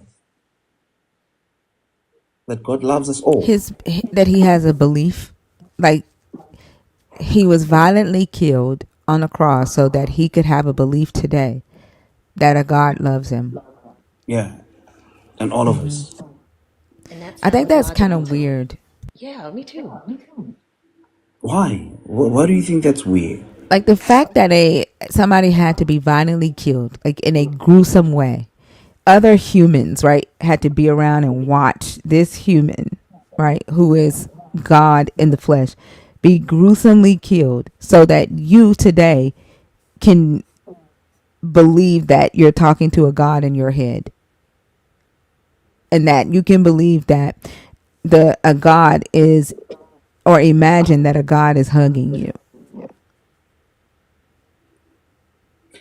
Yeah. And I So think it makes it even worse when you go through all the details of what Christ suffered and you talk about like the horrific things that was done to him, when in actuality you believe that your God has the power to make all of that go away, or your God is all powerful and can do absolutely anything he wants to, but he allowed this to happen.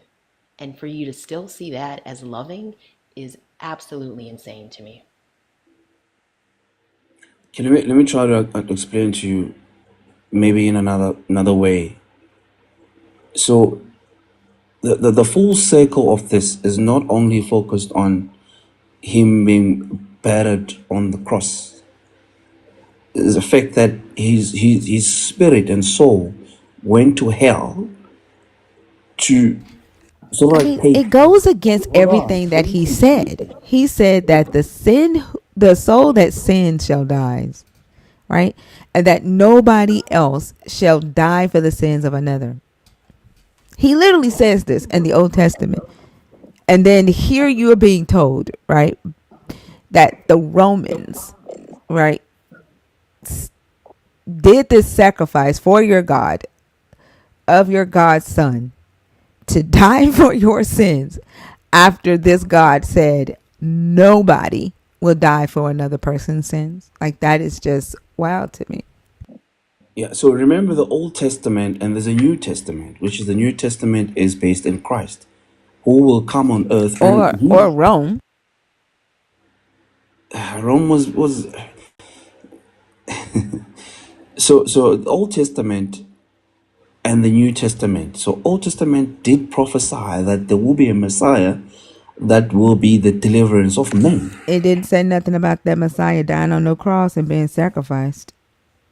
This God didn't even do human sacrifices according to Jeremiah. So you're telling me he was never prophesied that he will come on earth from the beginning? The Messiah was supposed to be a human king. Was supposed to be a God in the flesh. The Jews didn't even believe in that.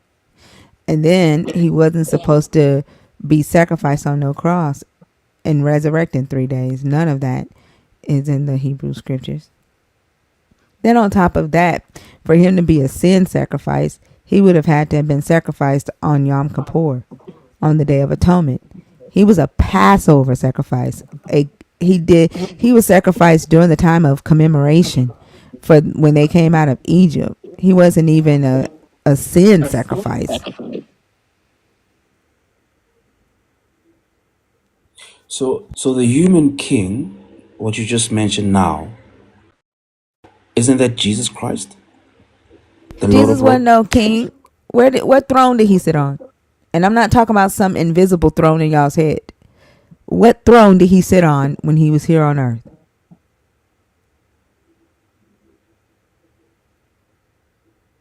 He was the Son of God.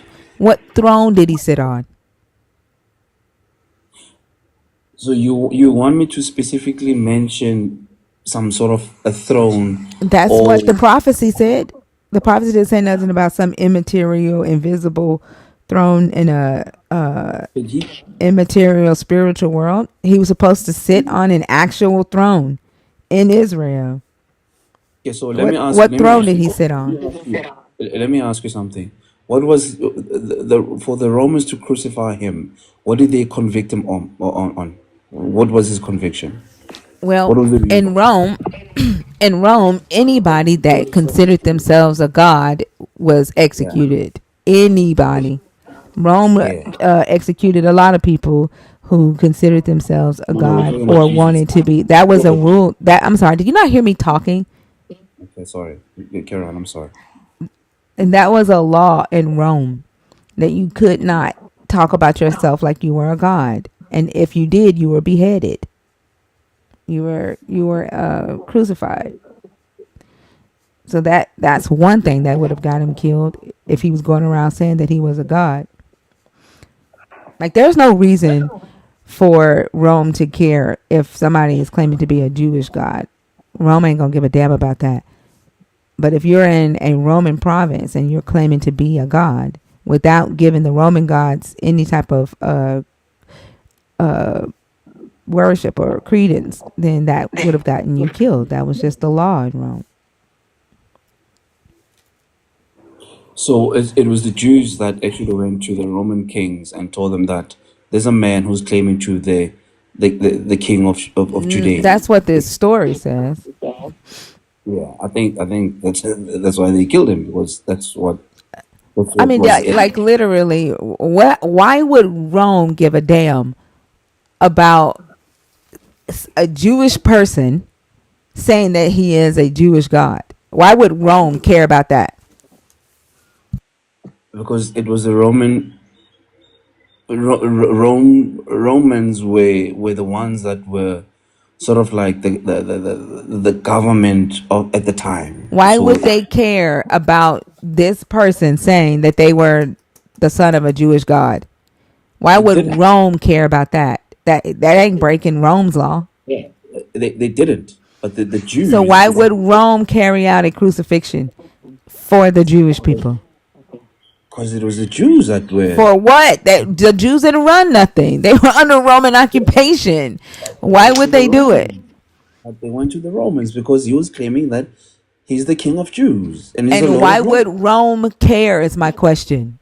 But that's what I'm saying. They carried out on the behalf of Jews. They Why? carried out crucifixion on the Why? behalf of Jews, on the behalf. Why? Why is my question. Why? Okay, so the ultimate. Okay, let me answer you like this then. So this was all planned out for Jesus' crucifixion. It was all a script. It had to happen that way. You're still not answering my question. Like all you're doing is saying that because God wanted it that way. Exactly. So How did it your God happened? talk to the Romans? Your God talked to the Roman emperor? No.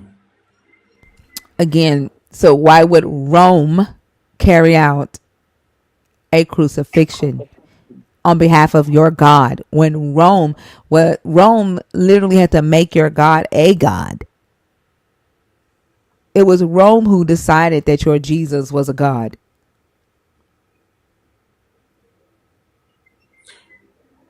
Okay, I'm gonna say maybe a little bit of more research and studying and understanding the decision making of the Roman Empire to actually carry out the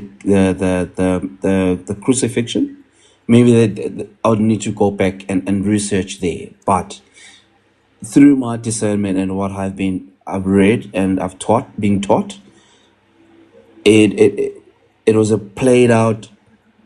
It needed to happen that way. I can't answer why at this particular moment in time. Why would your God does your God know that he set requirements for Yom Kippur? I don't know. Like your God gave the Israelites directions on what day of the year, right, to do sin atonement offerings, which was Yom Kippur, right? Why would your God have his son killed and sacrificed during the time of a commemorative sacrifice that the Israelites would be performing to commemorate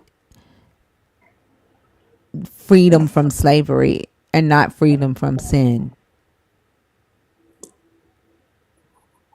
Jeez, that's a well thought out research. Honestly, I'd need some discernment to understand why the correlation between the dates, why it happened on that day. Honestly, And because I'm then, still. like, you had to be circumcised to offer up a sacrifice to this God, right? You had to be a Jewish high priest. right? You had to be Yeah. circumcised. Literally, an uncircumcised, unclean centurion carried out the sacrifice.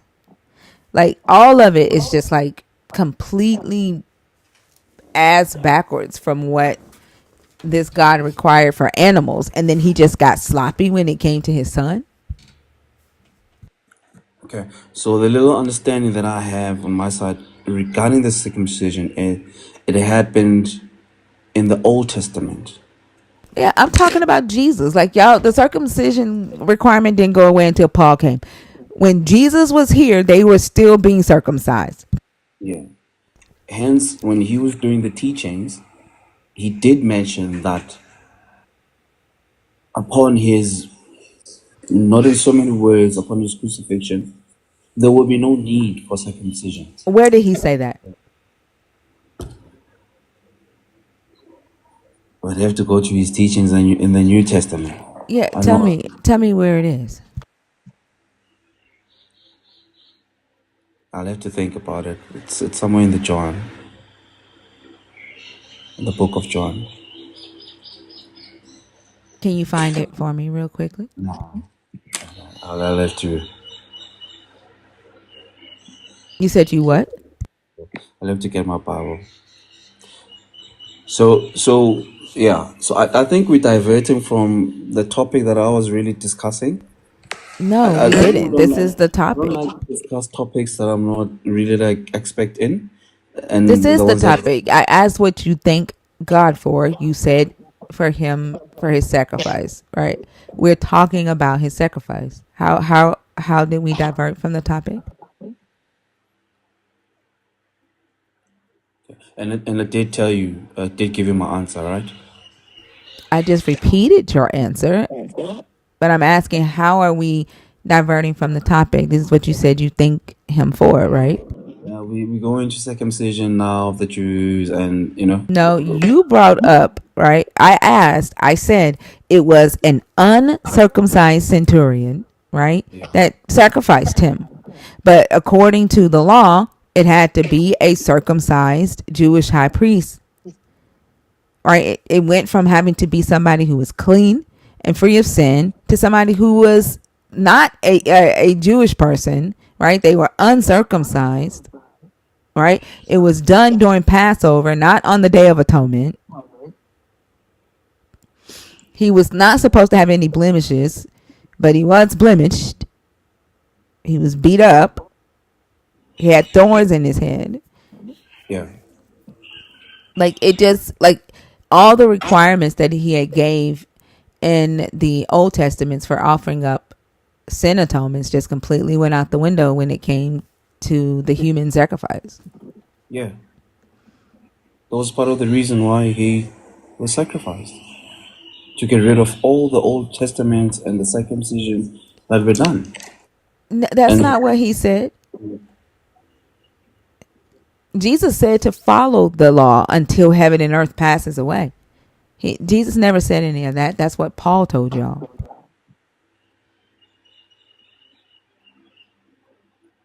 but wasn't the whole sacrificial? I don't want to call it a ritual, but action was to nullify Wait, all why those. don't you want to call it a ritual? That's what it is. See, there's a difference between religion and Christianity. I didn't say religion. You said you don't want to call it a ritual, but that's what it is. Why don't you want to call it a ritual? And there's a reason why I say there's a difference between religion and Christianity.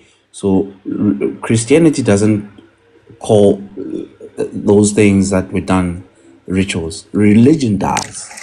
I mean, I know that Christianity gaslights people, right? And tries to romanticize stuff, but it is a ritual. It was a violent killing. It was human sacrifice. Okay, to my understanding, and according to religion, not Christianity, according to religion, a ritual is something that you do on most probably.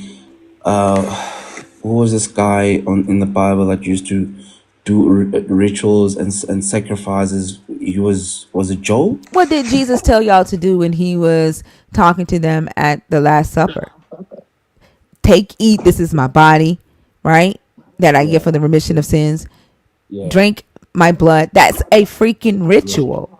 This whole thing is a blood sacrifice. That is a ritual that y'all partake in. but it's in remembrance. So It's a ritual.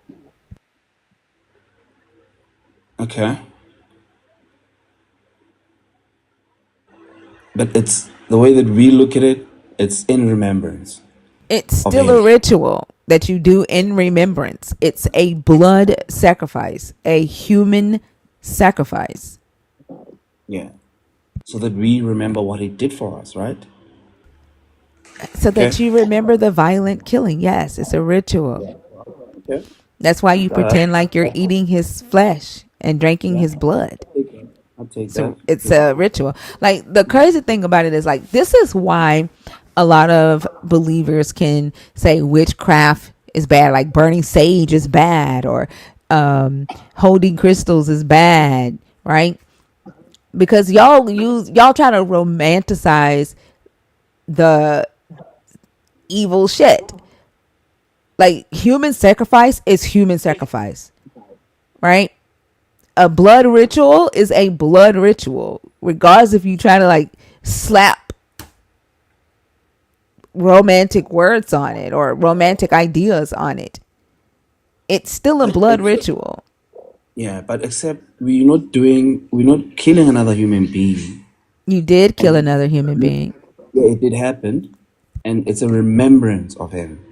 and but you killed another, but another human being died, and you believe that he died for you, so you pretend that you're eating his flesh and drinking his blood as often as you can, right? Because you're grateful that this human, who you believe was a God, half human, died so that you don't have to pay for your own sins. And you seem to think that by emphasizing the fact that, oh, we have to do this in remembrance, as if that negates the fact that a human was sacrificed. This is blood magic. There's power in the blood of Jesus. How could power be in the blood of anything and it not be blood magic? It's almost like you guys put these Christian glasses on, which blur reality and it blurs details and it only allows you to see the narrative that has been pushed in front of you. But the reality is, God killed his son for other people, according to your doctrine. He I think sacrificed his son to himself and then brought him back 3 days later and told y'all to eat his blood and drink his flesh, or drink his blood and eat his flesh figuratively, repeatedly, for the purpose of remembering things. And we're supposed to hear that and think, oh my goodness, that was the most loving thing any being could have ever done. And that just doesn't make sense. And then when we say that, the problem is discernment. Do you not see how that could be problematic? no, I don't, because we don't perversize it. We don't perverse it. It's not We And don't. then perversing it. they still pay for their own sin. Right. Yeah. It's like the blood of Jesus pays for my sins, but I'm still a sinner and I sin every day. It's not perversing it. Like you're calling it perversing it when we're calling it what it is. But what you're doing is softening it and trying to make it be something that you need it to be in order to fit a narrative. Like, if somebody on earth today, right, disobeyed God, or something that somebody said, God said do this and you don't do it, and then that person like gets hurt, like, believers will not hesitate to say that's what you get for disobeying God, or you should have listened to God.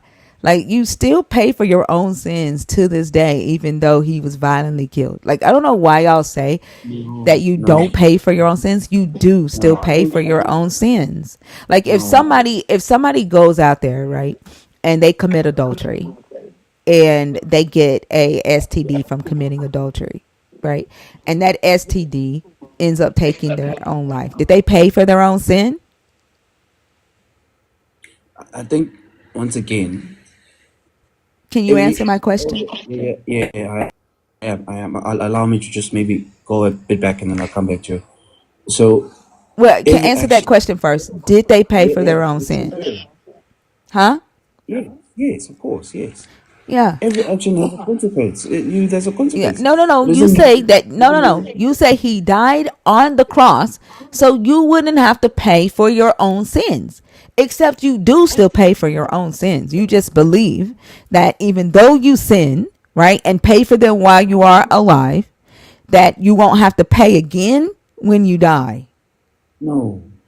That's Yes. that's that's not how it is. If you go out there and commit adultery and you get there's consequences to what You you pay do. for that sin. Yeah, if you kill somebody, You you pay for have to that go. sin. Right. You If have to you go. go There's out there and you commit adultery consequences. and you catch an STD that takes your life, you paid for that sin. Yes, it doesn't mean go So blindly Jesus did now. not, Jesus's death did not pay for your sin. No, you're missing it. No, I'm not. The thing that you believe Jesus' death did was let you go to heaven so that you don't have to pay for your sin again in your death. That's it. Okay, so first of all, we are fallible beings. We commit mistakes. Mistakes do happen. We do all the time. And with those mistakes, unfortunately, yes, there are consequences. But God wants us. He says in the Bible, "I give you life and death. I beseech you, brethren." If It's somebody says, after death. Like when would you pay, when would you have paid for the sin that Jesus paid for? During your life or after death? during my life, I need to So live then, so according. you don't pay for any sins during your life? No, God gave us a brain to Wait, make do choice. you pay for, wait, did Jesus pay for your sins that you commit during your life? Yes, He did Okay. in advance. And the payment, right? The sins that you would have had to pay for yourself had Jesus not died. How would you have paid for those sins had he not died? By death. And so, like, if you commit adultery, right, and you get a disease that takes your life, did you pay for that sin? Yeah, So Jesus didn't pay for your sin? yeah. How did he pay for it if you paid for it too? You're thinking on the earthly realm. Is So that, I said that. I said literally yeah, Jesus's death makes sure you don't pay for the sin twice. That you don't pay for it again after you die. yeah, Because all Jesus's death does is just keep you out of hell. yeah. I said that. Why did you keep saying no? Okay, maybe I didn't. Maybe you said it in a different way. I said it But just like that. yeah. So whatever happens on earth, as you said it, if you commit adultery, the wages of sin is death. For that, you go kill somebody, you will be punished for that. But God says to us, repent and repent from your sins, confess your sins and repent from them. So even if, yes, you've done wrong, yes, So you get for punished. every sin prior to Jesus dying required death. Is that what you're saying? Every sin you committed, the punishment was death before Jesus died? Prior to Jesus, if you were caught by whatever the ruling empire at the time, if we're speaking about, I don't know what age, if you were caught, you would be jailed, right? Or you'll be, No, no, no. Did it, it says for the wages of sin is death. yeah, So prior to Jesus's violent death, did correct. every sin result in death? Yes, I'd say so, yes. That resulting in eternal So when death. someone stole something, what when someone stole something, were they slaughtered to death or stoned to death? They were stoned. Some of them Are you died. sure? Are you sure? Not 100%, but what the word tells me, you would, before, prior to Christ, had you gone from the world and you died eternally.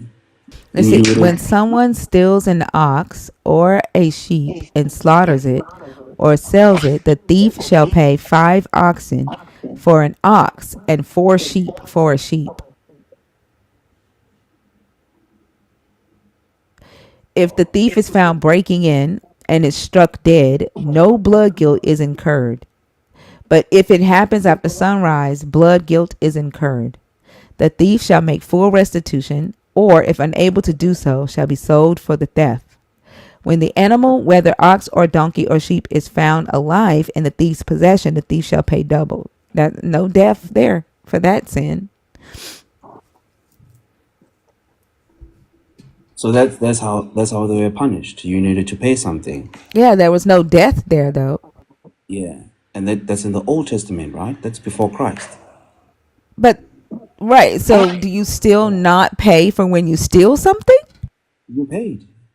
There were After consequences. Christ, after Christ, do you still pay? Like if you steal something, right? You sin and you steal something. Did Jesus already pay for that sin? For eternal life for you if you repented from that sin that you committed. But it doesn't mean there are no consequences. If you get No, no, caught, no. Like, so all Jesus did, right, was make sure that you don't pay for the sin again after you die. correct. That's You're what saying that's what this. I'm saying. Yeah. Yeah, correct. Yeah.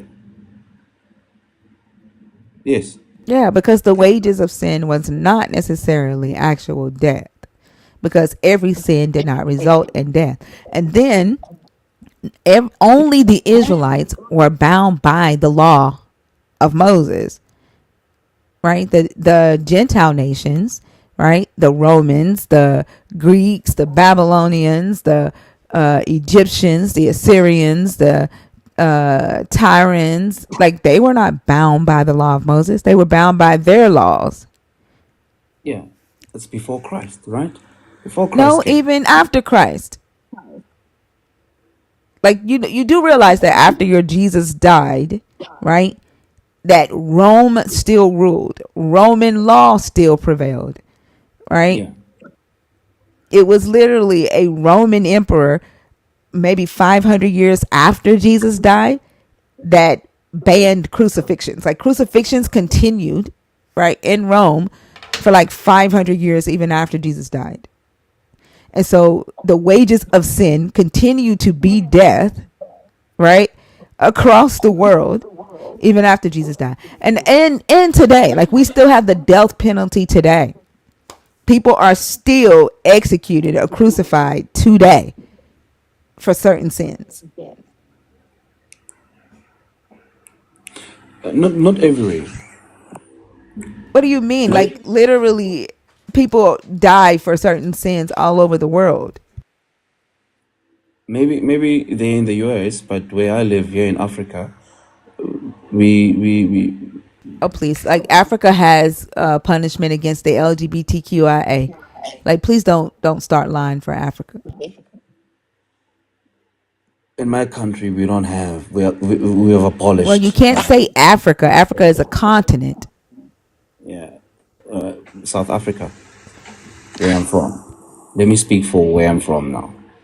We've abolished death penalty, so you can't say that's everywhere in the world. And I'm I sure didn't say everywhere though, did I? Like y'all are so dishonest, right? I said all around the world people die, right? All around the world people die today for breaking the law. And sometimes they die when they haven't broken it. We just had a man executed here a few months back that it was known that he was innocent, and they went ahead with his execution anyway.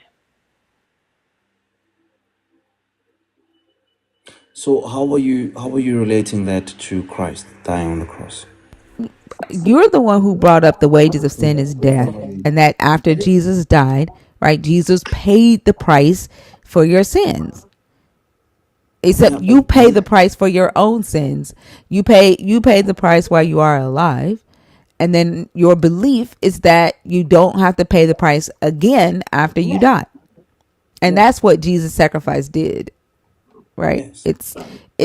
It's only you can only turn it in or trade it in or cash it in after death. His prepayment. Yeah, because we still live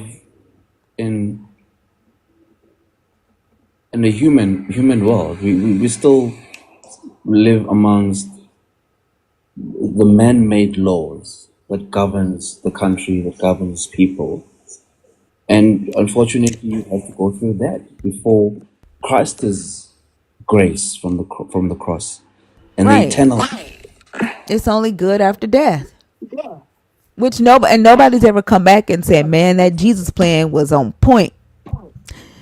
I cashed in my Jesus plan, boy. I'm glad I kept that Jesus plan." Nobody's ever, you know, come back and verified that Jesus actually did Those who've left pay us, for your sins. those who've left us in Christ, believe me, they have cashed in. They You happy with don't it. know that. Like, that's a hope you have. Like, you don't know that. Like, there's no evidence right here on earth that Jesus' death done anything right for Yeah, your sins. That's a hope you have after you die. yeah, And nobody's ever come back and said that there's actually any validity to it at all. yeah. So that's the beauty of it. I believe, Beautiful about that.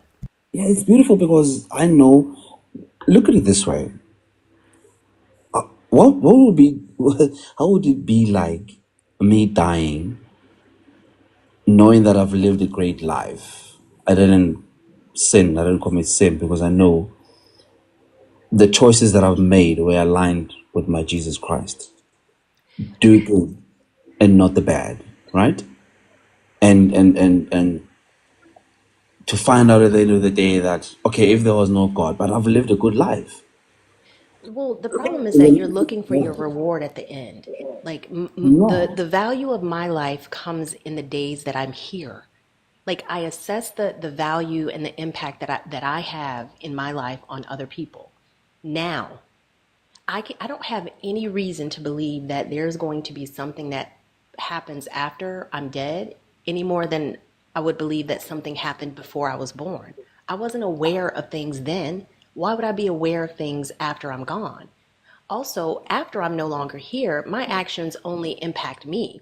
I'm more concerned about how my actions now impact other people. And I think that's the disconnect that believers don't necessarily understand because you completely ignore how your belief systems and the way that you choose to look at things impact real life human beings on earth today, living the only life that we know we have. You hope you have one after this, but there's no confirmation of that. So no, that's why I think you guys maybe are slightly getting it wrong. You think we are looking for death. We are living as Christ told us to keep the book of the law in our hearts. Live a pure life. Live good. Love one another. Love your neighbor. While we're still here on earth. So let And me this ask you this. Let me ask you this. What carries more weight in the eyes of your God? What I believe or what I do?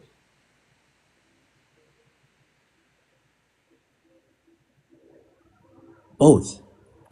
It can't be both. It can't be both because ultimately, based on on your belief system, a person who is a believer, he strongly believes in Jesus and he loves Jesus, but he just does some fucked up shit while he's on this earth. What carries more weight? What he believes or what he does? Because I can tell you now, I live the most boring life you can think of. I don't fuck with people. I don't hurt people. I try my very best to make decisions that do the least amount of harm as much as I can. But I do not believe in this God. So what carries more weight? What I believe or how I behave? I'm gonna say both. So my lack of belief is not going to prevent me from eternal damnation. You need a bit of both. You need to believe and act accordingly. But if I don't, so if I'm acting accordingly, and I don't believe that a zombie died and came back 3 years ago and talking snakes and fruit and all that, that doesn't make sense to me. But I behave accordingly. Is that Yeah. still not enough? So if I can answer you this way, faith without action is nothing. I'm not talking about faith. I It didn't mention is. faith. I didn't mention faith one time. It is a faith. I mentioned belief and behavior. That's faith. That's And behavior is action. okay. So absent the faith, take the faith away. So if I don't have faith, but I live a life that would, on the surface and by all observation, comply with what God requires, why is that not enough? And Because you don't have if it's you don't right, have well, a belief. You can act right. There are a which lot of means people that act right, but they don't belief is more believe. important, which means belief is more important than behavior. And that just doesn't make sense to me. No, it's the balance of both. You have to, it's a two materials combined together to produce an outcome. So you They're have not to required though. But no. they're clearly not required because if I behave in a way that does not harm people, that follows all of the things that make sense, the laws that make sense, to not hurt people, to love everybody, all the wonderful things that you just mentioned. If my behavior exhibits that, but I just simply don't believe these illogical claims, why would that not be enough? And if you tell me it's enough, then belief has more weight than behavior. I don't think so.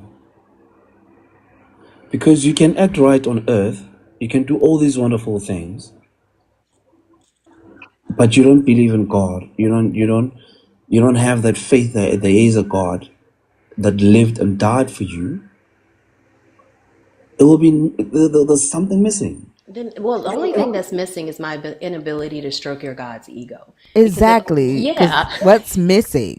yeah, because if ultimately I'm doing the things that don't hurt people, I'm helping everybody that I can, I pay my taxes, I keep my yard clean, I do all the things I'm supposed to do based on the society that I'm living in. And the only thing that I'm missing is the fact that my brain is wired in a way that nonsense doesn't compute.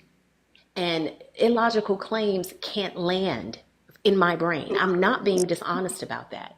But in that scenario, according to your belief system, I'm still going to be punished because I don't believe, regardless of what my behavior is. That doesn't make sense and it's not fair.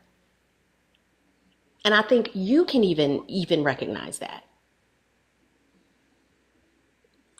Yeah, I do. And on an earthly realm, yes, I do.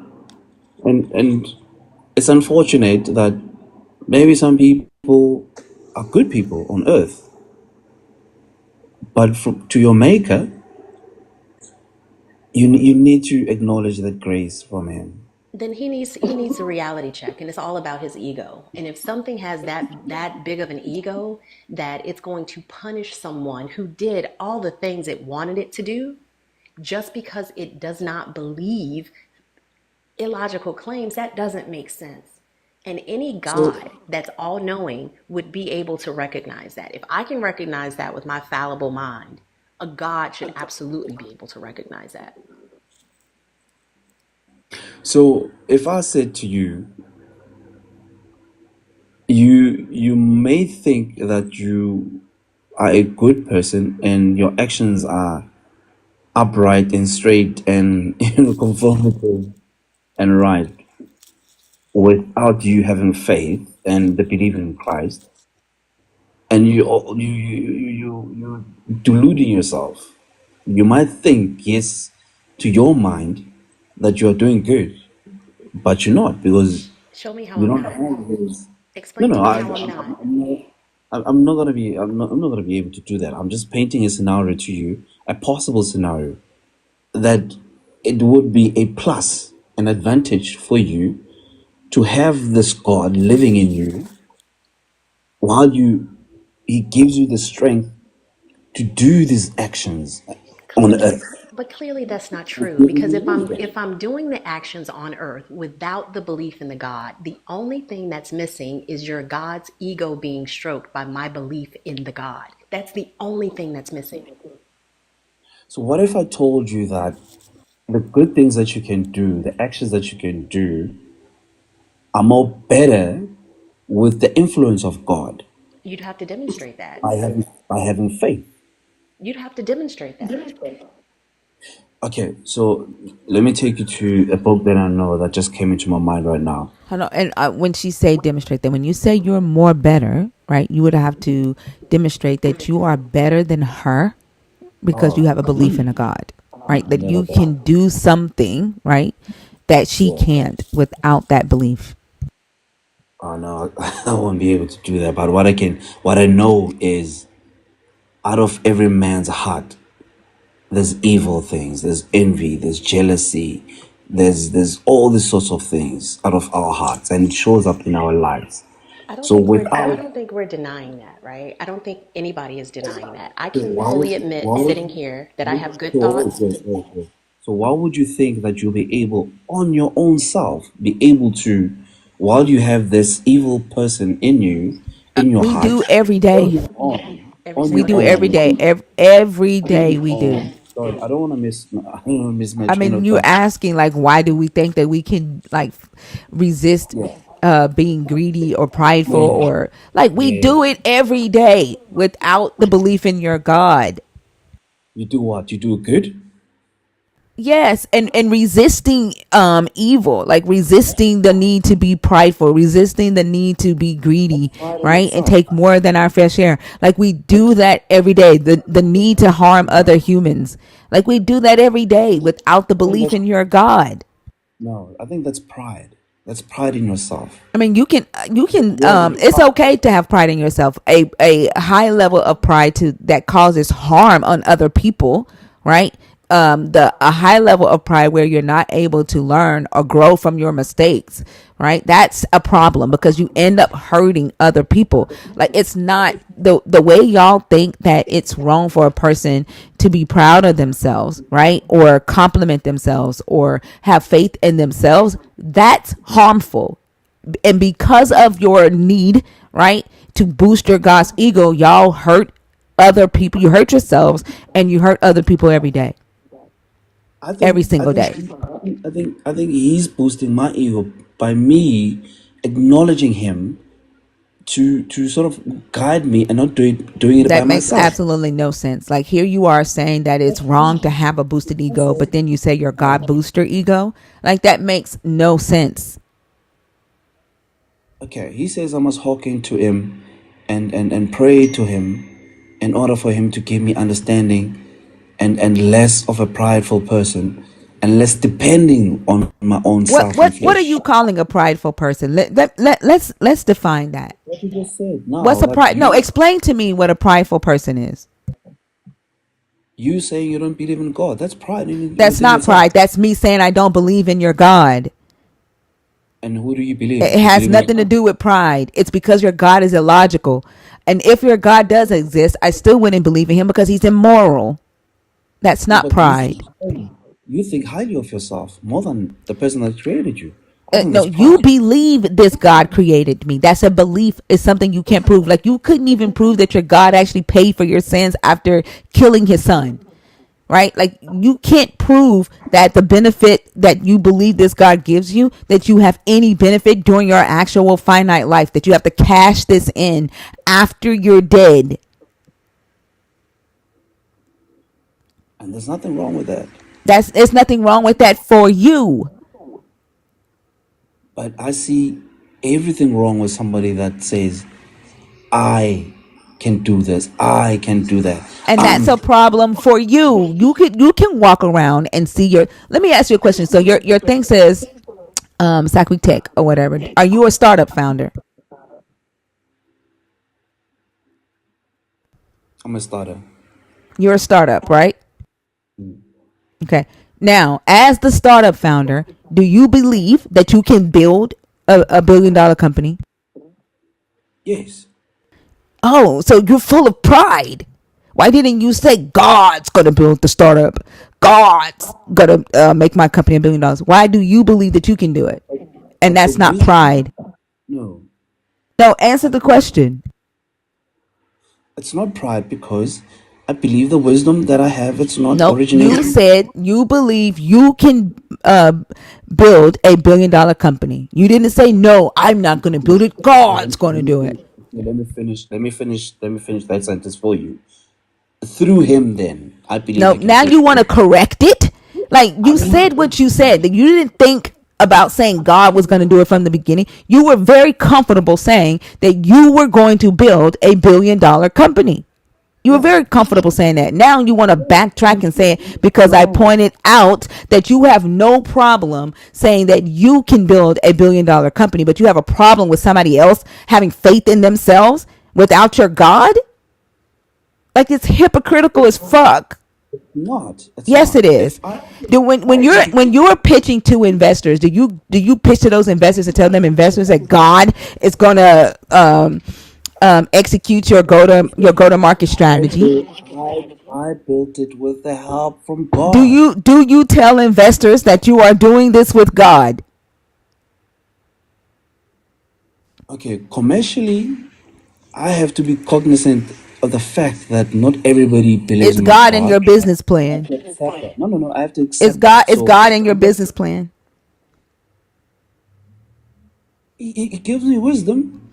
Is I he in believe. your business plan? What do you mean is in my business? Is How can he God be? listed in your business plan? It is. It is. It gives me ideas. Those ideas are from No, I him. didn't ask if he gives you ideas. Is God listed in your business plan? Oh, come Is on. God one of your employees? Is God the CEO of Saki Tech? Is he a shareholder? Is he listed on the cap table? Through me, yes. Like you, do you realize how dishonest you're being right now? Through me, You're yes. being dishonest. It's And then the fine. fact It's that you can say fine. to somebody just because they're not giving credit to your God when you yourself have no problem saying that you have faith that you can build $1 billion company, you're hypocritical. I don't see it that way, man. Of course you don't.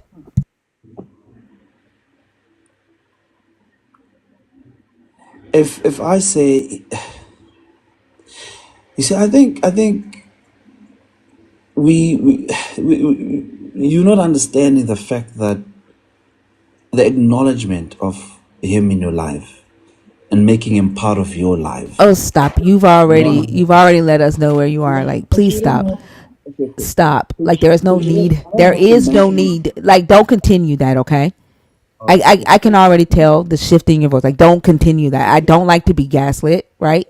You've already shown us you have no problem patting yourself on the back. You have no problem having faith in yourself and your ability. It's pretty fucked up that you want to try to convince other people that they should not do the same.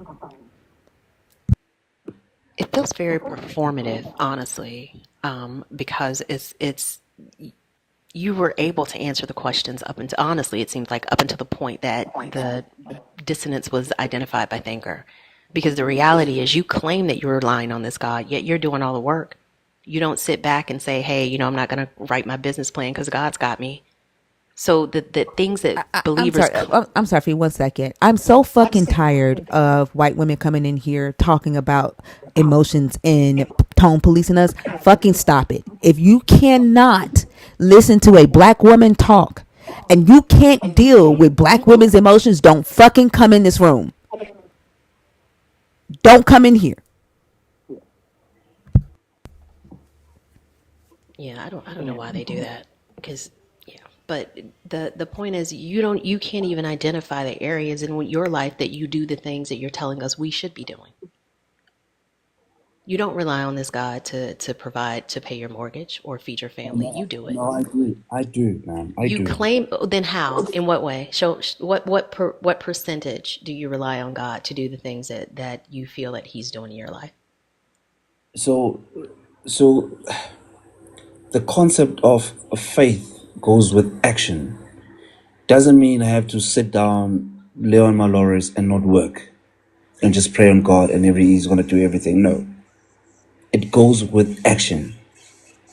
So me communicating with Him, having time with Him, speaking to Him, praying to Him, I believe I get wisdom, I get knowledge, I get guidance from Him to do and act on the things that I want to do. What part of your business plan did God guide you and act on? You see, you keep on going back onto my business plan, Well, and it doesn't I'm even have to be the hoping. business plan. It can be honestly any part of your life. You're claiming that this God is driving you. What has he given you that you didn't already know? And when he gives something to you, how do you differentiate what he's saying to you than from a thought that you're having in your own brain? It all sounds like self-gaslighting for the purpose of serving this God in order for you to get afterlife insurance. I'm an engineer by profession, right? Yeah, right And quick. If your business fails, did God fail? hold on, I'm Can getting you there. can you answer that So question? I'm not. Yes, I'm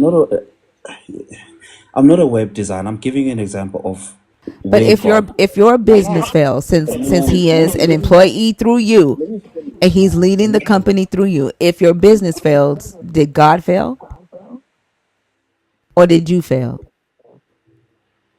I failed. That you And that's full failure, of shit. and there's nothing wrong. But there's nothing wrong with failure. No, you It's, literally said like you don't remember you trying to backtrack and say no, God does it through me. You don't remember that. And now if you fail, it's you and not your God that failed. maybe He wanted me to fail. Maybe He wanted So me then to it's your God failing.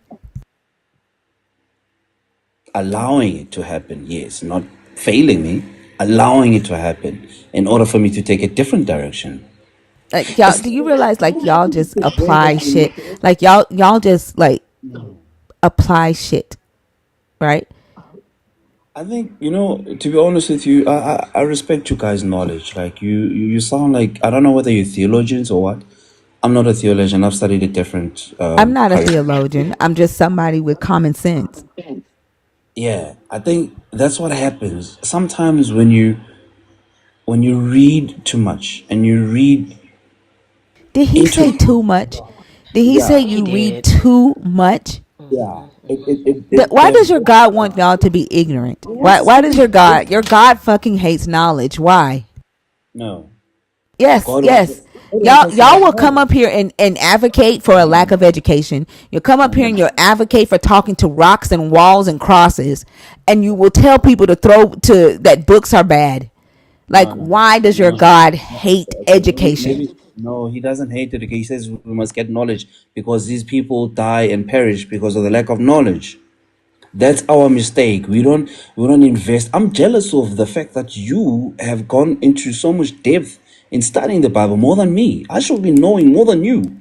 I mean, like literally, that you need to talk to your God about that. If He's with you, I if need to Jesus is speak. with you, then that's Jesus's fault because Jesus doesn't tell you to read. Jesus tells you to depend on your telepathic conversations that you have with Him, and He hasn't told you shit He probably told because me that. Jesus say you shouldn't read too much.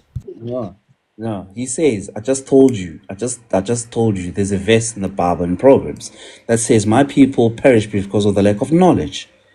And he probably directed me to this live and to listen to you and to see how much knowledge you have of the Bible. And I admit, So you what? got You can most. compete because Jesus is like the devil's kids are smarter than my kids. Go and sit and listen to the devil's kids. So because y'all making me look bad. Like what? Like Jesus has to bring you here to get you to read. Like you literally are claiming that you have a relationship with this Jesus, that you can talk to this Jesus. Do you remember that? You remember saying that Jesus died so that you can talk to him? Like he had to tell you to come in here and listen to us, right? Instead of just telling you to read more. Like that doesn't even make any sense. And I think the question you should probably be asking yourself is, instead of like being impressed with the things that we know about this book and the amount of study that we've invested into learning it, you should probably ask yourself why you believe it, even though you haven't done that.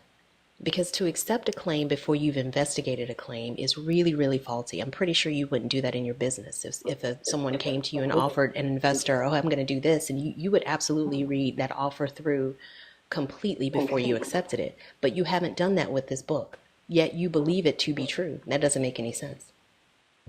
You see, the sad truth of it is, your knowledge is diluted. It's in a correctly Diluted with incorrect. what? diluted. Diluted with what? With It's perversified. Like no, everything, like let's stick with diluted. What it's is it wrong. diluted with? I think that's an Right. It's interesting word diluted choice. What is it diluted with? with incorrect direction. It's not. Can you point out what we've It said doesn't today suit that's us. Because incorrect? all the facts that you guys are pointing out, at the end of the day, it's like you're literally taking small passages and making assumptions, That's and not your true assumptions though. are wrong. Like literally, what passages did we bring out other than this one? You see, I don't wanna get into that because I knew you were No, gonna because go there. I you knew you just were, made an accusation. You just made yeah. an accusation. Now stand on it. An overall summary of what I've been listening, what you guys been saying, Yeah, what you've been bring up one that we did that with. you said Bring a up lot. one that we did that with. Stand on You your said a lot. accusation. Every single day you come here on the Stand on live. your accusation and bring up one small passage that we bring up.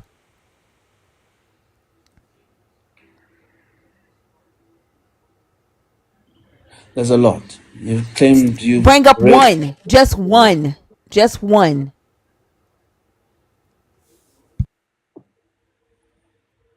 the ones about the Canaanites, What about about the them? What passage did we bring up about the Canaanites?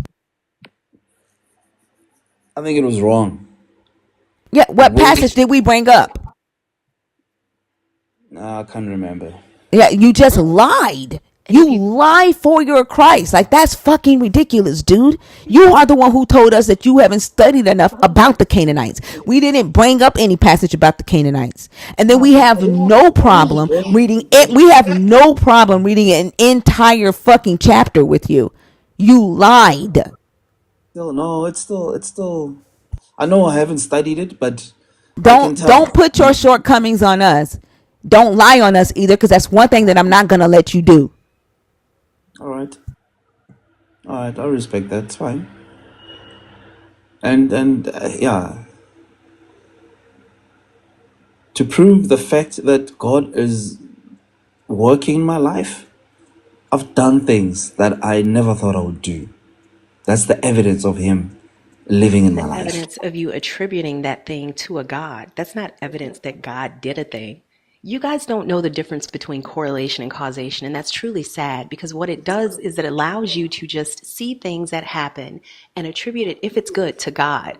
But if we're using that logic, then that validates every other God that has been worshipped through time by every other human being. And that's the piece you don't realize. Because by taking the position and saying this good thing happened, therefore God, if I worship a God, I had a lettuce named Chauncey, and I say this good thing happened because of Chauncey, my claim is just as valid as yours.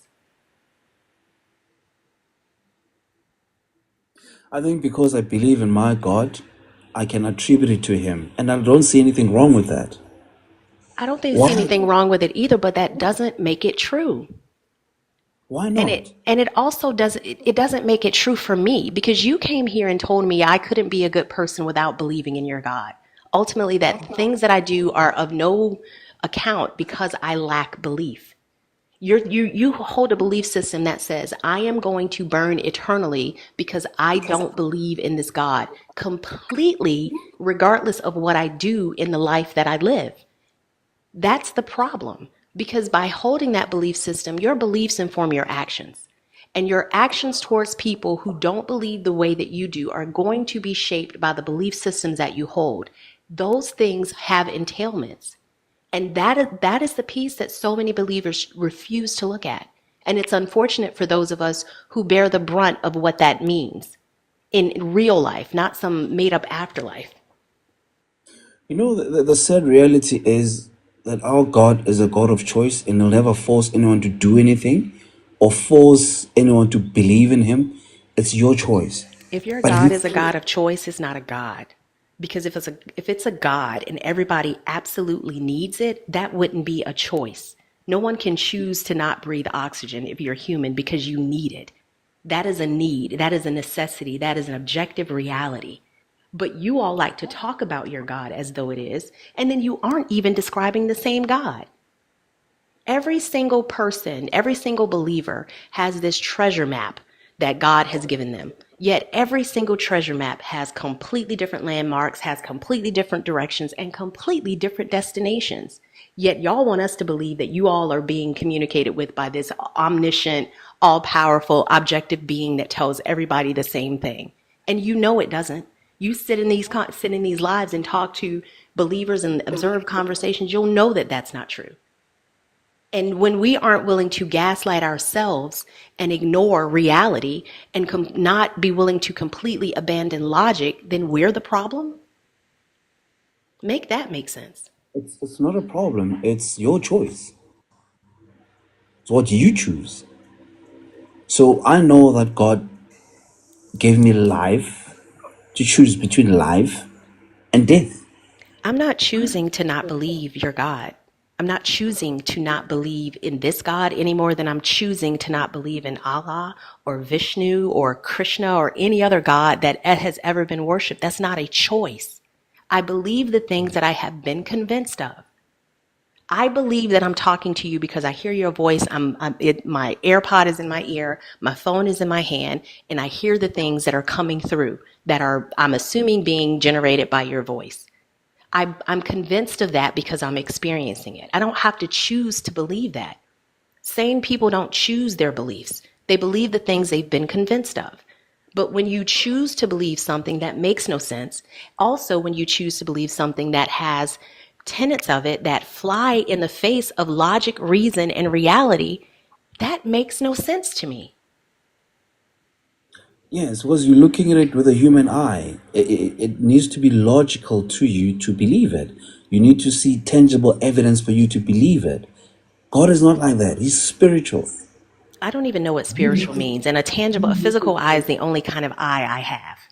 Yeah, that's you limiting yourself. So I'm not hence, limiting myself, friend. I'm dealing with the information that I have. You want me to step outside of reality. You want me to say, okay, abandon all logic and reason, completely use a process that I don't use for any other area of my life. If I have a relationship with every other relationship that I have in my life is a two-way relationship, not with this God. I talk to this God. You guys talk to this God and for this God. I don't do that with any other relationship in my life. Why would I choose to do that with this God? Specifically, the one of this Bible, who has no problem with slavery, has no problem with sex slavery, has no problem with grape, has no problem with sacrificing his own child. For what? When he has the power to do whatever he wants to do, he chooses this? I'm not following that kind of leader. I think too, let me like ask you the something. fact that they think that they have spiritual eyes and this spiritual body and this ability to like reach off into the spiritual world or live in the spiritual world, they put themselves in the place of this God, right?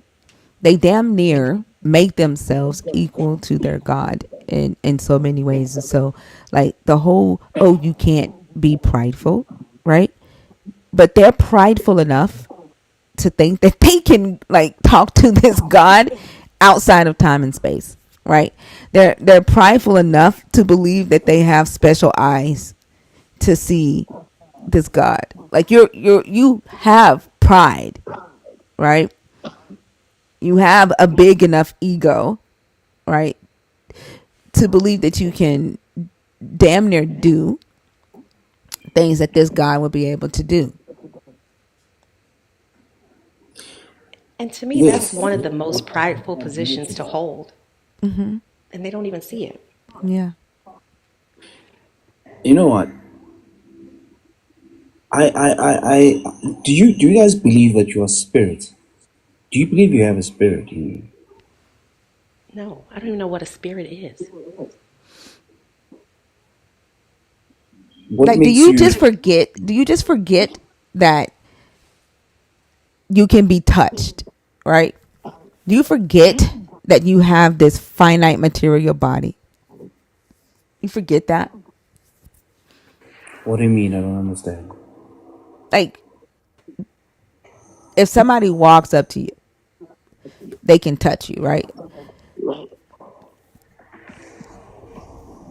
Yeah. Like do you Let me forget that? Like do you always like be in your head and like be in this like spiritual realm in your head and forget I that you think have a I think physical body? yes. I think I'm a spiritual being. I live in a body to operate on earth, and I possess a soul. And what good purpose does that do for you, right? To see It yourself makes as a spiritual being. For what? because of my originality. That I was God breathed on the nostrils of a Right. You body, think right, which is you see yourself as that special to this God, right? You have to see yourself like as this spiritual being because you're that close to this God. yeah, Yeah, that's yeah, pride, yeah. right? You're so prideful that you How's that believe pride? that you're close to your creator, that you're just right. Like y'all would literally argue about whether or not you're a step above angels and right below God, like right below Jesus. Like y'all will the whole I'm chosen shit, right? Like, and then you'll tell other people that don't Was it believe not in your even? God that you're full of pride, but literally y'all have so much pride. But The was it very not? fact, the whole idea of the spirit and the soul and the spirit eyes and the spiritual intelligence, the higher consciousness, like that's some prideful ass shit. But that's what he told me. He breathed onto my nostrils. Let us make man in the image of us. He ain't I'm told you shit. You read that in a book. And that's the crazy part. Like, you act like this is insane to me. Like, do you hear yourself? Men wrote this book. They told you that a God told them this, and you simply believed it. And now he told you? yes. I believe in it wholeheartedly. I breathe them. I look at the stars. I look at how they. I look at the universe. But There's did you beyond. forget that he God didn't is want you to not. be like him? God is not in our level. Wait, did He's you forget that beyond. he didn't want you to be like him? That's the very fact, right, in that story that Adam and Eve became like him is why Yes. you believe Jesus had to die a violent death for you, right? Yes. He doesn't And want he you to gave me be like him. dominion.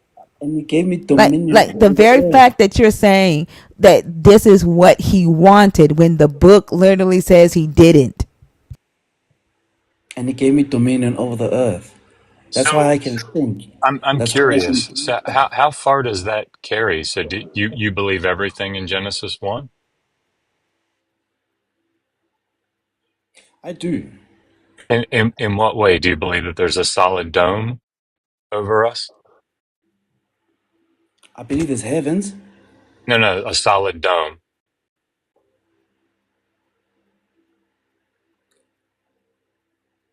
Yeah, I'd say You do? yes. You Yeah, do believe there's a solid dome over top of us? yes. Okay. So So when you you're a look flat out at earther? the, Sorry, what was that? I'm sorry, go ahead, Dr. B. oh no, you guys, so do you believe that the Earth is flat and there are foundations like pillars underneath of it holding it up? I don't believe the earth is flat. Well, I mean that's sort of what goes along with this view, right? If there's a big dome overhead, it's being supported by the mountains or the landmass somewhere. I believe, in my understanding, there's an ozone layer, Well, not an which ozone layer now. There's a solid dome up there. okay, maybe I was thinking of the ozone layer, Oh, okay. which which obviously everything is being kept by gravity. Okay, so you don't agree with Genesis 1, the presentation that it gives of our cosmology. You don't agree with that. Okay. Have you I read believe there's Genesis? heaven. I've read Genesis. I don't think so. Like, that's a legitimate question. I don't think Have he's you, read the book that's because what he I was said about we to read too ask. much. How No, much of the no, book have you read? I've read a lot. I'm 40 years old. I've been reading the book since I was 20, so I've got good 20 years. So I'm curious. So like when you read Genesis 1 and it talks about this thing that they refer to as they translated as like the firmament, right? And then you go to the flood story, and one of the traditions of the flood story has the sluice gates, right? These like doors in the dome opening up to let all the water back down that was above the vault, above the dome. Like, do you think that happened? Yes, if it's in the Bible and Genesis said God allowed water to be flooded on earth, I believe there's a way. I may not scientifically prove it, but I know the word says in the book of Genesis that God allowed waters to be flooded the earth. Right. Sorry, but my How it question is fairly specific though. Like, so there's a myth called the Aitana myth, right? And this king, his name is Aitana, and he has to make a journey up to heaven. And when he flies up, he has to fly through the solid dome that's above us, right? So he has to find like the gate to get through, the door to get through. This is how they thought about what was going on up there in the sky. So like if you got in a hot air balloon, eventually you would like bonk, all right? You'd hit the solid dome. So when Genesis 1 talks about the world being this primordial watery mass, chaotic mass, and then God takes the firmament and separates it and separates water above from water beneath. What that means is there's a solid plate like thing, dome like thing, and he puts it up in the sky, like rests it on the land, and above it is water. So then in Genesis 6 through 9, it's probably in chapter 7, when it talks about the flood waters come down, it says he opens up the sluice gates, right? These like sliding doors that are in the dome. And because there's all that water up there, all of it yeah. comes back down through the sluice gates. Like, I mean, you don't think there's a big dome up there, right? Like, you think there are like stars and planets and, like millions of light years away, that sort of thing, right? Like, No. I think there's separate heavens. That's why when you just mentioned it now, the separation of the heavens or the waters, and hence you speaking about this dome. I believe there is a separation of waters. Give I me just believe a second. there's a If you flow. pray in the comments, you would be muted the entire live. Don't pray in my comments without people's consent. Go ahead. So you understand me, Doctor? You understand what I'm trying to come from? I um, do believe there are heavens out there, even though I may not scientifically prove it. But we see space ships going over to the other planets, Mars, your moon, and everything. right, We know that there's gravity. I've never seen a dome-like structure in any of right, the scientific books, but right. according to what Genesis is saying and what you read on 6, it presumes, it sounds like there is some sort of a covering over the earth Do you, and entirety, and there's waters above that, so let and me, there's let more me, water. I'm just trying to think this through like parsimoniously, right? I'm actually trying to understand where is your line of questioning going. Yeah. I'm trying to get there. So, if I said to you, listen, there's this Akkadian text from the late second millennium BCE, and it's called "When on High," right? From the first words of the epic, and it talks about the god Marduk, and the god Marduk is part of this pantheon, this divine pantheon, and in this story, this creation story, this battle story, he gains supremacy over all the other gods. And one of the ways that he does it is he kills the sea goddess Tiamat. And when he kills her, I'm sorry, unalives her, he takes half of her body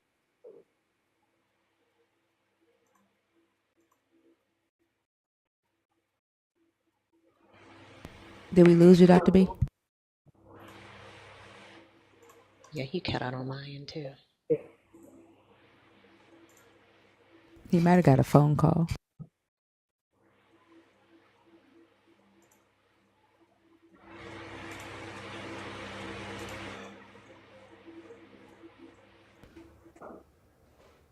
Uh-oh, we still can't hear you.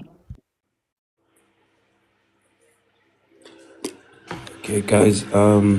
Yeah, it's been an honor to come on the live. Thank you for bringing me up. I think let me give other people a chance. Well, thank you for coming up. Hopefully you won't keep telling people, right, that they can't have pride in themselves while you're out here having pride in yourself. Okay? Read your book too. Like, if you're gonna believe a thing, there's nothing wrong with that. Believe it if it makes sense to you, but know what's in there. So you don't find yourself trying to defend a position that isn't even posited in your book to begin with. Definitely want to do that, and I hope you guys get some enlightenment and the perversion stops. You know, you look at it, I think, hope that you get logic and you learn how to read more and that you stop making up shit for the sake of a faith. Like, you don't like it when people say stuff like that to you, do you? Don't do it to other people. cheers, guys. I respect you guys. I respect everybody.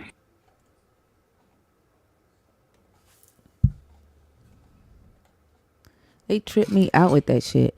Don't come in here praying your will on other people, and don't try to force your belief on other people. Like, the fuck?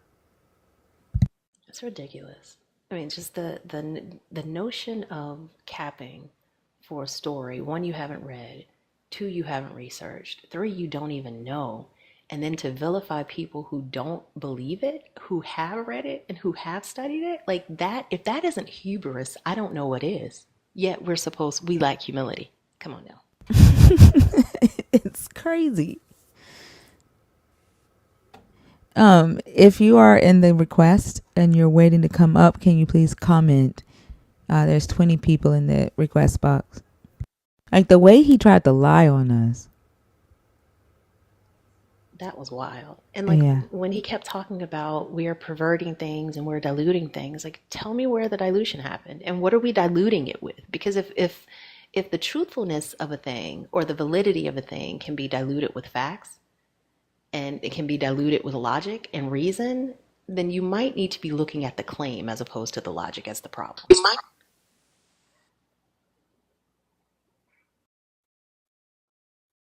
What's up, G-Spot? Good morning. Good morning, Good Thinker, morning. Hey Dr. G. Bowen, and TikTok Thinker. Good morning to you all. She don't really say much, but I like her. Hey, she taught that's my spirit creator. That's just spirit. I love it. She talks through Spiritual. me. I got it. I have a question. Okay, so I am doing a I won't say too in depth, but study of Paul and his shenanigans. I, I just wanted to pick your brain a little bit of Paul's personality that's related in the Bible. Have you read up on Paul? Yeah, like when you say his personality, what do you mean? Like, as Right. far as him I'm being sorry. depressed? Not so much depressed as like when I read Second Corinthians, I read Second Corinthians, and I saw like the gaslighting and the narcissism within him. So I'm trying to like that's where I'm going with it, because he literally pitted one congregation against the other to get more money, and so I'm trying to figure out like the best way to go about reading Paul that will flow. Does that make sense? Because it's a scandal. So, the way it is presented, right? Like, starting with Acts, like telling his story. But I would say Galatians and Romans first, if you want to get the the real version of Paul, and Okay. then you'll see a different a different personality of him in Acts, if that Okay, makes sense. Like so his actual story starts like in Galatians. okay, yes, okay, thank you. Because I'm like, because just reading Corinthians, I'm like, I need a little bit more because the shit is wild. So Galatians and Romans and Acts, and then go through Corinthians. Yeah. So like Acts is gonna be what Luke says about him. Hmm. Mostly like Luke is basically writing about Paul, and so that's where you get all of the elaborate stories, right? You get the story about the behind the background story of him connecting with Jesus's followers like Peter and James and all of them, and then you see that James has a different like they have different understandings of what Jesus's teachings were. So then you'll understand why Paul gets beat up a lot. Uh, Yes. Okay. yeah, yeah, Because he's okay. I like that. Okay, so why you get beat up? Because that was something that I was questioning. Because when I started with, well, I started with Second Corinthians. It was like he was trying to convince the Corinth church that first he's an apostle, and second that he's not trying to exploit or swindle them.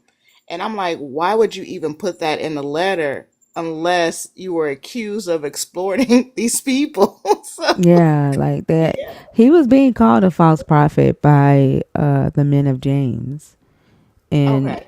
like a few of the sects were calling him a false prophet. And then what's up, Rocksteady? And then John Bash showed me in the book of John. I can't remember what chapter it is, but John also is alluding to Paul being a false prophet in the book of John.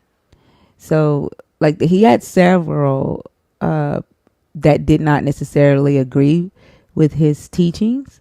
Hmm. Yeah. So, but one, like, I would say start with Galatians and then go and read Romans and then go to Acts. Okay. Yeah. That thank you so much. I needed that to kind of guide me because I'm a little bit all over the place, so I just want to make sure I get a solid story on Paul before I present it. Thank you so much. You're welcome. All right, love. Bye. Britt, Paul is not in Genesis, love. She asked about Paul.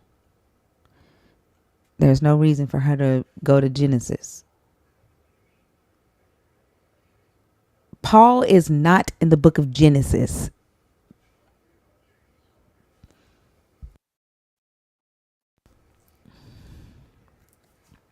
What the fuck?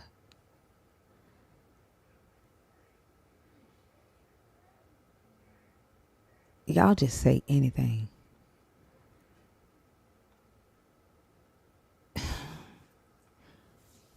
I guarantee you his ass will come up here and say Paul was the serpent in the fucking garden.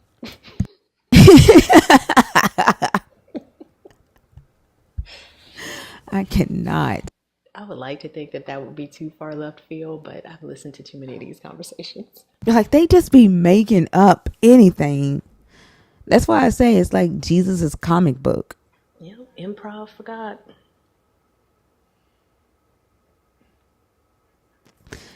If you're waiting to come on stage, can you please comment so that we can bring you up?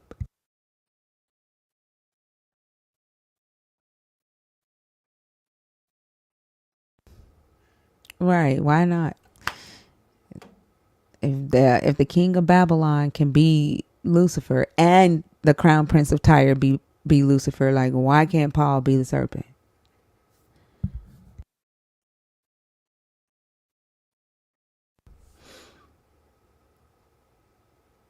Nevertheless, let's see.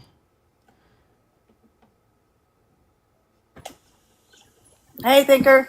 Hey, how are you? Good. Just real quick, have you ever heard of the British comedian Diane Morgan? She goes by Philomena Kunk, Uh, Cunk. no. Okay, she's hilarious, and she makes these mockumentaries on religion. She's got a new one out on Netflix called Kunk on Life, and Oh it's man. absolutely hysterical. While I was watching it, I actually thought of you. Um, she interviews people. It's a mockumentary. You know what a mockumentary is, right? Yeah. Hmm. She's got that British sarcastic humor. She's brilliant. But one of the things she interviews people like they're serious interviews, and they, ask some serious questions. Which one of the questions was, "Do we get into heaven by cleaning our souls?" I mean, it's hilarious. I think you would really enjoy it. I just wanted to pass that along to you. Thank you. I'm gonna check it out. It's I about an appreciate hour. that. Cunk Okay. on Life. CUNK on Life on Thank you so Netflix. much. I You're welcome. appreciate that. Have a great day. Bye. You too. Bye. Yeah, she said it's on Netflix. I'm gonna check it out.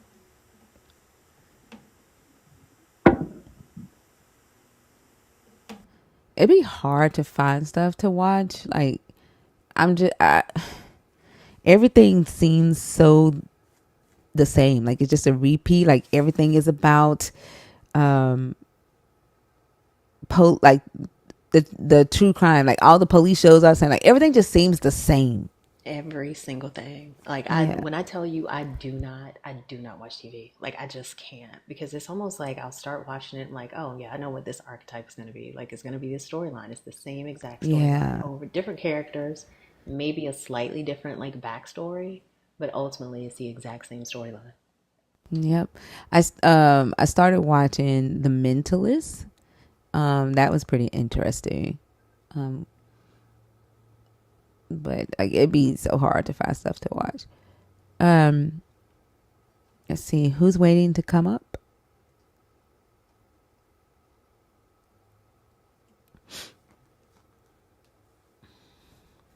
Jesus is a Muslim. Oh. If you are Muslim, M's is not here, so I can't do Islam conversations today, because M's is not here. So it'll be just Christianity for right now. I don't want to talk about Paul. She came up because she's a nerd and she can ask off topic questions, but this conversation is not about Paul.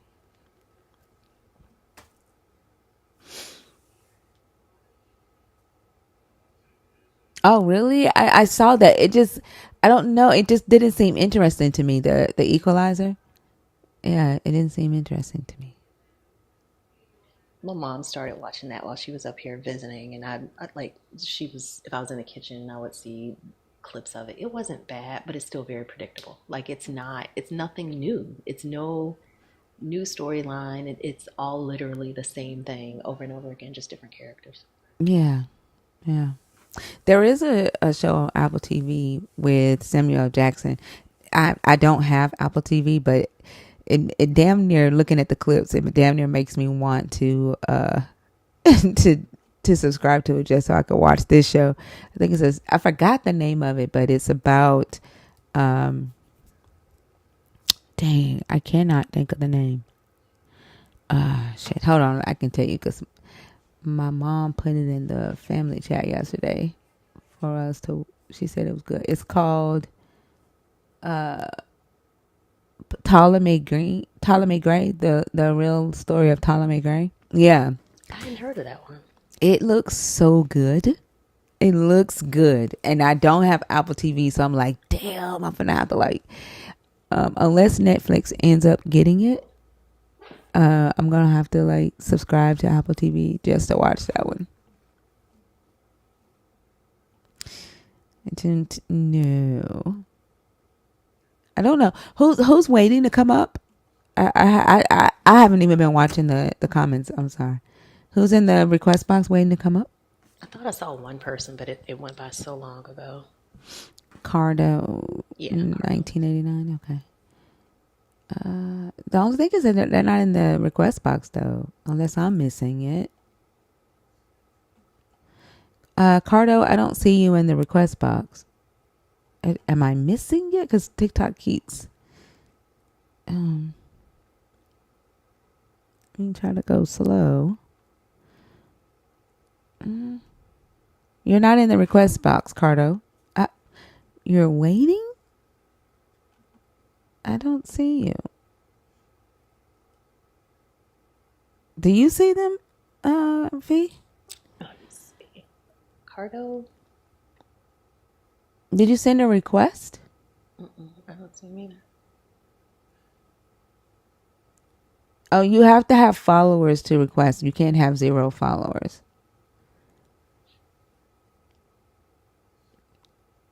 You have to have, I think, at least 5 followers to request up. Anybody else that's been in the request box waiting for a while, please comment.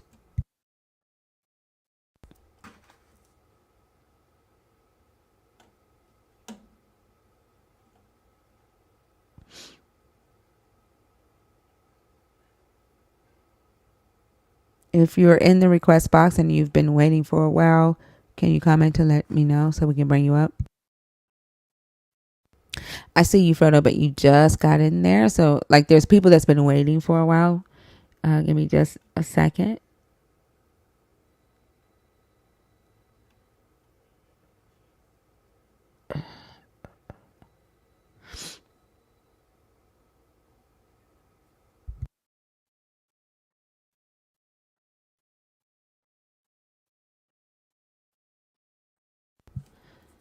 Okay. Frodo, did you, not Frodo, Cardo, did you send the request? They said they followed you. Critical thinking, are you in the box on purpose? Katie Waddy, are you in the box on purpose? I'm trying to make sure I get the nerds that's in there. Adrian, are you in the box on purpose?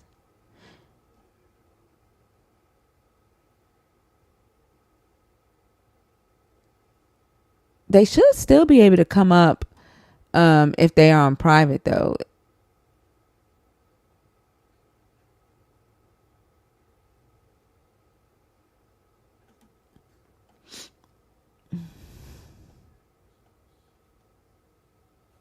How many people do you see in the box when you go out to think? 22. I see 10. That's so weird. Ain't it? Like that. It's 22 people over here. The cast of Africa. Kyle, Elvis, Stevens, Mary Barrett, Triz, Mitch, Awakened Queen, Dana, Kay Shalex, Travis Lee Pearson, Heather, Idra. What? I'd rather. I'd rather block it. Oh my God. You better give that person a whole new name. It's rather block it. At least you make the names pretty. I was trying my best. Like, oh my gosh. I don't think Critical's in there on purpose because they didn't respond. Yessie, 8A, Trey, and Oshimi.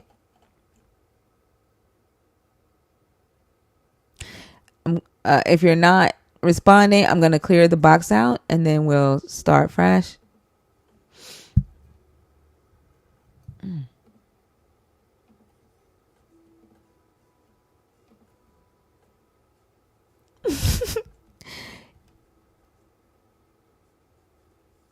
Oh, goodness.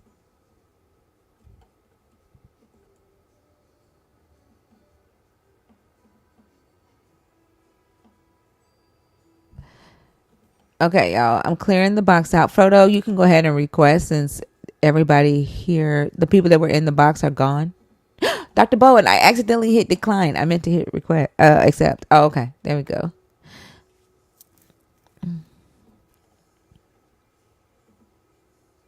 Can you hear me now? Yeah. sound like the Perfect. Okay. Verizon. Sound like the Verizon commercial. Let's see. Javion, did you just request on purpose?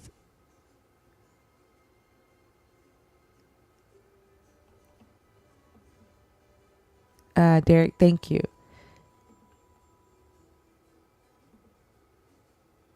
Every time, like, as I'm like removing people, it's adding more people. Like, so.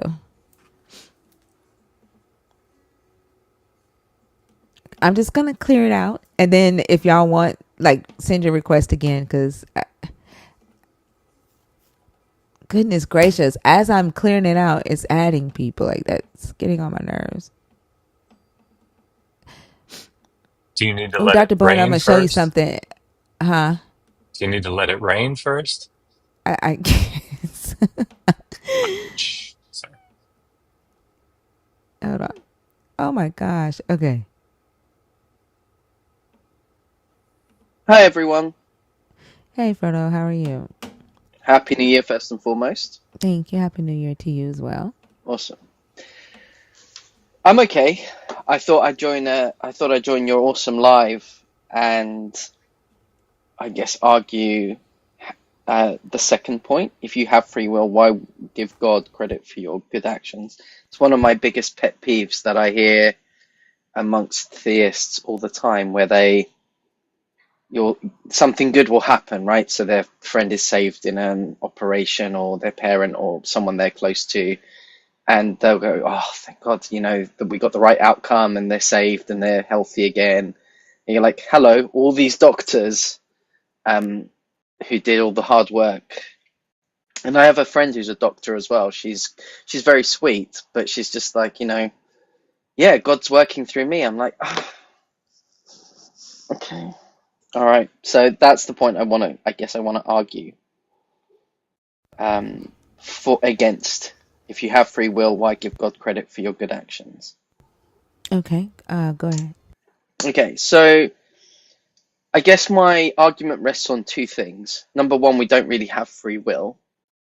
And number two is we're still, even if we don't have free will in the traditional sense, we're still making a choice, right? So those choices, while they can be influenced by your environment and your experiences, because we're a differential engine, right? We have inputs, a decision is made by the brain, and then we have outputs, and we become aware of these outputs on a subconscious level, and then it feels like we are making a choice.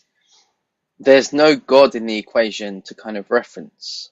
So I guess that's where my argument rests, between these 2 points. Does, Yeah, do I, I think from our perspective, right, since we're not believers in the God, I mm, think, I would agree with you. But a lot of times, like, that question is more geared towards a lot of times when we talk to believers, because they do believe in free will, usually the free will answers why bad things happen, or why they do bad things, or why,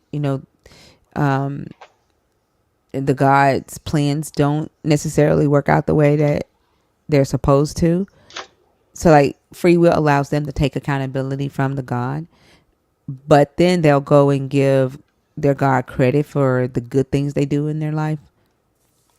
or is it more towards the whole, if you do something evil or sinful, there's a demon inside you kind of taking over and piloting?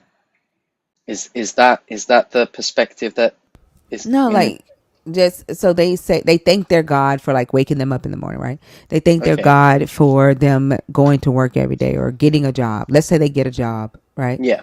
They thank their God for it and say, God bless them with a job. But if they do something, if they, you know, have a wreck or whatever, right? That's not their God's fault. They don't blame their God for them getting into a car accident. You see what I'm saying? Oh, I see. So it's the double standard of good things come from God, bad things don't come from God, right? Mm-hmm. Yeah. Okay, that is a very bizarre. From an epistemological perspective, that's incredibly duplicitous. That's bad epistemology, or am I missing something here? It's No, either that's all that's God's it. plan or it's not. None of If it's it's God's free plan. will, not even about it being the God's plan. If it's Okay. either free will all around, like free will, if you as a believer have free will, you have free will to make good choices, right? Yeah. And to make bad choices. But Agreed. they tend to only assign their free will to their bad choices, and then they'll say that God allowed them to get a job, or God influenced, right, Okay. their thoughts. Like, that's not, they'll take free will away when it's something good, right? The whole concept of free will away, but they'll enforce the idea of free will when it has to do with like sin or, you know. I see. Okay, now I'm following you. Now I get what you're driving at. So, in quick summary, good things, God, bad things, free will. Is that the Hmm. dichotomy Yeah, essentially? good choices God, bad choices This free is free will. will. Okay, that is epistemologically unsound, right? Hmm. You either have free will or you don't, and you're right. You either make good choices or you don't. But this whole good thing, bad thing is a bit ropey, right? Because that's changed over time. It's been quite. Now I'm drifting into a different topic, so I'm going to stop myself before I do that. Okay, so yeah, from my perspective, I don't think we have free will. Like, it's just not possible. We can't demonstrate free will as a thing. It's not a concept that we can demonstrate. And all the physiological evidence denotes that we don't have free will, right? We receive an input from our environment or from a situation. The brain makes a choice. We become aware of that choice subconsciously and then consciously. Or the choice is made subconsciously and we become aware of it consciously. And then we add the action or not action, the choice that's been made, depending on what choice was selected. And all of this has extensive neurological, physiological data that proves that this happens. I mean, it's incredibly rapid. It's almost impossible. It's imperceptible to us, but this is how the brain works. And a lot of people really, really struggle with this. And to be honest with you, the conversations I've had with people are like, no, I'm exercising free will. Like, I'm choosing to talk to you, or I'm choosing not to talk to you, or I'm choosing to do this, or I'm doing. Sure, you are, but like the brain's already made that decision before you become aware of it. So I guess the free will thing doesn't really track for me well. And it doesn't track for, a lot of, like, we had that discussion with them, but like regardless, they're going to call choice free will, right? They're not, Okay. most of the time they don't accept the definition of free will being without the influence of divine intervention, right? um like someone in the comments is saying, we're grateful to God, right? And my question is, grateful for what? Right? Like, you're thanking this God for you getting a job when you did the work, right? Like, you went to the job interview, you answered the questions, right? Like, Mm. what is it that you're grateful to the God for? And they'll say, for allowing it to happen. Well, did he allow you to do the bad thing too? Right? If you believe that you have free will, and free will Yeah. is choice and your ability to just choose, right? Then that choice should go both ways. Yes. That would be consistent with theology, with their theology. I guess when you're doing an internal critique, what you're really trying to do is Mm-hmm. show the inconsistency in the application of what they're saying. Yeah, like, exactly. And I want to know what the hell they're thanking him for. Like, like, even if they say like, "Oh, we're grateful because he woke us up in the morning." Okay, what do you mean he woke you up in the morning? Right? Like, Yeah, because your yeah, circadian rhythm will do that for you anyway. No God, exactly. no God required, right? There's a Yeah, biological function of the human mind that when you've reached whatever the brain considers enough sleep, or unless there are underlying psychological or mental health issues or physical issues, you're going to get up when the brain tells you you're going to need to awaken. And it could be for any number of reasons, right? So I guess my point in that respect is when they say, "Oh, I'm grateful God woke me up." Sure, but your body probably did that for you, and we've got more evidence that the body does that versus God doing that. Unless, of course, you want to include God as a candidate explanation, which is nuts to me because you can't. That's what you're trying to demonstrate. You can't include it as a candidate explanation until you've demonstrated one exists. yeah, And so but far, they'll take that power away from the God the moment the God wakes them up late and they get yeah, fired. Then it wasn't God who woke them up; they woke themselves up. Wasn't there that famous situation where, like, I think it was a tornado, and the only thing that survived was a little boy and a Bible, and everybody was like, "Oh my God, it's a miracle!" And like, how many dead people? Sorry, how many unalived people had been, unalived Yeah, and we can whatever. say dead and kill and Hmm. like murder on here. Like I've been saying it all night. Okay. But yeah, So yeah, I they know. were Don't unalived. do it. Don't do what you do on my live on somebody else's live. But on Sure. here we can say dead, kill, and murder. That's fine. I want to be respectful as well because I know that the rules are, but yeah, they were unalived unalived in a tornado, and like everyone's focusing on the one boy that survived with the Bible intact. It's like it's a miracle. You're like, how many people had to be unalived for you guys to even do you see what I'm saying? It's like it's almost like counting the hits and ignoring the misses, and that for me seems very dishonest. And it's also very Yeah, selfish. It's Yes. extremely selfish because you only look at the impact that it has on you. Mm. And I think that's where this belief system becomes so dangerous because while it's purporting to be a belief system of love and inclusion and it's all about saving as many people as possible, the only things that they praise this God for are the things that this God does to benefit them. And if it's a benefit to them, they have to ignore the impact to others. So if I'm on an organ donation list and I get a kidney, I'm thanking God for it, but somebody lost their child in a car accident in order for me to get that kidney. And you can't tether that. Like, I mean, you can't cut that tether. Those things are connected. But in order to Hmm. make this God good, they have to completely ignore that. Yeah, yeah. that is actually a level of sinister that I hadn't genuinely considered up until this point. Yeah. I So was telling them so. Like I gave my mom $200 for Christmas, right? And somehow she lost it.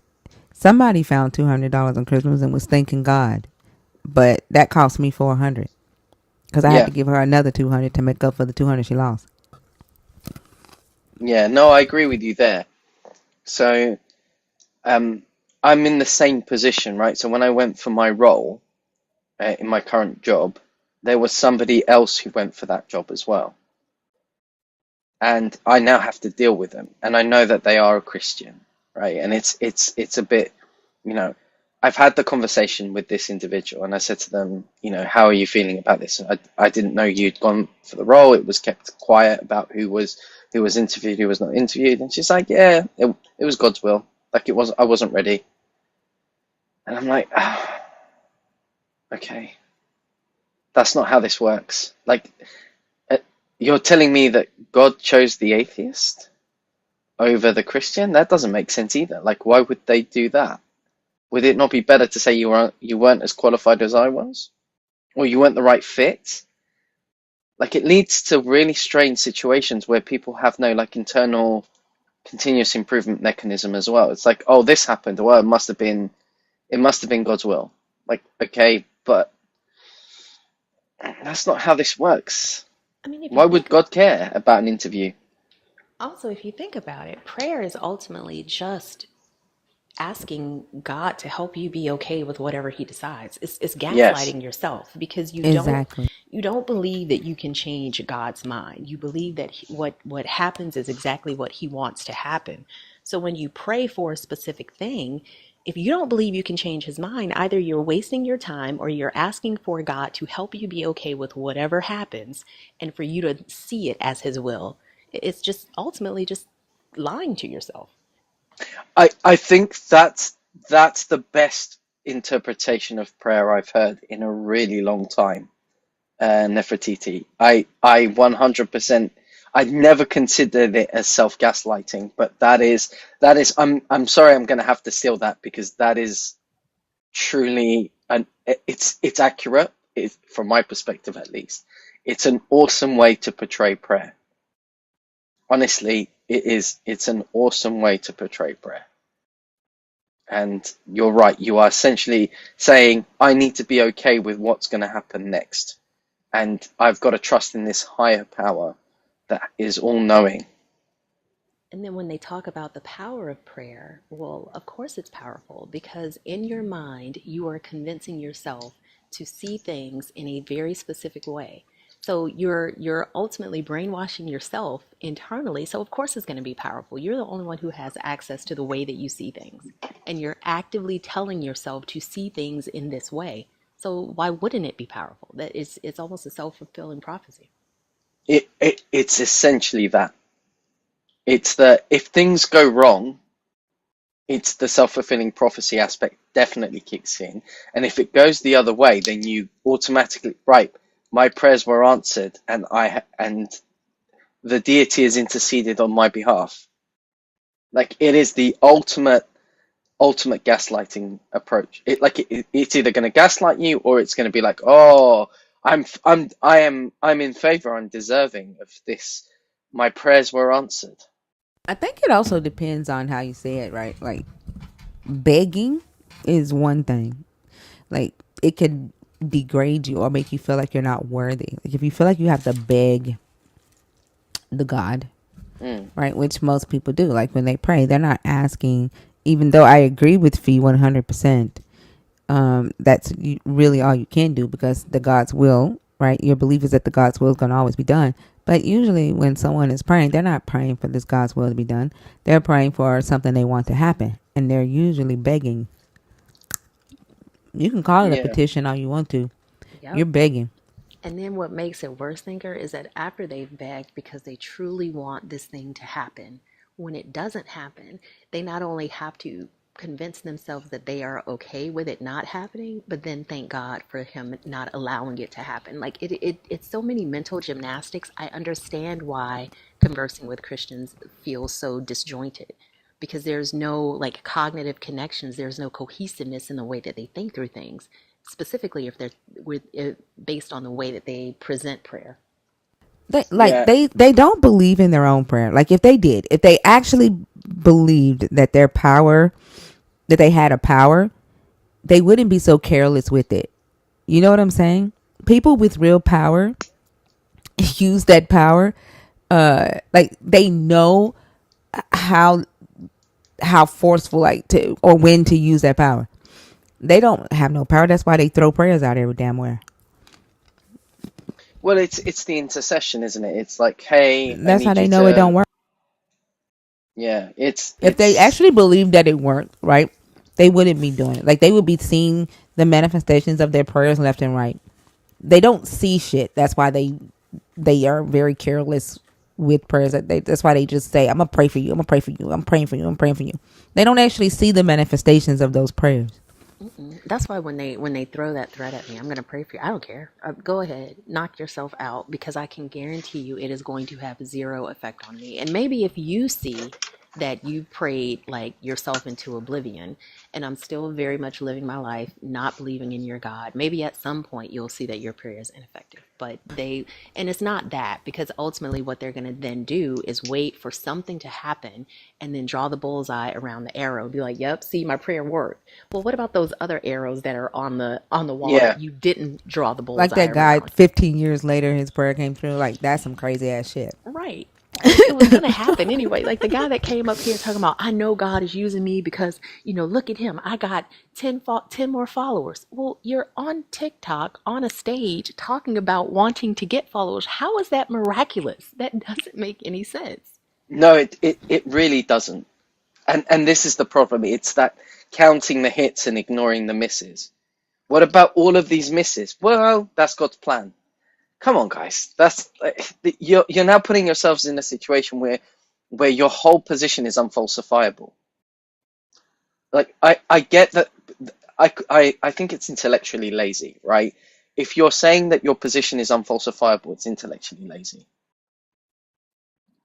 Show us the falsification criteria, and if those criteria have been met, then there's no impact, or there's no God, or that he's not there, or he's not interceding, or whatever. Just think about what the falsification criteria are for your situation, and unfortunately you'll come to the regrettable conclusion that perhaps God just doesn't exist. And if he does exist, he's the best hide and seek champion in the world. Honestly, because everyone's been looking for this entity since mankind started to internalize, kind of develop that self-awareness, and we've always looked for the divine, and yet we cannot find it. So who is this? Where are they? I, like I just want to say something to Dine Star. Like nobody cares, nobody thinks that your prayers work. It's for me the most irritating thing is that you think that your desire trumps mine for my own life, and that makes me not like you. That makes me not respect you, right, as a person because you don't respect consent and you don't respect boundaries. Like I don't think that your prayers work. It just tells me a lot about you when you do that.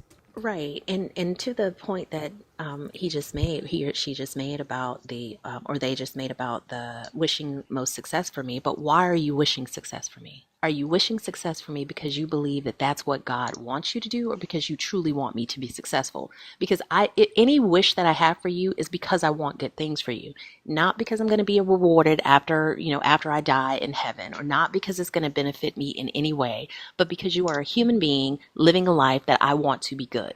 So when you really think about it, you may be praying from what you consider a good place, but what you're praying for is not in accordance with what I want my life to look like. You're praying that I find your God. You're praying that I love your God. You're praying that I go to heaven. I don't want any of those things. I know good and full well that it's not going to matter. But you doing it for the purpose of benefiting yourself or the purpose of me changing my mind is still not coming from a good place.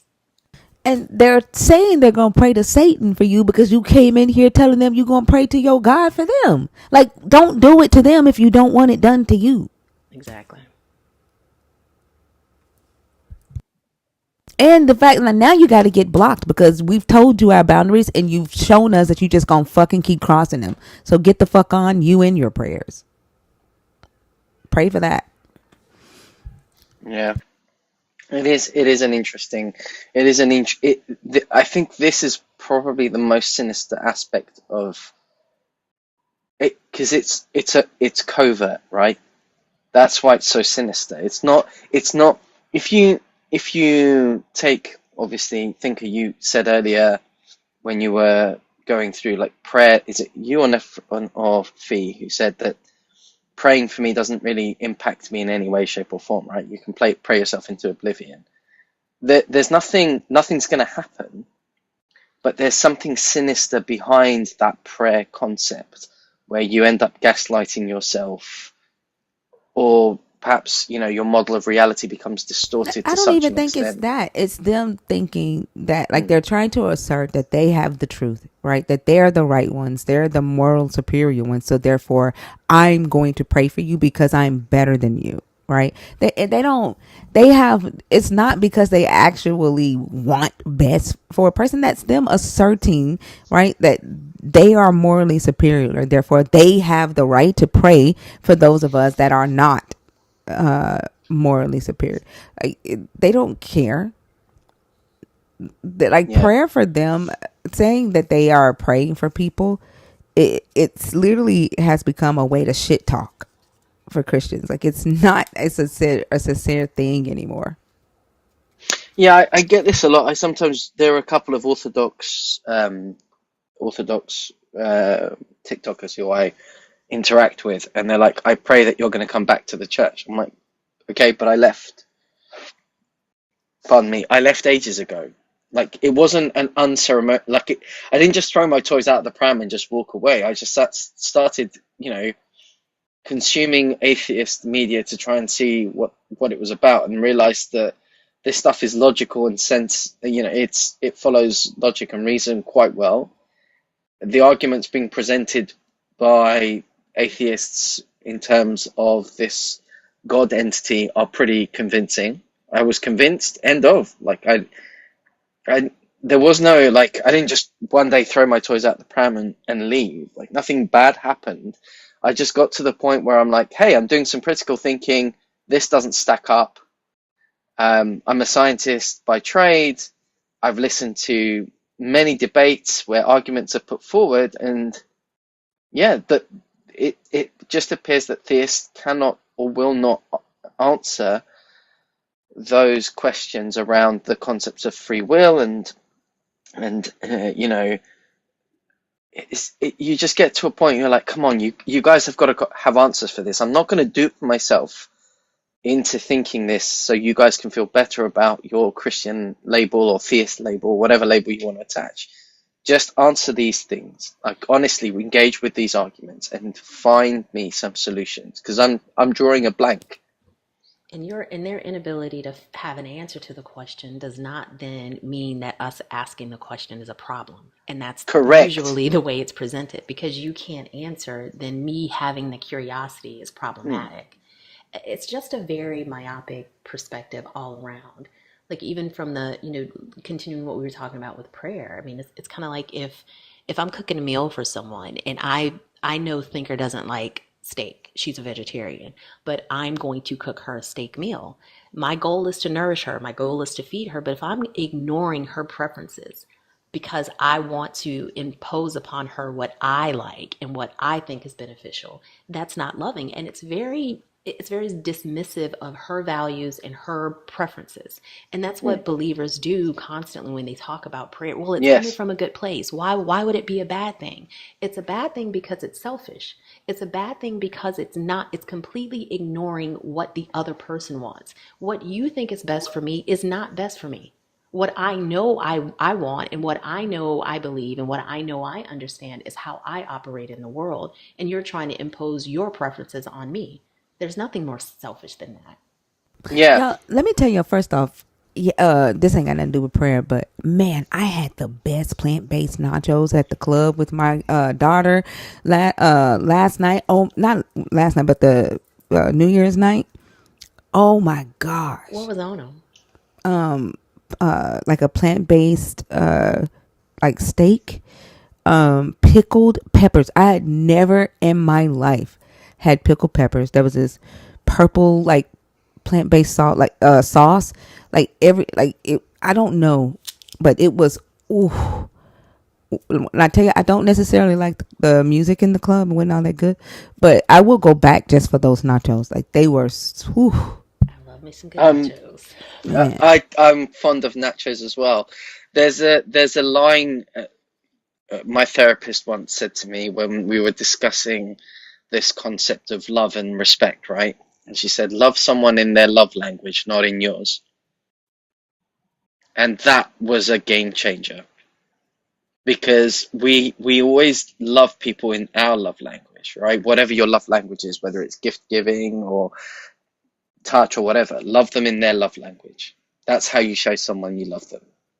And I thought, wow. And this is no different. And that's the reason why I bring it up. There's no difference between loving someone in their love language and loving a human being to respect their boundaries and give them what they are asking for, respect, mindful. Apologies, I just got a phone call come through. It was a nuisance thing. So yeah, so love people in their love language and recognize and respect their boundaries when you're interacting with them, and that's a much better way forward, regardless of whether you're a theist or an atheist, in my opinion. And just let me clarify. I'm not saying that Thinker is a vegetarian. That was an analogy. No, yeah, I Not know what telling. you're saying. No, not you, Frodo. It was some people in the Oh, comments saying, "Yay, Thinker for being a vegetarian." I'm not telling I'm y'all a Thinker is a. pescatarian. I'm a pescatarian. I don't eat red meat or pork. I eat chicken and seafood. yeah. And then And that's even getting to a point. Like yesterday, I was thinking, like I was hungry. Like, have y'all ever been hungry, but your mhm, mouth is like, I don't feel like fucking chewing. Like, have that ever? And yes, all that. And when I'm like, most of the time, I'm like that. Like my mouth is lazy when it comes to chewing, so I eat mostly vegetables. But there are days where I will eat chicken if I'm like I feel like doing all the work of chewing and shit. But most days my mouth be like, bitch, we're not finna do all this chewing. Vegetables only. yeah. That's the reason why I don't do turkey at Christmas. I always do any other meat but turkey, because it can get quite dry and it requires a lot of chewing. Yeah, I So don't think you should have to work to enjoy your food. It feels like no, work. That's why I why? don't eat crab legs. I'm not. I'm either having a meal or I'm working. I'm not doing both. Exactly. Yes. But yes, I guess that's my take on the concept of free will. Like the most difficult thing for people to acknowledge is that we don't have it. And it feels counterintuitive to a lot of people. And I get it. When I first heard all of this stuff, I was like, no, I'm making a choice. And then when I started looking at the data, I was like, we don't have free will. Okay. Frodo, have you read Determined by Sapolsky, Robert Sapolsky? No, but hang on. Let me take notes. Because Yeah. if I don't take notes, I'm going to forget, and then because I read Sam Harris's The Moral Landscape, and that's where I started to dig deeper into these things, and I was like, oh, ding dong, that is not what I thought it would be, but it was quite Yeah. an interesting work. It is. Like when I read that book, I was like, this is why I say we don't choose our beliefs, right? Because Mm. I do the points that are brought out in that book, I don't want them to be true, but I can't deny the logic of what he's presenting. Right, what Think was the about it from title again? It's called Determined, and I think Yeah, his last name is Sopolsky, Sapolsky or something yeah. like that. But I think Okay. about it from this perspective. The last time you got really pissed off, the last time something happened that made you mad, did you have the free will to not get mad? Like, or was it that your brain responded in the way that your brain is wired to respond based on all the variables that created who and what you are, all the things that happened in your childhood, all the previous experiences. So it's leading to a very eye-opening and I think paradigm-shifting conclusion when it comes to free will. But the vast majority of believers aren't even going to think about it at that level. Well, this was brought up by a theist, a guy called Braxton Hunter, and he was like, if free will doesn't exist, then you can't punish people for their crimes. And you think that's not how this works, though. That those two are not connected, right? Because even if we don't have free will, we're still making choices. Right. In the sense of the brain is making a calculation and it's acting in accordance with those values, and you are still like we still hold people accountable for their actions, even if they don't have this concept of free will, right? And it's a difficult thing to kind of connect because you think, well, am I making a choice in being here, or all of my previous choices led me to this point? Pardon me. So it's not as cut and dry as we like to say. Well, you have no free will. You're just you're a deterministic machine and you don't have any choice. You're still making a choice. You're just not aware of the choice. The choice has already been made by your brain. You're just subconsciously aware of it. So there's still choices being made. It's just you don't have conscientious control over the choices that the brain makes. That's the definition of free will. Like it's not like you're in a situation and that you have, let's say, 7 choices and you're freely picking one of those 7. There are influences on all those choices that are your brain is making, and the way that your brain is structured, it's going down a specific path, and then you become consciously aware of it, and then it feels like you're making the choice. That's the crux of the concept of there is no free choice. You will always make the choice that your brain has told you to make. Yeah, that's the topic that's being discussed in Determined. And you're right, like it doesn't lead to, oh, nobody is responsible for what they do. That's not the conclusion. But I think it is a reframing and maybe a reanalysis of the way that we see things and the way that we operate in society that has more of a focus on the reality of neuroscience and genetics and epigenetics. And like it goes into all of that, which I personally find fascinating. I mean, we're on the same page with regard to this. However, if I'll read the book and I'll let you know, and I'll start it today actually because I've got an account that allows me to kind of download these things relatively cheaply. If all of this is correct, which I suspect it is, this means that the way we treat criminals in society needs to just fundamentally change. Right? We need to shift away and the focus needs to be 100% about rehabilitation and not anything else. And you have Because countries that do that. Right. Yeah, You have countries that have implemented that type of justice system where it is about rehabilitation and yeah, it's not about, the prison industrial complex that we see in the United States. And yeah. The again, I Scandi don't, countries. right. Yeah, I don't know if they've necessarily made those changes from the perspective of the topic that we're discussing, because there are so many other reasons to make that change as well in terms of the justice system. But you're right, like it doesn't mean that everybody just gets a free for all. Do what you want to do just because that's who you are. No. And to go to those extremes, I think, is also very short sighted. And it shows the Yeah, all or nothing and the black and white thinking that belief often, specifically Abrahamic religions, often carry. yeah. So a little bit about the Scandi countries. I want to make sure that we don't get too far. Yeah, yeah. Yeah, okay. I promise this is the last point on this. The Scandi countries basically did a calculation, and they looked at this and went, "This is what it costs to rehabilitate. This is what it costs to not rehabilitate." And the cost was overwhelmingly to rehabilitation. Like it was a better cost overall for society, right? So they rehabilitate.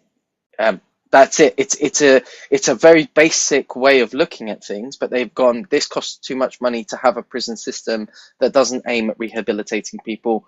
We need to focus on rehabilitation because that's going to work out better in the long term for society. That's the reason they did what they did and why they have a different approach to most other countries when it comes to this kind of thing. So it's a way of all means, like they're going, this makes financial sense, but that's not a bad way to look at it. But it also leads to other good outcomes as well. So, but there you go. That's my take on free will. I don't think we have it. We can't, and even if we did have it, you can't, how are you connecting it to God? The link is tenuous. It's non-existent. So the prosecution rests, Your Honor. Well, thank you so much for coming up, Frodo. I hope you have a good day. Okay. Yeah, thank you to all of you for your insights. I always learn something when I come onto your lives. I've been a bit remiss because the family have kind of like dominated the Christmas slash festive period. So, but it's good to hear you all and learn. And I'm getting on that book now because I've got a free period coming up. So thank you, Are you in Nefertiti. college, Frodo? Are you? No, I'm a little bit older. I'm 44, so Oh, I, okay. I'm, my college days are over by Oh, about okay, okay. 20 When by you when about you 20 said a years. free period, I thought maybe like you were on Oh like no, break or it's something. knock off early because it's Friday. Oh, okay. You sound like you're maybe like in your 20s, like. Yeah, this causes a lot of consternation for TikTok because every time I get asked my age and I say 44, I either get dropped or they're like, "Listen, you're not 40." Like this seems really far-fetched, but unfortunately, I am not as young as in my 20s. I am in my 40s. I know it sounds fantastical, but why would you lie about it? Like if I were to lie, I'd say I'm 25 and then it'd be believable. But I am a child of I was born in 1980. I'll be turning 45 this year. So I'm Wow. getting on a Okay. bit. Whatever that looks, whatever. I don't know why I sound so young. It's never occurred to me before, but there you go. I'm young sounding. Well, definitely thank you for coming up. I hope you have a great rest of the day, okay? Thank you for your time, both of you. I've learned something new today, so I appreciate you, and I look forward to hearing the next person coming up. Thank you. All right, y'all, we have time for one more. We have about 30 minutes left. I see Cardo is back. Let me see if we can get them in. Hey, Miss Charlene.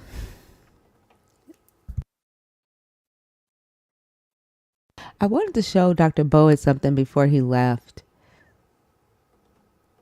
Oh, I didn't even see Dr. B had dropped. I know. I was hoping to show him my reading in Hebrew. Oh, cool. Yeah. When do classes start? January 11th. Like I've been studying like crazy. Cardo, you're not in the box. Are you still here?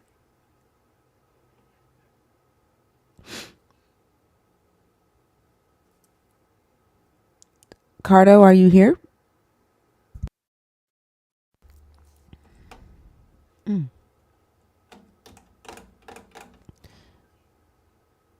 That's crazy. He was like in the box. Did he get blocked or something for like constantly asking to come up? Did he get blocked? I don't know. I don't see him on my side. I don't see him in the He was in the request. box. I know that he had to go and get some followers to be able to come up because he kept trying to request earlier. Did he get blocked? I don't even know where to see the block list, thinkers. Big Bad said he didn't block him. I don't know what happened to him. Okay, so if you are in the guest request box and you're in there on purpose and you're going to be the last caller, can you please comment?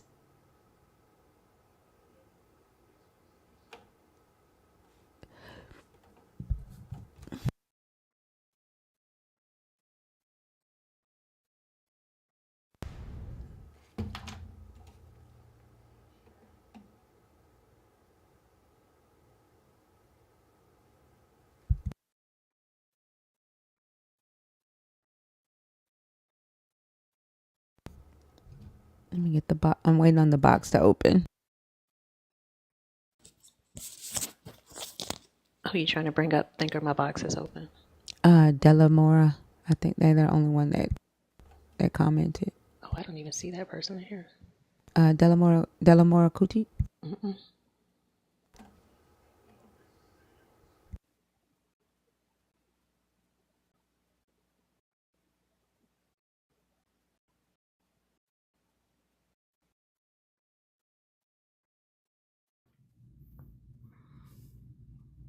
Good morning. Good morning. How are you? Good, and you. Happy New Year to Happy New everyone. Year to you too. The topic that I think kind of touched me today was if you have free will, why give good credit? Why give God credit for your good actions? Okay. Go ahead. So like when you guys were talking, like there were songs in my head that like were like when you were talking about like when we wake up. So they have a song, like I don't know if you ever heard it, but like I'm assuming I don't think the church that I went to wrote it. Cause sometimes when I was little, I thought they wrote the actual songs, and then on the radio, I was like, they didn't make those songs. So it was a song called like you didn't have to do it, but you did. So the song goes like, he woke me up this morning, started me on my way.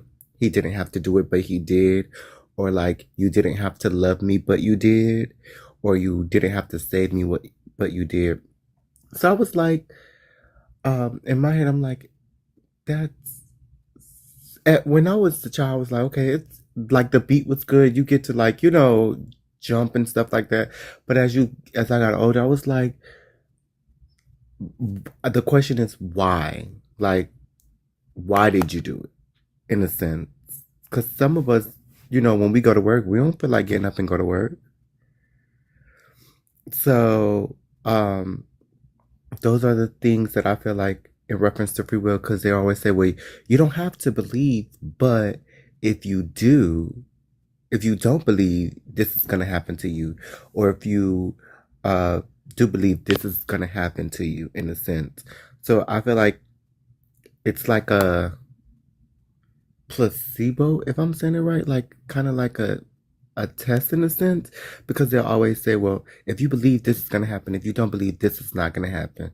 But there has been plenty of times that people have believed and the things still didn't happen. And there have been plenty of times that people don't believe and things have happened to them.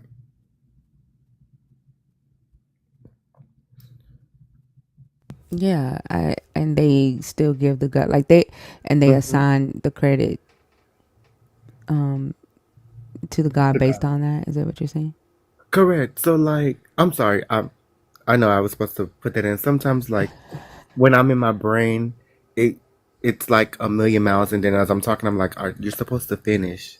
somewhere. But I'm sorry about that. But I knew. I guess I knew it. I knew what you Cause were it's where you were going with it.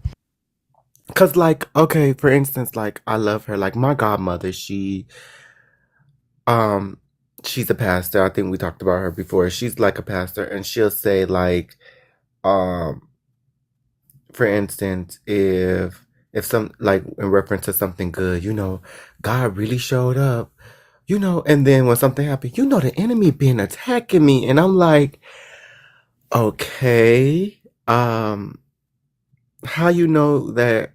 For me, instance, like how you know that God didn't let the enemy attack you, or how you know that God isn't the enemy. You get what I'm saying? Because like in years ago, I was going through a lot with my boring family, and my godmother would say, well, God bless you with the house. The only way that the house could be taken away if you let the enemy come in and take it away. And it's like that, if I'm blessed with something, shouldn't it be like signed, sealed, and delivered? If we believe that, if you believe that you're saved, isn't that signed, sealed, and delivered? So I always felt like, why aren't the blessings signed, sealed, and delivered too? Like if you bless me with this house, then if I, in reference to like, they pray over it, they do all the things that they do, it shouldn't be taken away, right? Yeah, like that. That's to me when they do stuff like that. Like it confuses me even more because it Mm-hmm. negates free will. Like it just completely negates the whole idea of free will because the God blessed with the house. There's no you in that, right? And then the Mm-hmm. devil can take it away. There's no you in that. Like Right. they double speak all the time, and it just like to me, it's just the way to I don't know, put to try to like make you feel like you're responsible for the bad things that happen in your life, while at the same time saying that a devil that it's your fault that you allowed a devil to do right. Right. To, so it's like it's putting the blame on you, and then the good things that's happening in your life. It's because If of you God. Yeah, and if you don't give the God credit, then that's your fault too. Or if you don't give God the credit, He's gonna take it away. Because they do have a slogan, um, that say God can give it and He can take it away. And I as a child was like, well, why would He take it away? Like it would be like, okay, I've known for human beings to tell other human beings, if you're gonna do something nice and bring it up, don't do it at all. If that, you get what I'm saying? So it's just like, if you do something, why take it away? And that always kind of like uh got me to the point, because it's like, even I have heard some pastors, well, if you like, in reference to, we're gonna pray that this happens for you, but if it doesn't happen for you, it's not God's fault, it's your fault because you didn't believe. Yeah. So that free will does, it's like a double-edged sword, but I feel like the Christians, or believers, they do have that, where they, what's the proper word, where they just not make an excuse, but they, I guess, settle with it. Well, this didn't happen because it wasn't meant for me, or God knows best. So then we don't have free will, because if we're going anything with what God wants us to do, then we're not going what we want. And I do feel like some people, like believers and hypocritical believers, and what I call hypocritical believers are those believers that they don't be in church, but they like to use God for benefit, in a sense. Like, I like to thank God for this, or God really blessed me. But they don't go to church, they don't read, but they know how to take advantage, if that makes sense.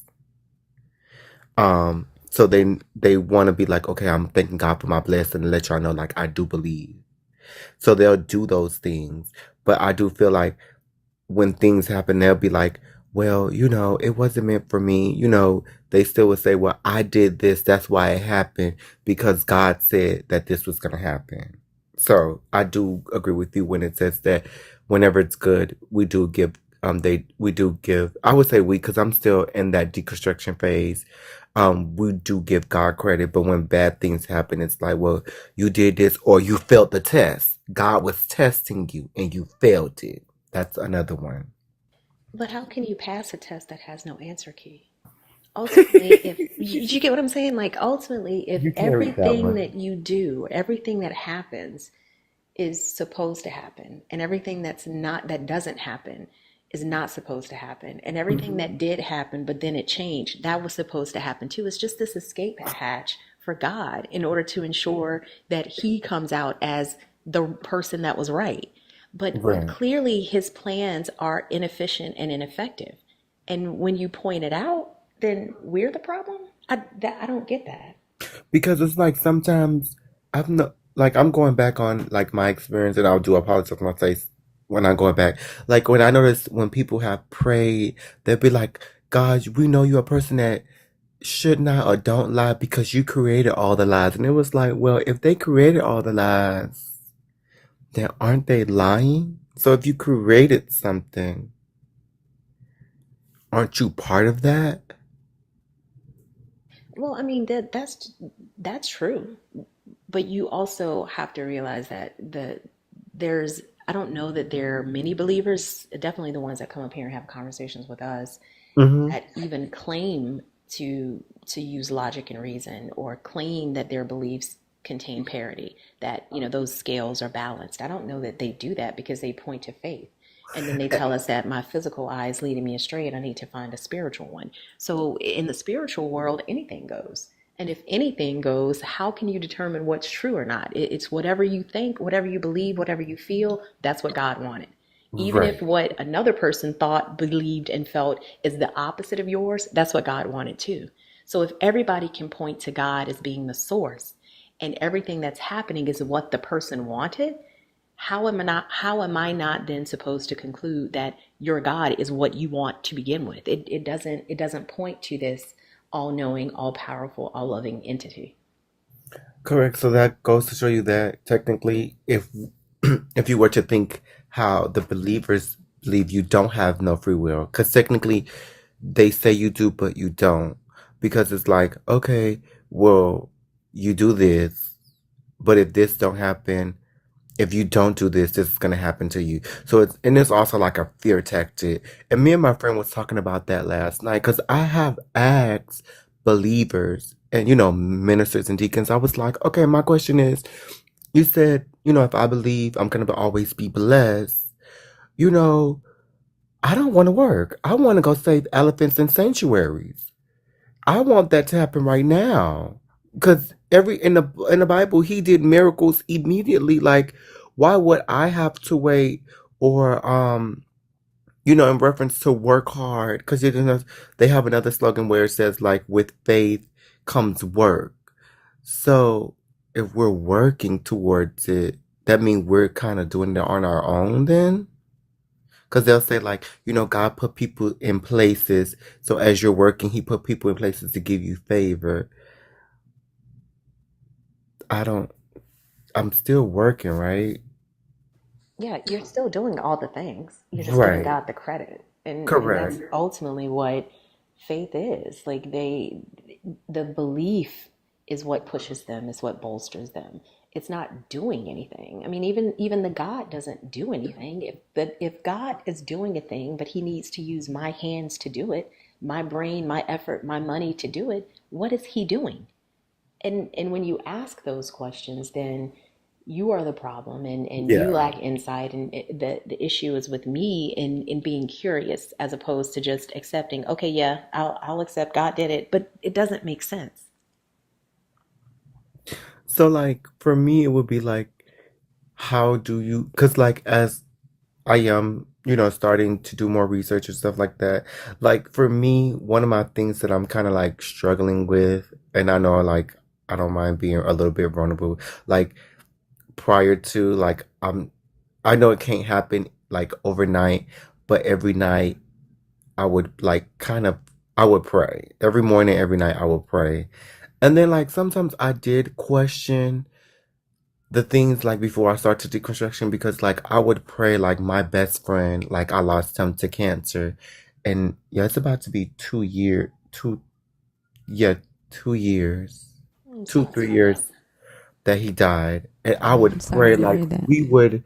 we would pray, and mind you, he was younger than me, so I'm 30. I'm gonna be 32 this year. At that time, I was 27 and he was like 24, 25, and we became best friends when we were in undergrad, and I was the only one that knew, like aside from his family, but in reference to friends, like we would talk, and he was like, yeah, at first, I started to feel better because it went away. Then we started to like, and I would pray and I would pray, and then to like hear that he died, and then when I would talk to my godmom, she was like, well, he was tired, and I was like, in my head, I'm like, but we kind of prayed. And I prayed, and you prayed, and you said that he's going to be okay.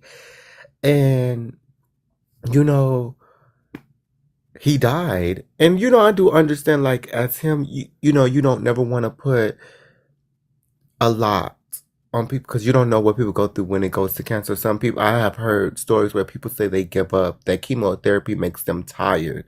They're different, and he did look a lot different. And I remember like when I called him one time, and like I do, like I try, I'm starting to feel a little bit better because like I came down to Florida and I didn't see him, and he died the next week. And I was just like, the same week I was like, I've been so busy. I'm so sorry. I owe you lunch. I'm going to take you out. I'm coming back. And he tried to warn me because he'd be like, that's if I'm still here. And I'm like, what are you talking about? And I guess he was tired because it was a lot. Like when he told me what was going on, his voice changed and everything. And he kind of felt defeated. So like those things, like we pray for those things. So like, it's like who do we blame if like the outcome doesn't happen if we continue to go to God? So that's what I'm saying. Like I always, I will pray. Like now I'm starting to like, okay, I'm starting to put on like my professional hat and say, let's test this out. So if I don't pray, what's gonna happen? If I do pray, did that still happen? Like sometimes I pray like this don't happen, but I end up still getting that thing that happened, if that makes any sense. So I'm kind of going through that right now. Like okay. my like y'all know about my cousin, and like I can't even say that I I didn't have hope that them saying that God was going to heal her. Mm-hmm.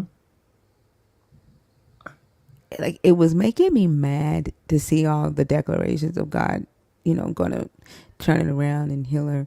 And Yeah. I'm knowing, right, like stage 4 glioblastoma, like, and then on Christmas, my mom told me that they stopped her radiation because it's not, Doing um, yeah, it's not attacking the tumor. I'm sorry. And like I like it pissed me off all over again, if that makes sense. You know what I'm saying? Like, because when they were doing the whole declarations of the text messages, God's gonna heal, God's gonna heal, He's healed in Jesus' name. Like it was making me mad to see it, but I was holding out hope that what they were saying would actually, like, there was a miracle that was gonna happen. You know what I'm saying? And it's like, I don't know, like it's just, I don't know, it's making me mad all over again. I'm sorry. I was just No, because no, I no, no. You're not making me mad. It's, okay, yeah, not you. I'm saying the prayer yeah, part. like the declarations, and like, and that, and like at the same time I can't really talk about it because I don't want to like hurt anybody. You know what I'm Correct. saying? That makes sense. It's just, I don't know. And so that's why I still be fighting with that. Like I'll be like, it's not like, I guess since we're creatures of habit, it has to be like you can't do it overnight, so you have to like dwindle and dwindle, in my opinion. So that's what I'm doing, because I've been fighting that. I was like, okay, you're doing your research, but then like you still do some of the things. It's like, and I had to tell myself like, this was ingrained in me since a child. um, when I moved um back to United States, because when I stayed with my grandma on my dad's side, she didn't no religion wasn't forced on me, but it was forced on me when I moved back with my mom, and it was just enforced, and my other grandma, she was all the religion. She was Jehovah, Christian, Pentecost, all of them at the same time. But Damn. uh like prayer has been installed in me as a child. So I told myself like, hey, you're gonna have to give yourself that grace in a I had sense because you've been doing. Go ahead. Oh, I'm I'm sorry. sorry, Delamore. I No, was no. going to say I had this very conversation with someone I think last week about the fact that they're struggling, like they're deconstructing, but they still feel compelled to pray. And they were just kind of asking what my experience was, and I had a very similar experience at the beginning of my deconstruction because prayer was a very big part of my life, and I didn't know I felt like I needed to do it only because I had always done it. So it wasn't until again, I'm a person of lists. I literally made a physical list of every topic that I felt conflicted about. One being prayer, like the other being, it was a multitude of things. But I allowed myself to do the things that I felt like I needed to do until I no longer felt like I needed to do them. And at the same time I allowed myself to do it, I didn't beat myself up over doing the thing that I had been conditioned to do my entire life. And like you said, you have to give yourself grace. So if you grow up in a household where every night, somebody uses this example a few years ago, so every night you go to bed sucking on a candle, you think everybody does that until Right. you realize, okay, well, why am I doing this? But I still feel compelled to grab my candle and suck on it until I go to sleep like a pacifier. So it's a crazy analogy, but it's the same thing. This is something that you were brought up doing. And whether it was reinforced every single day of your life and you were fully indoctrinated from a fundamental perspective, or if it was something that was casual, but you still hear society talk about the power of prayer. It's Right. normal for that thing to influence you. But for me, I had to kind of do a deep dive into what is prayer? Why do I feel like I need to do this? And what purpose do I feel like it's serving for me? And ultimately, it got to a point where I did it. I grew up a Jehovah's Witness, so I was praying to Jehovah for a while. And then, once I deconstructed that belief system, I did the universe, then I just did nobody. And then finally, it got to a point where I no longer felt compelled to do it. But I do think we have to give ourselves time to work through that process and not expect ourselves to operate like a light switch. I've used the analogy before. If you have a child that, say you have a parent who has Munchausen's by proxy and they tell their child they can't walk. They've had this child in a wheelchair their entire life, even though the child had fully functional legs. When Mm-hmm. this child realizes that they have been duped, they're not going to walk with confidence. They're still going to be tentative. They're still going to want to hold on to that wheelchair because that's what they've gotten comfort for, That's a and good that's been analogy. security, right? So Thank give you. yourself the ability to give yourself the grace to do that. Transition as smoothly and as slowly as you need to because you are the one that's setting that pace. There's no external goal that's out there for you. You set that, and it's different for every single person. So that's why I think these conversations are good because what it looks like for one person will be different from another person. But don't beat yourself up because you get a plate of food and you bow your head. That's what you've been doing your entire life. Right. Thank And you so much. it's gonna take time for that to go away. Yeah, and I told myself that I was like, I have to like, even like yesterday, like I do like what my friend was like, you're being tested. I was like, I'm starting to believe not testing, and she was like, well, if you don't believe it or not, you do get tested. And I'm like, well, I'm tired of being tested. I done did that through undergrad. I'm tired at this point, like. And I was like, I don't want to be mean, but it's just like because like it was a situation with my born mom where she tried to like basically have me, she wanted, mind you, we haven't talked for years. She don't even know where I live or anything. Her and, her daughter were going through, certain things that happened years ago again. So it's like a, a broken record. And she called me and was like, I need your help, please, please, please. And I'm like, and it kind of like took me out and I kind of felt bad because I was like, she is getting older. But then when I called back because I needed a couple of things to get my documents ready, they're back friends. and you trying to tell me that you love me or whatever, I'm your child or whatever, you may not agree with my life, but you love me, but you're not showing it. And I told her, like, I don't want to be in that toxic type of environment. And then, like, she, in reference to if you're being a mom as a mother, you didn't text me, you weren't going to text me for for Christmas, or you didn't say Happy New Year, because you're back on, I guess, good terms with your daughter. So it's like that kind of, she was like, well, you were being tested to see if you were going to go and do things for her or fall back in that mode. And I was like, I'm over the testing stuff. Like, it doesn't make sense to me. Like, why do we keep getting tested? Um, if it's like we fail, we always let people hurt us. Like, stop going back to the person. Just stop it. But yeah, it made a lot of sense in reference to, like, with tests and prayer and things like that. And I do appreciate, if I'm saying it right, Nefertiti. It's just Fee. This is me, Fee. not that Okay. Fee. I just changed my screen name. Okay. Fee, thank you so much for that. Cause I've been like, I had to talk to myself and say, like, girl, you're just gonna have to just gracefully dwindle yourself, because you've been doing this since you were a child.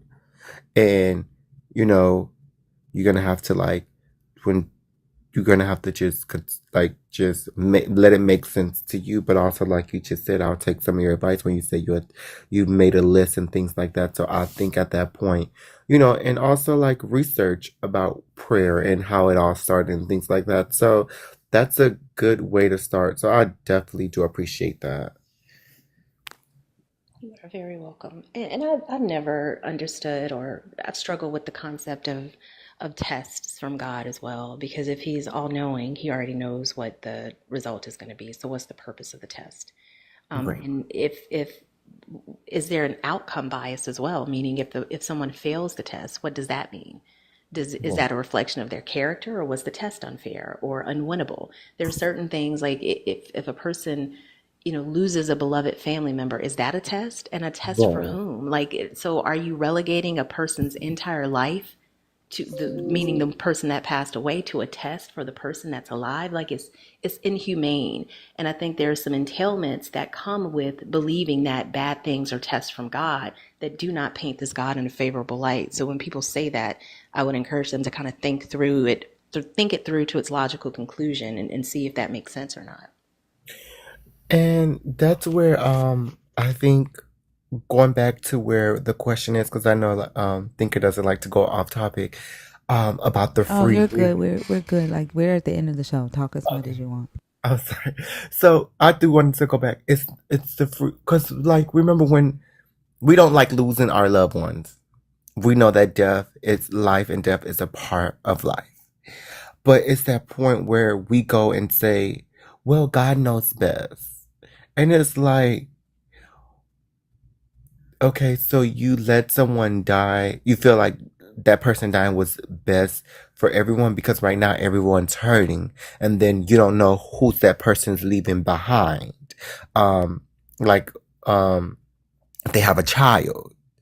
You know, I am a big advocate of no one's gonna treat you better than your parents. You get what I'm saying? And especially, like, and it's a mental thing. Like, someone always, well, also, like, some parents that are still alive, people are still longing for a parent. That's, but yeah, like, they're leaving behind you don't know who they're leaving behind. You're hurting all those people just for that one person to say, well, God knows best. So it's just like that. It's a, like, give good, it's like a good credit of, like, well, he did bless me with this, but then it's like, but then the other effect of, like, well, this person died, or like you just said, Thinker, your mom lost $200. Someone said thank God, but you just lost $400. So Exactly. And then those are somebody would say, well, at least you had to give it back. That's not the point. that's not the point. Exactly. Somebody in the comments was like, that a Christian will say that's because you are an atheist that God took it away from you.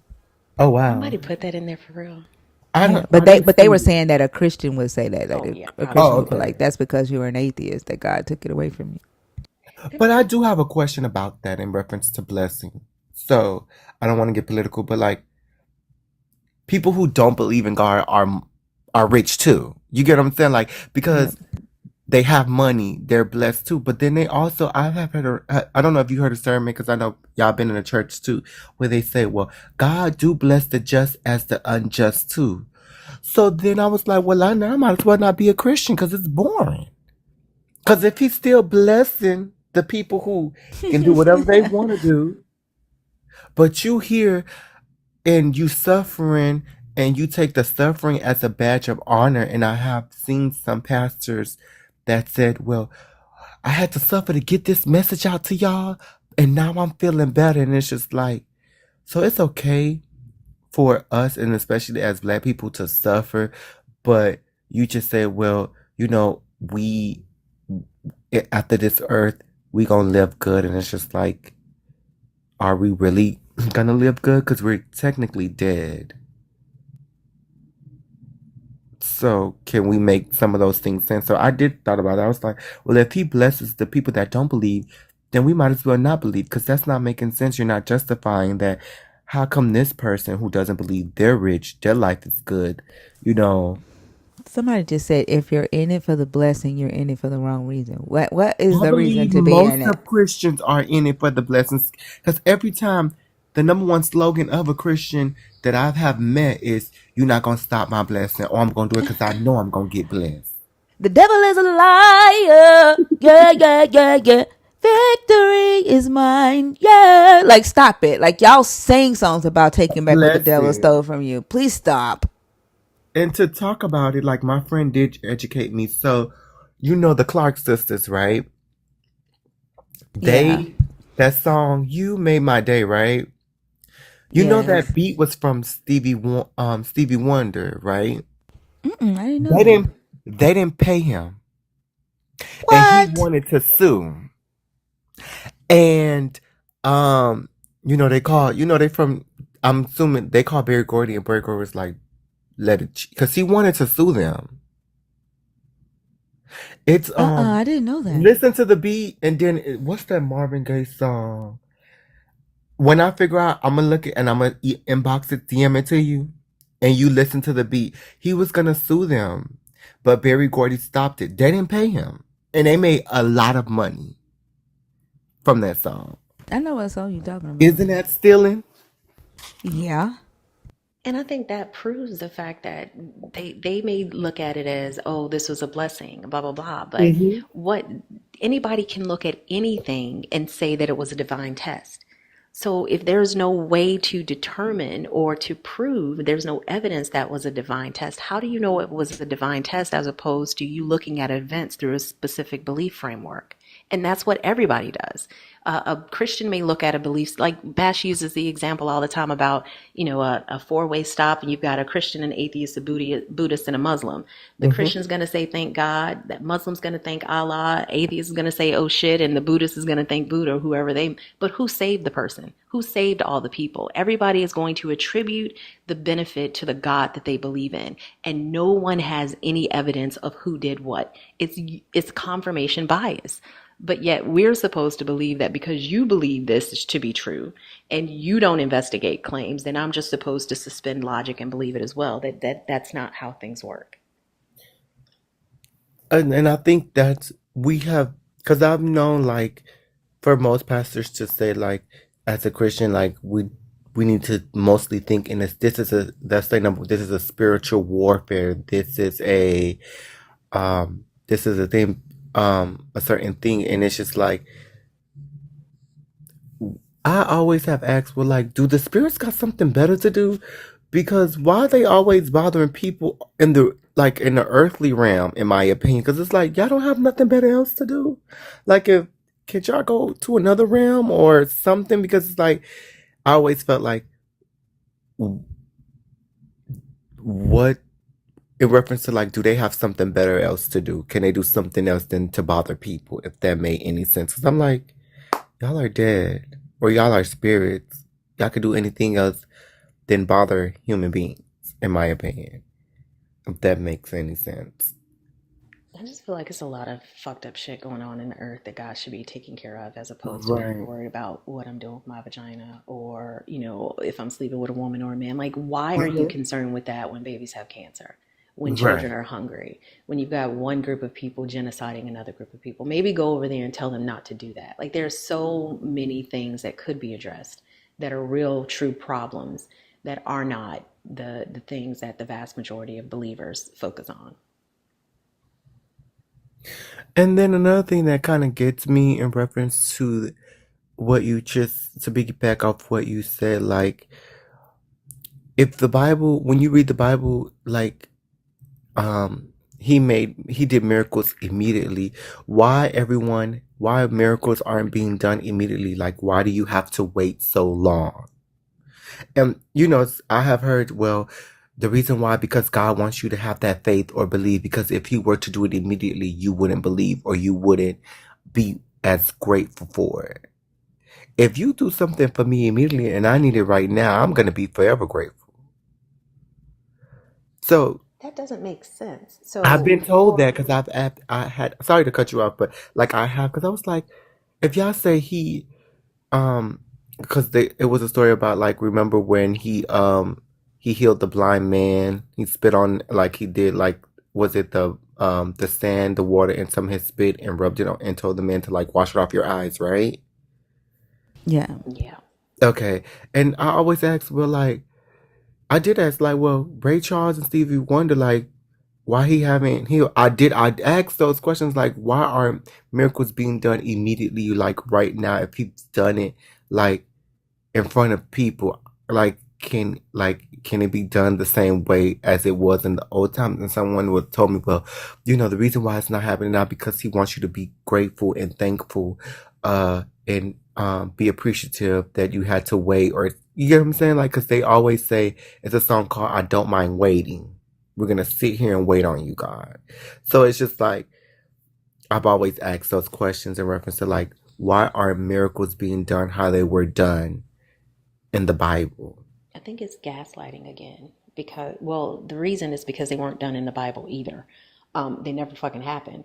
But the fact that you can tell a person the reason I'm not showing up is because if I showed up, then you wouldn't have faith that I would show up. That doesn't make any sense.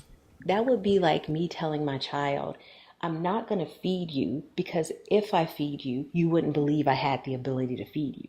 How does that make any sense? And if I with my fallible mind can understand that, why can't a God know that?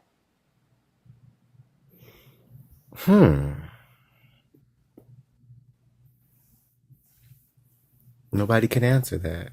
That makes a lot of sense. That's why they But, like, gotta write songs like "Accept What God Allows." it and it's just like they don't That's it, Baker. That is Yeah. exactly the case. Yep. they You just don't they gotta all accept what God allows.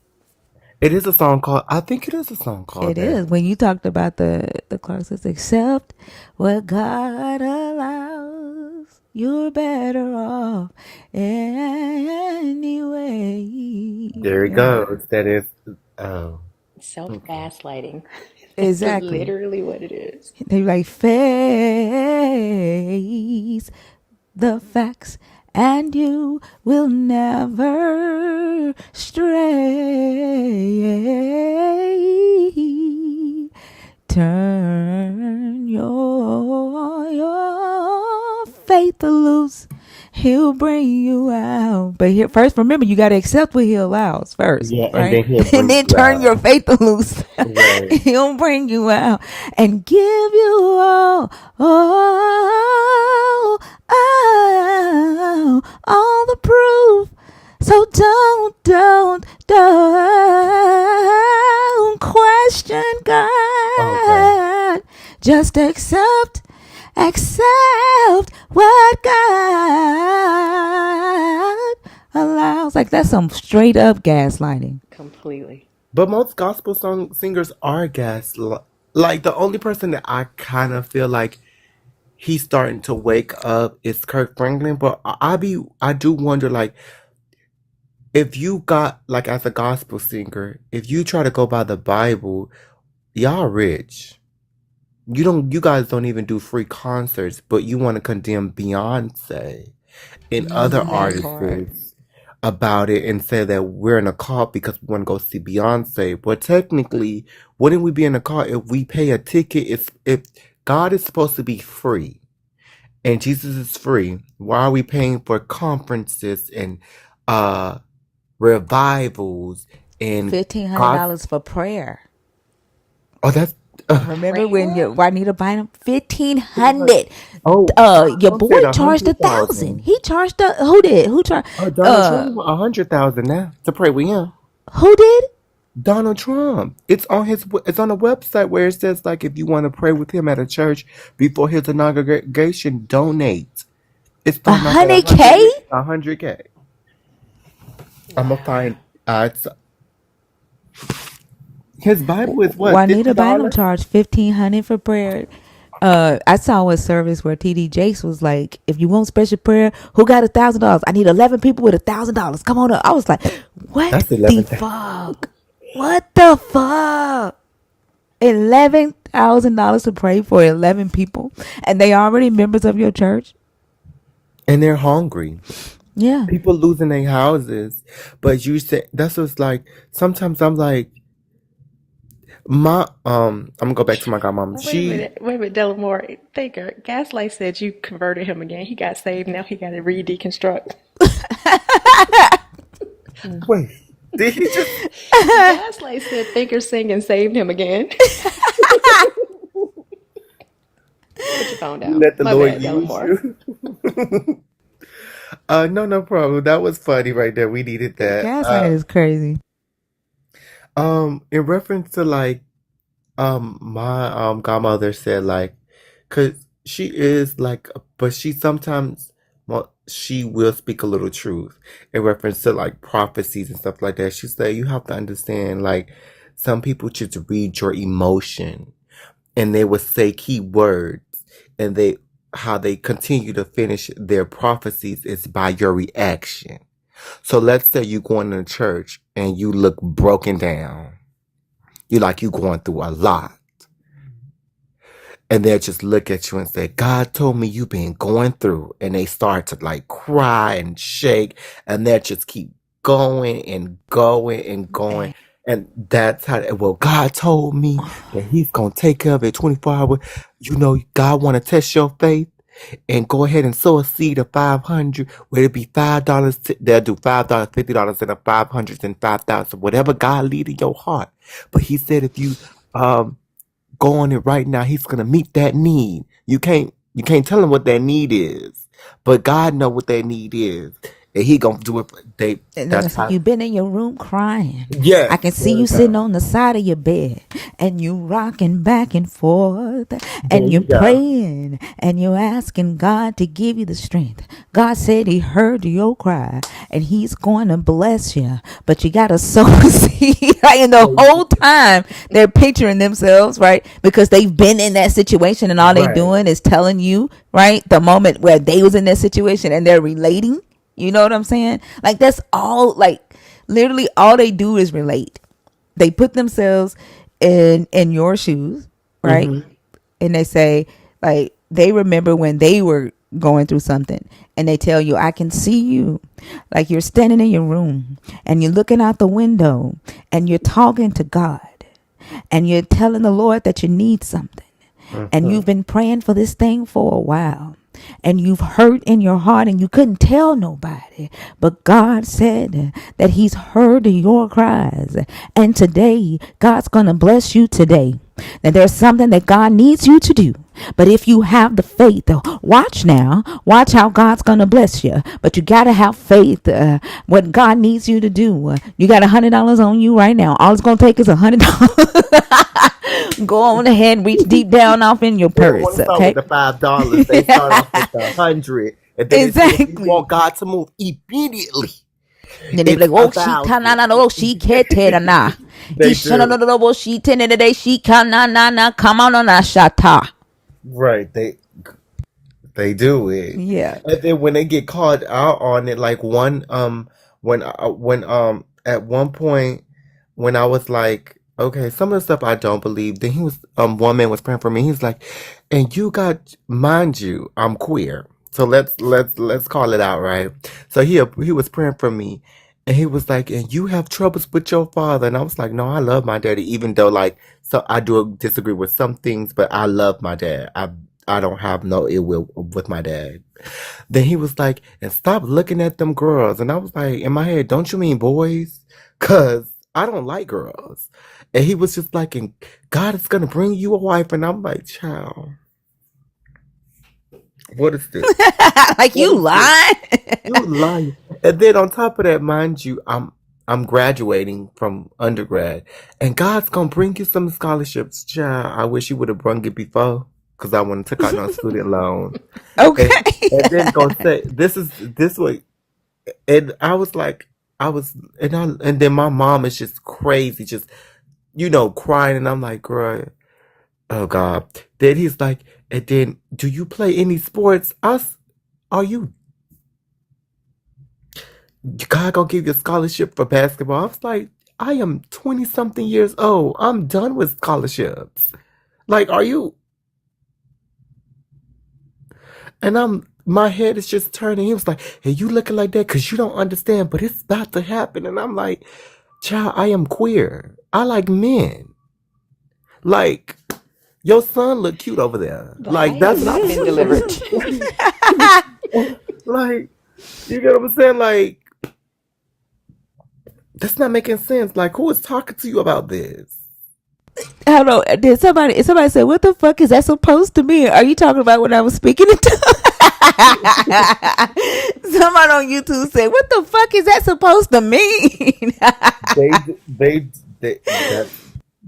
That's the number one. They start off with that, and then they start to that speaking in tongues is something, and then like sometimes I don't know if you sometimes like the church will be like they'll have the person speaking in tongues, and then they'll have somebody translate it for them, and it's like it doesn't make sense because y'all say that that's God speaking through them, so God speaks in tongues.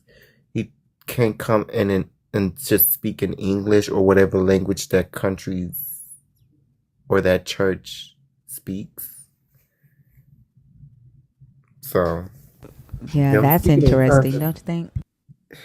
those speaking in tongues be, and the funny thing is it is gaslight because even I was a victim to it. Like when they start to be, I was like, "Oh, I'm about to get a blessing real because they speaking in tongues. They know what they talk about."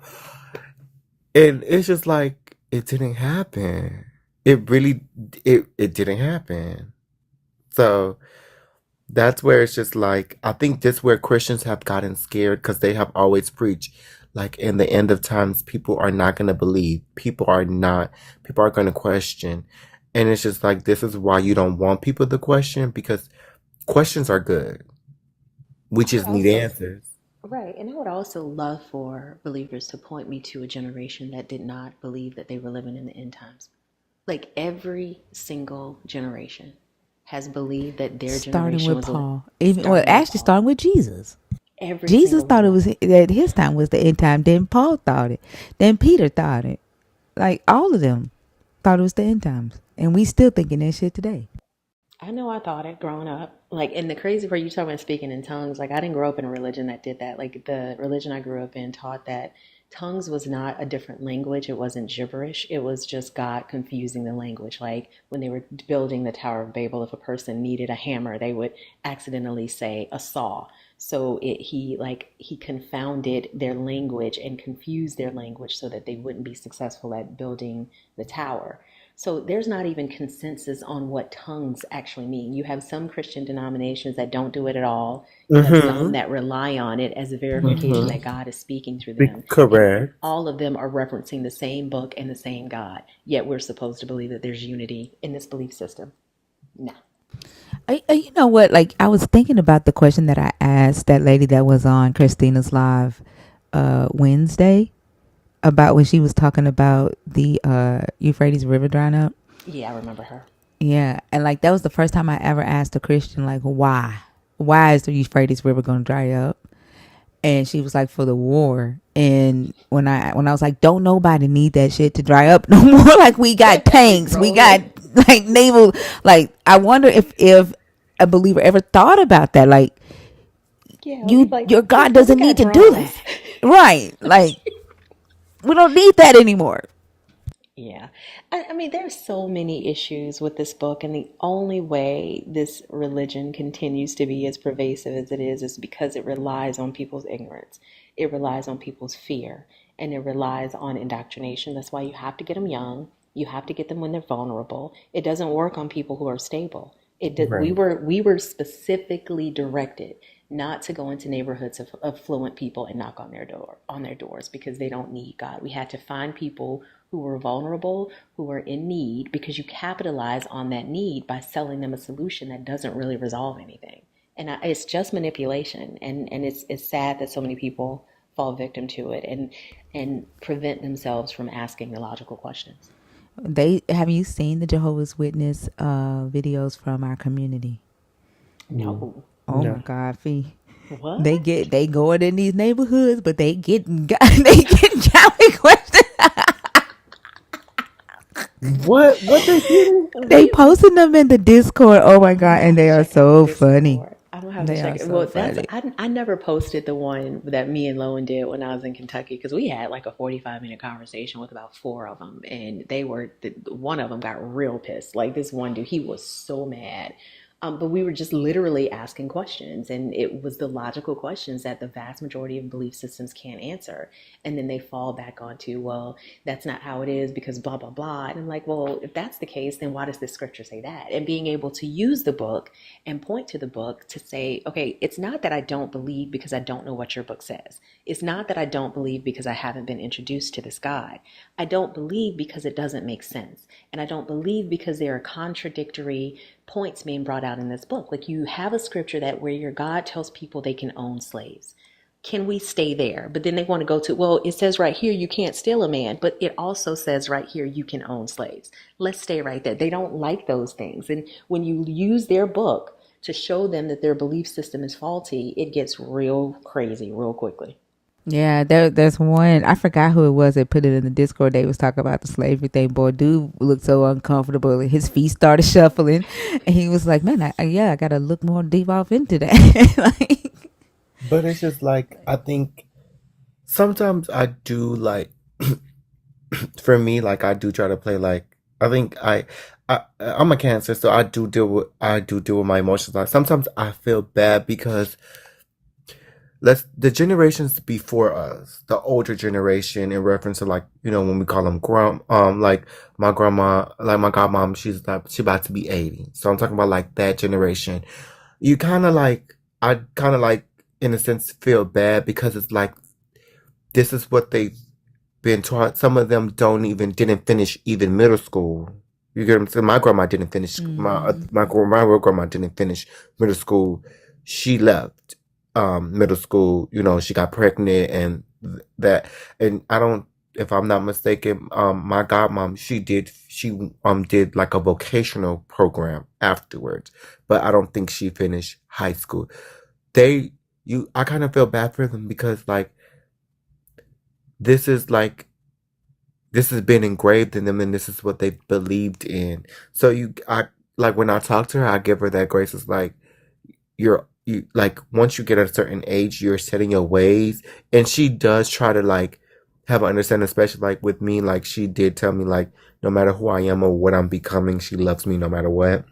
Which it touched my heart because my own parent doesn't believe in that, and this lady is a pastor, so that's what kind of gets me. But it's just like you do feel bad because they're trying to take us back to that time. If you think about it, where if you see in Oklahoma, in order for you to graduate high school, you got to get accepted to a university, and if you don't, you have to either do a vocation or things like that. So it's just like they're trying to get us back to that time where us as black people, we don't finish school. We don't have that education. So we have to rely on that Bible. And we have to, if you think about it, people during slavery time and during segregation, they believed in that Bible saying that, oh, it's one day it's going to get better. The reason why they're being successful because we're going to go to heaven and we're going to live in mansions. We're going to live in streets of gold. We're going to do this. It's right now. We don't mind suffering. it was that mind of we don't mind suffering. And it's just like, don't y'all think, like, in a sense, this is what white people want you to think for the rest of your life, that it's okay for everyone, for them to be up here, and then for us to be okay and suffer and just be thankful for the little things or the scraps or whatever. So it's just, I have always been like, I do give them grace because of the time that they come from, if that Yeah. makes any sense. Yeah. Like Yeah. even down to like my mama's age too. Right. Like, um, I think that the baby boomers, I think it's hard for them to have to not be so indoctrinated into this as well, and to not um, be able to question. Like for someone that's 65 or older to be able to come out of this and question, like that's a real hard thing to do. So I think, Absolutely. yeah, even down to them. I Oh, mean, you have to think about the environment that they were raised in. I mean, mm-hmm. a lot of us, like I'm Gen X. What am I? Gen X, yeah. I'm Gen X, right? So I grew up at a time where you don't ask questions. Like you do what you are told. Children are to be seen and not heard. But I think in our parents' generation, that expectation was even more severe. So we are challenging those paradigms. We are choosing to parent differently. We are choosing to ask the questions that we weren't allowed to ask. But I do think that there is, like to Thinker's point, I think there is some consideration that needs to be given for the generation that did not have that, that transitory time in their lives. Like all of my mother's life, like you were saying, Delmora, my mother was the same way. Like her entire life was inside this paradigm, inside this framework of you believe in God, you do what you're told, you don't ask questions, keep your head down, and you'll get your reward when you go to heaven. That's Correct. all they knew. So you do have to absolutely give people grace when it comes to that. At the same time, it's hard to balance those two things where you're looking at reality face on and you see them sticking their head in the sand and you want them to protect themselves. You want them to pull their head out of the sand and look around, but you can't pull it out for them. And it is frustrating because you still have to deal with people who choose to have that type of mindset. And not only that, if they just put like that, put their head in the sand, but sometimes they condemn you. Oh, you don't believe that? Oh, God gonna get you. Oh, you better stop. You don't know what's gonna happen. So it's just like, we don't know what's gonna happen tomorrow. We're not fortune tellers. If we were, most of us would probably done win the lotto by now. You get what I'm saying? So like, stop trying to put fear because of someone thinks different. And that's just like, we are being, in a sense, discriminative. Like, if you don't believe in this, something's gonna happen to you. Don't hang around us. Don't be around them. You don't. What they say, the number one line. You don't want that spirit jumping on you. And I've always asked those questions. Like, so if being gay is a spirit, and you don't want me around you because you're scared that gay. So is the gay spirit stronger than a straight spirit, or is, if you're Good supposed to be question. of God? I have always, I say, so is the gay spirit stronger than, so are you saying like the spirits that God give you are weaker than the spirits that we're not supposed to have, that are Yeah. gonna jump onto me? Yeah, and to that point, like if God is the strongest, why should we be afraid of any other spirit? That's some crazy shit, ain't it? Yeah. Like the way they be in the comments, right? Pleading the blood of Jesus because we don't believe. Like it's like y'all supposed to have power or some shit, but y'all be acting scared. Like it don't make sense. I have always, and nobody, some people, someone looked at me crazy. I was like, I just, cause I want to know, cause like, if you have this, if you're straight, and this is like any type of spirit, let's talk about, they call it a cursing spirit, or jealousy, all these spirits, all these bad spirits, right? God is strong, God is all powerful, and He's given His followers the strength. Because, with God, you can do anything. Those gospel songs, as long as I have Jesus, I'm strong. Let the weak say I am strong. Let the poor say I'm rich. Those songs. So if you have all that power, why are you afraid to be around someone that it's opposite from you? Whether they're gay, whether they cuss, whether they do all this. Is your spirit not strong enough? Or are you afraid that what I'm doing right now, let me try that? Maybe I like that. You know what I'm saying? Like, maybe you don't want to be born. Not saying, do you know what I'm saying? Like, are you afraid that you're weak enough? Because they always say the flesh is weak. So, what are we taking out of each other when people become Christians? If that makes any sense. What do they mean by that song? Like, right? Because you're not supposed to be rich and go to heaven. Like, are they talking about in heaven? Let the poor say, "I am So, strong." you remember Let that the song? weak, Let Forth say, because of let the what the weak Lord say, has done, give thanks to the Holy One. Give thanks "Give because He's thanks risen, to the Jesus Holy Christ. One." Yeah. Yeah, give thanks. So, are they talking about being rich in heaven or rich on earth? I guess when I think about it, it's just like it's like a facade. I'm really poor right now, but I'm looking like I'm rich. I'm looking like I'm weak right now, but I look like I'm strong. I don't get it. Basically, from because it said because of what the Lord has done, give thanks. So I'm guessing that God has done so much. I'm guessing don't brag about yourself. Be humble in a sense, because you still have to give thanks. If I'm interpreting it right, think you help me Give out. thanks to the Holy One. Give thanks. Something. Give thanks. Because He's For He risen. has risen. Jesus Jesus Christ. Christ, His Son. And now let the weak say, "I am strong." Let the poor say, "I am rich." Because of what Because of what the Lord the has done Lord has done for for us. us. Give thanks. Yeah, like they're not Spiritual saying that they're riches. rich in heaven. I just want to try to figure out, like, are they supposed to be saying that they're rich? I just thought about that.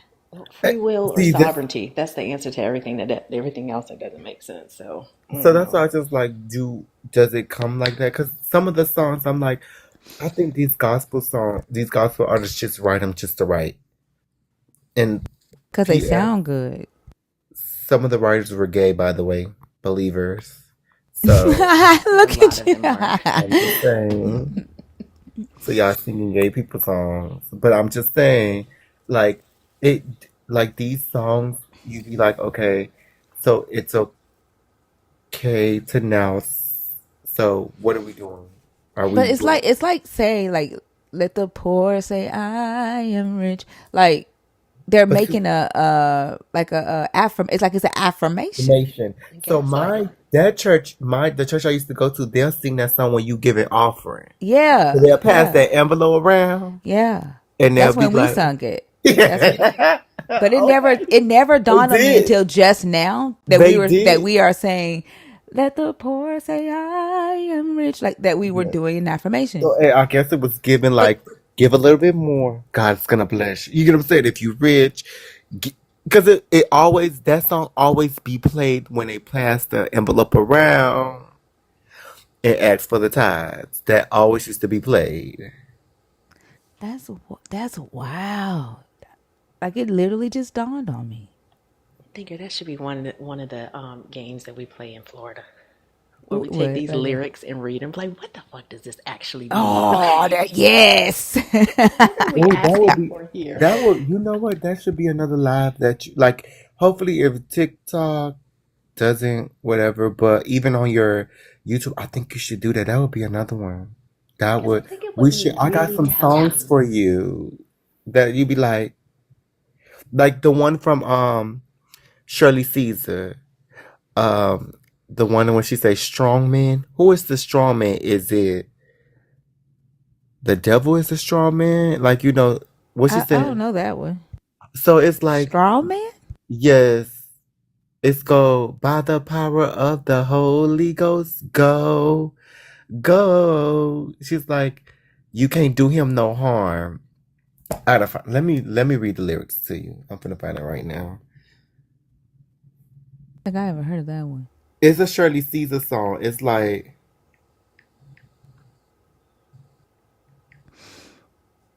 okay, so the song goes, there's a strong man in the house. With my spiritual eyes I can see. Here is what the strong man is doing to my whole family. He's got a grip on the feeble and the spiritual blind. Strong man, you better leave here because you're wasting your time.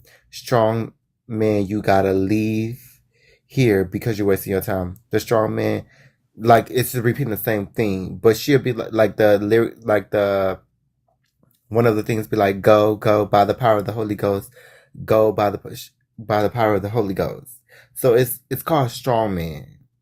Are you saying I have straw or never strong? heard of that. Strong, like strong. STRONG? Oh, Yes. strong. I thought you said straw man. Yeah. No, no, no, no.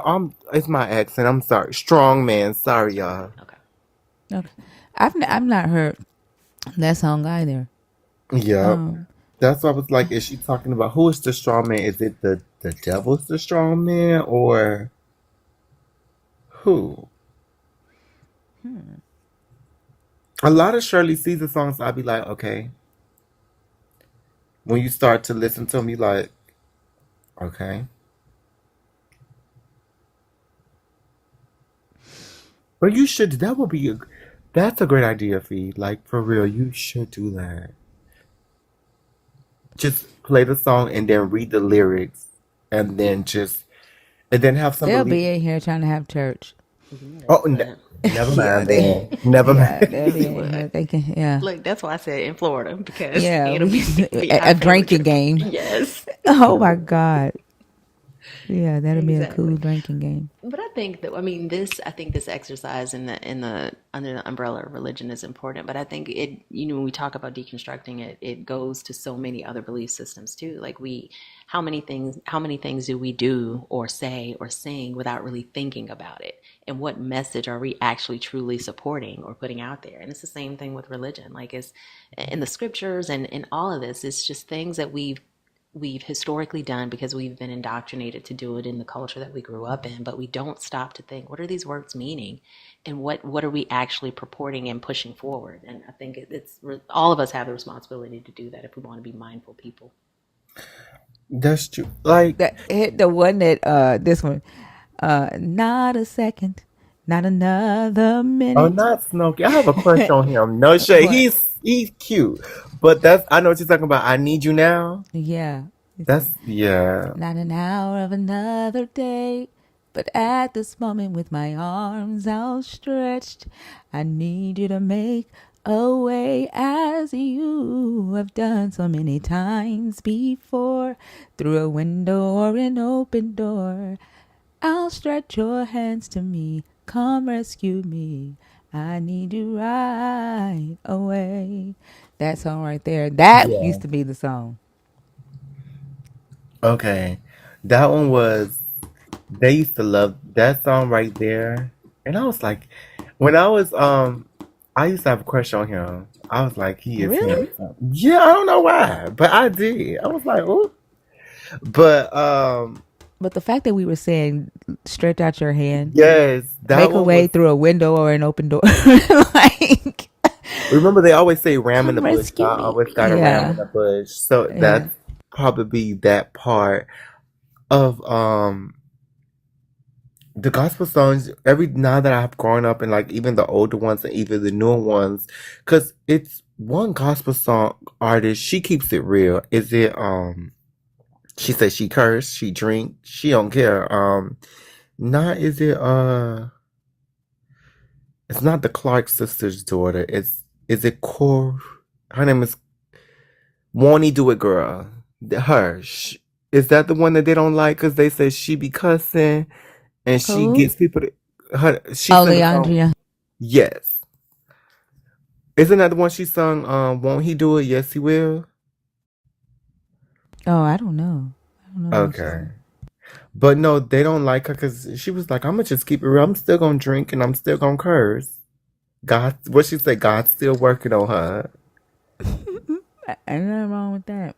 So it's a little bit of like in reference to like going back to like some people are back to like when I said like some of the gospel artists are starting to wake up, is as you can see, even like I guess it's it's to benefit each other, because now I'm starting to think about it. It goes to, because I remember when social media was starting, remember they were like, and don't get on that Facebook And don't do none of that because that's the end. It's nothing in there. But now you see churches doing Facebook Live, YouTube Live, telling people to follow them and things like that. And I was like, but didn't y'all say that's part of the devil? And then now, I don't know if you looked at the last Yolanda Adams video where she was kind of paying like they were having a little bit of ballroom. Like if you listen to the song, it's like a ballroom song. Like some of the girls were actually a little bit voguing in the church. And I was like, oh, so I guess you want gay people money now. Wow, no, I didn't see that. I gotta send it to you. I'll send it to you. But Yolanda Adams never been like the ones. I know Marvin Sapp has been one of the ones that he made a sermon about gay people, and he was like, I was in front of and they recorded. I was in front of a couple, and they was just holding hands, and they was just walking like two sissies. I was like, oh, are you mad because you can't walk like that? But no, I just noticed like they do try to change. At first they talk against it, but they try to, I guess, because they see it's beneficial to them money wise. They'll be like, well, God loves everyone, or I'm not here to judge, but God still loves you. You get what I'm saying? So it's just the religion they do. They back to where we was like they don't want to have that. They do settle, but they settle towards their benefit every time. And Thinker, FYI, Christina is live. I don't know if you were. Okay, I was getting ready to ask. Yeah, I got to get up off of here. So much, Thinker. Happy New Year. You're so welcome. Happy New Year to you too and to everybody. I will be on Joyful Apostates Live, Joyful and Crystal tonight at 6 if y'all want to come by. And then I will see y'all Sunday night. Is it 6 Eastern or Central? I think it's Eastern. I have to look at the message again, but I'll let y'all know in the chat. But I think it's Eastern. Okay, and I'm glad you asked me that because I'll fucking show up at I'll be an hour late. Also, y'all stay safe with all this stuff going on with these people, doing crazy stuff. Like I was trying to talk to my friend about because we're supposed to go to New York next week for a ball, and I'm like, girl, I'm kind of scared because they're already threatening subways and stuff like that. So everybody stay safe because I don't know what they're doing out here. Wherever you are, just be safe and watch our surroundings. Thank you. Same to you. Let us know that you made it safely and made it back home. Okay, it is Eastern according to Savage. So a Joyful Apostate live tonight if y'all want to come and hang out with us at 6 Eastern. And then I will see y'all in Christina's live here in just a second. Thinker Raid on Christina. Yep. I'll see y'all. Love y'all. Thank you to the YouTubers. Y'all have a great weekend. Thank y'all for the likes and the shares and all the gifts. All right. Bye. Bye. Right.